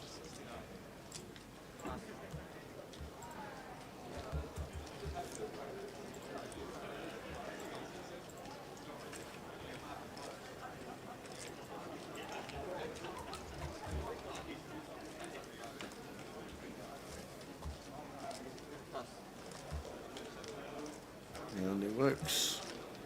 So up to 20 bigs now for Bixie.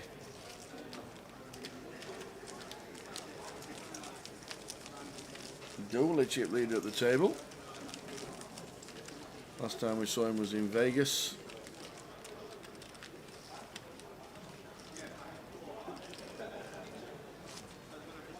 And so when Dean had just FT'd the final and they all went partying off to wherever they went, all the entourage went off, me, Kev Allen and Dooley went into that new flavour town. He gets about on night outs in Vegas, Kev Allen. He does, absolutely does, I know. It's driving down streets and all sorts of it does. To be honest, with all the Brits out there, you can find anyone's tower and you can have a good night. Yeah, went to that new flavour town that was in the Horseshoe. Flavour town? You know, as you're walking through, you know where you have to walk between the Horseshoe and Paris? Yes. And the steps? Yes. It's on the right hand side there. Oh, okay. Fabulous food. Really good food. And it's only like, it's like posh pub food, but obviously Vegas style. Yeah. Really good. It's Guy Fieri's new place. I don't know who that is, but I'm sure he's very well known. Yeah, he's a big chef and did big TV star. He did all kinds of food programs for years of Guy Fieri. Mark gonna have to take this one, I think. Tower, ace-5 suited here. See if he goes with it.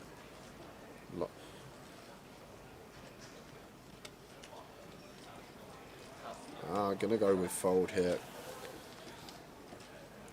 We've just got enough, I think. Just enough. Just under 7 bigs. Might have sent the ace-5 suited there versus the button open, but the problem that Mark's got, and I'm sure he's aware of that, is fold equity. Once 2 big blinds has already been invested by the button, are they really going to fold for 5 big blinds more after we jam, and maybe just going to wait for a better spot? He's going to get another 6 hands to find before he's in the big blind to try and get that short stack in.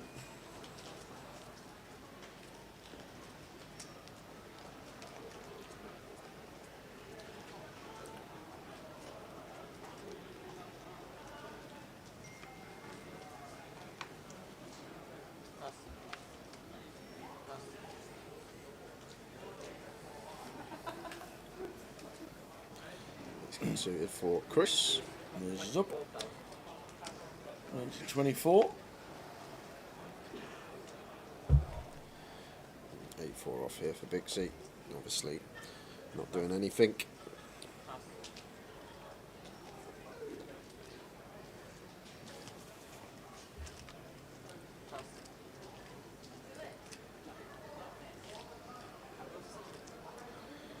And Richie P in the small blind with an ace king of his own here. I'm going to go for 3-bet. That's 78, I think it is. Yep, 78's out. It's north of 3x. Could put a slight bit more juice on this, maybe like 85, 80 to 90k if I'm being really nitpicky.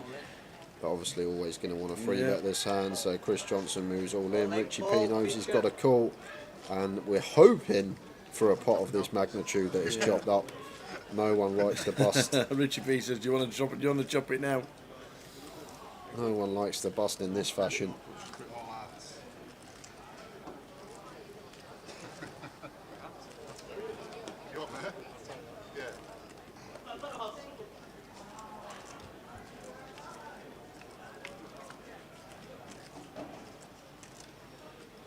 Well, both players have the free roll. About 45% of the time, someone's going to have the big sweat. Oh, Richie P. He doesn't want to chop it up anymore, Tower. Suddenly, he's got outs. Oh, two pair. King on the river. Yeah, me too. Chop it up. Huge sweat for Chris Johnson, but fair result there with the two hands. That would have been ill.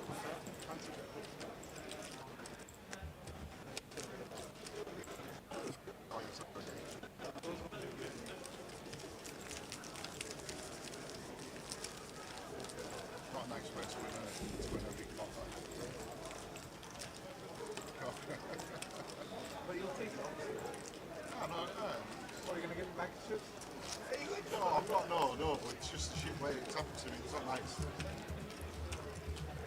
Should be given a choice just to chop it down. Yeah, very. It's not about mattress as well. Shit stinks like. If you're in the password, if you're in the free roll, the password is Coventry. Get yourself in. Have a little flutter while you're watching the live stream.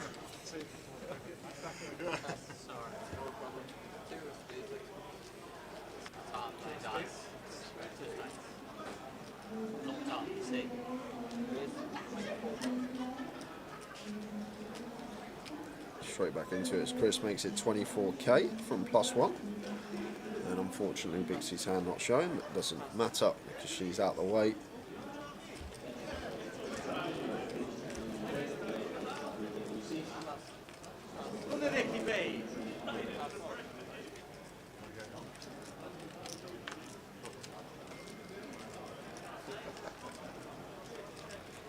Dooley with the ace-8 off here. Going to be defending. So the flop we go. Jack 9-3, 2 diamonds. Yeah, not the best board to be continuing on here as Chris. Could be seeing check behind. It does go with check. 7 of hearts on the turn. I'd love to see a lead now from Dooley. We've got the 8 in here. We've got the ace of diamonds. So we have the potential to lead this turn and continue firing on most rivers, especially Diamonds Tower. Yeah. And Dooley just recognises this straight away. Get Chris to fold out some better ace highs, flush out the equity of, or potentially get some value from some King, Queen, King 10, although do expect those to be c-betting fairly often with their gut shot and over or over cards. 45k on the turn here from Dooley, and Chris has picked up a 7, so expect him to call here, even versus this size, 45 into 66. I'm gonna just let it go, so Dooley doesn't even have to think about barreling river because gets Chris off the best hand on the turn there. There you go.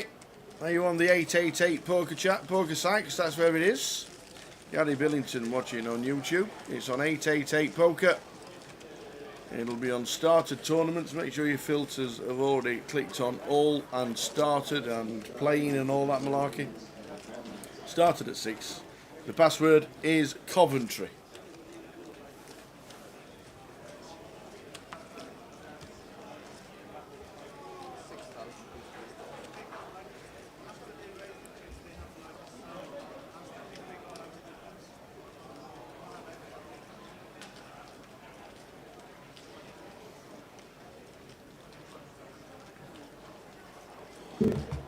Ace-5 suited for Chris. Should see another open here tower. Got to be careful though. Obviously we can see Chris Johnson has hands that he should be opening. Well, he's gone for the limp here. Intriguing stuff. Very surprised to see this from Macapac. What I was going to say is needs to be careful because he's opened I think 4 hands since we've been back from break, and obviously from our perspective we can see he's actually had hands that are viable opens. However, from the table's perspective, may just look like he's trying to get after it, and potentially could be met by some light free bets. Now it's all in. And Scarlett just shoves over the limb with the King Queen for 30. Not worried about this limp at all here from Chris Johnson, and this is just going to be getting through. Does get the better hand to fold. Scarlett picks one up. There we go. 134 bigs. Yeah, well, because we're doing the 888 Poker Festival, all the free rolls are on 888 Poker.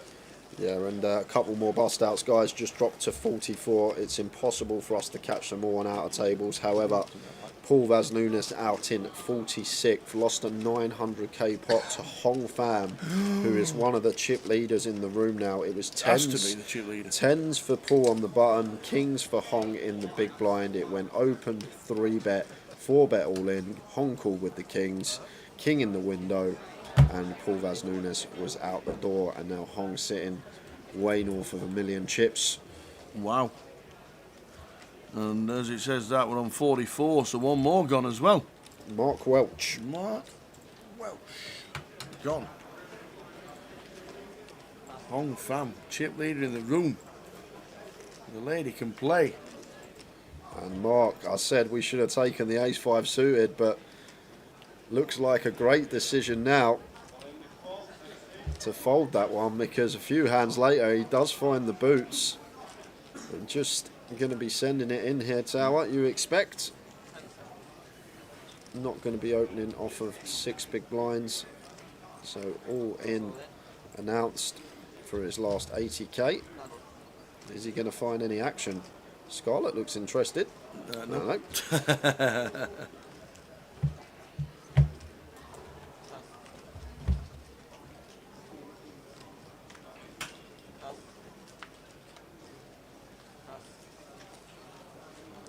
No action in the small, no action in the big.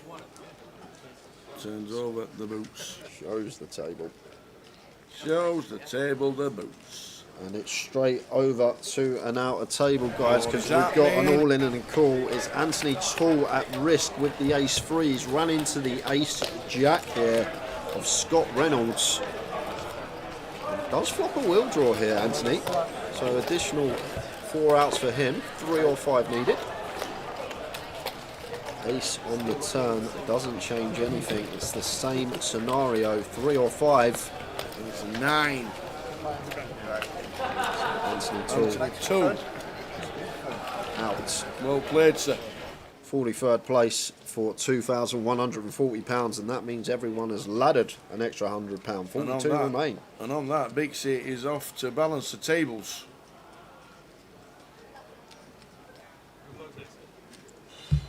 Good luck, everybody. Going straight into Anthony Tall's seat.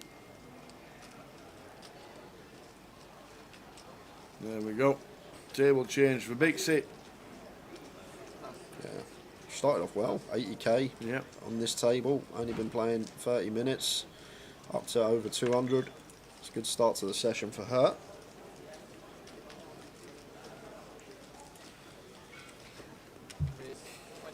Dooley with the king 6 here from cutoff. Going to open. Can get behind it. Having everyone covered behind us, and the Macca pack here. We've got one which we can go either way. We can go for flat, or we can go for 3-bet here with the ace 4 suited. Beautiful candidate to potentially mix in as a bluff, but flat going to be fine as well. All about setting frequencies, how often we flat, how often we 3-bet, and randomising to our own accord. Just going to call on this occasion, and both players catch a piece. Top pair for Chris, second pair for Dooley. Like, in terms of range, expect to see a lot of bets from Dooley, but in terms of actual hand here, we have a terrific check candidate. The King X on ace high boards, when it comes ace king brick, like here for example, becomes a very good check. Couple of reasons why. Turns trips on the turn and checks it back again. So playing this one really tricky here, and it's an ace on the river. Wowzers. Chris Johnson. And Dooley's only ever calling. Yeah, exactly. That tower just going to have to call as Dooley here. Chris fires for 110. This is meaty though, Tal. Look at the size of this bet. 110 into 74. And I just think once we check back flop and turn, still going to have to pay tower. It's huge though from Chris. Look at this sizing. 150% pot here. And if Dooley gets away from this, it can only be because of the large size Chris has chose here. But when we think about what our range looks like to Chris, once we check back flop and turn, from Chris Johnson's perspective, it may look like we never have an ace or a king, so potentially could be over bluffing in this spot. And has asked for a spread of the pot. It sees it's 150%. But the other question we got to ask here, what bluffs does he find? And Dooley is going to call and sees the bad news. But as I say, I can't fault him, especially once we're under rep. We check back flop, we check back turn. Chris Johnson, the type of player to pounce on weakness, and does pay that one off. But lovely size on the end there from Chris, gets the maximum. And up to 40 bigs. Yeah, but going back to that ace king X boards, when you have the king X holdings as the opener in position, they make really nice checkbacks because it's a scenario where we're either way in front against all other hands that aren't king X, and we don't have any need to protect against overcards, or we're way behind against ace X or better. So for those reasons, they become nice check candidates. However, we still do need some bets with middle pair in our range, because the times that we do turn trips, we need to still have that in there as well. Same as I said with Chris with the ace X suited pre, all about setting your frequencies, how often you're betting, how often you're checking.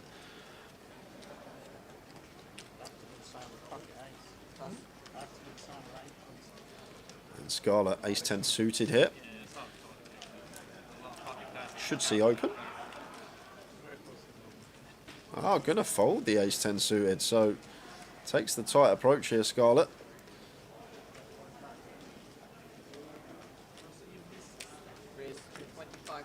Dooley raises. Makes it 25. The blinds at 6-12. Round to the big. Gonna get through here for Dooley. And as it does, off we go again. Out of table action. And it's Lin Chen against Andy Croybin. Lin Chen, the player at risk, up against the ace-9. What does Tower say when someone's got kings? Is there always an ace? We're about to find out. There's not an ace there. Got the backdoor diamonds covered as well, so good start for the kings of Lin. Still good. Two outs to fade. River card. Does it? Lin Chen gets a much needed double. Andy Croybin around 10 big blinds, it looks like, straight back to the feature.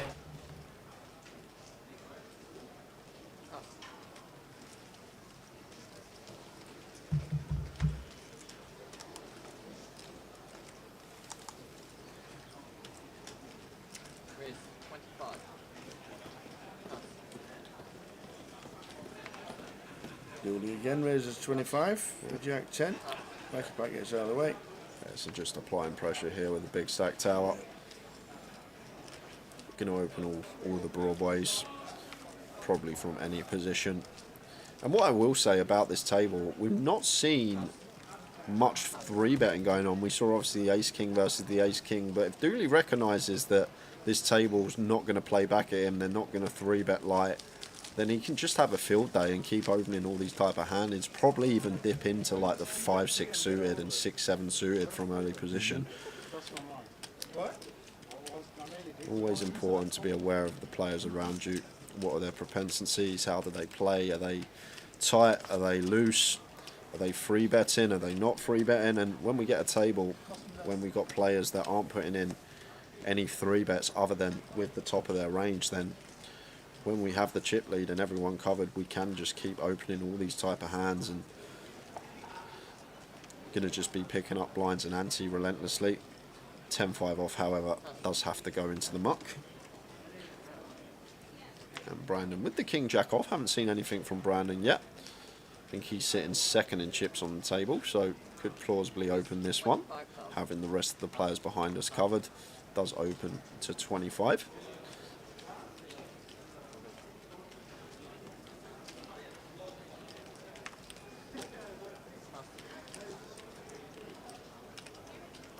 And Queen 9 of Hearts for Richie.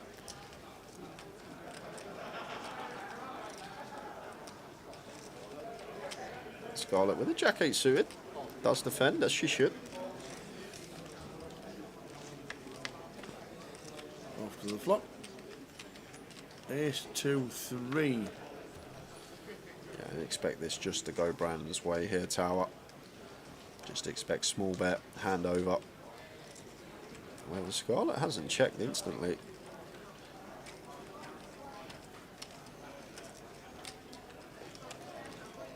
It does check. Over to Brandon.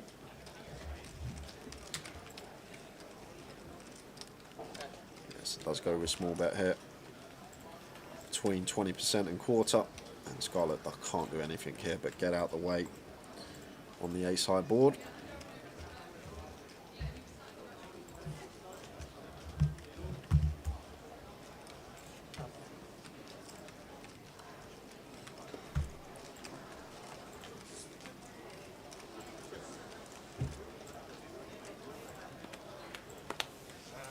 So marked on 6 bigs and 8 to K, 42 players left.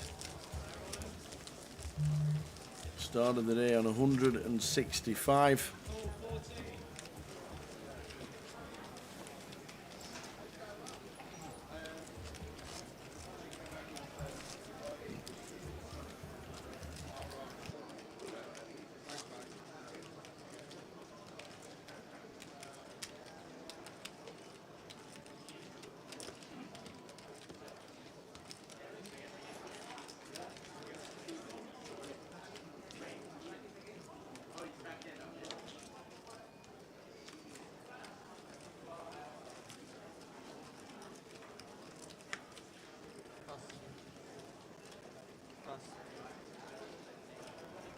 I can see.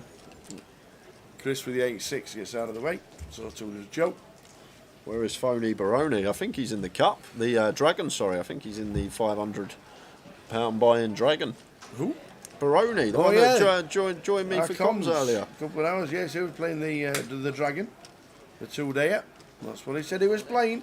Scarlett with pocket 10s here. She, Baroni. And just shoves into Dooley's big blind, and Dooley with the A7 off. Going to ask for a count, but I don't think going to be calling this one off. I think he's aware that Scarlett going to be shoving fairly snug here, and quick look at the blinds. We'll calculate it's more than 30 BBs and just going to have to fold the A7 off.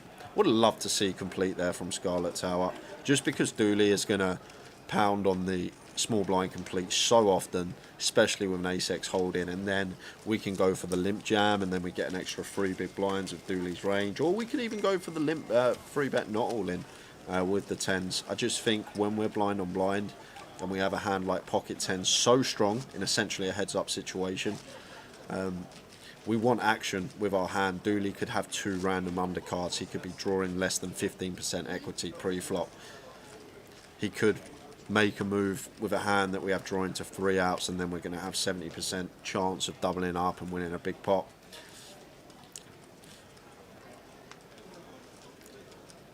And this is what me and Baroni we had like a 10-15 minute conversation on this earlier. Once you actually get an understanding of how equities run and recognise what your opponent's range looks like and how much equity potentially they can have against our specific hand, it will improve your game fourfold. Because sometimes people will see a hand like 9s, 10s, jacks, and they just want to win what's in the middle because they're scared of overcards rolling off. But in reality, you want action from these hands against especially a big blind range, which is going to defend wide, because as I mentioned, there's going to be hands in there that are drawing to like 15%, the 2 undercards. Going to be hands in there that are drawing to 30% with 3 outs. We want all these hands in the pot. So Joe with the 7s raises to 25. And gets a call. Out of the big with the 6-3. Yeah. Real Walsall nuts. Pretty standard this tower. And hits a 6 as well. So Brandon connects second pair. Yeah, one of the boards versus big blind as well. I think we can have some big bets on, even on the rainbow texture.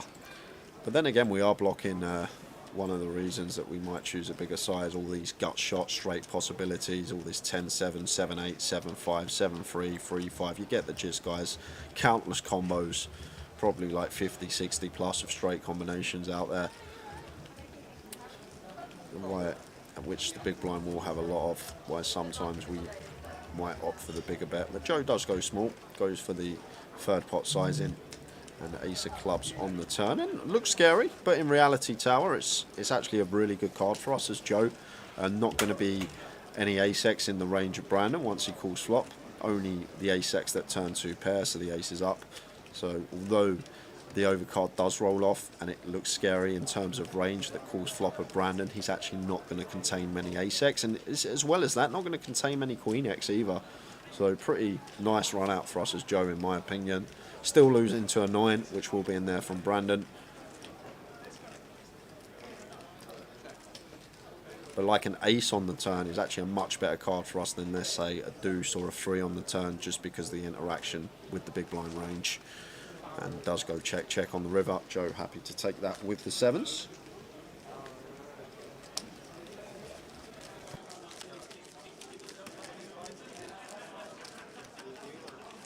Ladies and gentlemen, all players on waiting list will want to be added. Please make your way to the front. All players on waiting list will want to be added. Please make your way to the front. Thank you.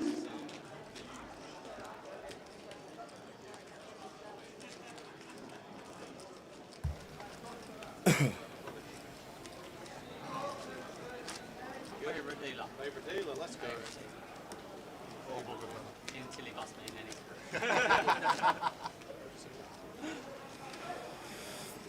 Do we know why it's the Walsall Nuts? About 15 years ago, 2 dealers were off to TCD for a comp and had a car crash, both okay, but the deck of cards on the dashboard fell and only 6-3 off fell out. They said they had to play it all night and won the comp with the winning hand, which was the 6-3 off. Okay. So doppelganger, Walsall Nuts, the 6-3 suited there, Tower.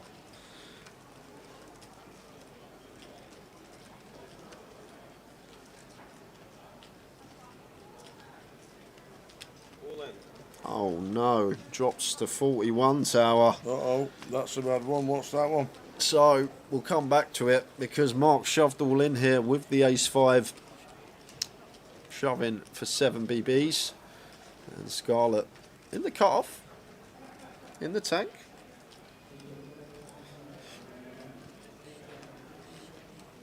Chas Chatter's still in the mix, Gary.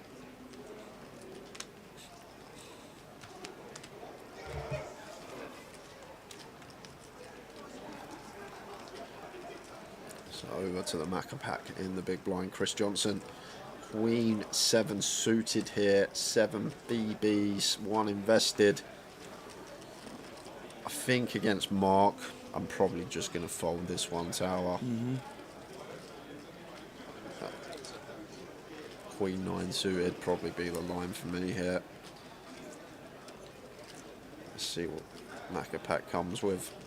And it's just going to choose to fold. So, if you remember, about 10-15 minutes ago, we went over to table 16, seat 4. We saw Anthony Tall bust. Eliminated. Yep. Laid down. Bixie Yep. moved from our table over to table 16, seat 4. Okay. And busted about 5 minutes after she moved. So Bixie Yao, who was on our feature about 10-15 minutes ago, went to balance the tables and it ended up in Anthony's seat. Then 5 minutes later, after Anthony busted, we lost Bixie. So down to 41. And prizes Who's in it now? coming across the bottom, guys. That's what we're playing for. Bottom of your screens. It's a lot of money, life-changing. 6-figure score for an 888 buy-in. Unbelievable turnout here in Coventry. 672 entries. And Dooley got one that will be opening here. The 7-8 suited. Opens from cut-off. Makes it 25k. Brandon out there with the ace-5 off. Chris does the same with the 5 deuce suited.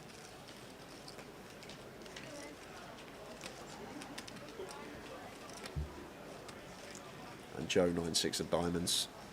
Going to defend in the big. They got 80% of a straight flush between them.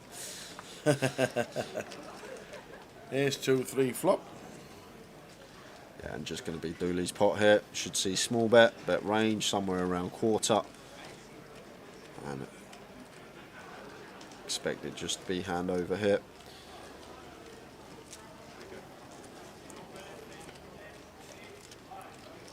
This goes for 20k, so between quarter and third, and that's going to get the job done. And off we go again, tower to the outer table.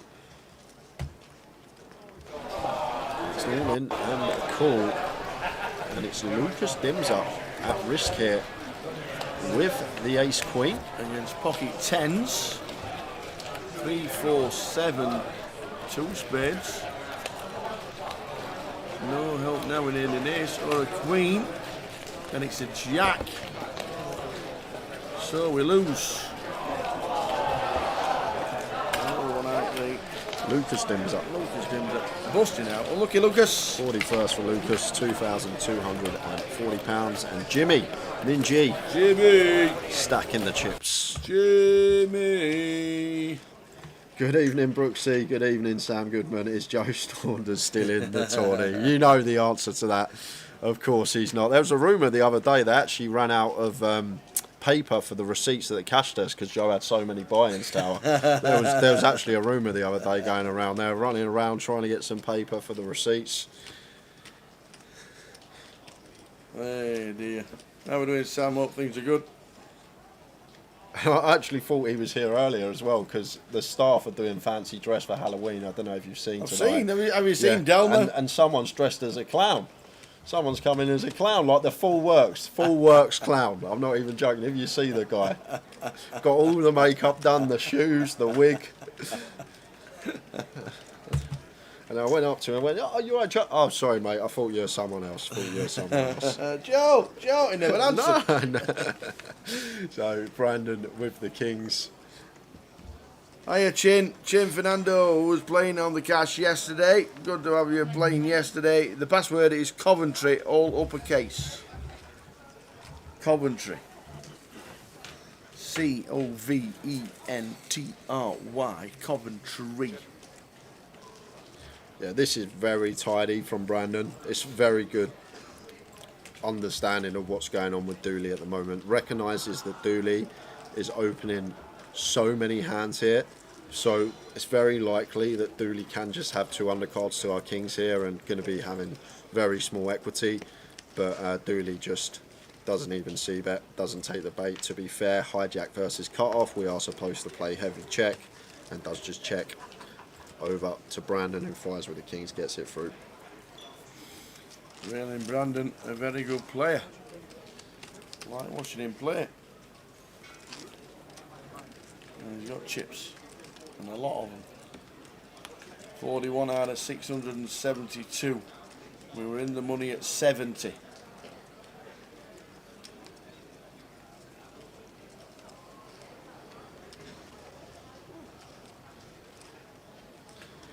And Scarlet under the gun here, ace queen.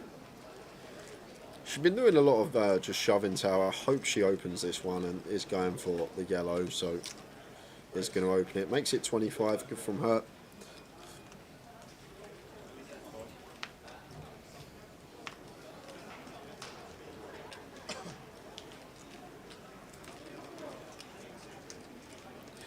It's bad Coventry takes his seat at the table.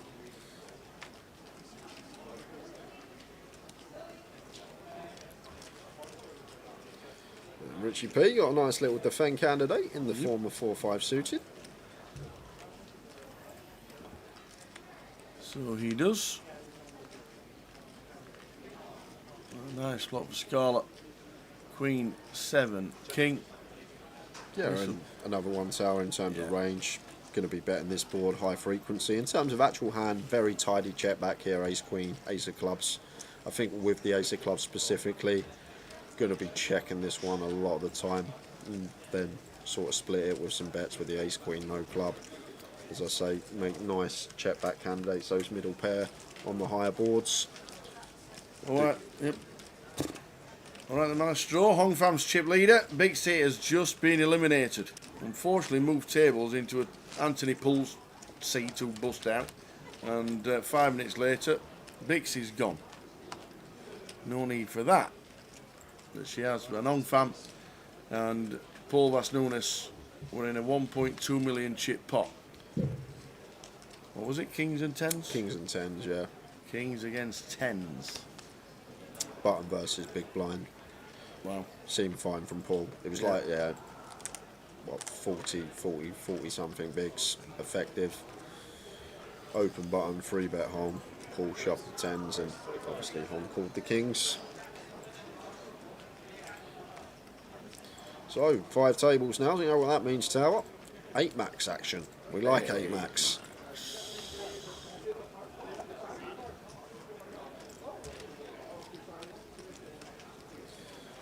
So Scarlet in the big blind, going to go with defend. Chris opening the suited king 3 from +2. And, oh, no defend, goes for the little clicky, makes it 50k. And first thing I'm going to say about this tower, we need to go larger. Because the problem is once we go this size, Chris is just going to continue all of his opening range versus us.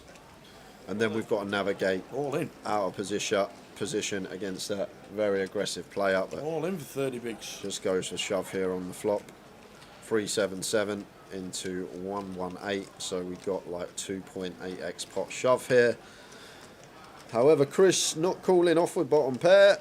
He's just having a little tank, making Scarlet sweat, but never calling king 3 here, Tower.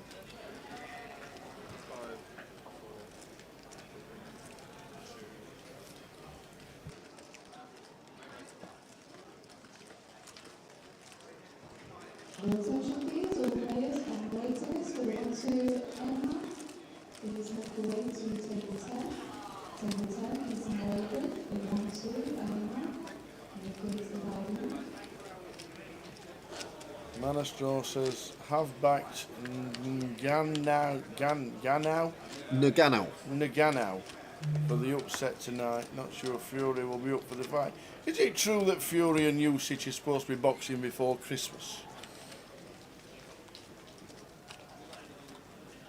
I can't see Fury fighting again this year.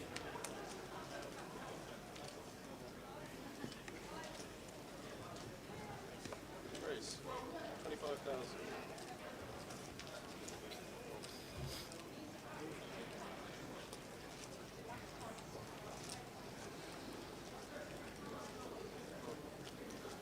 King queen for Bev. Raises to 25k.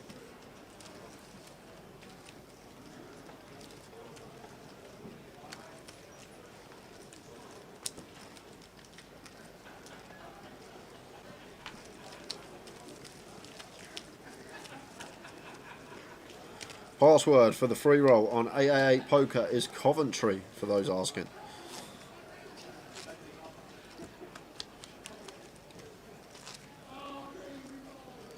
That has got 27 minutes left, I believe, of late reg. 2 minutes an hour. The big one. Started at 7 p.m, the free roll. 7 p.m. our time, 6 p.m. GMT.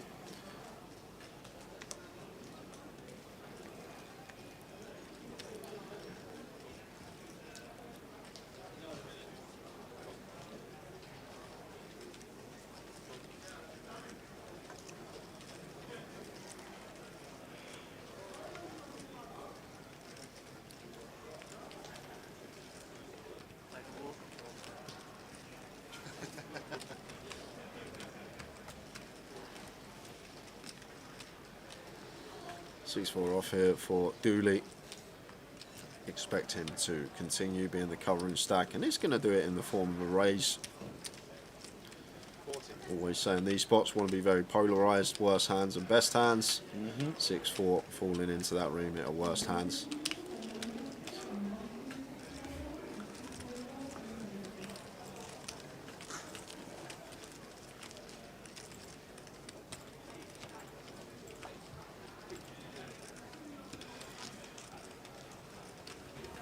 Jumbo Giant says, come on Scarlet, and here he is, Chef Brad Poker. Oi, the Brad, how we doing? What's happening? Thought it'd been a bit quiet today in the chat box. It's been lovely.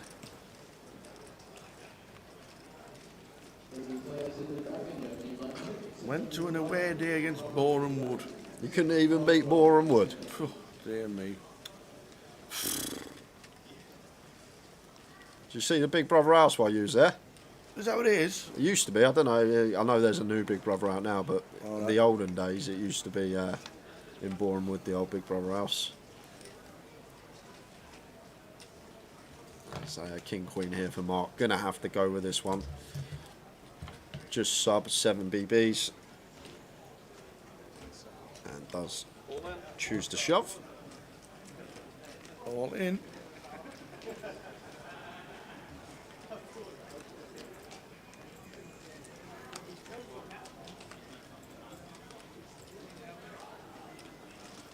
Dooley out of the way. Brandon with the 9s. Should be calling. Yeah, just figuring out here whether to ISO or whether to call. If Macapac has effective like 30 or less, ISO going to be fine here, I think, for Brandon. 10 seconds. I'm pretty sure Macapac's got about that, so I think Jam going to be what we're going with here, Tower, and does go with Jam. Yeah, Macapac 31 effective. Yep. Mark's going to like what he sees. At least we're flipping and not dominated.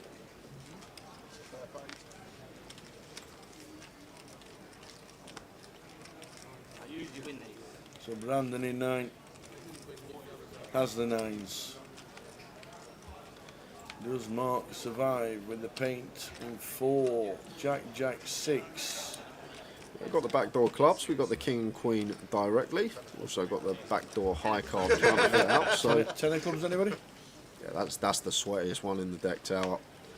Well, the ace of clubs just as sweaty. So ace is working, king's working, queen's working, 10's working, and clubs working. You just can't miss, can you? You can't miss. Too many outs gets there for Mark. It's a year of 2023, Tower. Too many outs isn't a thing anymore. The amount of times it just gets there now.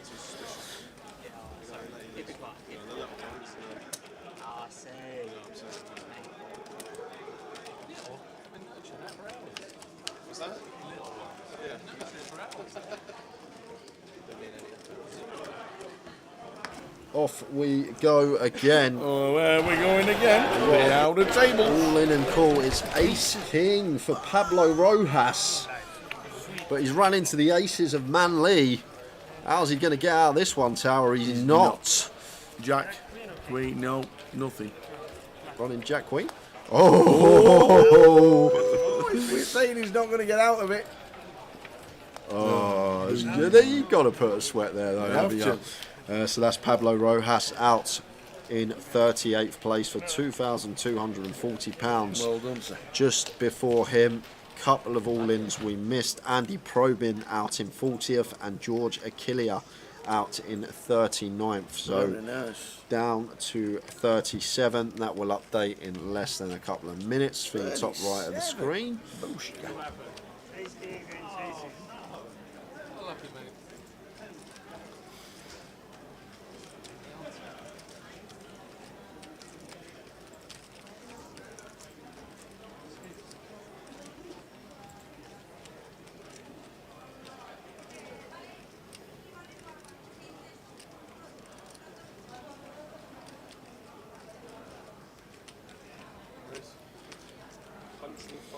Stavros says Bav wins the comp. I like Bav's hat. A bit colourful. Yeah, goes for the free bet with the king 9 off. Makes it 105 here. Just don't expect Dooley to ever have any traps and just got to get through Richie P. We got the king blocker in there. 10 seconds.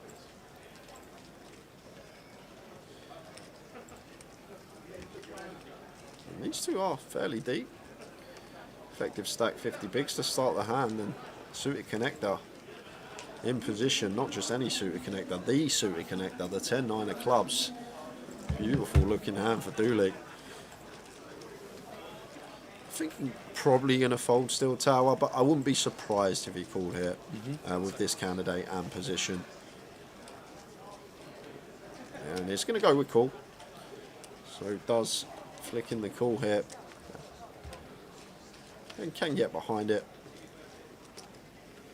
I've gone slightly smaller from the big blind after an opening call than expected, maybe like 120. The size that we could go. Either way, expect him to win this pot. Queen deuce deuce just gets a lovely board to continue on. 9 of hearts in there. For the backdoor hearts, doesn't have to go large. Does continue for 60k. Quarter pot, thereabouts. Oh, 80k, my mistake. So just south of third. And Dooley, doubt we're going to see a call here, Tower. I was thinking about the float, but just lets it go. Going to let Bav take that one down. King 9 off, getting it done. Are some good hands. The offsuit King X2 3-bet from the big blind. I think the robots prefer dipping slightly lower than the King 9 off. Hands like King 6 off, King 5 off, King 4 off. I think they are theoretically the best ones to choose. Good block up, good unblock up. But either way, Bav wins a nice one. Nice pot to win that one. Yep. Martin was down at the sixes after he's just doubled up.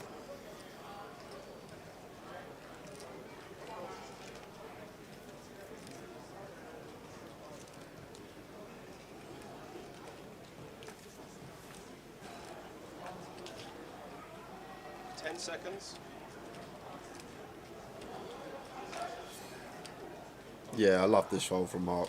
I thought he was going to send it there, Tower, but really nice fold from him, I think, there with the sixes.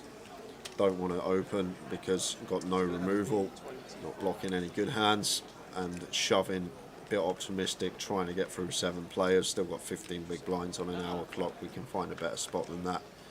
And the lady with the ladies, Scarlett here. Raising up to 24. And this is good from Scarlett. She played a few hands where she's just gone for jam, but just choosing to open here. And Bav's in from the big blind with the pocket 7s.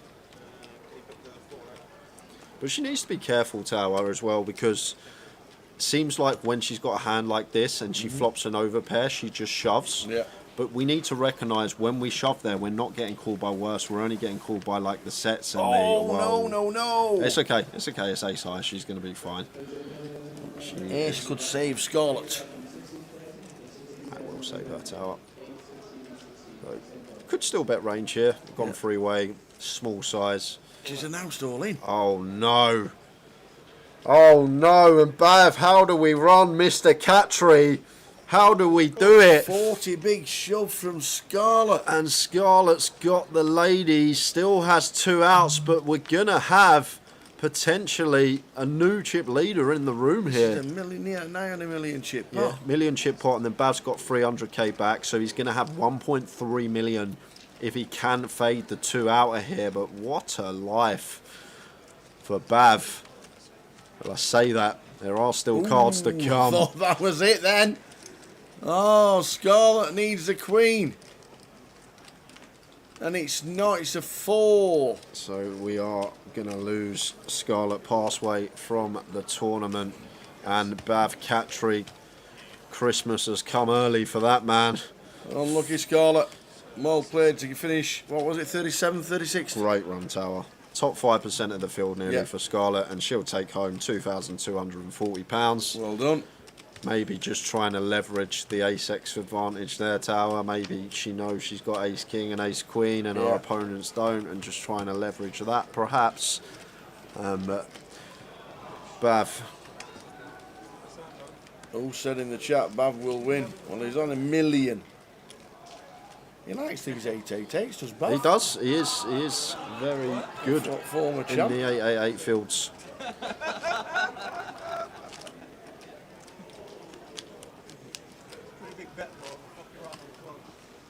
Good friend of mine as well, Bav. Nice guy. Yeah. Really nice guy off the Nice table, one. Tower. Good. I wouldn't say what a life to just anyone in that spot. What a dream scenario. It's just a dream scenario. We flop the set and we're met by like the over 2x pot shove. Yeah.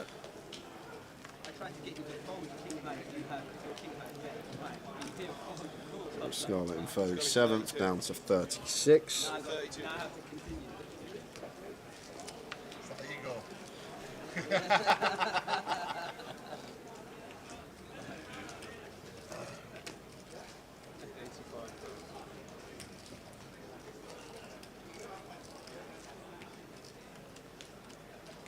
So Dooley opens the king 10 and Chris goes for the 3-bet here with 7s, and Mark gonna be shoving. He is indeed. Double up once, can he do it again? Yeah, and he's gonna Tower because Chris has to call 7s now. Yep. Once we're met by this jam, we can't be folding the 7s. Understand what Chris is up to here. I don't know if he's been fed information, but Dooley probably V-pipping close to 50% this session so far. So therefore, we might take some hands that are going to find their way into the higher frequency flat and start free betting them. Does it here with the 7s. However, going to get some bad news as Mark Reed with the jacks here. Please don't let this one go, Mark. He's using some time banks. Yeah. Obviously still looks strong. Dooley open. Macca pack 3 bet, but is going to go with it. Well played, sir. In it goes.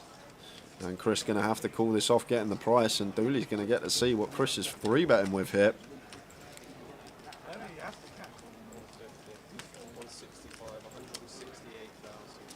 Can't fold. 87k to win 300. No brainer. 3.5 to 1 on the call. Only need like 23% equity. So against range, the times that ace king, ace queen's in there. Yes, we can have some dominated pairs, but we still have to make the call just for the price that we're getting and what equity we need versus range. So Chris does make the call. And we just saw Bav flop a set of 7s. Yep. Can Chris do the same, or will Mark survive? 9, 4, 2 is good for the jacks. Good as it gets, Tower. Just fading the 2 outs twice. 9 out of 10 times we're going to get our double. And nice and clean. And now 1 in 20 times we're going to be out the door. Is that river? Oh, jeez! No, Wow! No, Macca, what you doing? Not like that. Where has the 7 come from on the end? Alan, look at Chris. They don't want to leave. Pocket 7s, Tower. Get it in. Get it in with 7s. Old school fruit machine jackpot, as my good friend Eddie Johnson would say. The red 7s. Ding, ding, ding, ding, ding, ding, ding, ding, ding, ding, ding, ding, ding. Oh, man. Macca pack. Yeah, it's losing 2 from the feature table in Space of 2 hands. And just like that, Tower down to 34. So after Scarlet, we lost Chris Day from an outer table. Yep. And then we just lost Mark Reed, so 34 remain now as blinds have just gone up into the 8K, 16K level. Yeah, they are 816.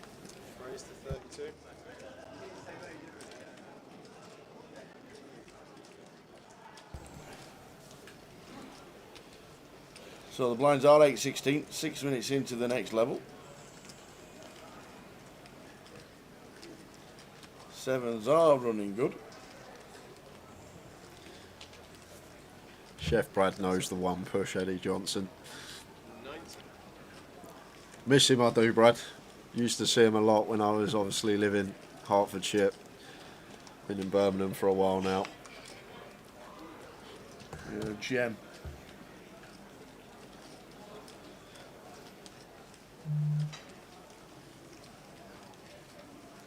Yeah, and Richie can't do much with Ace Jack here. Gonna have to let this go, and Brandon maybe using his image here. Very nice free bet from him. Nice little candidate. Ace 9 suited, gun versus +1. Fold out the Ace Jack, the Ace 10, and does get the Ace Jack to fold. I'm probably aware as well that Brandon has been playing fairly snug, and always important to recognise your image at the table. If you think that your opponents think that you're playing too tight, you can start mixing in some more free bets, and you're going to get more credit and less likely to be played back at by a 4-bet.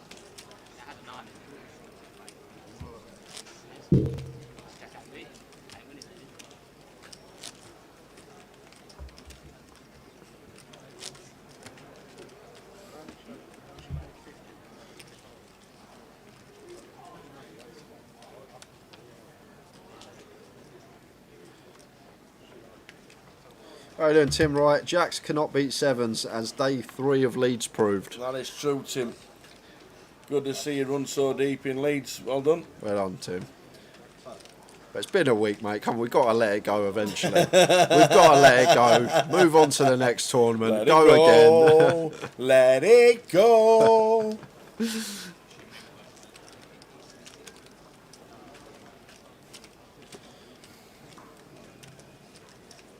1.3 mil for Bath. Beautiful. What a stack with 34 left. So blinds 816.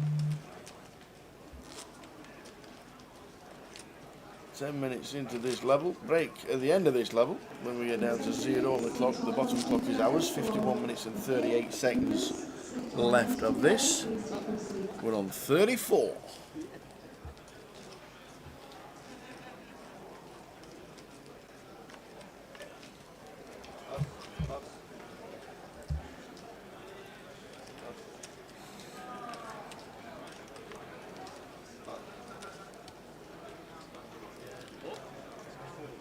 Average at the moment, just shy of 600k. It's a Bath with double average at this stage. Beautiful spot to be in. Dooley completes the King 3 and Brandon 9-3 suited. Should see check here. Always say polarising this spot. We want our trash hands and we want our best hands, but the suited variety we want to be checking a lot of them, almost all of them, the low down ones from the big blind, just because of the playability and chance to realise our equity with 2 suited cards. The times that we do raise these and get free bet, we then just have to fold and don't get to realise that equity with position. As we see 10, 9, 5 rainbow. Brandon going to go for the snap check back with his middle pair here. 7 of hearts on the turn. If Dooley does check it over to Brandon, which I think he will be doing most of the time, like to see bet now from Brandon. I think bet or check going to be fine on flop, but once we do elect to check and get checked to again, I think we want to be firing here. We just don't want hands like the bear 6x, the bear 8x, the bear jack x, even just like a random overcard to get to realise that equity for free. So it does go for small bet and hand over.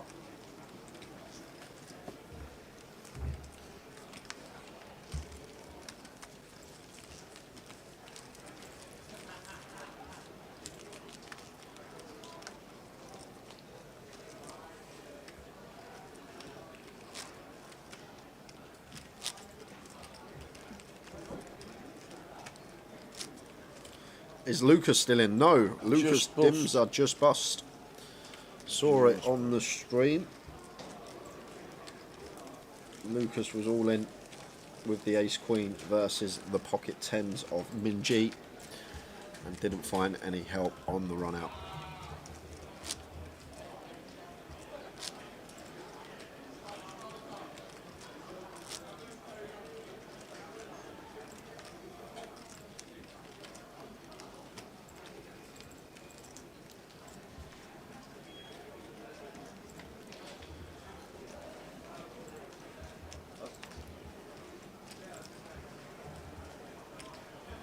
F5 for Bav out of the way.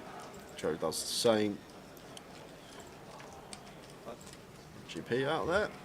Over to Dooley on the button. Queen 6 off. Now it changes now for Dooley Tower. He's been able to play a lot of hands. He's had a decent chip lead on the rest of the table. But now sort of pulled slightly back towards the pack. It's still going to open the Queen 6 off. Makes it 32.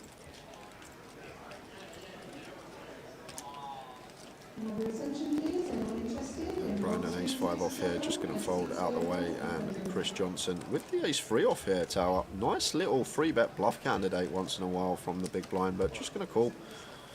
Button versus big, high low offsuit ace X. Some frequency can make a nice little 3-bet bluff versus the button, obviously blocking some of the continue range. 9 deuce deuce flop. Yeah, check bet call. What you expect to see here, Tower. Dooley going to check behind here with the Queen 6. Jack of hearts on the turn. Chris does have ace of hearts in hand, but against button range, I think we're just on the hunt for showdown here. As Chris Johnson. Against a Dooley button open, still can definitely be the best hand. Does have the ace of hearts, obviously blocking the back door, nut flush draw. And it's going to fire on this Jack of Hearts turn, maybe with ideas of barreling on Heart Rivers. 36k and quick fold from Dooley.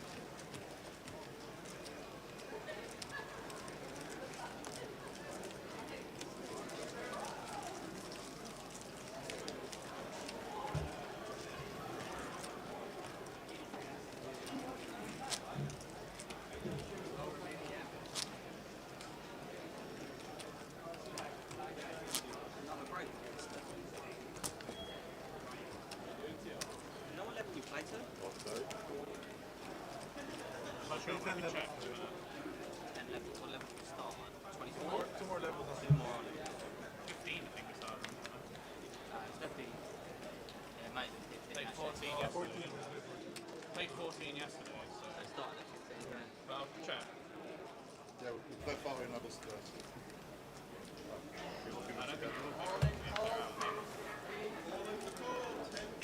Rolling in a cold table 16 we are here in the background, and Brandon gets up to go and watch. Is that one of his buddies? He's off to have a wander. Don't know what happens on the hours, but yeah, the dealer's shouting, "All in a cold." Well, we'll know what happens if that number drops to 33. We will. And two legitimate hands here, blind on blind. King Jack suited for Chris makes it 42k, and Bav makes the call with the Queen 10. Ace 4-4. Could just see 20k here from Chris Tower, 20%. Small size on this board, goes for quarter instead. And the ace 4-4, and Bav just going to let the Queen 10 go.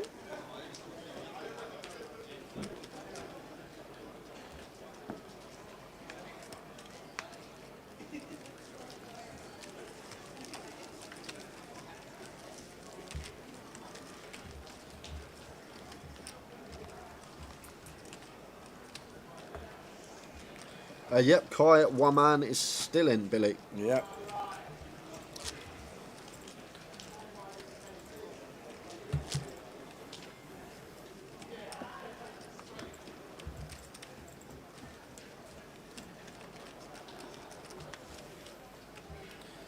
Playing for big money, that is what we are playing for. Scrolling across the bottom of your screen as we speak.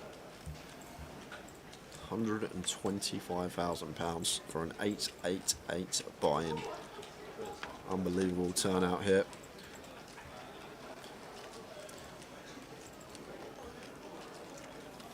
So Dooley opens A6 suited here, and Brandon with the King Jack suited in the cutoff.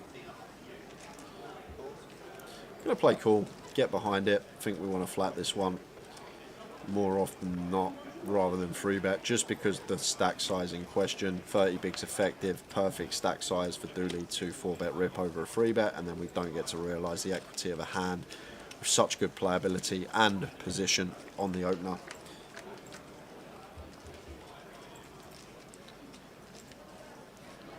Yeah, and complete whiff here for Dooley. And as I say before, Tower, cut off versus hijack, heads up pot. This is what we're meant to be doing at a very high frequency, and Dooley recognises that. It's a heavy check spot. And Brandon has flopped top pair.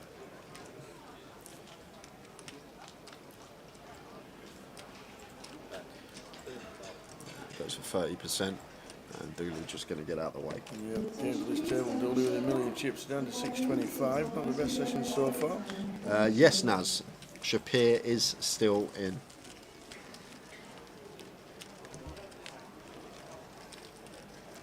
But I'll tell you who isn't, Tower. Who's that? Out in 34th. This must have been the all-in and a call on table 14. Giaz Lee exits the field. So 33. One more bust out, and it's going to be 4 tables of 8. 40 minutes just over left of this session, taking us up to the final break of the day.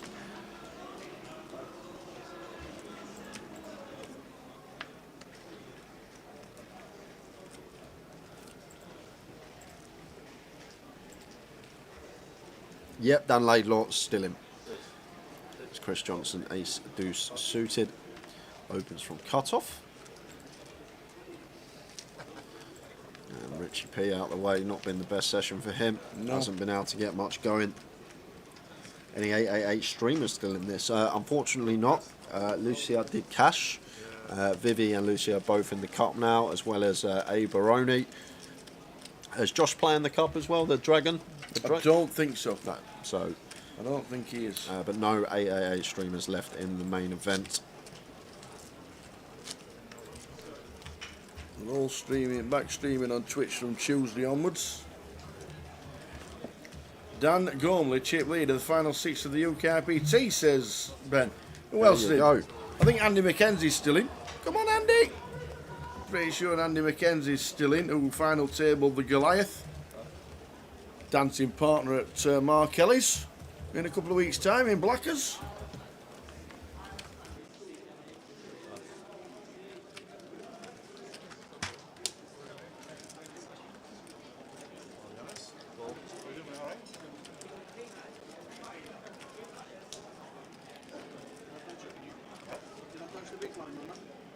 Just missed it. Just. Didn't tie your laces on the way here, did you? Spraggy and Finton and still in. Very nice. Keepers involved on what's happening with the Edinburgh leg of the UKIPT. I know Andy McKenzie's in.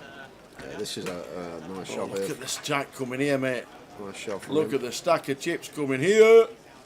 Yanis Liparis. Look at this. New chip leader at the table. Who is that? Hong Fam. Oh, it's Hong. Okay, makes sense. Look at them chips, ladies and gentlemen. Oh, oh, oh. Yeah, Dooley hates this. He's been able to, even Bav as well, they've been able to sort of have their own way a bit, but now we've got 2 very good, experienced players, both with chips, taking their seat at the table, and it's just got a lot tougher.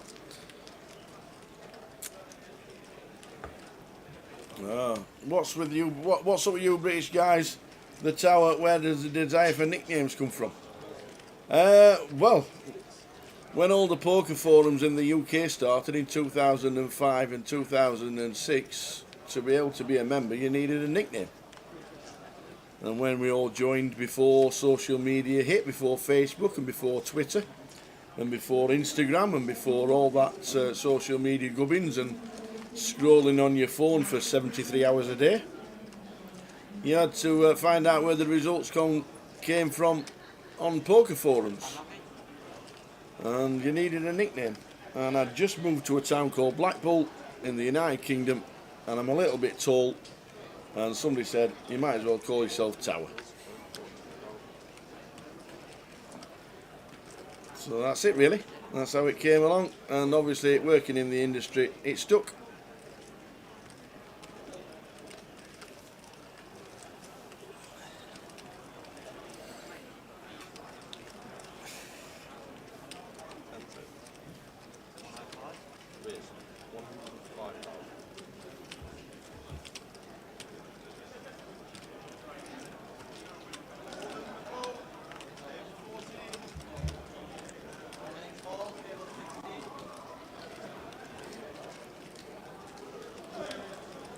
So Dooley makes it 42k here with the kings, and Brandon goes for the 3-bet with the ace-4 off here, blind on blind, and Dooley just going to set the trap. Trap has been set, but is it going to be activated? Still needs to fade an ace, not that he knows that, and nice clean continue here for Brandon as well, in my opinion, on the 6-5 deuce with our gut shot.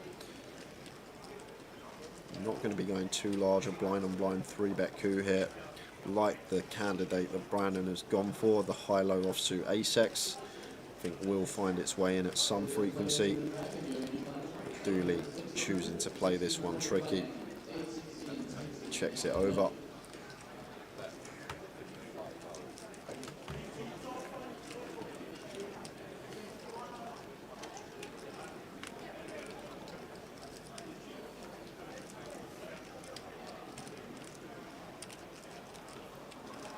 Continues for 55, 20%, 55 into 226, so between 20% and quarter here from Brandon, and Dooley just continuing to call, keeping his range wide. Jack of hearts on the turn.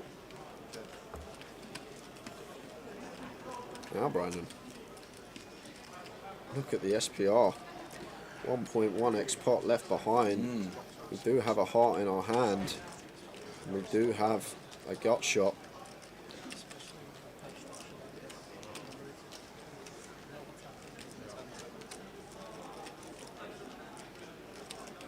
Feel like he's going to knuckle here, Tower. I don't actually know Brandon that well, but it's difficult. This deep in a live comp, your last 5% of field, not many people. It's a good shutdown anyway, because Dooley would have snapped it off, but not many people have got the 3-bet. Bet, shove as a bluff. Very minimal in terms of players that have that line in them at this stage of the tournament. People will have that line in them for sure early doors when they can still re-enter, but when you're this deep and there's 5% of the field left and you've got to beat 30 more players for £125,000, people just tend to knuckle it back and shut down because they don't want to bust, they want to keep themselves in the tournament.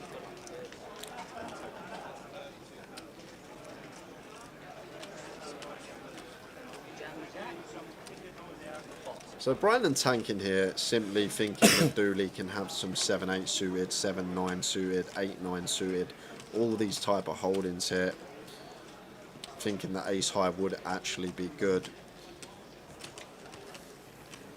But I think we've got better hands to call with here. I guess we do unblock all this 7-8, 7-9, but it's only a few combos, and a key factor as well, Dooley's probably not going to raise them. They're probably going to be complete calls at a decent frequency. So although I guess they will be in the range some of the time, they're not always going to be there. And then what else do we really beat here? But maybe thinking about Dooley's value range, what does Dooley have here? Does he shove a hand like what Jack X gets here? Ace Jack suited that didn't shove pre. King Jack suited with backdoor flush draw. That is getting out of the way. Gonna let it go. He does. Get out of the way.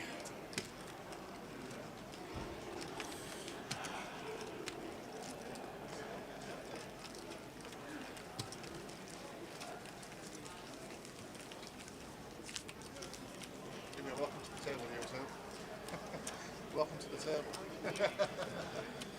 How are we doing, Jack? Always tunes in when his lad's running deep. Never hear from him otherwise. Hope Thailand's going well. Hope you've had loads of nice peng ties. Peng ties? Pad thai. Pad ties. He's going to hate me for that, getting it wrong.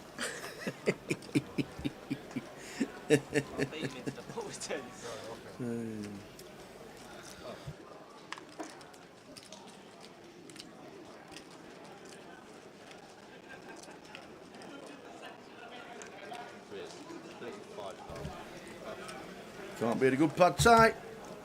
Uncultured, you're not wrong, Jay. You're not wrong, Jack. We're trying to teach him all these times. What did he have for tea? Pie and chips. And gravy. Because he doesn't do mushy peas.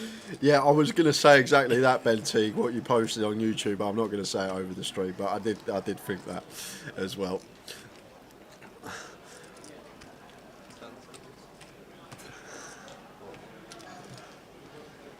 So Hong opens the 35k. Brandon calls the ace-jack from the small blind, and Chris Johnson going to be in with the sixes from the big.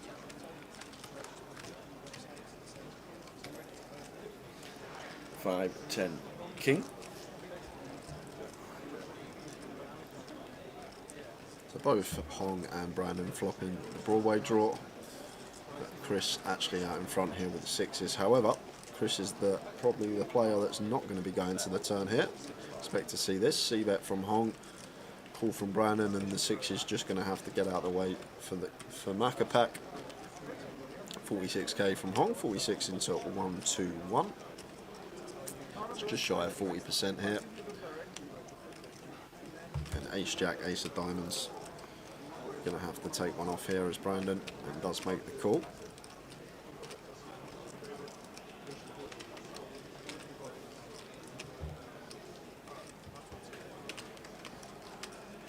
And does. Seven of clubs turn.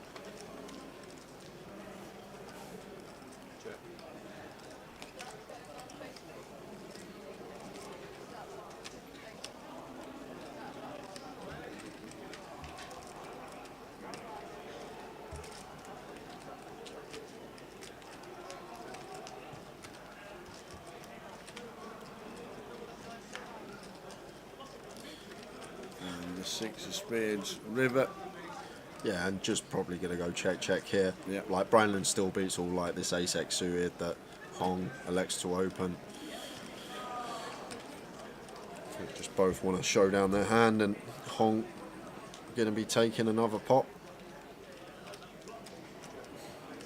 Hong stacks out as well, so I'm just recognising that now. She's not got 560k, she's got 500k just in yellows, and then probably like 300k and 25k's there, and about to have another 200k. Taking the pot. So wrong, and ace queen going to be good for Hong.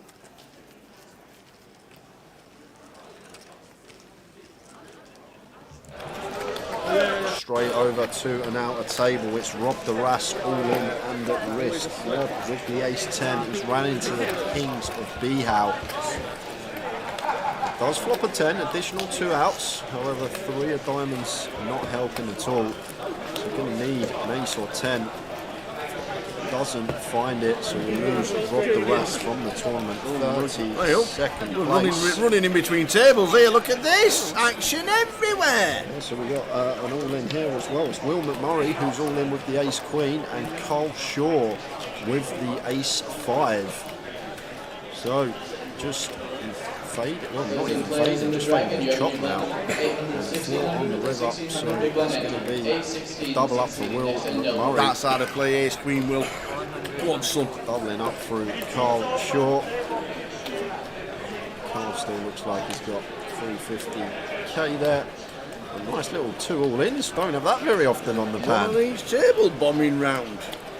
So losing Rob the Ras and seeing Will McMurray double up. There we go.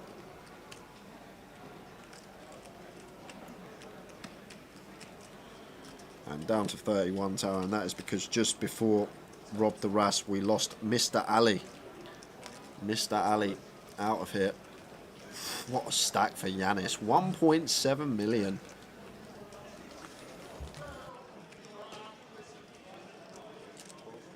Following the call feature.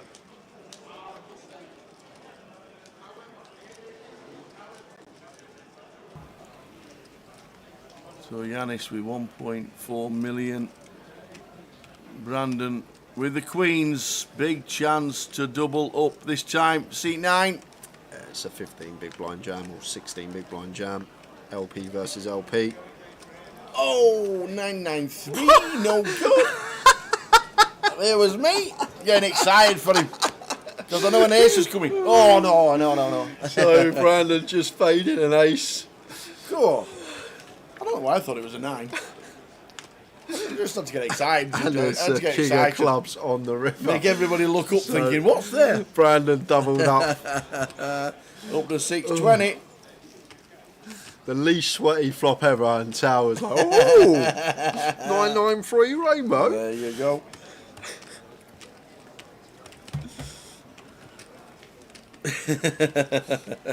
It made you look at the telly thinking, what's he looking at? Sorry, Jack. He's been here 6 days, Jack. 6 days, 6 or 7 for us. Not had a day off. 6 days straight. I don't lay on the beach all afternoon drinking cocktails. What's your favourite cocktail out there?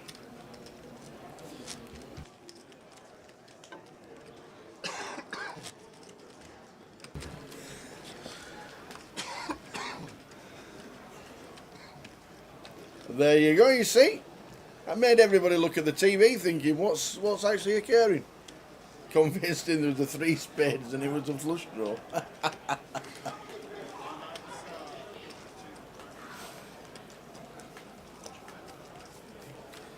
Margarita. A good margarita. Yeah, Mark, anyway. I'd enjoy my time with you.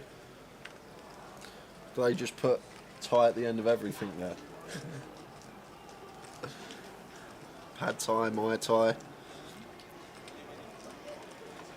Rare Thai. A7 here in the cut for Brandon, fresh off his double. Going to open.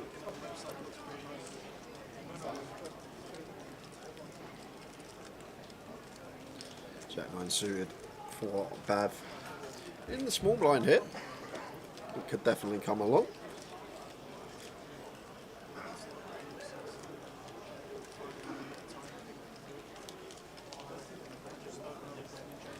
We're going to take aggressive option here.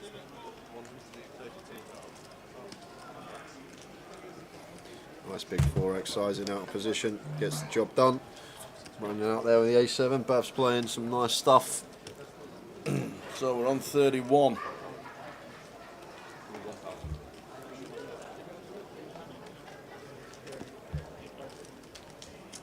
We are on 31. Well, you say 31 tower, off we go again. Who have we got? And it's Dan Laidlaw with the 9-6 of hearts, was mega short. Got set in the big blind by the Jack 3 of Paul Epramson. I'm going to need to hit, and doesn't. He does not. Dan Laidlaw, what happened to his stack? And the Jack high of Paul, going to take that one. So folded round to Paul in the small blind. He set Dan in for what was only a few big blinds. Dan called it off with the 9-6 suited. He's just texting you, Jack. Unlucky, Dan.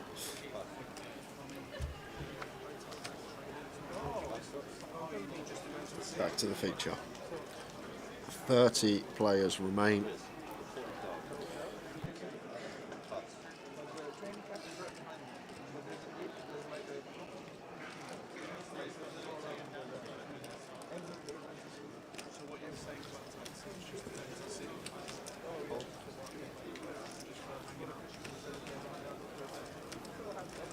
So 31 started today with 165, and we are down to 31.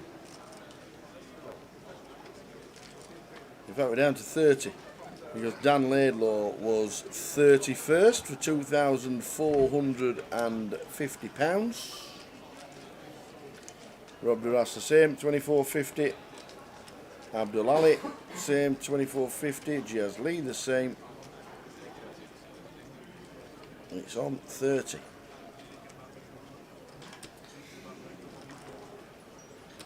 And when we get to the next break, which is at the end of this level, we will then be getting all the chips, and we'll get the full chip count from the remaining 30 players as it stands.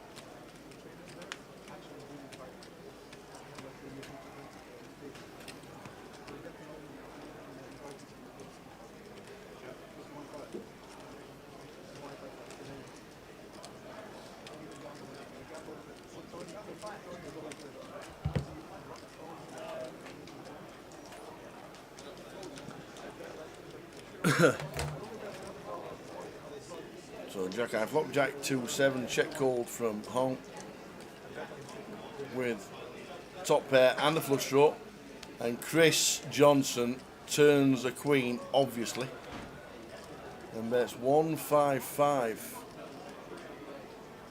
Hong Fam is going to be calling this.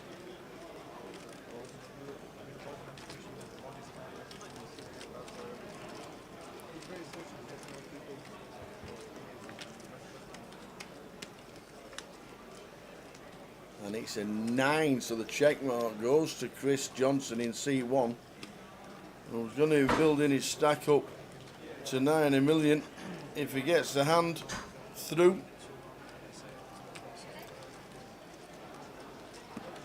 Initial raise from Chris Pre, so he goes check, check. Looks like check, check. To see the bad news for Hong Fam on the turn, and Macapac is up to 1 million.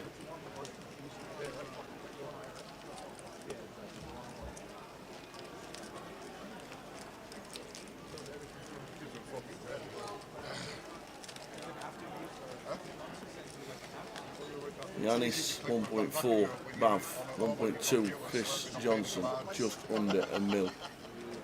The big blind under 1 million. Playing super well. Poetic Poker on Twitch says South Africa are all over New Zealand. We're a man down. Oh, what did he do? Oh, how did he get sent off in a rugby union final? The World Cup final. He gets sent off. What did he do?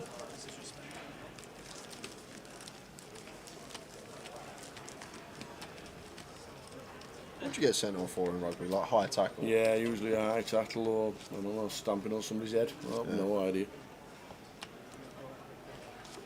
Eye gouging. And probably the same as football, like some endangering an opponent or something like that, ain't it?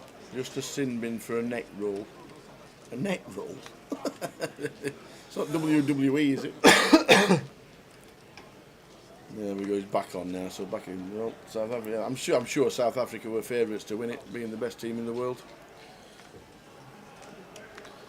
20 minutes to go until the final break of the day, guys.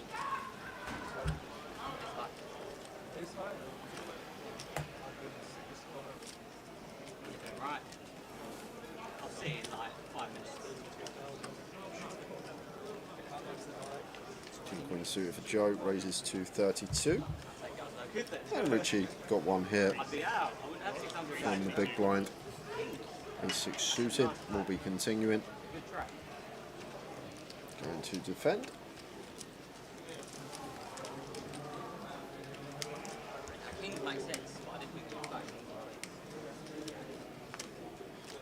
Inside flop is a 2.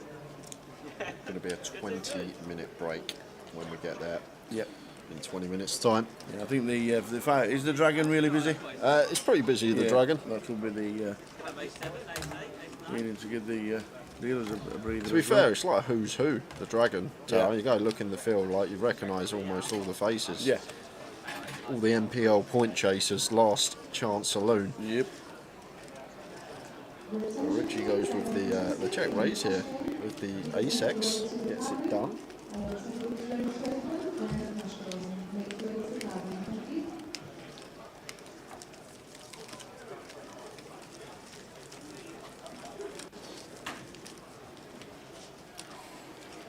England bottom of the cricket, bottom of the table in cricket, and probably finish bottom of the Six Nations. Didn't they win the last Cricket World Cup, England? And now the bottom of the league. We won like 3 years ago, didn't we? 3-4 years ago, Cricket World Cup. I remember they had Was it that. like a last ball winner or something? No, what was it called? Like the Oasis song. Don't Look Back in Anger? No, the super over at the end. The champagne super the, over. The champagne super over, that was the one. About 3 years ago. I remember watching that, probably the only cricket match I've watched in my life. But because it was a final and it was actually really exciting, the super over.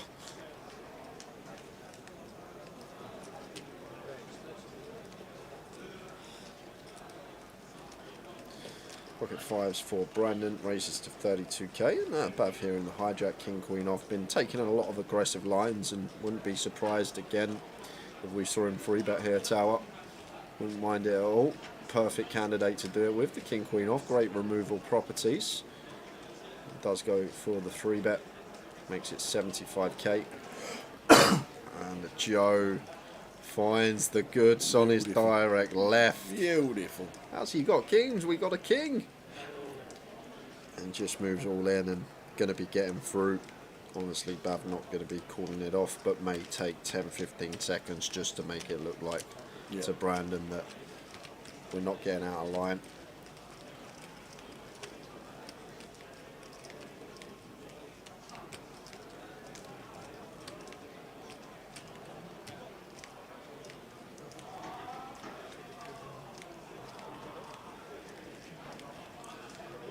So Bav already knows he's folding tower, but this is just for the table dynamic. Yeah. Make it look like he's got an ace queen or something.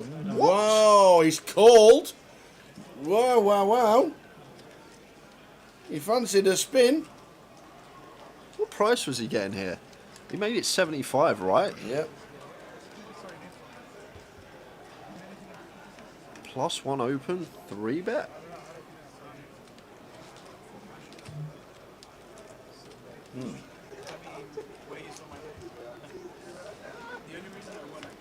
I'm dead. I've got to go back and do some maths out. I've literally got to go back and rewind the hand and do some maths because I didn't He think... did 3-bet at 75. Yeah, he weren't even getting 2 to 1. He's getting like 1.8 to 1 on a call. Nowhere getting near the right price. Maybe we're getting like just over 2 to 1. Still probably fold myself, but more viable. But king queen off there for Bav does make the call. Maybe just a miscalculation in his head. Maybe he thought he was getting a better price than what he actually was. Don't often see that from him. Usually pretty snug. He's got the chips to call it off though, I guess.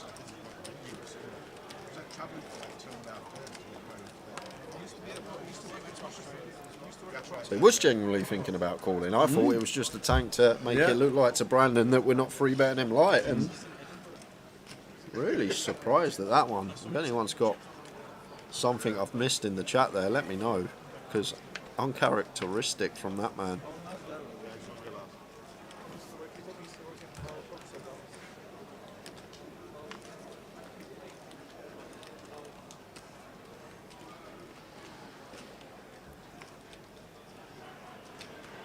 Hoping to see jacks or tens, I guess.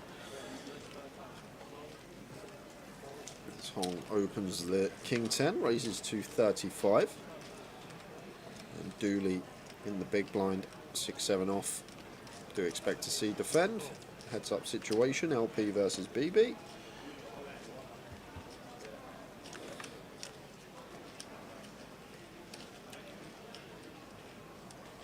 See the jack 6-4 2-spade board. And Dooley with middle pair. Hong with just king high. Does have that 10 of spades working and wrapped around that jack, so could be a viable c-bet here, and does continue for third pot.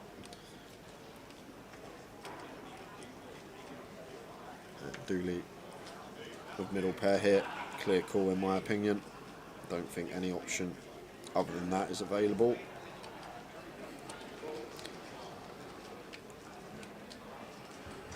Does come with call. Jack of spades on the turn, and should see check now. Not a good turn card to be double barreling on here for Hong. Dooley will have plenty of jack X from the big blind. He'll also have a catalogue of flushes, going to defend any two suited cards. So with that in mind, I think we just want to check and try and realise our equity if this 10 of spades is live. Jack on the river. Jack on the flop, a jack on the turn, a jack in the river.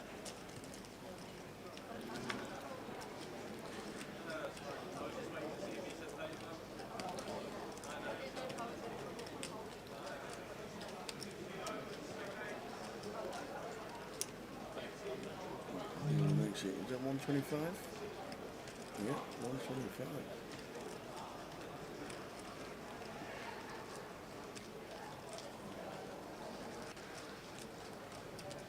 I don't think that's going to happen, Jack. Don't think Hong's ever going to jam here. Don't think she's that type of player to try and rep the aces, kings advantage that we're going to have.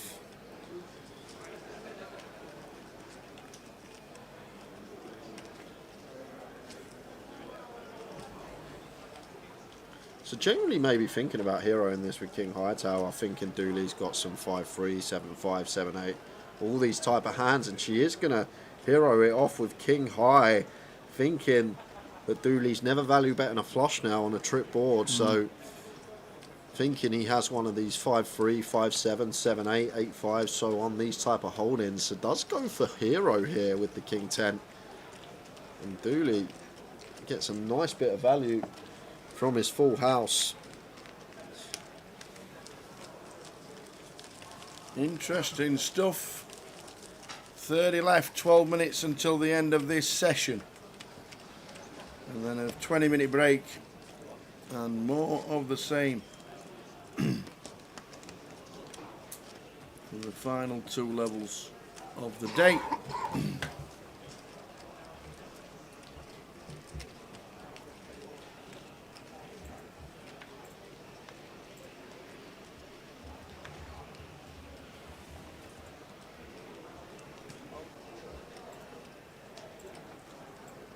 Interesting session.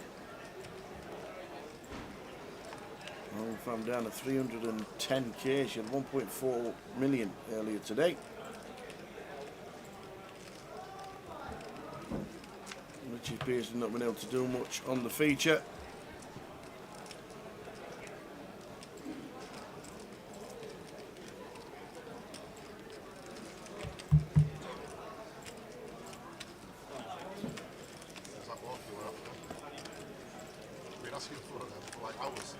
I only had to bluff off 200k to get it. Now he respects it. Queen and a 10, that's not bad. I've seen some cards. I've seen some community cards with Queen and a 10.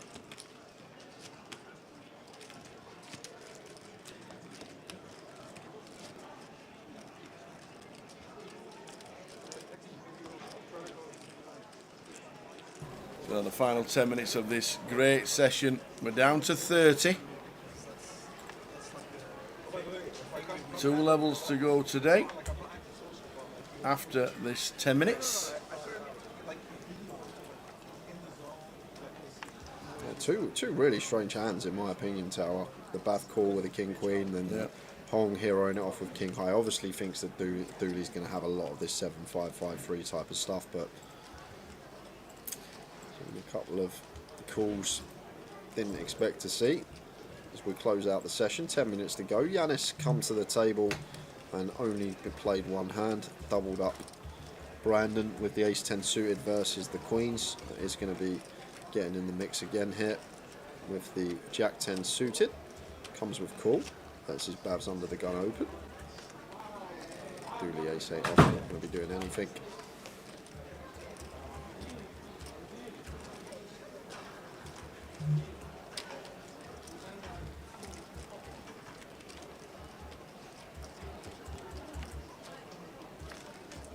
Strolling across the bottom, 888 main event, 125,000 to the winner.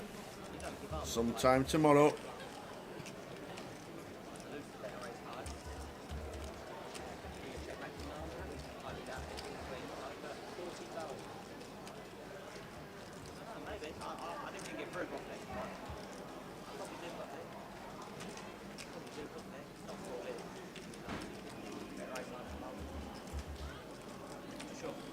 See the ace queen 7, 2-spade board, and Yanis faced with this sizing between 30 and 40%. Going to make the call with his gut shot and position.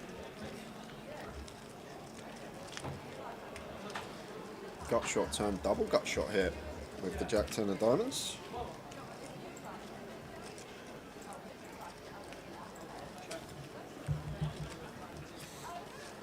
Both checks. Over to Yanis. Yeah, I'm probably going to fire tower. In terms of range, one of the worst hands we're going to get to the turn with here. Jack high, no spade, could potentially see a stab here from Yanis with the Jack 10 of diamonds.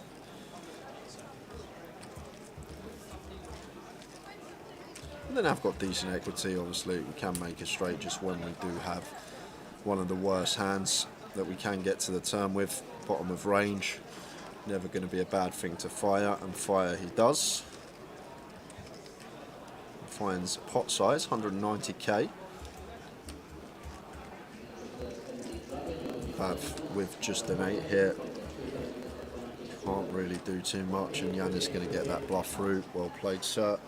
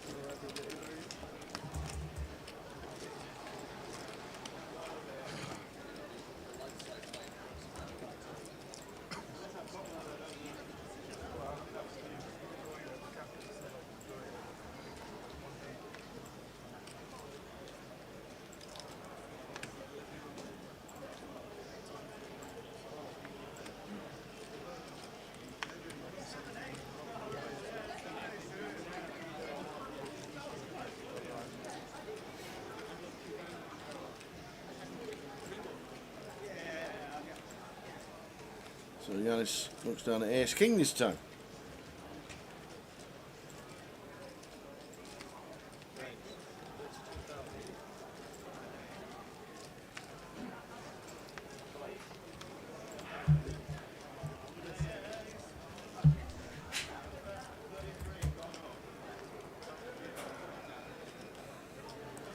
And this could spell trouble for Brandon Tower.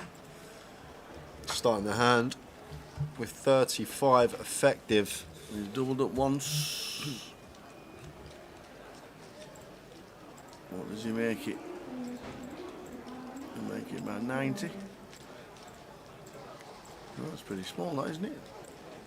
Oh yeah, 3 bets to 90. Bob gets out of the way.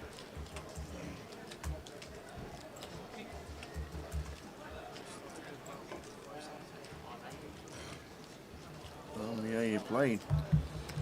Look, Yanis has chip leader on the table. Yeah, like, can't really 4-bet here as Yanis, well, 4-bet not all in, just going to have to go for the all in.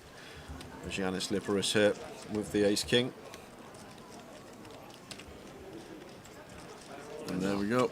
And there's the send. Yeah, Brandon's already made his mind up, I'm guessing, tell what he's going to do.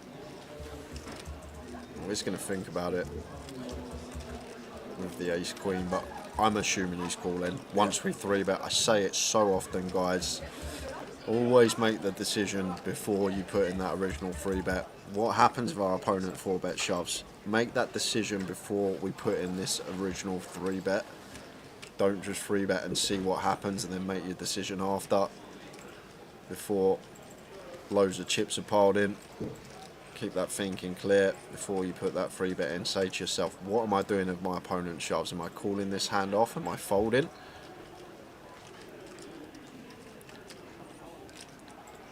But I expect to see call for that reason, Tower. There, and there is the call for Brandon. Shows the ace-queen, and Yanis has got the ace-king.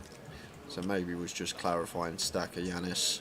That does make the call, and if we free bet, there's not much we can do here, I don't think, versus this opponent. 35 effective, Yanis more than capable.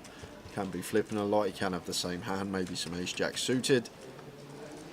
Oh, flop, nice. Wow. Let's give Brandon some chips and see how he plays. Oh my word. And still a sweat though, Tower. Has to fade a jack still. Does. Yep. So Brandon up to 1.2 million. Doesn't find one lady, finds two. And Yanis, gonna hate this table change. Come with 1.7 million.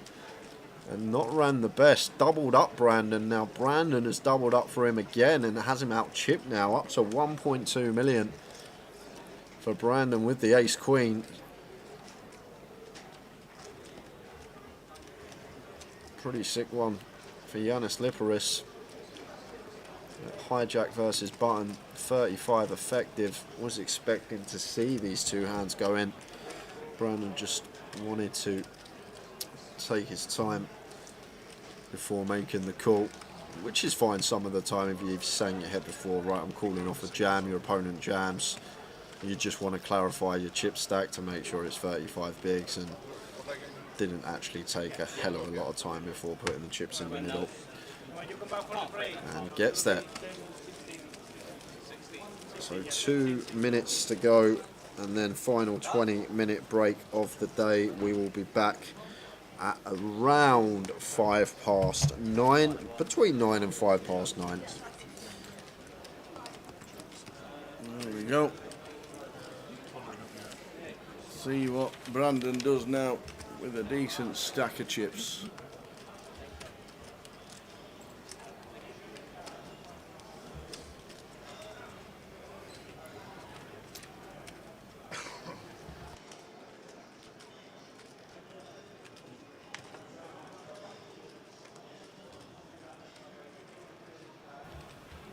Could be the last hand if it's played out. If not, we'll get one more in with the final 30 players out of 672. 20-minute break, which means we are back at 9. Back at 9 PM with more of the same. I bet you love seeing that flop, Mr. Goodman. You're not wrong. Get it in bad. Come out smelling of roses. Have a lot of chips to play with. That's what it's all about. Unfortunately, we're moving tables, but we'll still get to see him if he keeps that stack for the next 2 hours. Last hand of the session, on its way. Yeah, and just a quick note, Tower. Yeah. Just been handed the list of players coming to us. Fifth in chips at this table. Yeah. Has got 715k. The fifth biggest stack at this table has 715k. The table we're getting after the break, the biggest stack has 700k. So the biggest stack of the table that's coming on isn't bigger than the stack that's fifth in chips on this table, and that should give you some sort of idea how many chips are actually on this particular table. There is heaps and heaps of chips on this one. I'd probably say what, 900, 1.2, like nearly 5 million, nearly 4.5 million, just under a quarter of the chips in play on one table.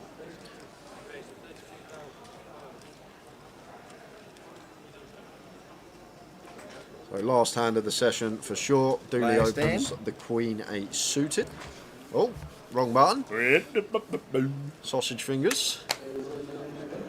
And Chris Johnson goes for the free bet with a 9-7 suited. And that should be hand done, Tower. And 20-minute break for us. Quick fold from Dooley. We're off on a 20-minute break. We will be back just after 9 o'clock with the final session of day 2. See you soon, guys. See you then.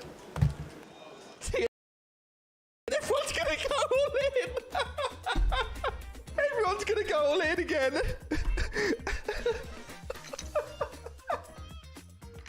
How can you fold? Oh my God, everyone's all in. What's going on? I've got 6 more offsuit and I'm showing it. Why am I showing it? Whiffle's got queens. Everybody's all in. Good luck, everybody. We've got a 7-way all in for the $250 ticket. Martin, only call. You've got to call. Is he not there? Is he timed out? Oh my God, he's sitting out. I've got 6-4 offsuit. No, who's going to win?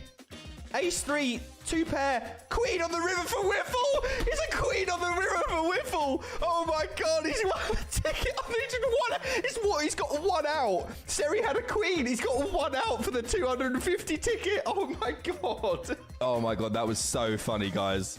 That was so funny. Whiffle's got 1.3 million chips. All in again on the button from Ruin. Whiffle hasn't folded just yet. 8 big blinds left. Does go for the call. Queen 7 offsuit is completely dominated. And the nut flush on the turn is going to end this tournament. Ruin's going to take it down. Knowing when and how to make a good continuation bet is a key part of the poker game. But just because you were the pre-flop raiser, it doesn't mean you must always make a c-bet. Knowing when to do this is important. I'm Lucia Navarro, Poker Pro and 888 Poker Ambassador. I've been playing poker for 9 years and I mainly play cash games online. I also have a YouTube channel in Spanish about my lifestyle as a poker pro. A c-bet is when you're the pre-flop raiser and then you continue to be aggressive on the flop with a bet. A c-bet can be a great way to take down pots nobody else wants, to tell a story about your hand, or to get more chips into the pot when you have the best hand. Here are 5 things to consider about c-betting. Consider your opponent's style. When deciding if you should c-bet into one person, first think about what type of player they are. If you are faced with a weak player who folds a lot on the flop and rarely raises, your continuation bet strategy should be to bet with a high frequency and a small size, no matter what kind of flop you see. It's a simple but effective strategy against this type of players in these 3 ways. 1. They'll usually fold and let us steal the pot on the flop without investing much. 2. They could raise, but if they do, we have strong information about how good their hand is. 3. They could call, and if they don't improve their hand, we can often steal the pot on the turn with a bigger bet. A strong c-bet strategy gives us multiple ways to win. How many players are in the hand? When you're deciding to c-bet a flop, it's important to take into account how many players there are. When the pot is multi-way, we will lower the frequency a lot, since we need a better hand to bet against 2 or more people. We will also keep the bet small, around 1/3 of the pot. We risk less with a smaller bet, but even more importantly, betting into 2 or more players is seen as a strong move, and so it's not necessary to bet big.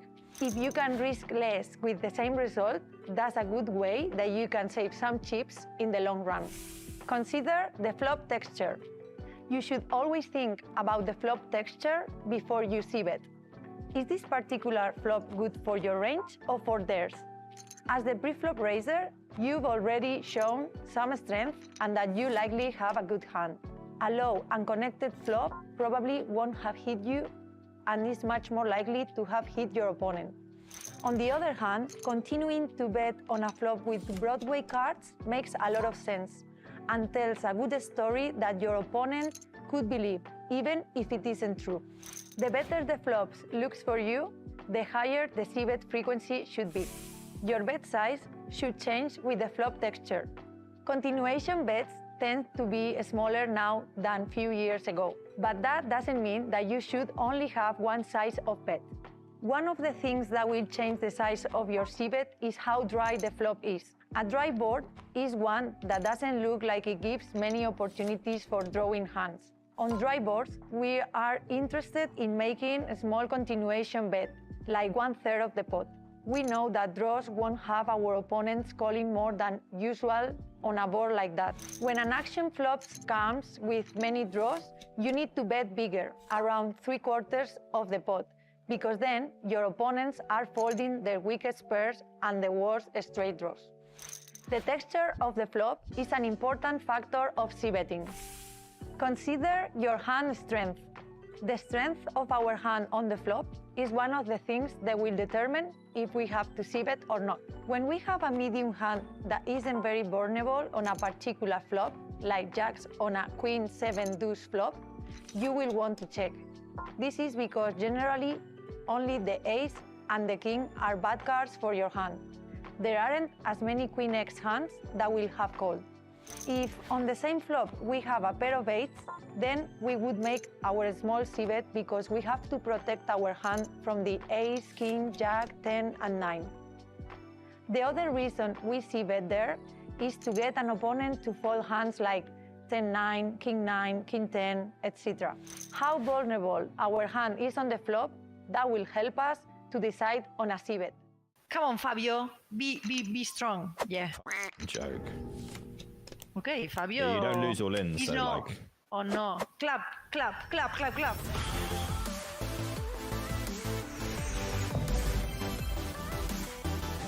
Oh, $100? Oh, That's a nice. little 10x.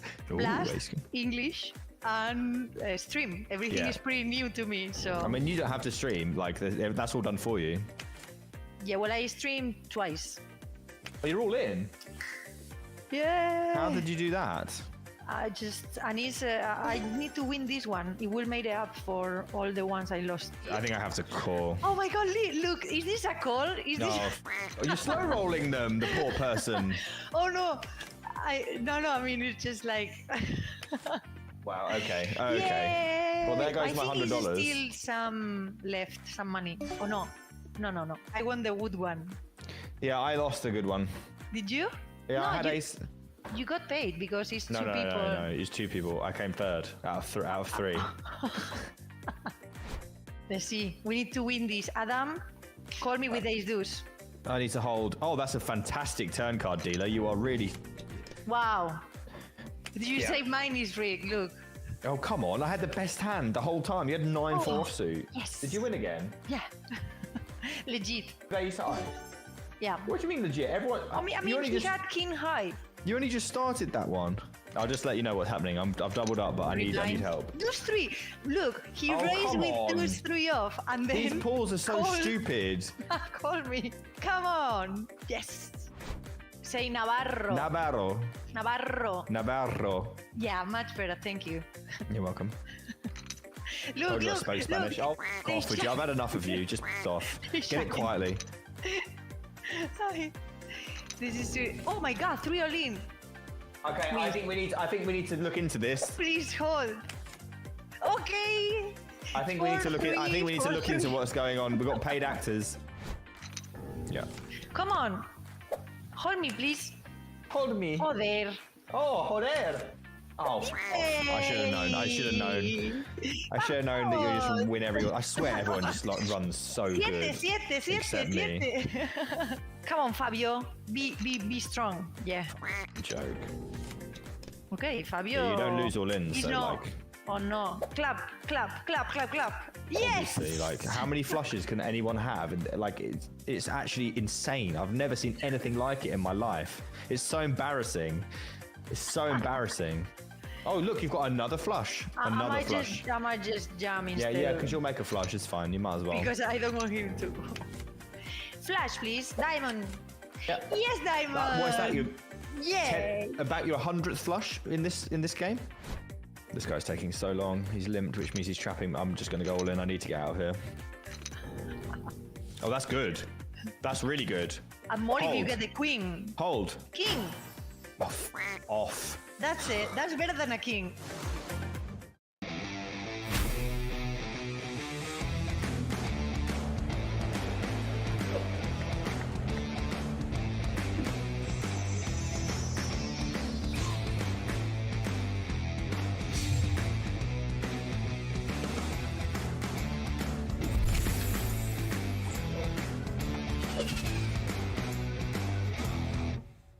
Were you a bully during the money bubble? I was for a moment, but I had an empty seat on my left. And who sat down there? Jason Kuhn, with a bigger stake than I had. He's probably not going to let you bully him. I like Jason, but I didn't want to see him at that moment, yeah.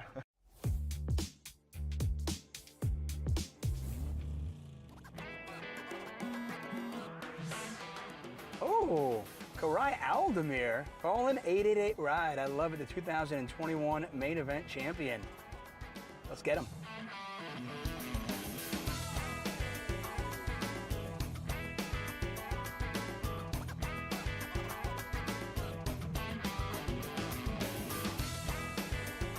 The 2021 World Series of Poker main event champion Karai Aldemir is here on 888 Ride. We are super excited. By the way, not only did you win in 2021, but you kind of proved it wasn't a fluke. You came back in 2022, and you finished what, like 75th? Yeah, something like that. Yeah. There was a lot of fun running back last year because I don't know, it was different. All eyes were on me, kinda, and I was playing at the feature table from day 2 on, so it was. Were you more relaxed in the summer of 2022 when you were making your deep run? Yeah, for sure. Definitely. Oh. I was. It felt like, I'd been there before, literally. So it was getting exciting, of course, again after day 5. I mean, how insane is it now? You know, you're here for the 2023 World Series of Poker, and you walk into, the Horseshoe Casino, and you see the giant poster of you up there. How cool is that? Yeah, it's cool. I agree. I know that some of my fellow poker players, my friends, play basically for the money only, but I have to admit I like the titles and stuff. I like rankings. I like Player of the Year.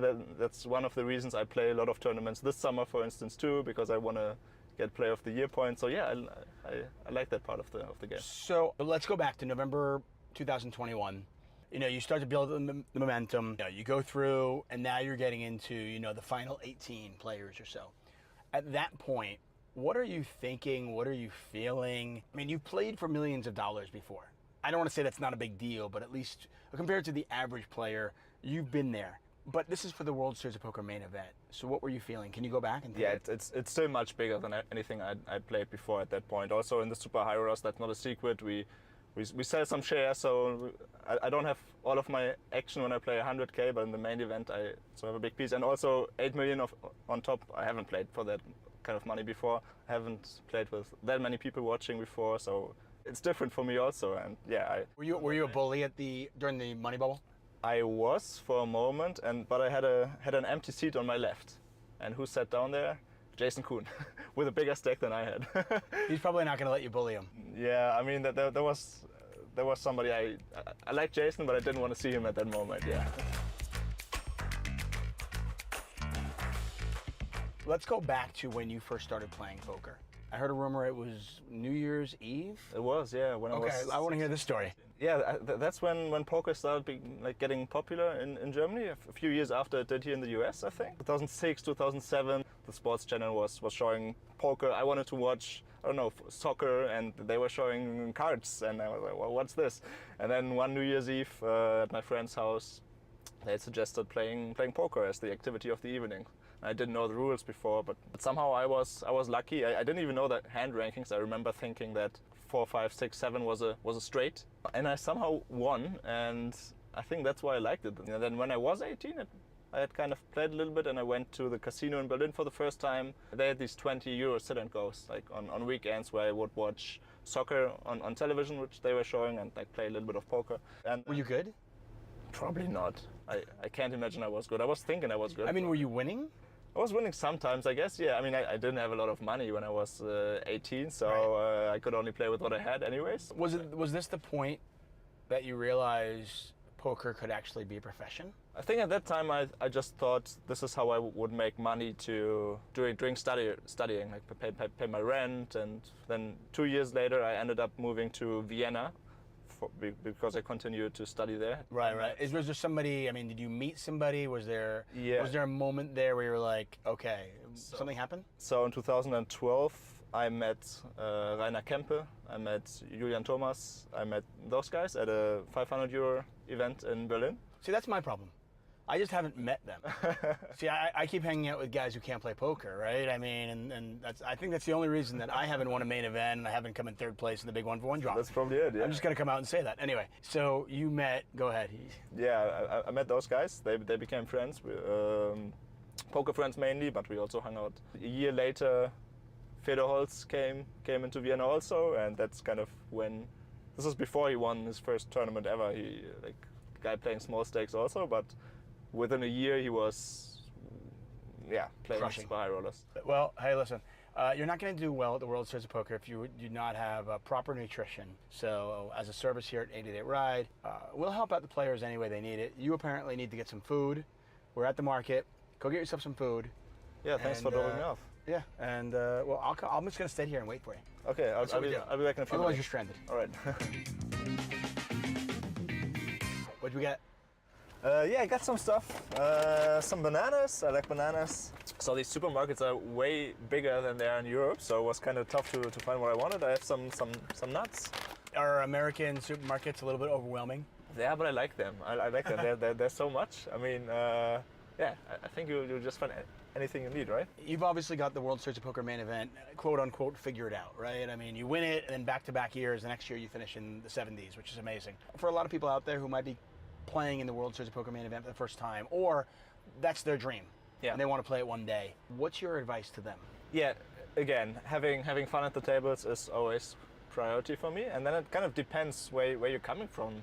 If you're a professional player that's there to make money, then one advice would be to play this like every other tournament, as boring as that sounds. Don't be scared of busting out, because then you will probably bust out. To somebody that wants to enjoy the experience, they should enjoy the experience, right? I mean, I know it's a dream for many, and I totally see that, and yeah, just live that dream, yeah. Hey, I want to thank you so much for joining us here on 888 Ride. Hopefully we helped you accomplish an errand, and hopefully all that nutrition helps you get another bracelet. Yeah, thanks again for picking me up. I mean, that's great. This is all I need for today and tomorrow, I think, and maybe for a couple more days. So yeah, happy to have been here, and yeah, you are set up.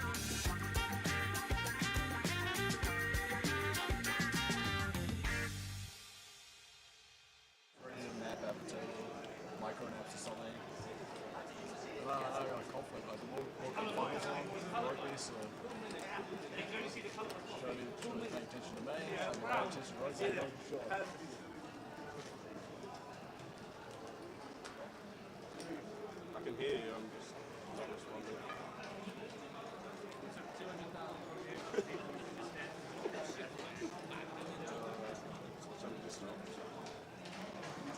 In the morning.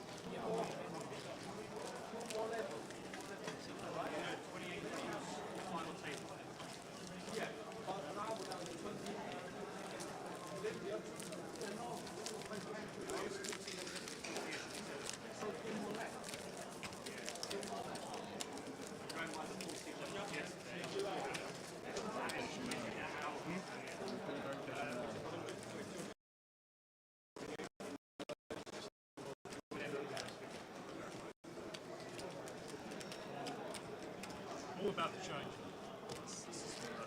It was part on C3, but they say it's a C4.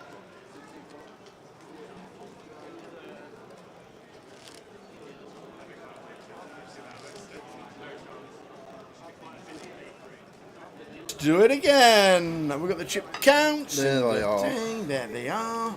Let's go around again, and wow, look at these stacks, very close to the top. If Yanis wins that all in with Ace King Tower, he's up to 2.2 million. but unfortunately couldn't find the hold. I would love a cup of tea. Are you you're a superstar? Could I please have some iced water? Is that possible? No. Tea. Tea will do it then. So there's the Ball chip of counts front, guy. yeah. Look at Wendy Watson, MBE. Where's well, I'm not. I've never looked that far up before. Wendy Watson, MBE, 900k. Let's go, Wendy. Wowzers.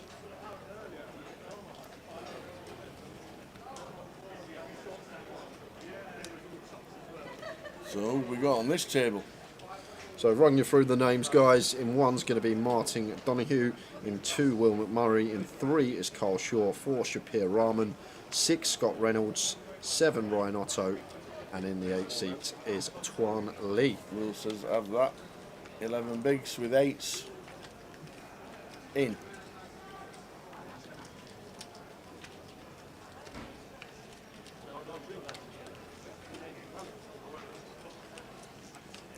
Ryan Otto making another appearance on the featured table. Second in the super high roller, second in the high roller. We'll be looking for a first place in the main event. And look at them stacks. As you were saying, it would have been Tuan Lee would have been 6th place on the last table.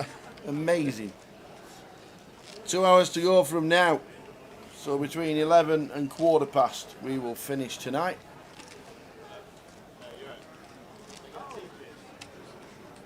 And then back tomorrow with however many are left. Will we be down to 2 tables? No. I reckon Tower. 20? I was going to say 19. 19's my line. Yep. We'll see what occurs this session, but I'm going to go with 19 players. Got to remember as well, when we do get to 24, we do have a 3-table redraw. We do.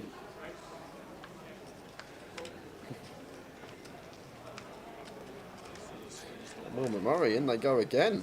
Pocket 9s this time, 14 BBs. 8s and then 9s.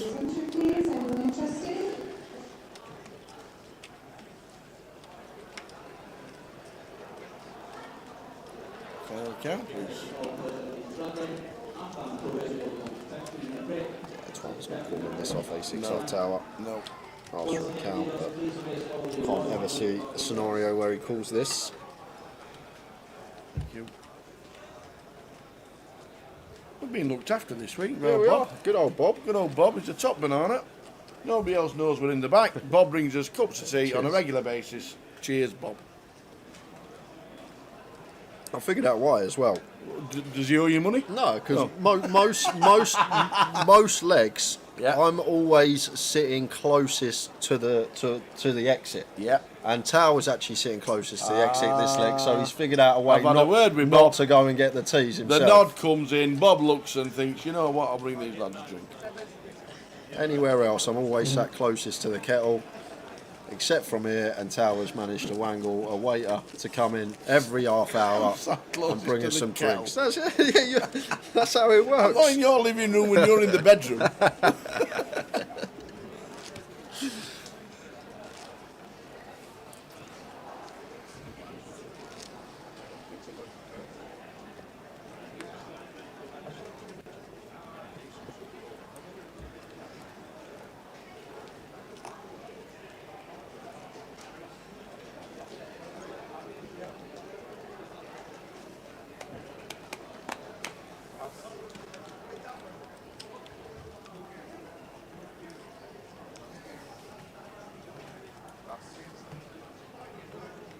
Ace 10 for Scott here. 16 BBs cut off. I think open, going to be fine tower. Off a 16, maybe slightly too many to shove. Still can get value from big blind defend range. Does come with open like this from Scott. Does make it fairly large though. 55k here. Nearly 3x here from Scott. And Twan's got a nice one, King Jack suited here, Tower, and I don't know the effective stack of Martin behind, but definitely a hand that could shove against Scott's effective stack size, but yes, with Martin sitting with a similar stack with us, is just going to play cool, can get behind it. Martin, ace 5 off versus this size Tower, 2.75x. I think we can let this one go as Martin. but is going to make the call. Just likely to be in a dominated spot, going to be out of position to the aggressor. King 4-3. Chip leader takes the lead.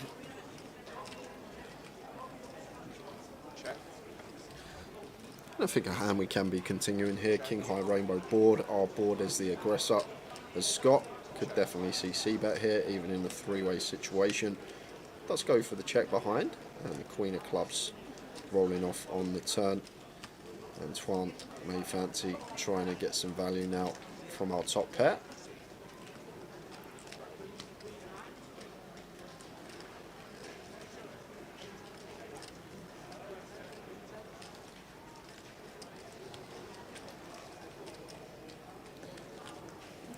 We know Martin's going to fold regardless of size, but interesting spot for Scott Tower against 80k here. It's an annoying one because if we were deeper here as Scott, I'd definitely be pulling, especially with the ace of clubs, with the idea of bluffing club rivers, and obviously we've got the overcard and the gut shot, but with our stack size, like Twan's going to be getting a really nice price on a call on rivers if it is checked to us and we go all in. So therefore maybe calling us off lighter. So do like the decision not to take one off here with the gut shot, even with the ace of clubs, just simply because of stack size in question there and the price Twan would be getting on the river if the club did roll and it was checked to us and we elected to move all in. But if we were deep up, could have seen call. The box whacker. How many are left? Top right. Box whacker. How many left? Top right. It says 30 out of 672. And we've been on 30 over an hour. It's one of those. Over an hour? Isn't it? Yeah. Jeez. Is it that long ago? Dan Laidlaw bust? It's really weird, isn't it? Like 30 seems to be like, why 30 that we're stuck on? It's just one of them things. 30 out of 672, all in the money. Pair opening here with a king queen from +1. Raises to 40.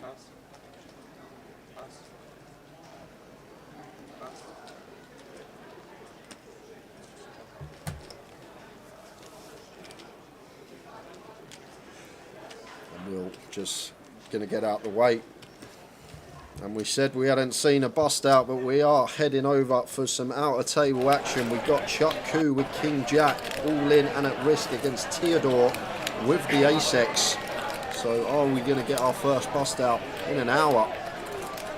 Not looking likely. Do have some back doors, or just a king or a jack. And it is a jack for Chuck. Fading aces. And it's a queen, so still on 30 players. Double it up, please. Chuck Koo doubles through Theodore. Double me up. Thank you very much. The double up occurs. Still on 30. Still on 30.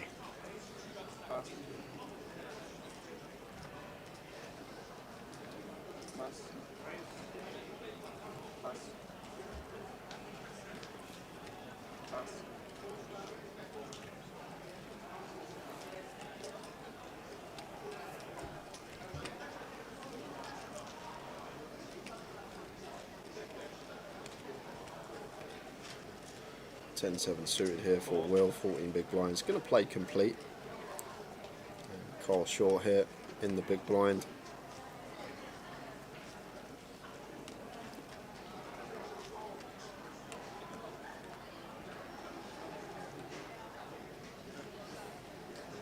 I'm just going to set play send with the pocket eights and Will McMurray out the way. Carl shows him the goods. Setting up the image for in an orbit's time. It's the same situation. Will completes, maybe trying to let him know that he will have hands here.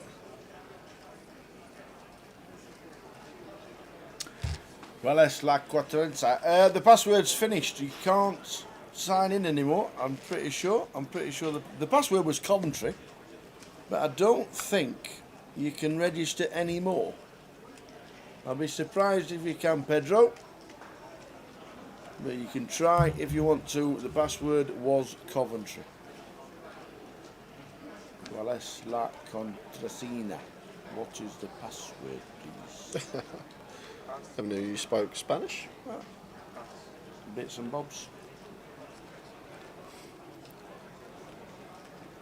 Reminds me of the Only Fools and Horses with Uncle Albert when they're trying to speak to the German girl and well, it's so funny. What is your name? It's all right, I'll speak a bit of German, I'll speak to her. What is your name?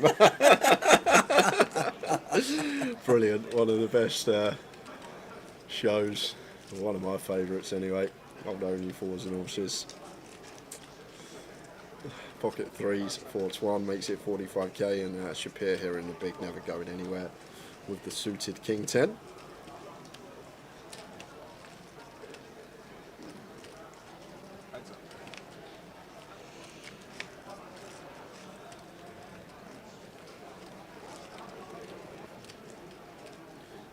Not much going on here for Shapir, so just expect to see check bet fold here. Tower more often than not. Freeze, I think, going to be mandatory. Continue on this board. Need protection from overs, need protection from counterfeit outs.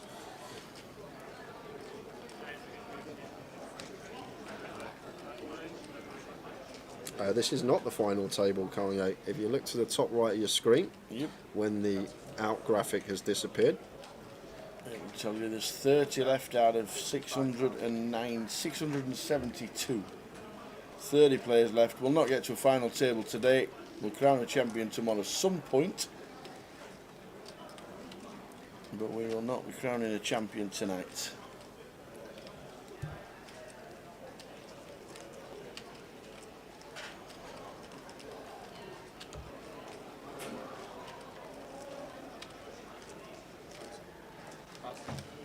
so eventually Shapir does get out of the way as expected.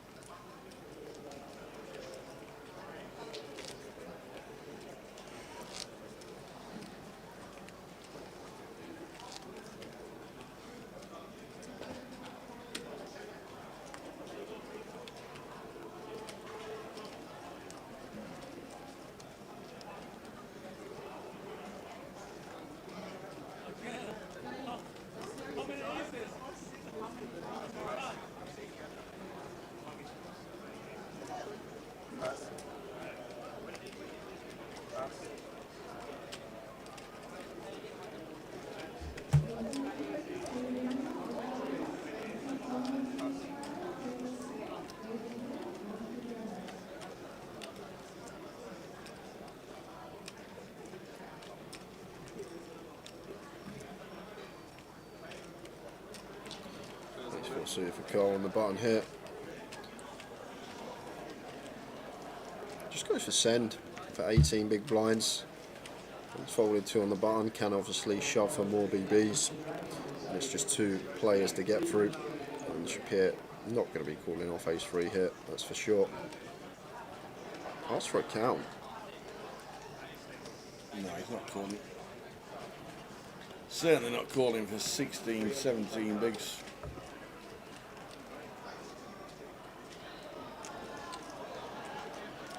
Well, he's stuck with ace-3. No, thank you. On to the next.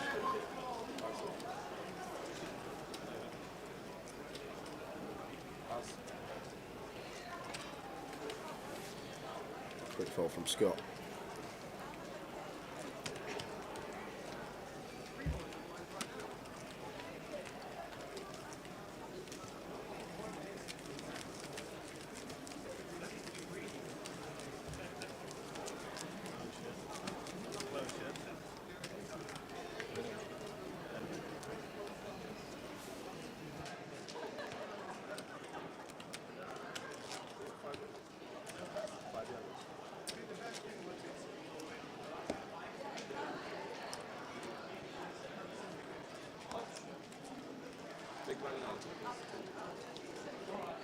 Redeem your hard-earned Twitch points. 4,000 points to redeem while we're live, and to participate in the 888 poker draw every week, you must be present in chat on Magic Tuesday next week. Check your terms and conditions. You could enter them. You've got millions. Yeah, I've got millions. I've got nowhere near that. You have to log into Twitch every day to get points. No, so because obviously I always have the Twitch stream up, so the points go up for how long you're watching the Twitch stream, and then there'll be a little box appear at the bottom of the chat, and you click it and you claim your bonus, and it adds some chips. Get your bonus.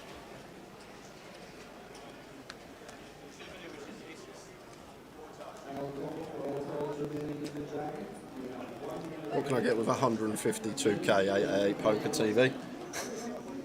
Can I get a main event buy-in for the WSOP?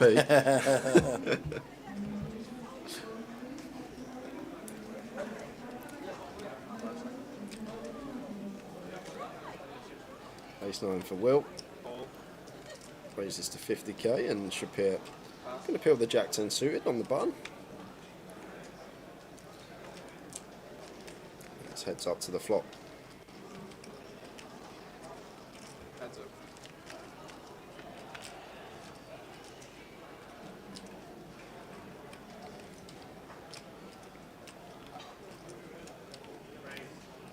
It's a 5-5-7 rainbow here, out of position, hijack versus button. We could do some checking here as well. Shapir's got a very nice stab candidate here with the 2 overcards and 3 to a straight flush. Start folding out some ace highs, king highs, queen highs, which are all ahead of us. And this is a very nice stab here if he does take it.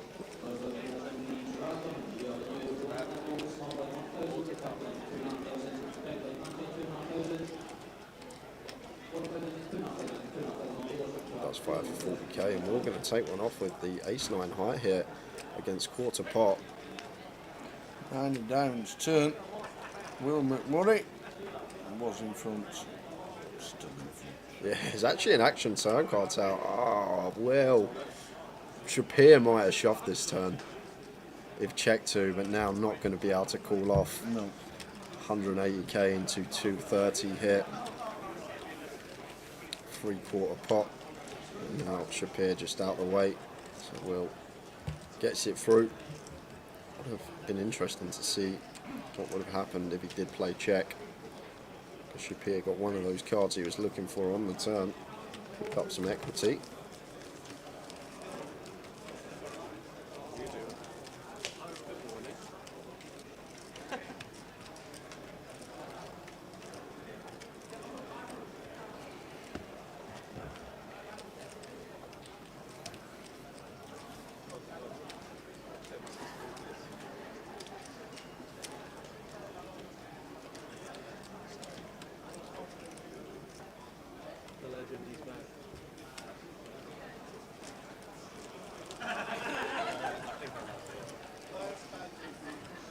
Trying to get out there.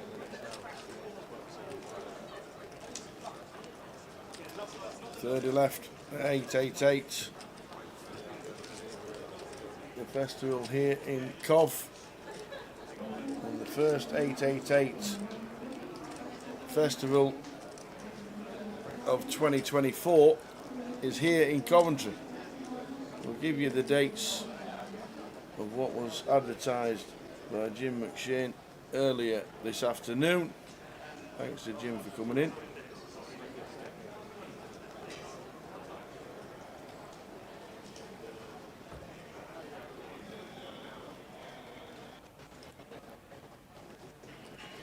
I'd like to see fold here from Martin Tower. King 10 slightly too loose to be opening here from under the gun off of this stack size, but he's going to go for open, makes it 50k. Like the times we can open this hand is when we're the big stack at the table, we have everyone covered, start taking more initiative. I'm saying that stacks are actually fairly level. I think Martin might even be second in chips at the table. I don't know, Twan's got all the chips. It's just going to be a raise and take there from Martin, so fair play, does get it through.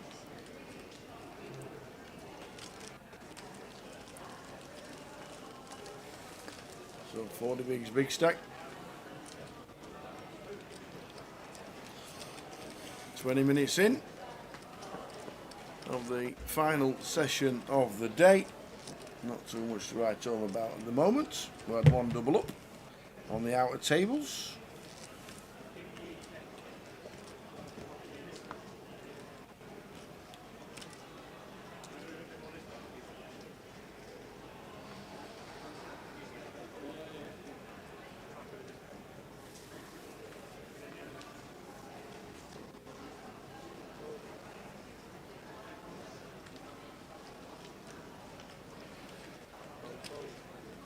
All folding round in turn.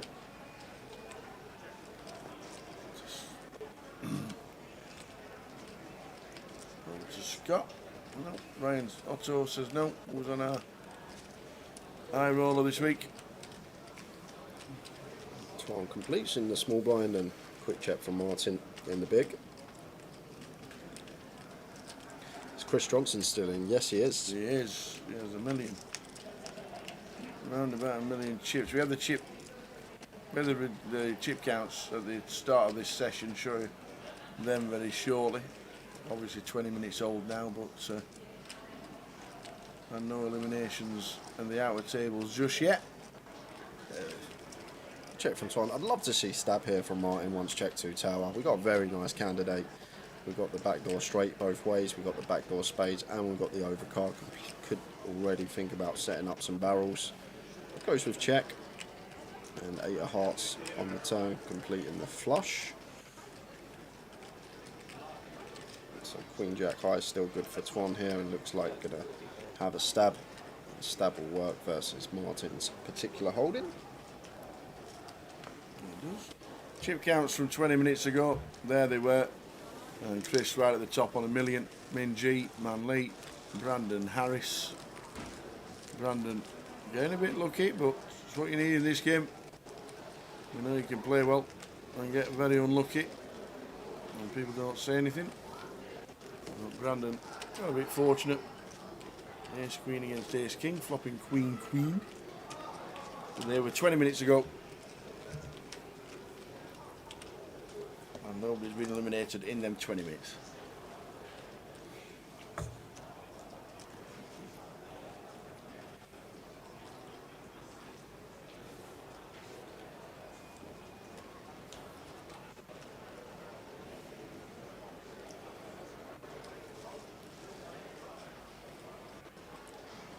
They say off a call here, off of 20.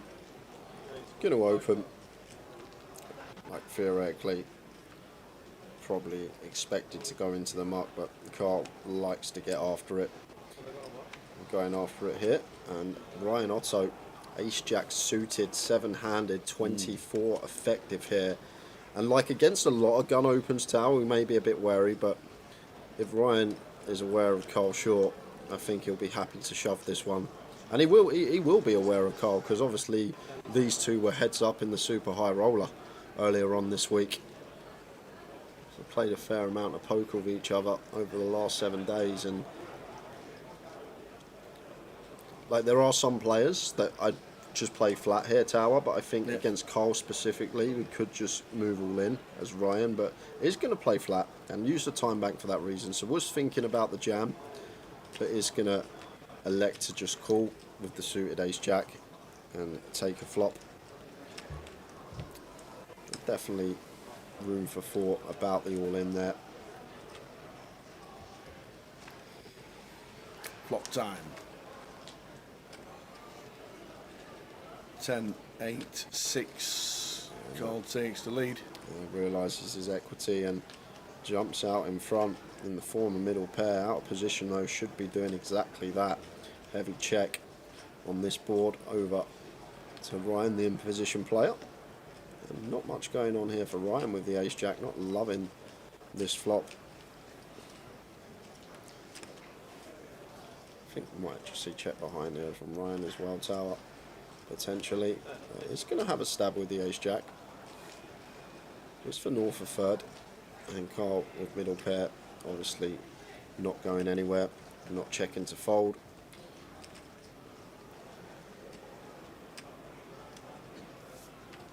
It does make the call, and off to the turn.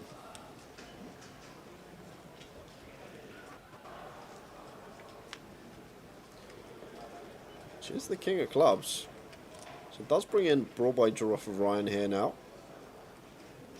However, may be a bit wary, as Carl will obviously have ace king and we will not.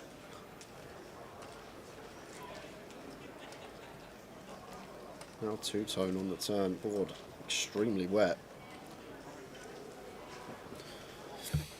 Now Ryan,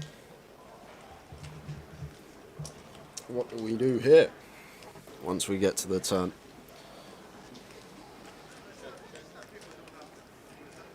There goes with check behind. Gonna need a queen or a jack to get the check mark, but doesn't. Can't. With the check mark instead, after hitting the flop. You obviously have the nut blocker here. Carl checking again. Ryan with the ace jack high. Can you think that this can ever show down the winner after we get called on flop? Not really much tower. Queen jack maybe could be a hand that we beat still, but Carl might choose to start bluffing that on river. So recognising here that ace jack just never going to be the best hand. Queen jack probably going to start bluffing river for Carl, so figures out that Carl's going to have basically what he has tower, like a one pair holding. Nice catcher for Carl. Jack 9 suited, bricks out. Queen jack, bricks out. We do have the ace of clubs, but real tough spot here. And question Carl's going to have to ask himself is how thin does he think Ryan goes for value here? Does Ryan value bet ace 10? Does he value bet queen 10?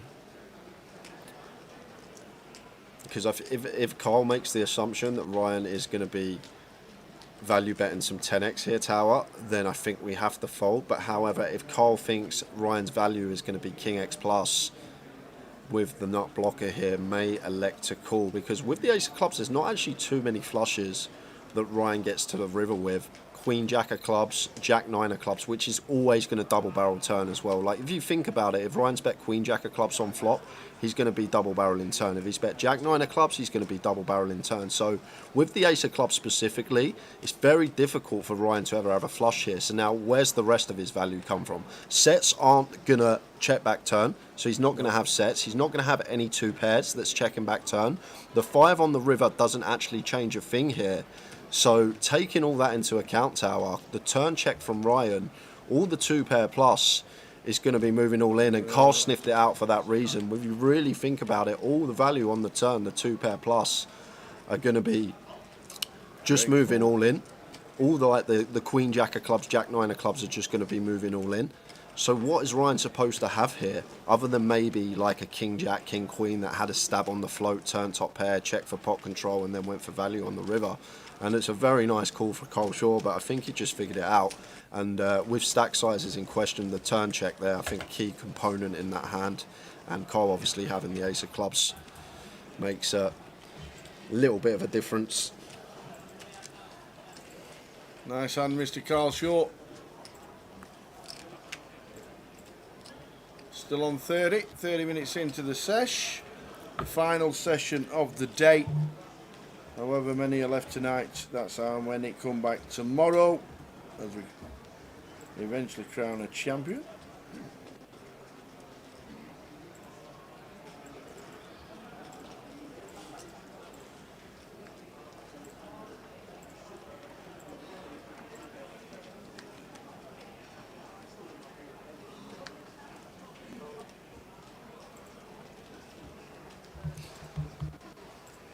And does Ryan really value bet ace 10 or queen 10 there? I don't think so, and I think Carl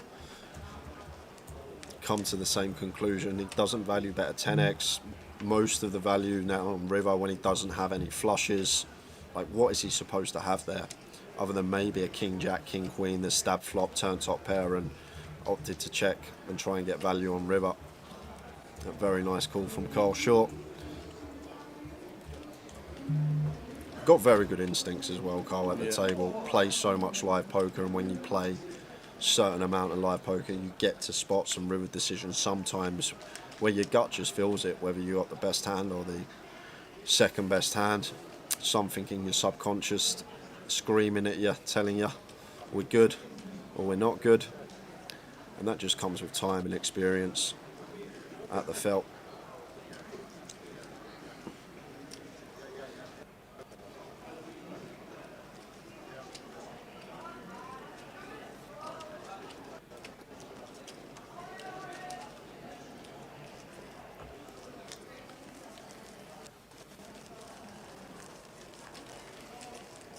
Well played. Missed the call, that hand. Really, really good hand. Interesting spot.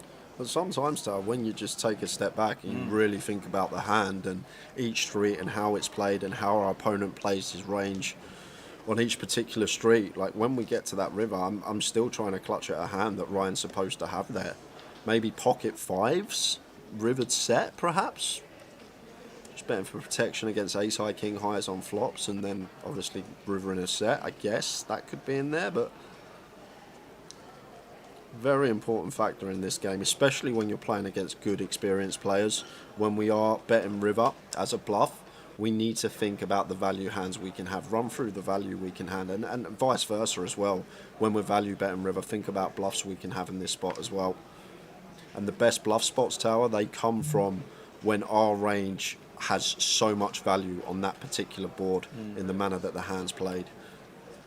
But really nice little poker hand there for you guys. Some proper poker going on there. Not just waiting for aces and kings, getting it all in and seeing what happens. Having to throw the cape on. Martin raising up to 50,000 with the sevens. Oh, Shapur with the kings. But sevens, not lost many hands today. They haven't. They have been making sets for fun. And Shapir with the kings here, 27 effective, 26, 27 big blinds effective. Expect to see free bet.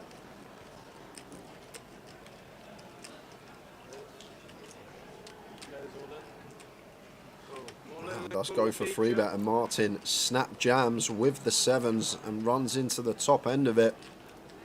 But we've been here before, kings versus sevens. Indeed. These stacks are absolutely bang level. I don't forgive. You don't mind if the dealer, well, he's actually counting it out to find out where the all-in triangle's going in. So that's fantastic from the dealer. Thanks for that. So it looks like the all-in is the sevens. It looks like there's like 5k difference. 8-3-3. Runners out the question, so down to 2 outs twice, 7 needed. Jack of spades not playing, so now down to 1 out. No, still 2. Oh, sorry, 2 outs. Still 2. He can hit house. 6 of diamonds on the river. I still can't get over. Yeah, that proper made me laugh earlier. It was getting everybody excited in the chat because it was a non-flop. We've got queens all in versus ace 10 of spades. The flop comes 9-9-4, no spades, and Tao goes, oh!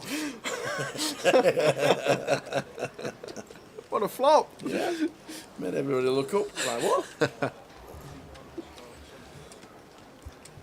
Still on 30. We will be crowning the champion tomorrow.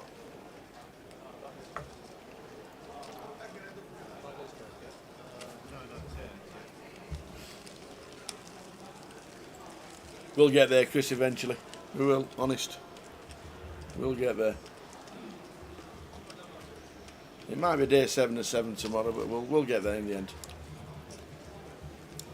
Brain gets fried, Chris, trust me. When you're looking at a screen, talking, running through hands, your brain's working all the time. Playing poker hands in your head. Always say it. If you've played a poker tournament and you've played all day, how exhausted you feel at the end of the day. You're just mentally drained. Now, imagine playing 12 hours but playing every single hand. Imagine what that's going to do to the brain. It's a lot of mental processing, and obviously day 6 or 7. Ryan with the boots.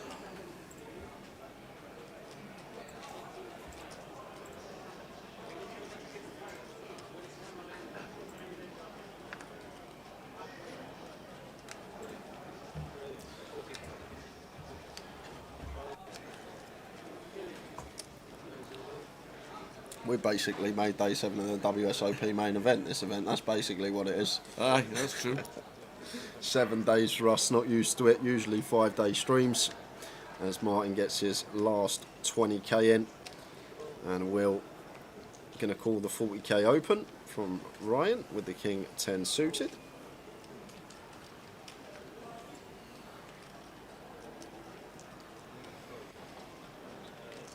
Your attention please, all players are on the waiting list for the 1-2 Texas Hold'em cash game.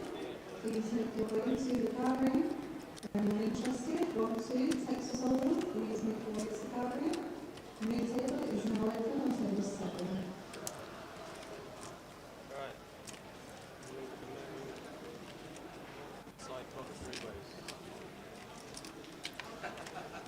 Four-way to the flop.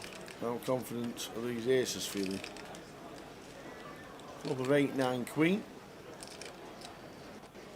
Yeah, still in front. Yeah, and with this SPR here tower, I think Ryan can just play jam, especially 4-way. Can still get called by some Queen X, some Queen Jack, Queen 10, all this type of stuff. I'm going to go for the small bet, but wouldn't be folding to a raise. Goes for 60k, leaving himself 110 back. And Will McMurray does have the overcard and gut shot to the nuts. But then again, like, Ryan's essentially committed here, Tao. Once he bets into 2 players and there's a player all in, like, he's always got a hand. He's not like C-betting ace-king. Yeah. Like, I think, like, bottom end is going to be like king-queen here for Ryan that he bets this flop, but spins over the aces, and Scott gets out of the way. Martin with the 9-10. He can still get there. 9-10 Jack needed. Do we get there and start the spin?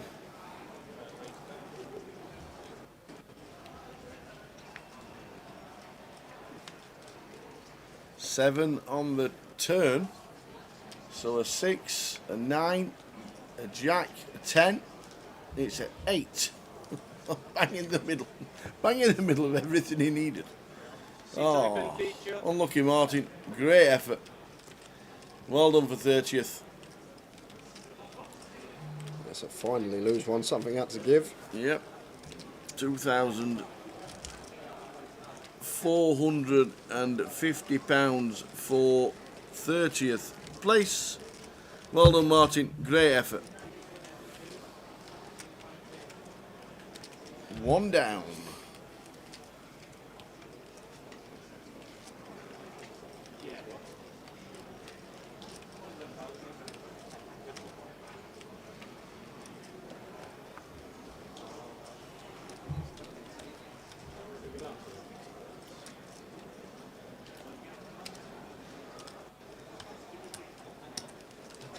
Your attention please, anyone interested in 1-3 Texas Hold'em cash game? Please make your way to the card room. Is anyone interested? Oliver Pryor comes to the table. First time we've seen him on the feature all week. Welcome, sir.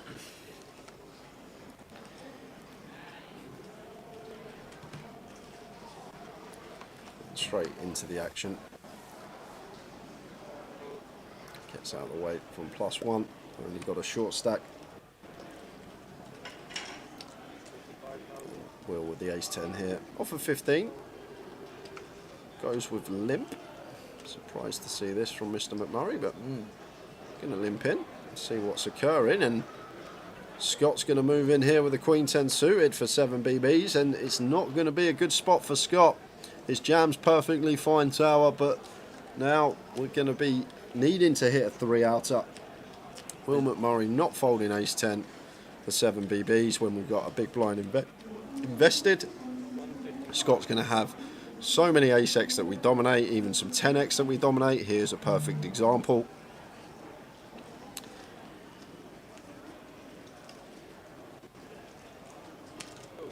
And he makes the call. To see the good news, does Will. Ace 10 for Will McMurray. Scott with Queen 10 of spades. Yeah, good call from Will. Now we just got to do the easy bit and hold. Got the easy bit? Holding? Really? Easy. Oh. The powerhouse of Queen 10 suited. Ah, Oi, there oi, oi. is a lady. Oi, oi, oi. Maybe it is the hard bit tower. Yep, redraw with a club available. Not now. Gonna need an ace. Scott just fading an ace for a much needed double. And he does. 5 of clubs on the river. Will McMurray gets unlucky. Gonna leave himself with just under 8 big blinds.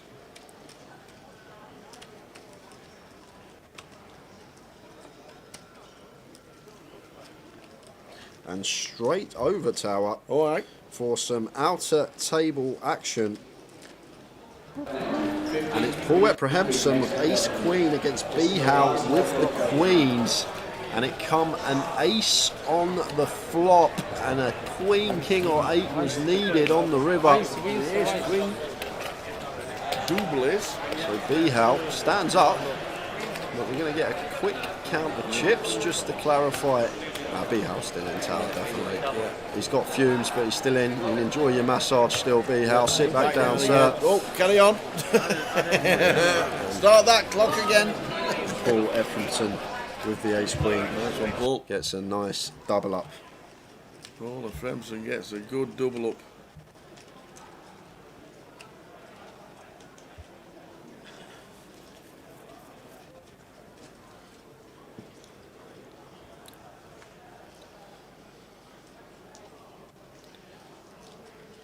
Mine's 10,000, 20,000. Murray double down. Carl now second in chips on the table after making the hero versus Ryan Otto, so going to open an ace from the hijack.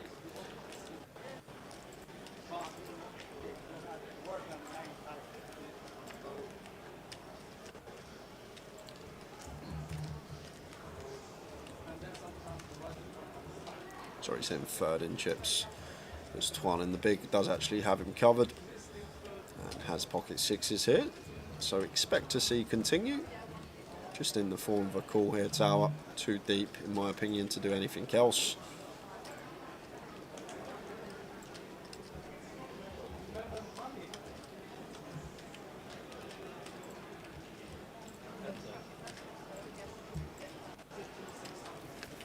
Flop time. Twanley with the sixes. Flop of jack, 9 deuce. Carl short in 3.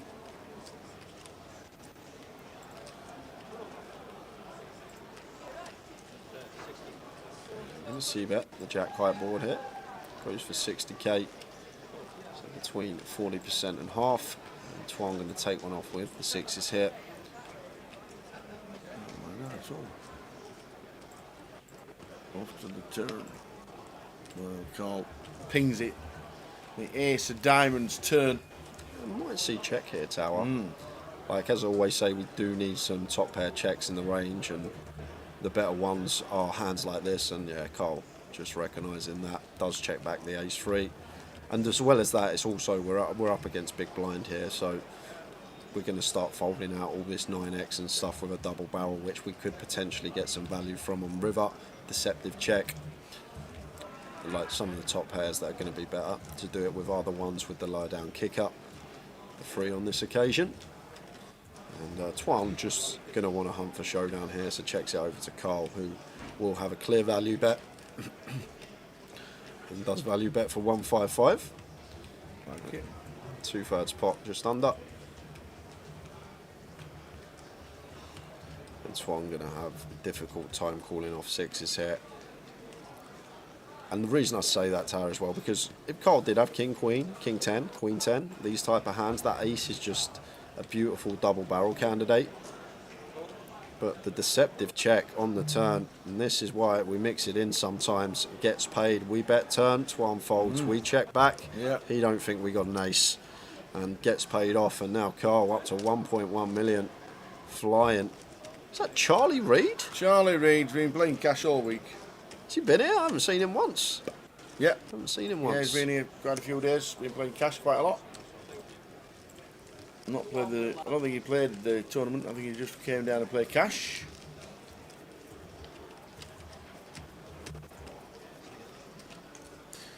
Carl Shaw's on the move. Come in after the break with 300k, 15 big blinds. And now he's up to 1.1 million, and he's not been all in and at risk in that. Big chip Either leader tower. at the table now. Carl Shaw, bracelet winner. Chopped an EPT. 3 ways. Won the super high roller.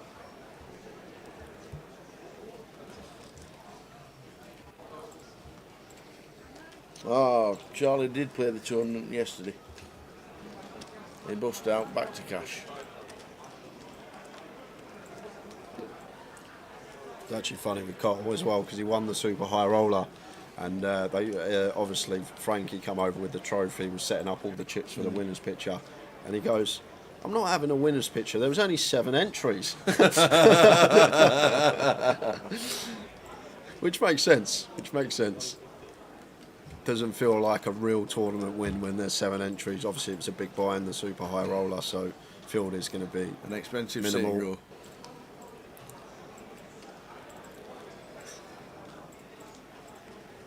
Ryan! Oi, oi. This is not right. Oh no, it's not right. It was Martin that was free betting, not Ryan Otto. So stacks are going to be slightly out. Wrong player in the hand. But we will get it rectified. Ryan did not free bet the 7 deuce. Martin went for the free bet. Yeah. Hopefully he realises that it was the wrong player.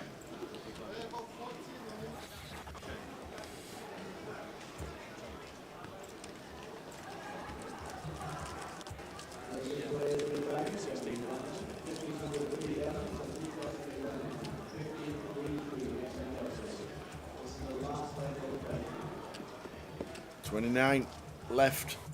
672 played the main event.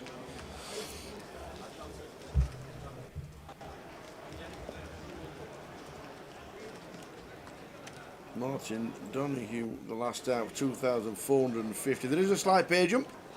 Every now looks up 2660.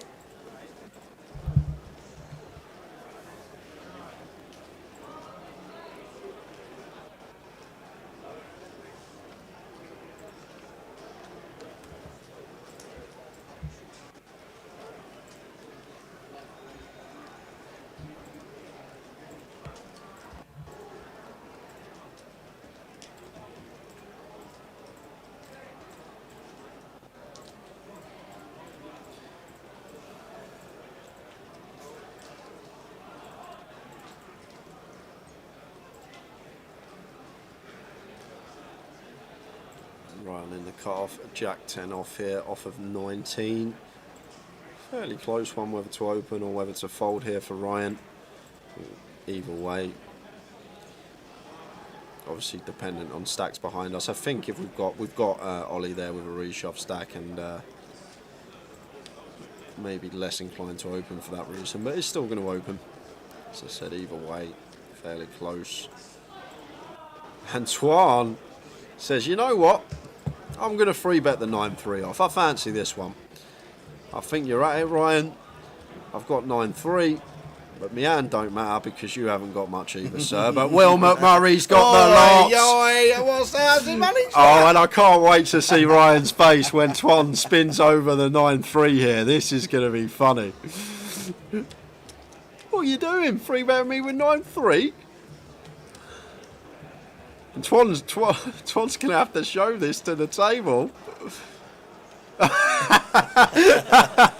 The little nod. Laughing his head off here.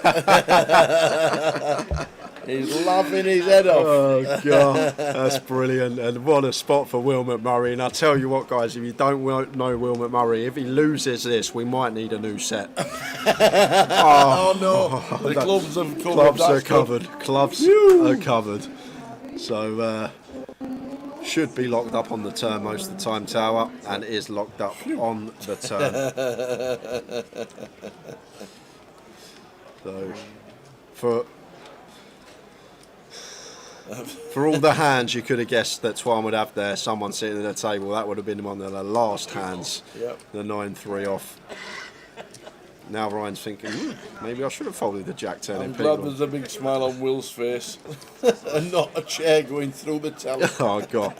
If he lost that one, Tower. It'd have been in the comms box. I know I should have folded the Maces, Jay.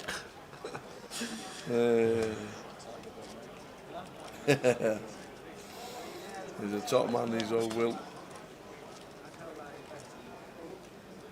He's a top lad. We'll see him in Blackpool for the duration of the 10-day festival, I'm pretty sure. And now he's got the aces and doubled up. How is Hong Fam getting on? She's still in. Yeah. Unfortunately, she lost a few pots before she come to the feature table. And when we come back from the last break, she had like just under 300k. But still in the mix. We are trying to catch all out of table action. If we do miss it, we will let you know about the bust out. Anyhow,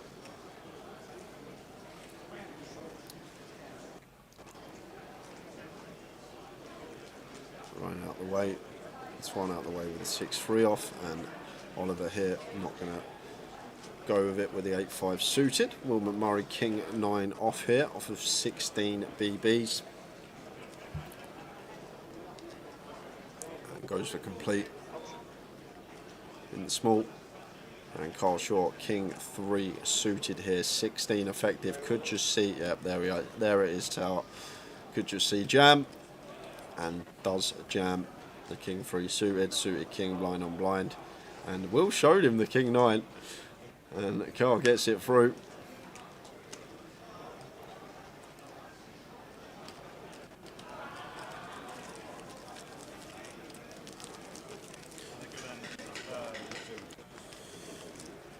And straight over again, Tower. We have got some out of table action. I've just been told.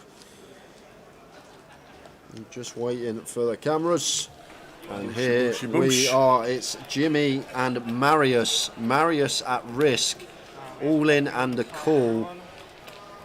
So Marius is the player at risk. Why are the cards? Oh, we're three-way here. So Marius is all in. And been called in 2 spots. We've got a king high board, and Jimmy bets 250k, quick fold, and turns over ace king, and Marius with ace queen. So gonna do well to get out of this one. Absolutely. We need a jack or a 10 on the turn, Tower, for a glimmer of hope. It's not. So the ace queen is gonna depart. Jimmy, unlucky Marius. Jimmy takes another one, so losing Marius. Well played, sir. Good effort, 29th. And Jimmy stacks up chips. Seats open, table 4, seat 5. Good, Jimmy. And as we get back to the table, we've got Twan, who open shoves the hijack for 22 with a7 off. Yeah, you'll see if I've got 9-3 again. Hey, Twan's come to play today. He don't want to make day 3 with 20 big blinds. He wants to make day 3 with the lot. So good evening, one and all. Welcome to Coventry, day 2 of the main event. We have round about an hour and 15 minutes left. We're on 28. There'll be a redraw at 24. And the live stream will probably kick out around about 11:15. And then back tomorrow from 12:30 on the stream to crown a champ, whoever that may be and at whatever time. We will be here. King 10 for Ryan. Opens from under the gun.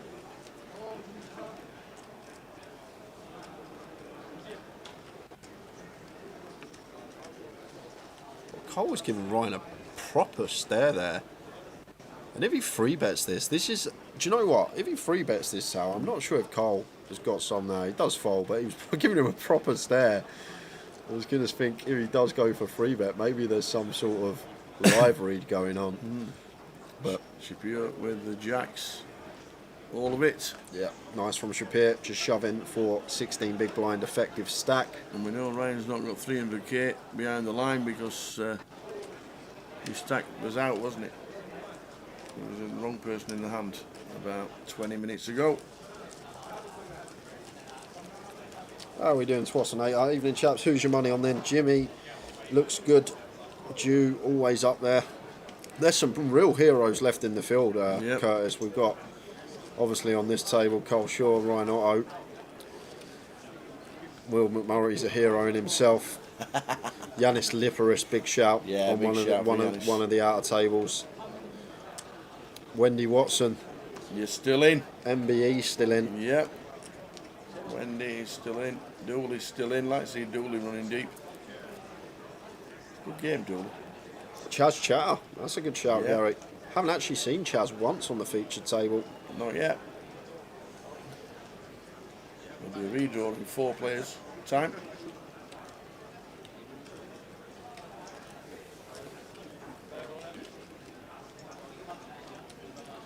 Ace-9 off for Oliver. Goes with this for 10 big blinds, and blinds just about to go up. So, going to have 8 big blinds when they do. So just sending it in with the Ace-9. Perfectly fine from Oliver Pryor here, and gets it through. Nice pick up of blinds and ante. How long left of the day, gents? We've got about an hour and 10 minutes, I'd say, Colin. We're just about to go into the final level of the day, which will give us an hour left on the clock. However, because we draw from number of hands to play, it's usually like an hour, 5 hour, 10 minutes that the last level lasts.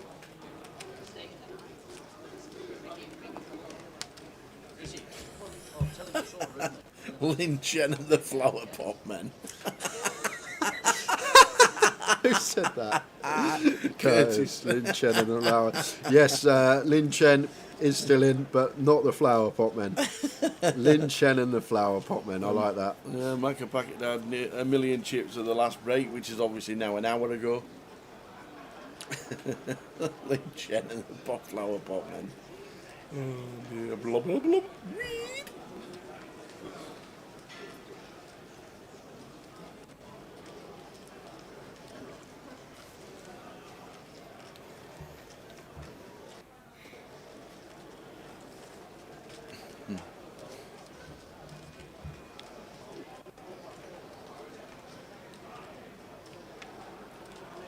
And if you are watching today, guys, make sure you subscribe to the Twitch 888poker TV.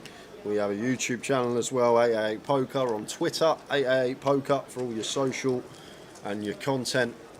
Get involved. It's been a great week here in Coventry. We've got plenty coming up next year regarding 888 and live streaming in the UK. Did Stormy Norman play? No. I've seen Stormy Norman for a bit of it. He's from Scotland, isn't he? Stormy Norman. Stormy Norman. Well, we're up in Edinburgh next year for the 888 leg of the 888. He'll be there. Mini festival that goes round.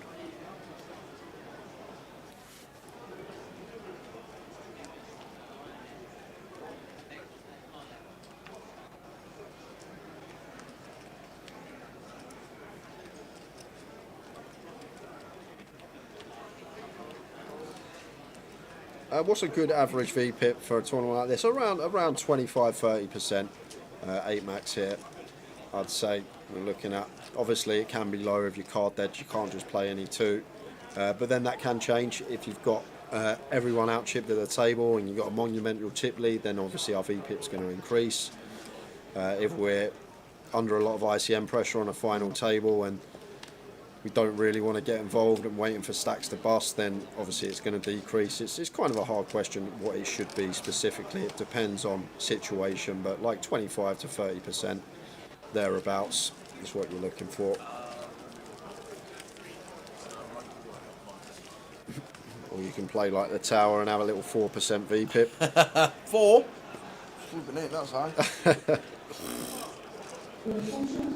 2 weeks today until Bounty. Yes, Gary, Tower and I will be there. Might even hop it. Oh no, I'm coming up on the Sunday. There's no day 2 buy-in for the mystery, is there? That is true.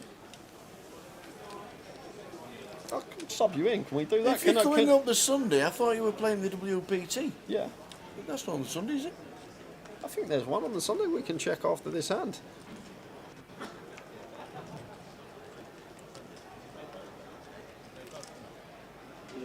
I think the 1500s on the 1400s on the Sunday. Shapir, King Jack raises to 50k. Blinds up after this hand. Take us into the final level of the night, 10k, 25k. Ryan out the way with ace 7. And Will McMurray, ace queen. Only 2 words that are going to be coming out of this man's mouth. And there's the all-in. And Shapir not going to be able to call off for 15. Fairly easy fold this one.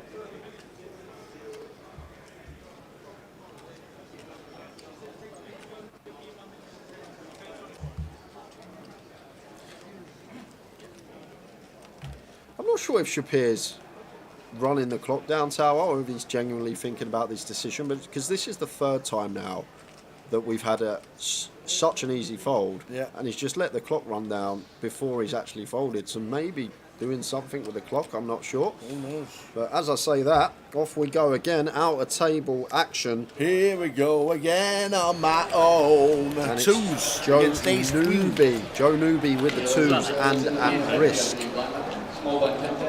Jack 5, 7 is clean for the 2s. Brandon with the ace queen. Brandon picks up additional 4 out, so deuce is still good for Joe Newby. Not anymore. Not on that river. Wow. Just the nuts for Brandon, running good in all-in situations. We lose Joe Newby, and Brandon going to take another pot. Building that stack up nicely. Nice one, Brandon.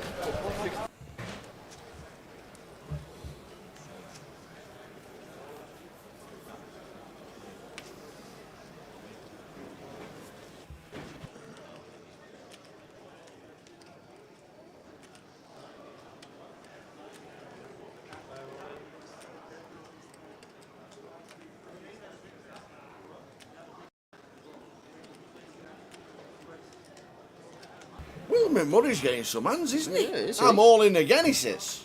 This time he's got the hooks. All in cold feature.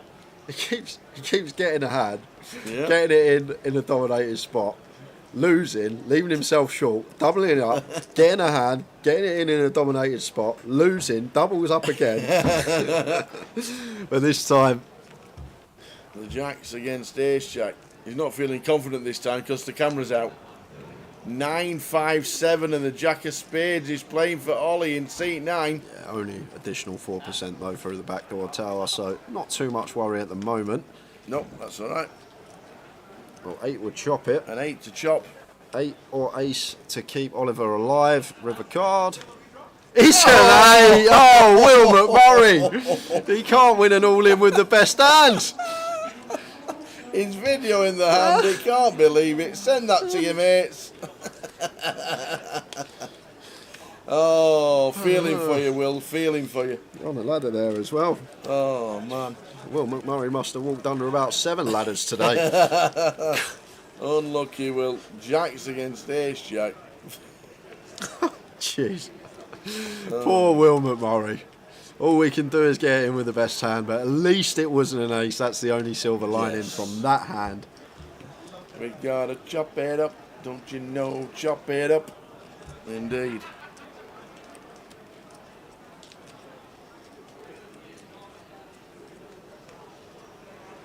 Oh, man.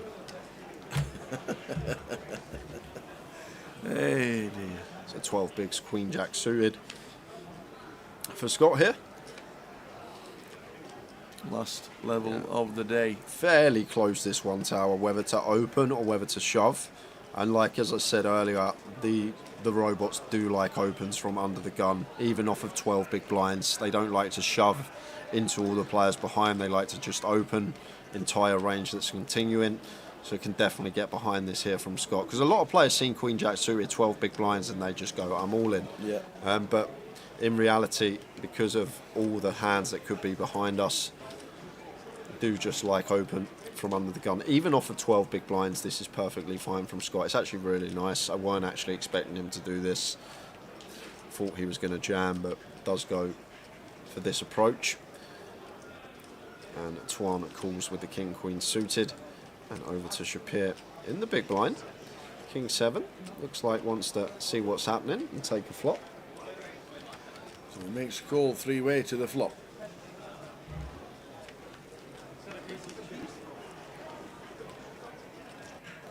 Three, 5, 7. Shapir takes the lead. It's a 7-high board here. Might just be happy to give up on this one as Scott, but he's going to c-bet. Okay, just repping that over pair.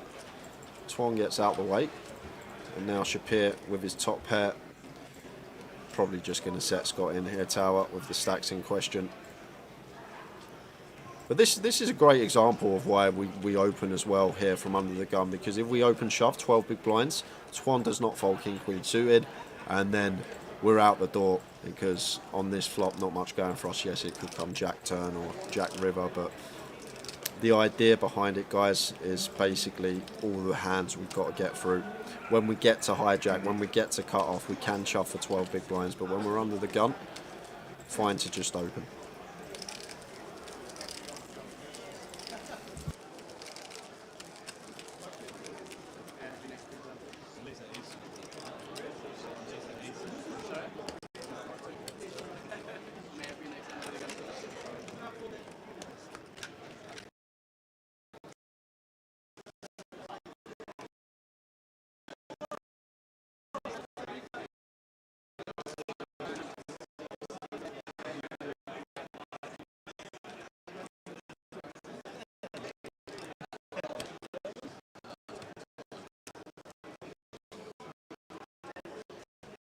Mick the Mod. WPT is 2nd of June till the 9th of June. I think they're also there in February 14th to 18th for the UKPL. We are indeed exactly right, Mick the Mod.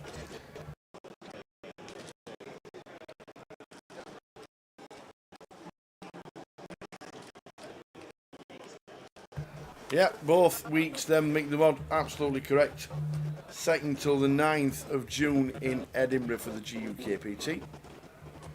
And the new UKPL for 888 with a 560 main event, 14th to the 18th of February.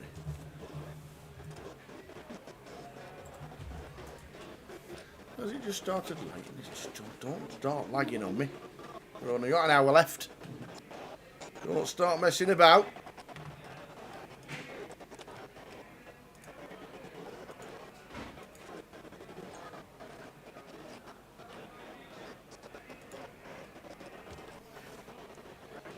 Don't start messing about. Thank you very much.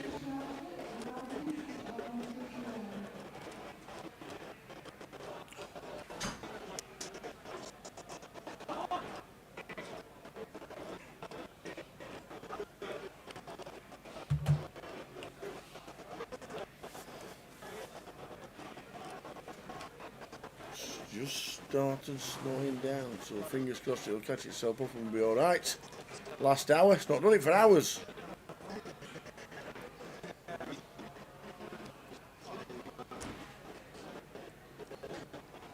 Not really an early finish, 12-hour session. We started at 11 today, don't forget. 12-hour day. 12-hour day early. It's unbelievable, isn't it? Yeah, you do a 12-hour day.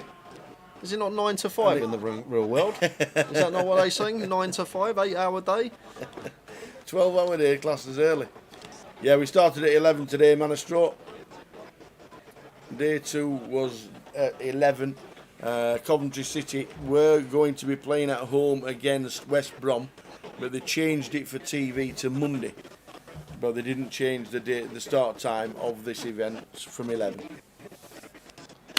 12-hour day early. That's not a bad flop when you're rolling. Yeah, basically dead set. And that is definite lock on the turn. Just needed to fade the 9 on the board pair to lock it up. And queen on the river. Hopefully this sorts itself out, guys. Yep. Mentioned it all weekend. It's the internal connection here at CBS. Unfortunately, nothing our side. Just had a few gremlins in the system. Yep. Hopefully it catches itself up. And then we are good for the final 50 minutes.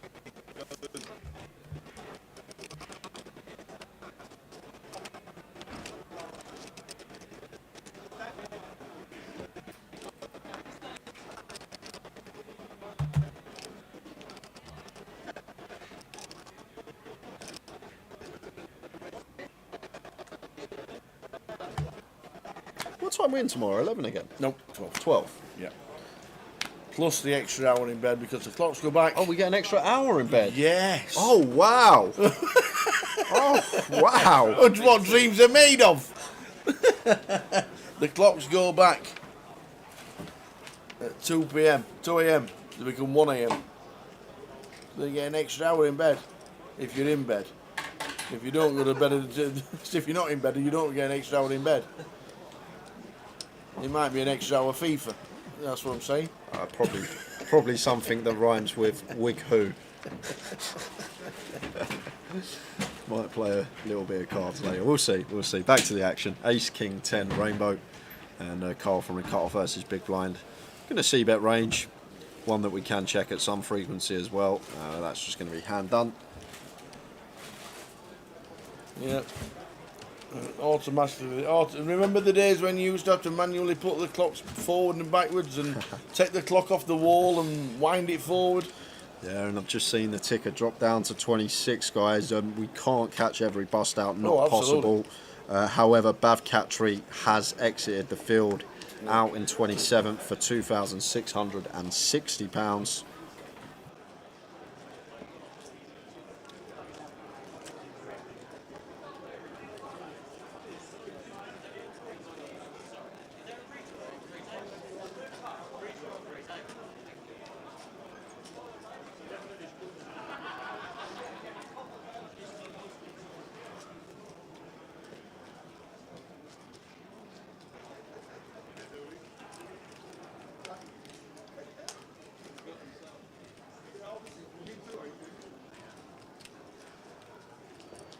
Extra hour in the local if your local stays open till 2 a.m. If it doesn't, you don't get the extra hour. It might be his local casino. Might be his local 24-hour off license. That doesn't matter if you get an extra hour. All right, you got me. You got me there. All right, I'll be honest. You win. You win that one, Tower. Yeah, it was sort of funny football results this week, Eddie. Really were funny football results. We didn't get it up, unfortunately.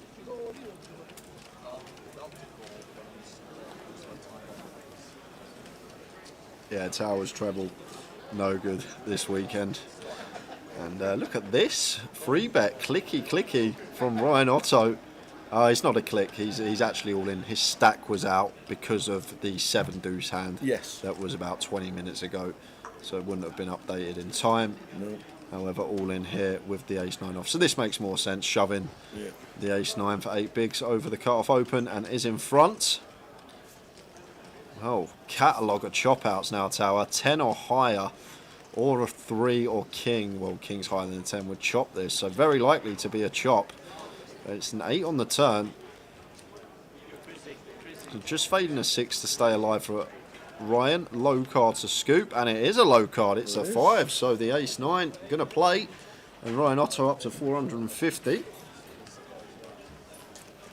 So we'll check his stack.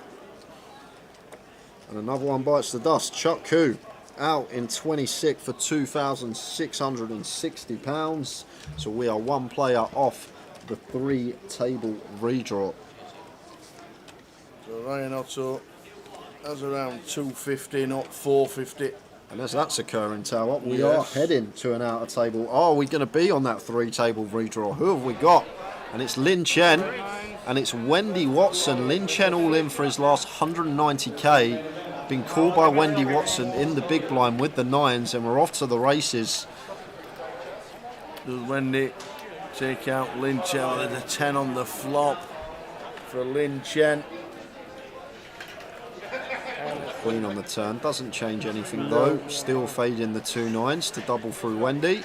Oh, it's an 8. Lin Chen doubles up through Wendy Watson. 190, no. 190. Takes out 2 blues, 2 yellows go back into Wendy's stack. And Lin Chen survives, but we are on 25. 25 players left.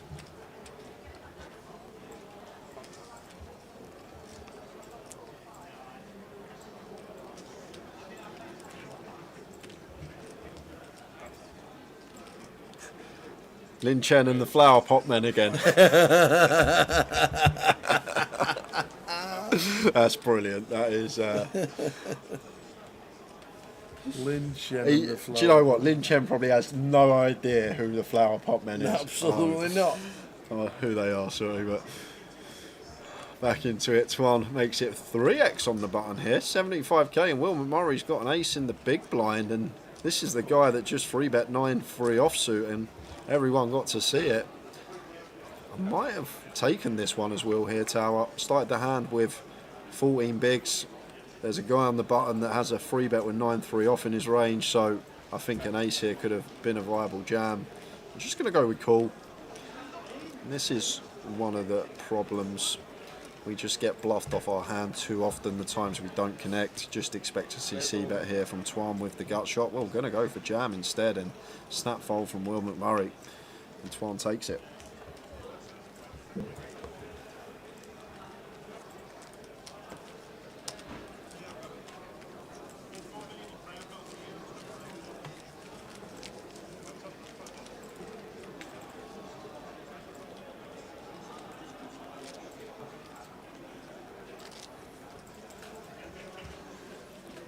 So 44 minutes left of the day. Pause the clock normally and then play a certain number of hands. So that will do around about the 10-minute mark. What a day. 165 we started with. We're down to 25.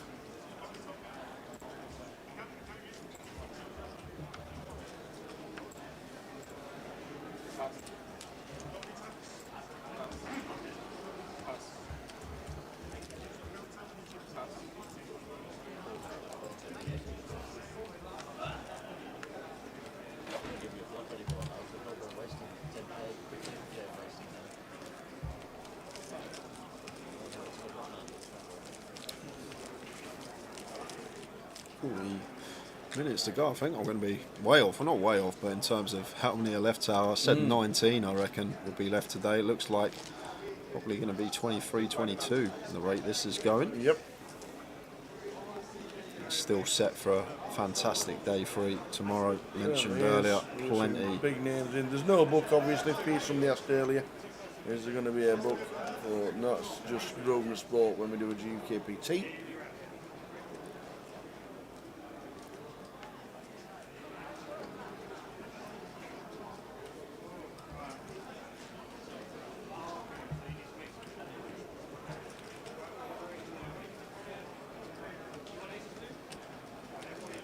Ace Queen for Tuan here. Just going to go with shove Tower. Much prefer to see open with this hand. We've got 18 big blinds. We've got a super strong holding. We want value from the big blind range, like Shapir probably would have defended this one, Tower. Where it comes ace high, we get our double up. But now we're just going to lose our customer.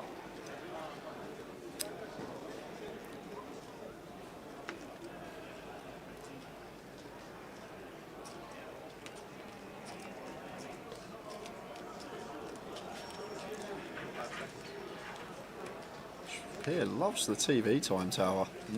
Always taking that 30 seconds on pretty trivial decisions.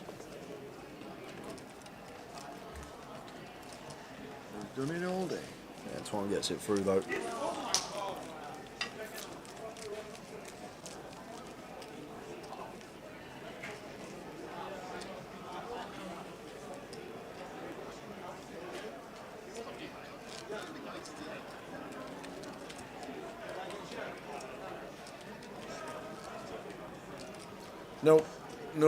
No book for this event, Mick the Mod.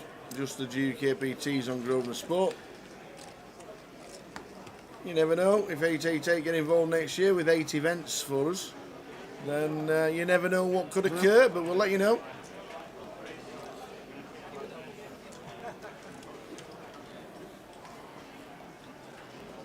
Always always an ace.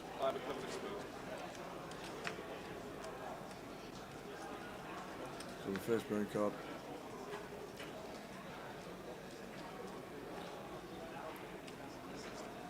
Raise 60,000. Raise it up. Queen 10 suited from Tuan. Raise it 60. 5. Why is it always a 5? Exactly. Can't believe it. Always a 5.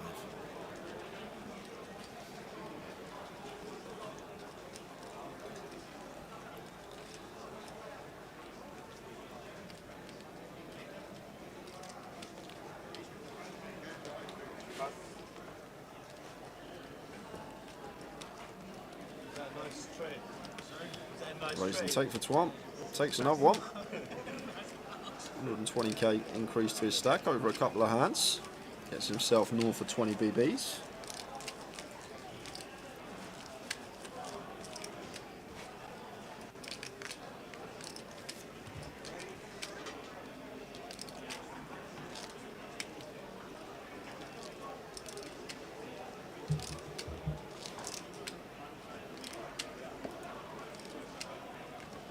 Your attention please, grab White House to the Coventry for seats on 1, 2 yellow. Grab White House, seats on 1, 2 yellow.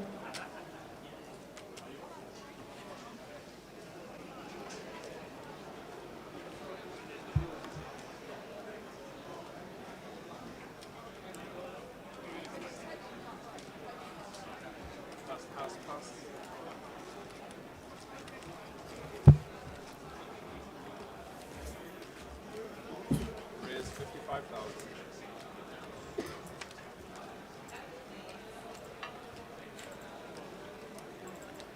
Shapiro open 6-4 suited on the button, makes it 55k. That's one out of the way.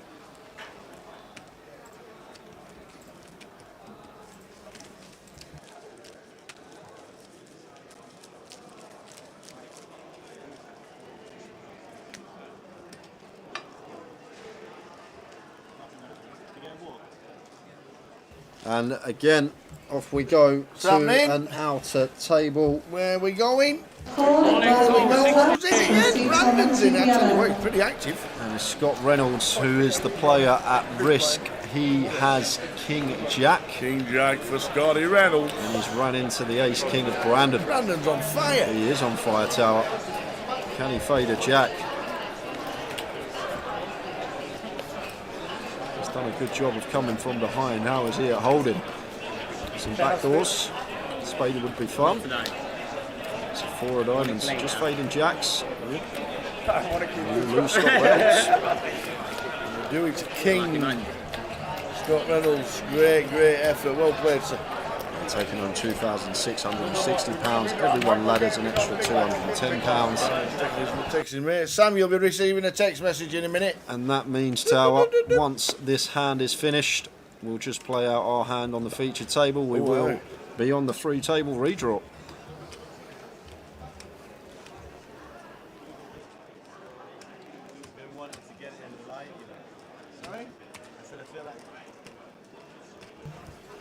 So Brandon, he's one of the chip leaders in the tournament.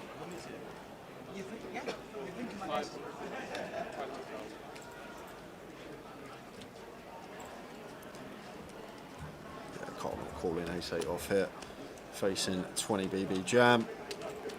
So I believe, Tower, yep, that is going to be pause the deal, and it should be pausing the deal, pausing the clock.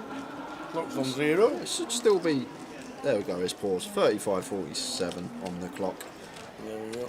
So we're going to have 5 minutes for the redraw. We are indeed. Do you want me to bring back the teas? Oh, that's a great shout. Shall I go get a couple of teas while you can tell all these lovely people what's going on next year? Lovely people. Water, by the way. Plenty coming up. Just water, yeah? I'm going to bring back the teas. Water you want? You Water, just said water. said You definitely just No. said the word water. I'm drinking I water. would have had my back turned. No. So I didn't see that. Out of sight, is that what you're saying? Go. Tea time. Last 50 minutes of the day. Finish the live. We reckon the live stream's going to finish round about 25 past 11. So a full 12 hours.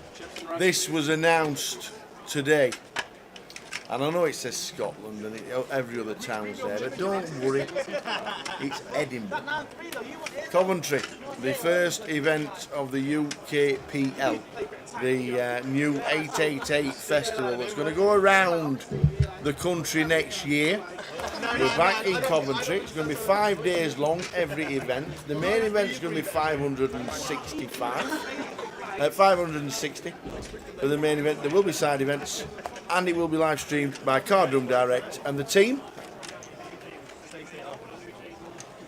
will be there. 14th to the 18th of Feb, we'll be up in Scotland having parties. It is in Edinburgh, it's at the Maybury.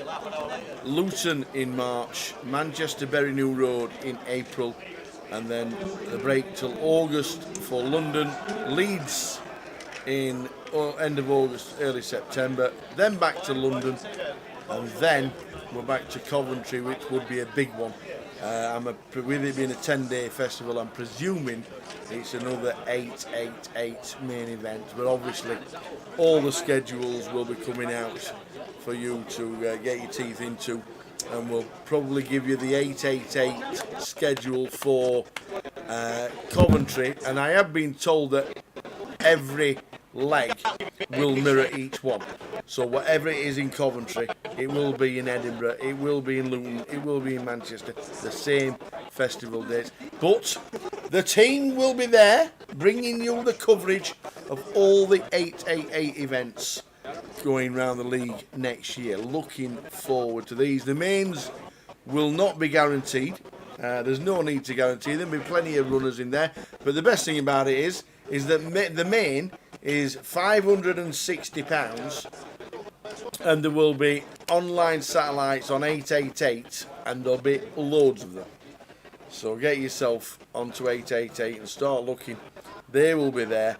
So we'll have the 888, and then, yes, the GUKPT and everything else will be there as well. I don't think I've got the button that tells us what the GUKPT is, but the first GUKPT of next year is the week before Coventry, the 4th till the 14th of January is when we'll be in London for the first leg of 2024.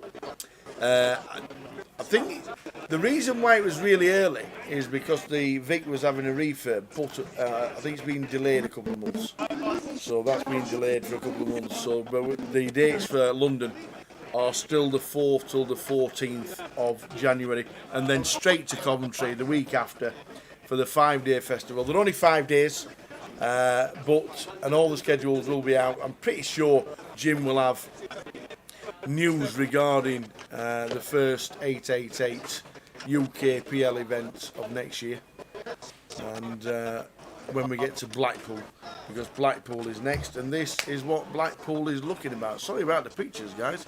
Seems to have gone really laggy again for some reason. Apologies for that. I'll have to get PK on the case, but I know he's out there doing busy things like he's been doing with all the pans and the outer table footage. So thanks for that, PK. Top man, as always. That's Blackpool. That starts on Wednesday the 8th with the double satellites starting at 7 p.m, £65 in. There's the mystery bounty, and don't forget on the Sunday there's the £1,500 direct qualifier into the WPT. A £14,000 package will be won in Blackpool on Sunday to play the 40 million guaranteed prize pools of the festival at the Win in Las Vegas. An amazing effort, amazing prize. Jim McShane was in early today explaining everything about that. There's also the mystery bounty. There's also normal events like the mini and the high roller. That's the UKPL. All I know at the moment, I don't know the side events. I don't know what the side events are. All I know at the minute is that the main event is £560, and it's once the first leg has been announced on what the schedule is, it will mirror every event. So there won't be any change regarding buy-ins regarding London, buy-ins regarding Manchester, buy-ins regarding anywhere else. It'll stay the same all the way through the year. But one thing for sure is you'll be watching it because Card Room Direct are going to be streaming the events all season. All season. That's what we're doing. Full cup of tea for your tower. Amazing. A full cup. Thanks, Bob. Perfect timing. Back for the first hand after the 3-table redraw, and Ryan Otto moving all in here with the ace-4.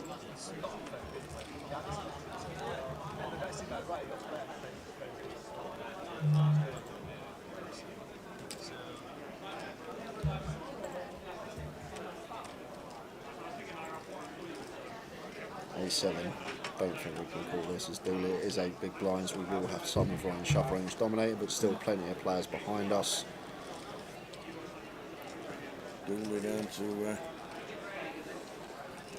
12 bigs. Ryan loves getting this one through. So over to Richie P. The VIP. Sorry, Richie wasn't in the big blind, he was under the gun. Big one to get through for that. Ryan didn't want any action, picks up blinds and ante. So we did table redraw, just about a brand new table. And there's 4 or 5 short stacks.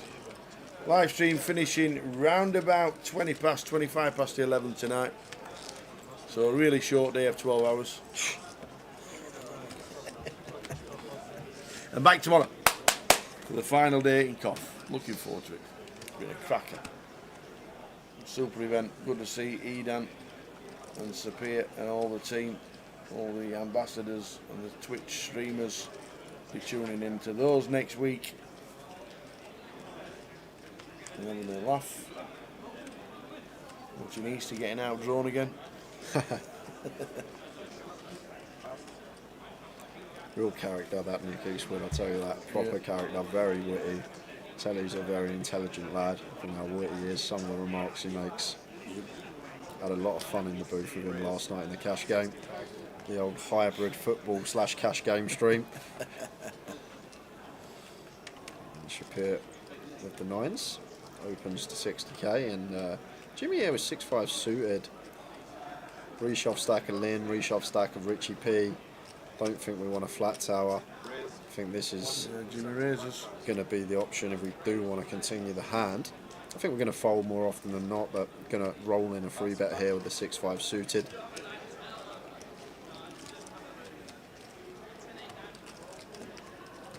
And Shapir, before the 3-table redraw, he stayed in the same seat, but he's been used to having everyone covered at the table, but now Jimmy sits down.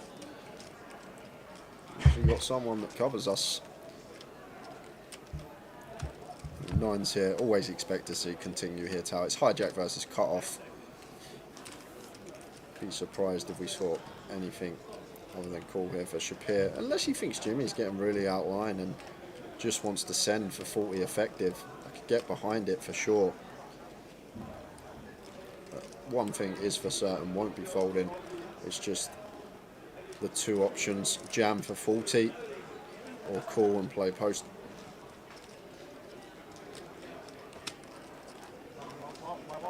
Pardon? You were saying? No, carry on your sentence.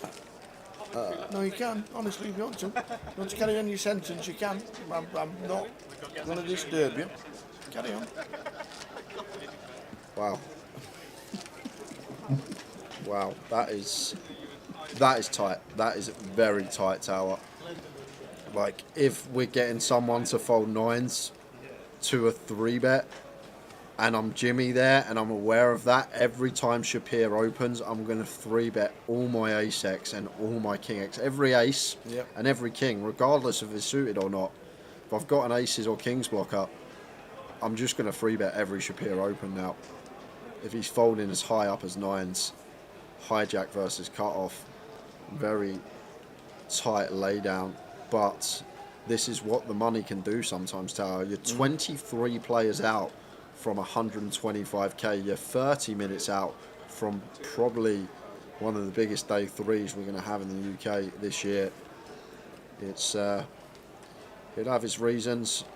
Jimmy just come to the table, maybe hasn't played with him before, doesn't have any player profile, but that is a very tight fold, Tower, as Dooley moves all in with the ace-queen.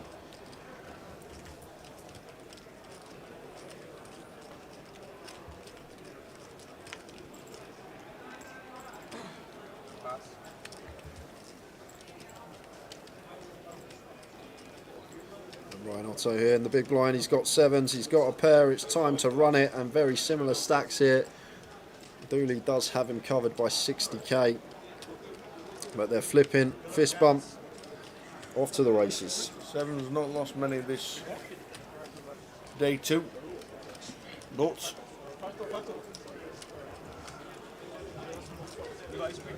Dooley not all in. He does have chips left. So Ryan Otto is all in and at risk, but he's in front with the sevens against Dooley's ace queen. And a flop of 3, 4, 5. Yeah, so ace queen does pick up additional 4 outs here. Ace, queens and deuces all working. And they're all live as well. So an ace, a deuce or a queen, and we'll lose one. And it's not, it's a 7. Irrelevant set on the river for Ryan. Gets the double. And Dooley down to 60k. Yep.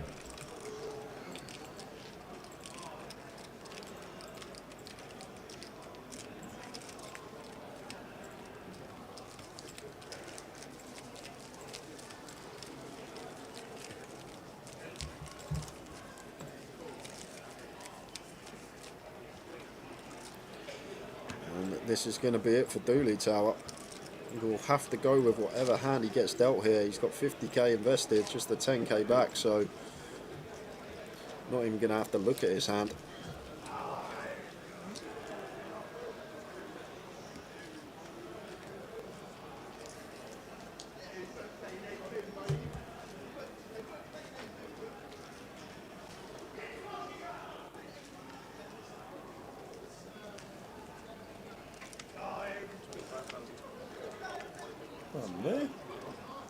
And Wilmer Murray, 12 big blinds, pocket 8s under the gun. Yeah, I love this from Will. Does go for open. If we had maybe 1 BB less, could just go for jam, but these are the fine margins. And Cole Shaw with a hand here. Ace 10 suited in the hijack, facing this gun open from Will.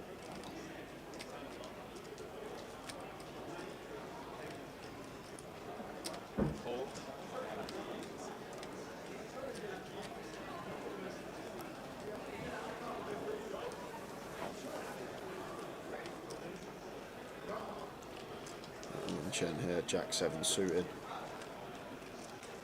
What am I thinking about, Lynn? He might be asleep again, Tower. He could well be. He was asleep earlier on the feature He table. was. His eyes are definitely shut. Does anybody want to wake him up and say, There excuse he me, is. it's on you? He woke up.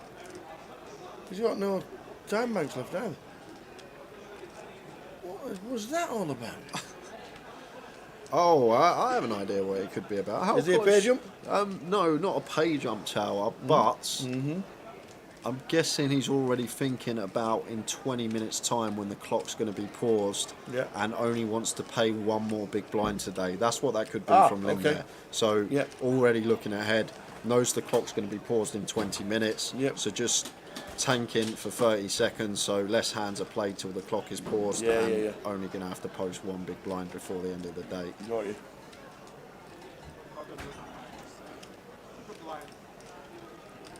Got you.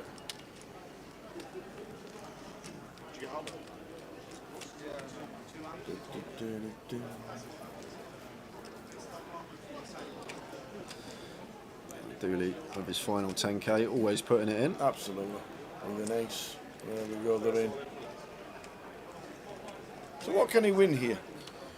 So he can win the ante, plus he can win the 10k times 3, plus the small blind. So 35k plus the ante, so 85k up for grabs here for Dooley Tower. Thank you.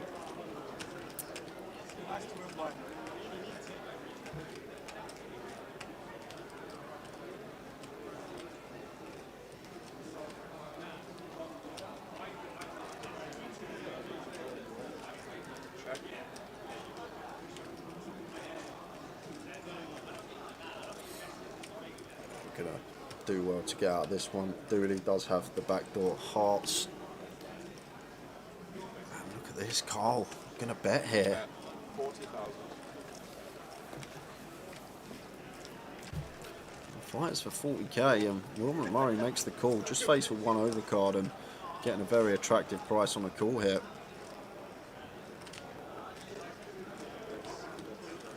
3 of spades on the turn. So Dooley can find a 4. Need a really good river. Can he find it? That's the question. Carl bets again here. And Will McMurray just gets out the way, and he's going to hate what he sees. He sees the ace-10.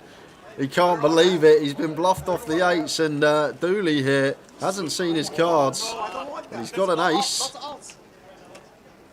And he's got a 5, but 5s and 4s both working now because Will McMurray let go of the 8s after Carl double-barreled.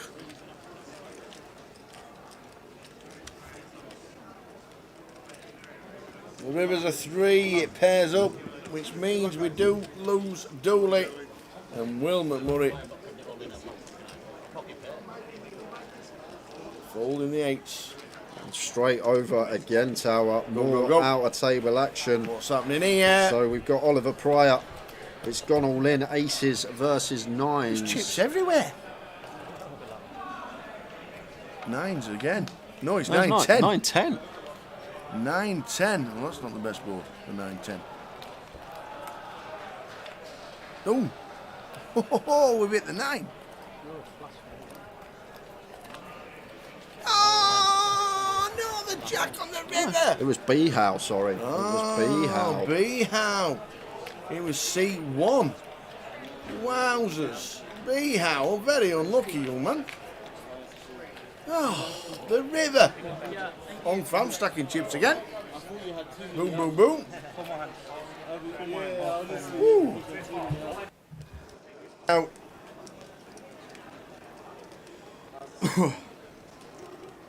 28.70. Well done indeed. Well done indeed. Whoosh. Hong's getting a lot of chips back. She was up to about 1.2 mil earlier. She had a massive hand, didn't you? You were walking past at the time.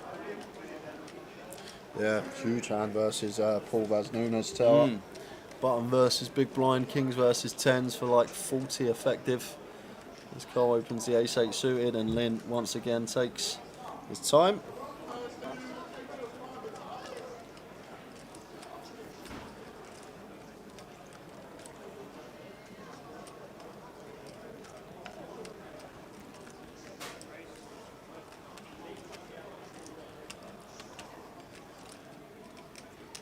Is it Tony that? Is that Tony one? Kai Wyman, yeah, Kai Wyman is still in the field. I think they call him Tony.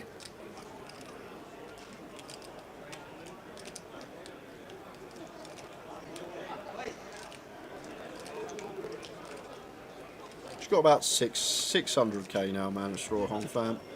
And Richie P here in the cutoff has a pair. It's an awkward one, Tower. Yep. We've got 18 bigs. It's an early position open, but it is Carl with the chips.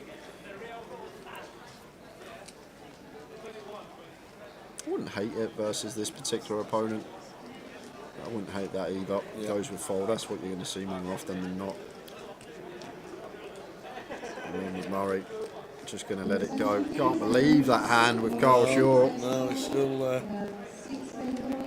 looking around thinking I got pushed off out of the hand. We're looking like losing one with the best of it.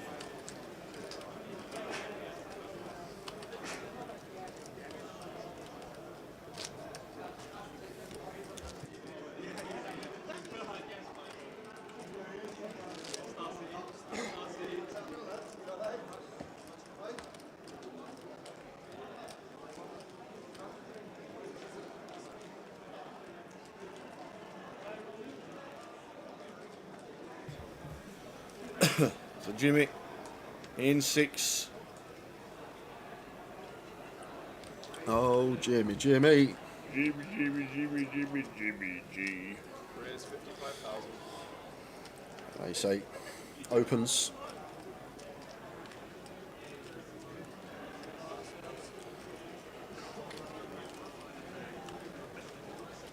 And this is a hand. Richie gets rewarded for his fold and going to get to shove this one now, Tower, for 18 big blinds, pocket 10s.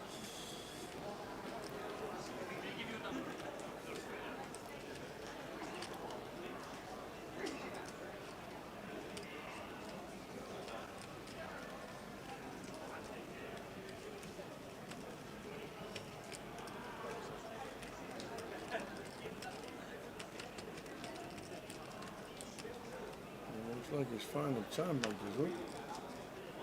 Players all in. So he's gone for the lot. That's the VIP. VIP, like it. I'm going to be getting this one through, I expect. Jimmy's asking for a count, but can't be calling off just sub 18 big blinds of ace 8 off.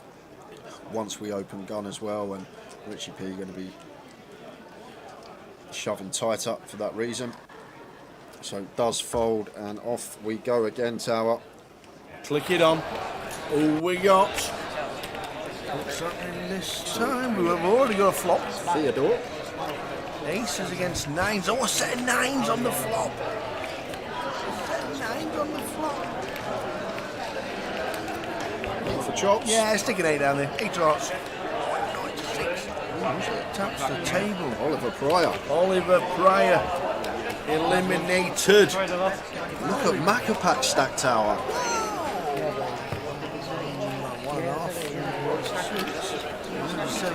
Theo looks like he's got about $1.5 million as well. I see an ace, I raise, I did say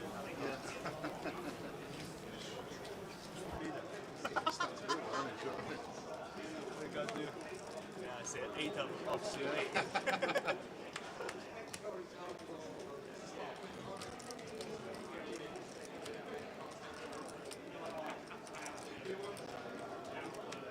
Good luck, Will. Will, good luck.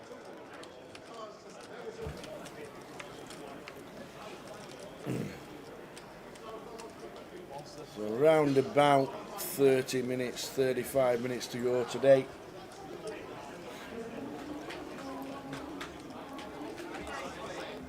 What a day. 165 with the day 2 buy-ins included. Down to 22. Amazing. Amazing. Will make money on 7 bigs, Lin Chen. And hopefully he's going to have a kip tonight. We hope so, Tower. You don't want him falling asleep tomorrow, old Lin Chen. He was literally, earlier on, he was in seat 8. He was had his head on the rail, having a little snooze. And his eyes were shut.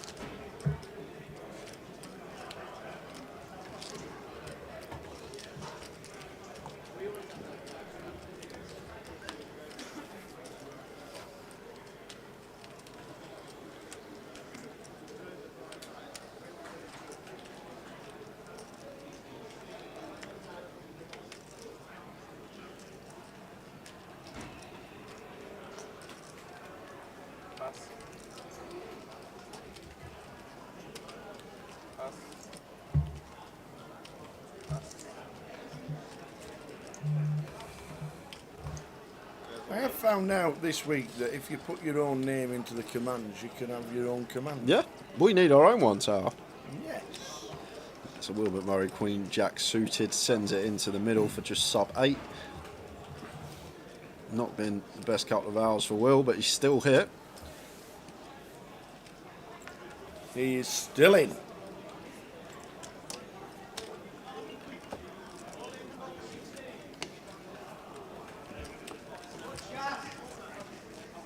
Yeah, nothing comes up for Tower. There you go, nothing. Nothing. Can I have a capital T? The exclamation mark Tower should come up. I've got a banker. That's what it should come up with when you do that. Because the amount of times I hear them words out of his mouth, I've got a banker for you. Oh, it can't lose. Well, they didn't lose. Get on this team. They can't lose. They're 2-0 down at half time. How's the banker looking? They didn't lose, to be fair. You drew. Yeah, don't back me treble. That works as well.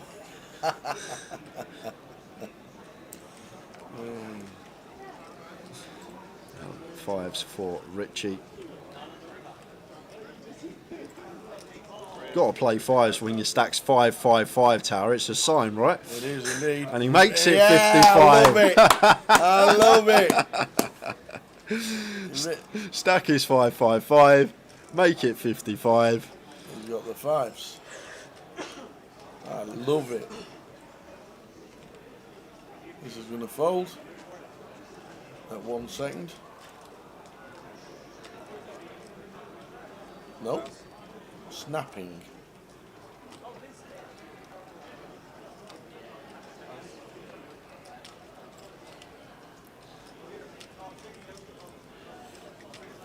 I might want to see if not 1.1 million behind the line. Yeah, awkward one here for Kyle because Richie will have some strong hands, obviously opening under the gun here. It can be in a dominated spot.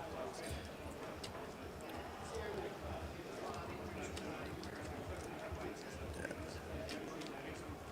Does let it go. Yeah. We're going to get to see a flop. Was it a sign that a set was always coming? Well, Lynn with 8-9 off, we are going to get to see a flop tower. Because expect to see defend from Lynn here for just over a big blind more in a heads-up situation. Is he going to wait for that better spot? You know he's going to take the 30 seconds, whatever happens. Oh, going to let it go.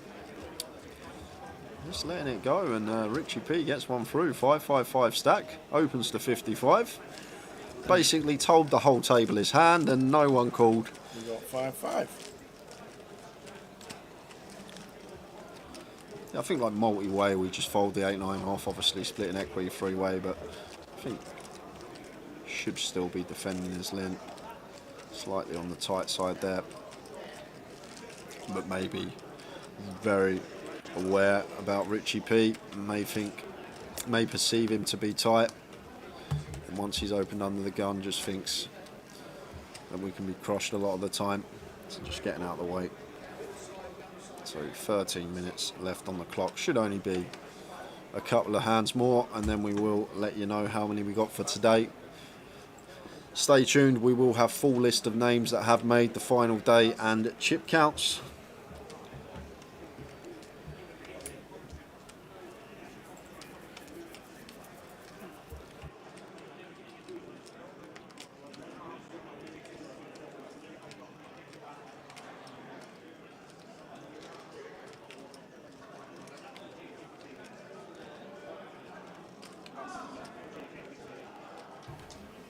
There's Queen for Jimmy. Jimmy! Opens to 55. He's not got bucket fives.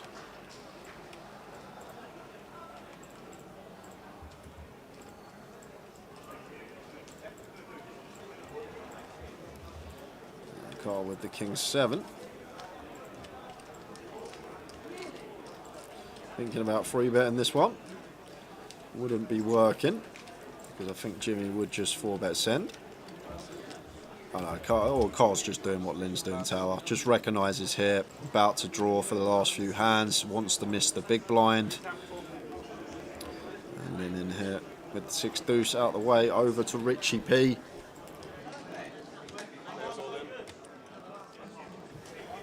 And Richie P shoves the ace queen and Jimmy makes the call.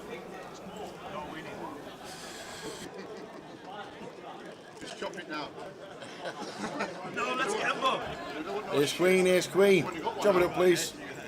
We're gonna chop it up, don't you know? Chop it up. We're gonna chop it up, don't you know? Chop it up. And clock been paused in the background, so, Alright, so it has. After this hand we will draw for the final number of hands today. And no sweats there. Hey, No one's got we're a gonna club. chop it up, don't you know? Chop it up. Boom. Take your chip back, please. It's scary, yeah? Get stuffed. 21 remain, guys. We've got 3 tables of 7, and we're going to have either 4, 5 or 6 hands left to play today. Just about to draw for it. 6. Always 6, Tower. 6. Still 6 more hands. How many is it?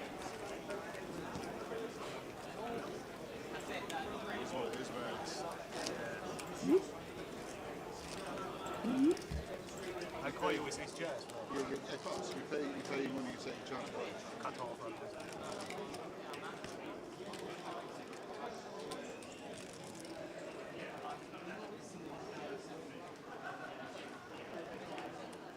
4.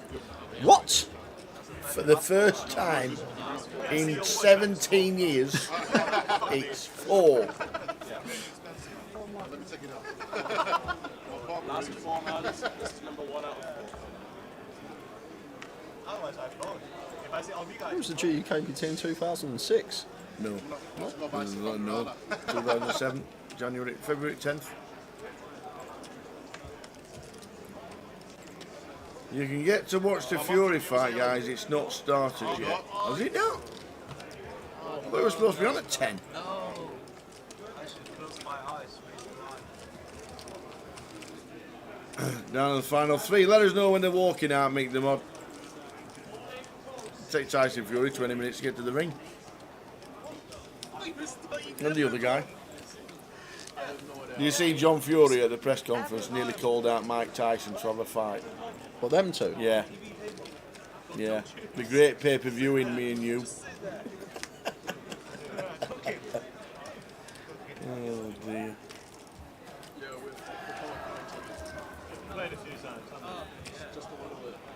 So, if that was 1 of 4, that means there's 3 left. Even I can work that out, pal. Yeah, I know, like, you guys finished at day 1.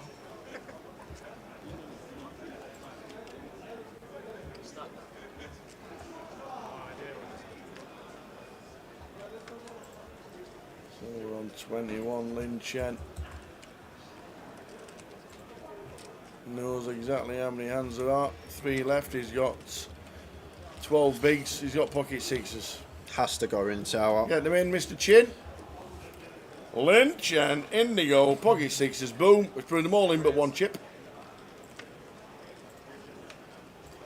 At least you can see the 1 chip like that.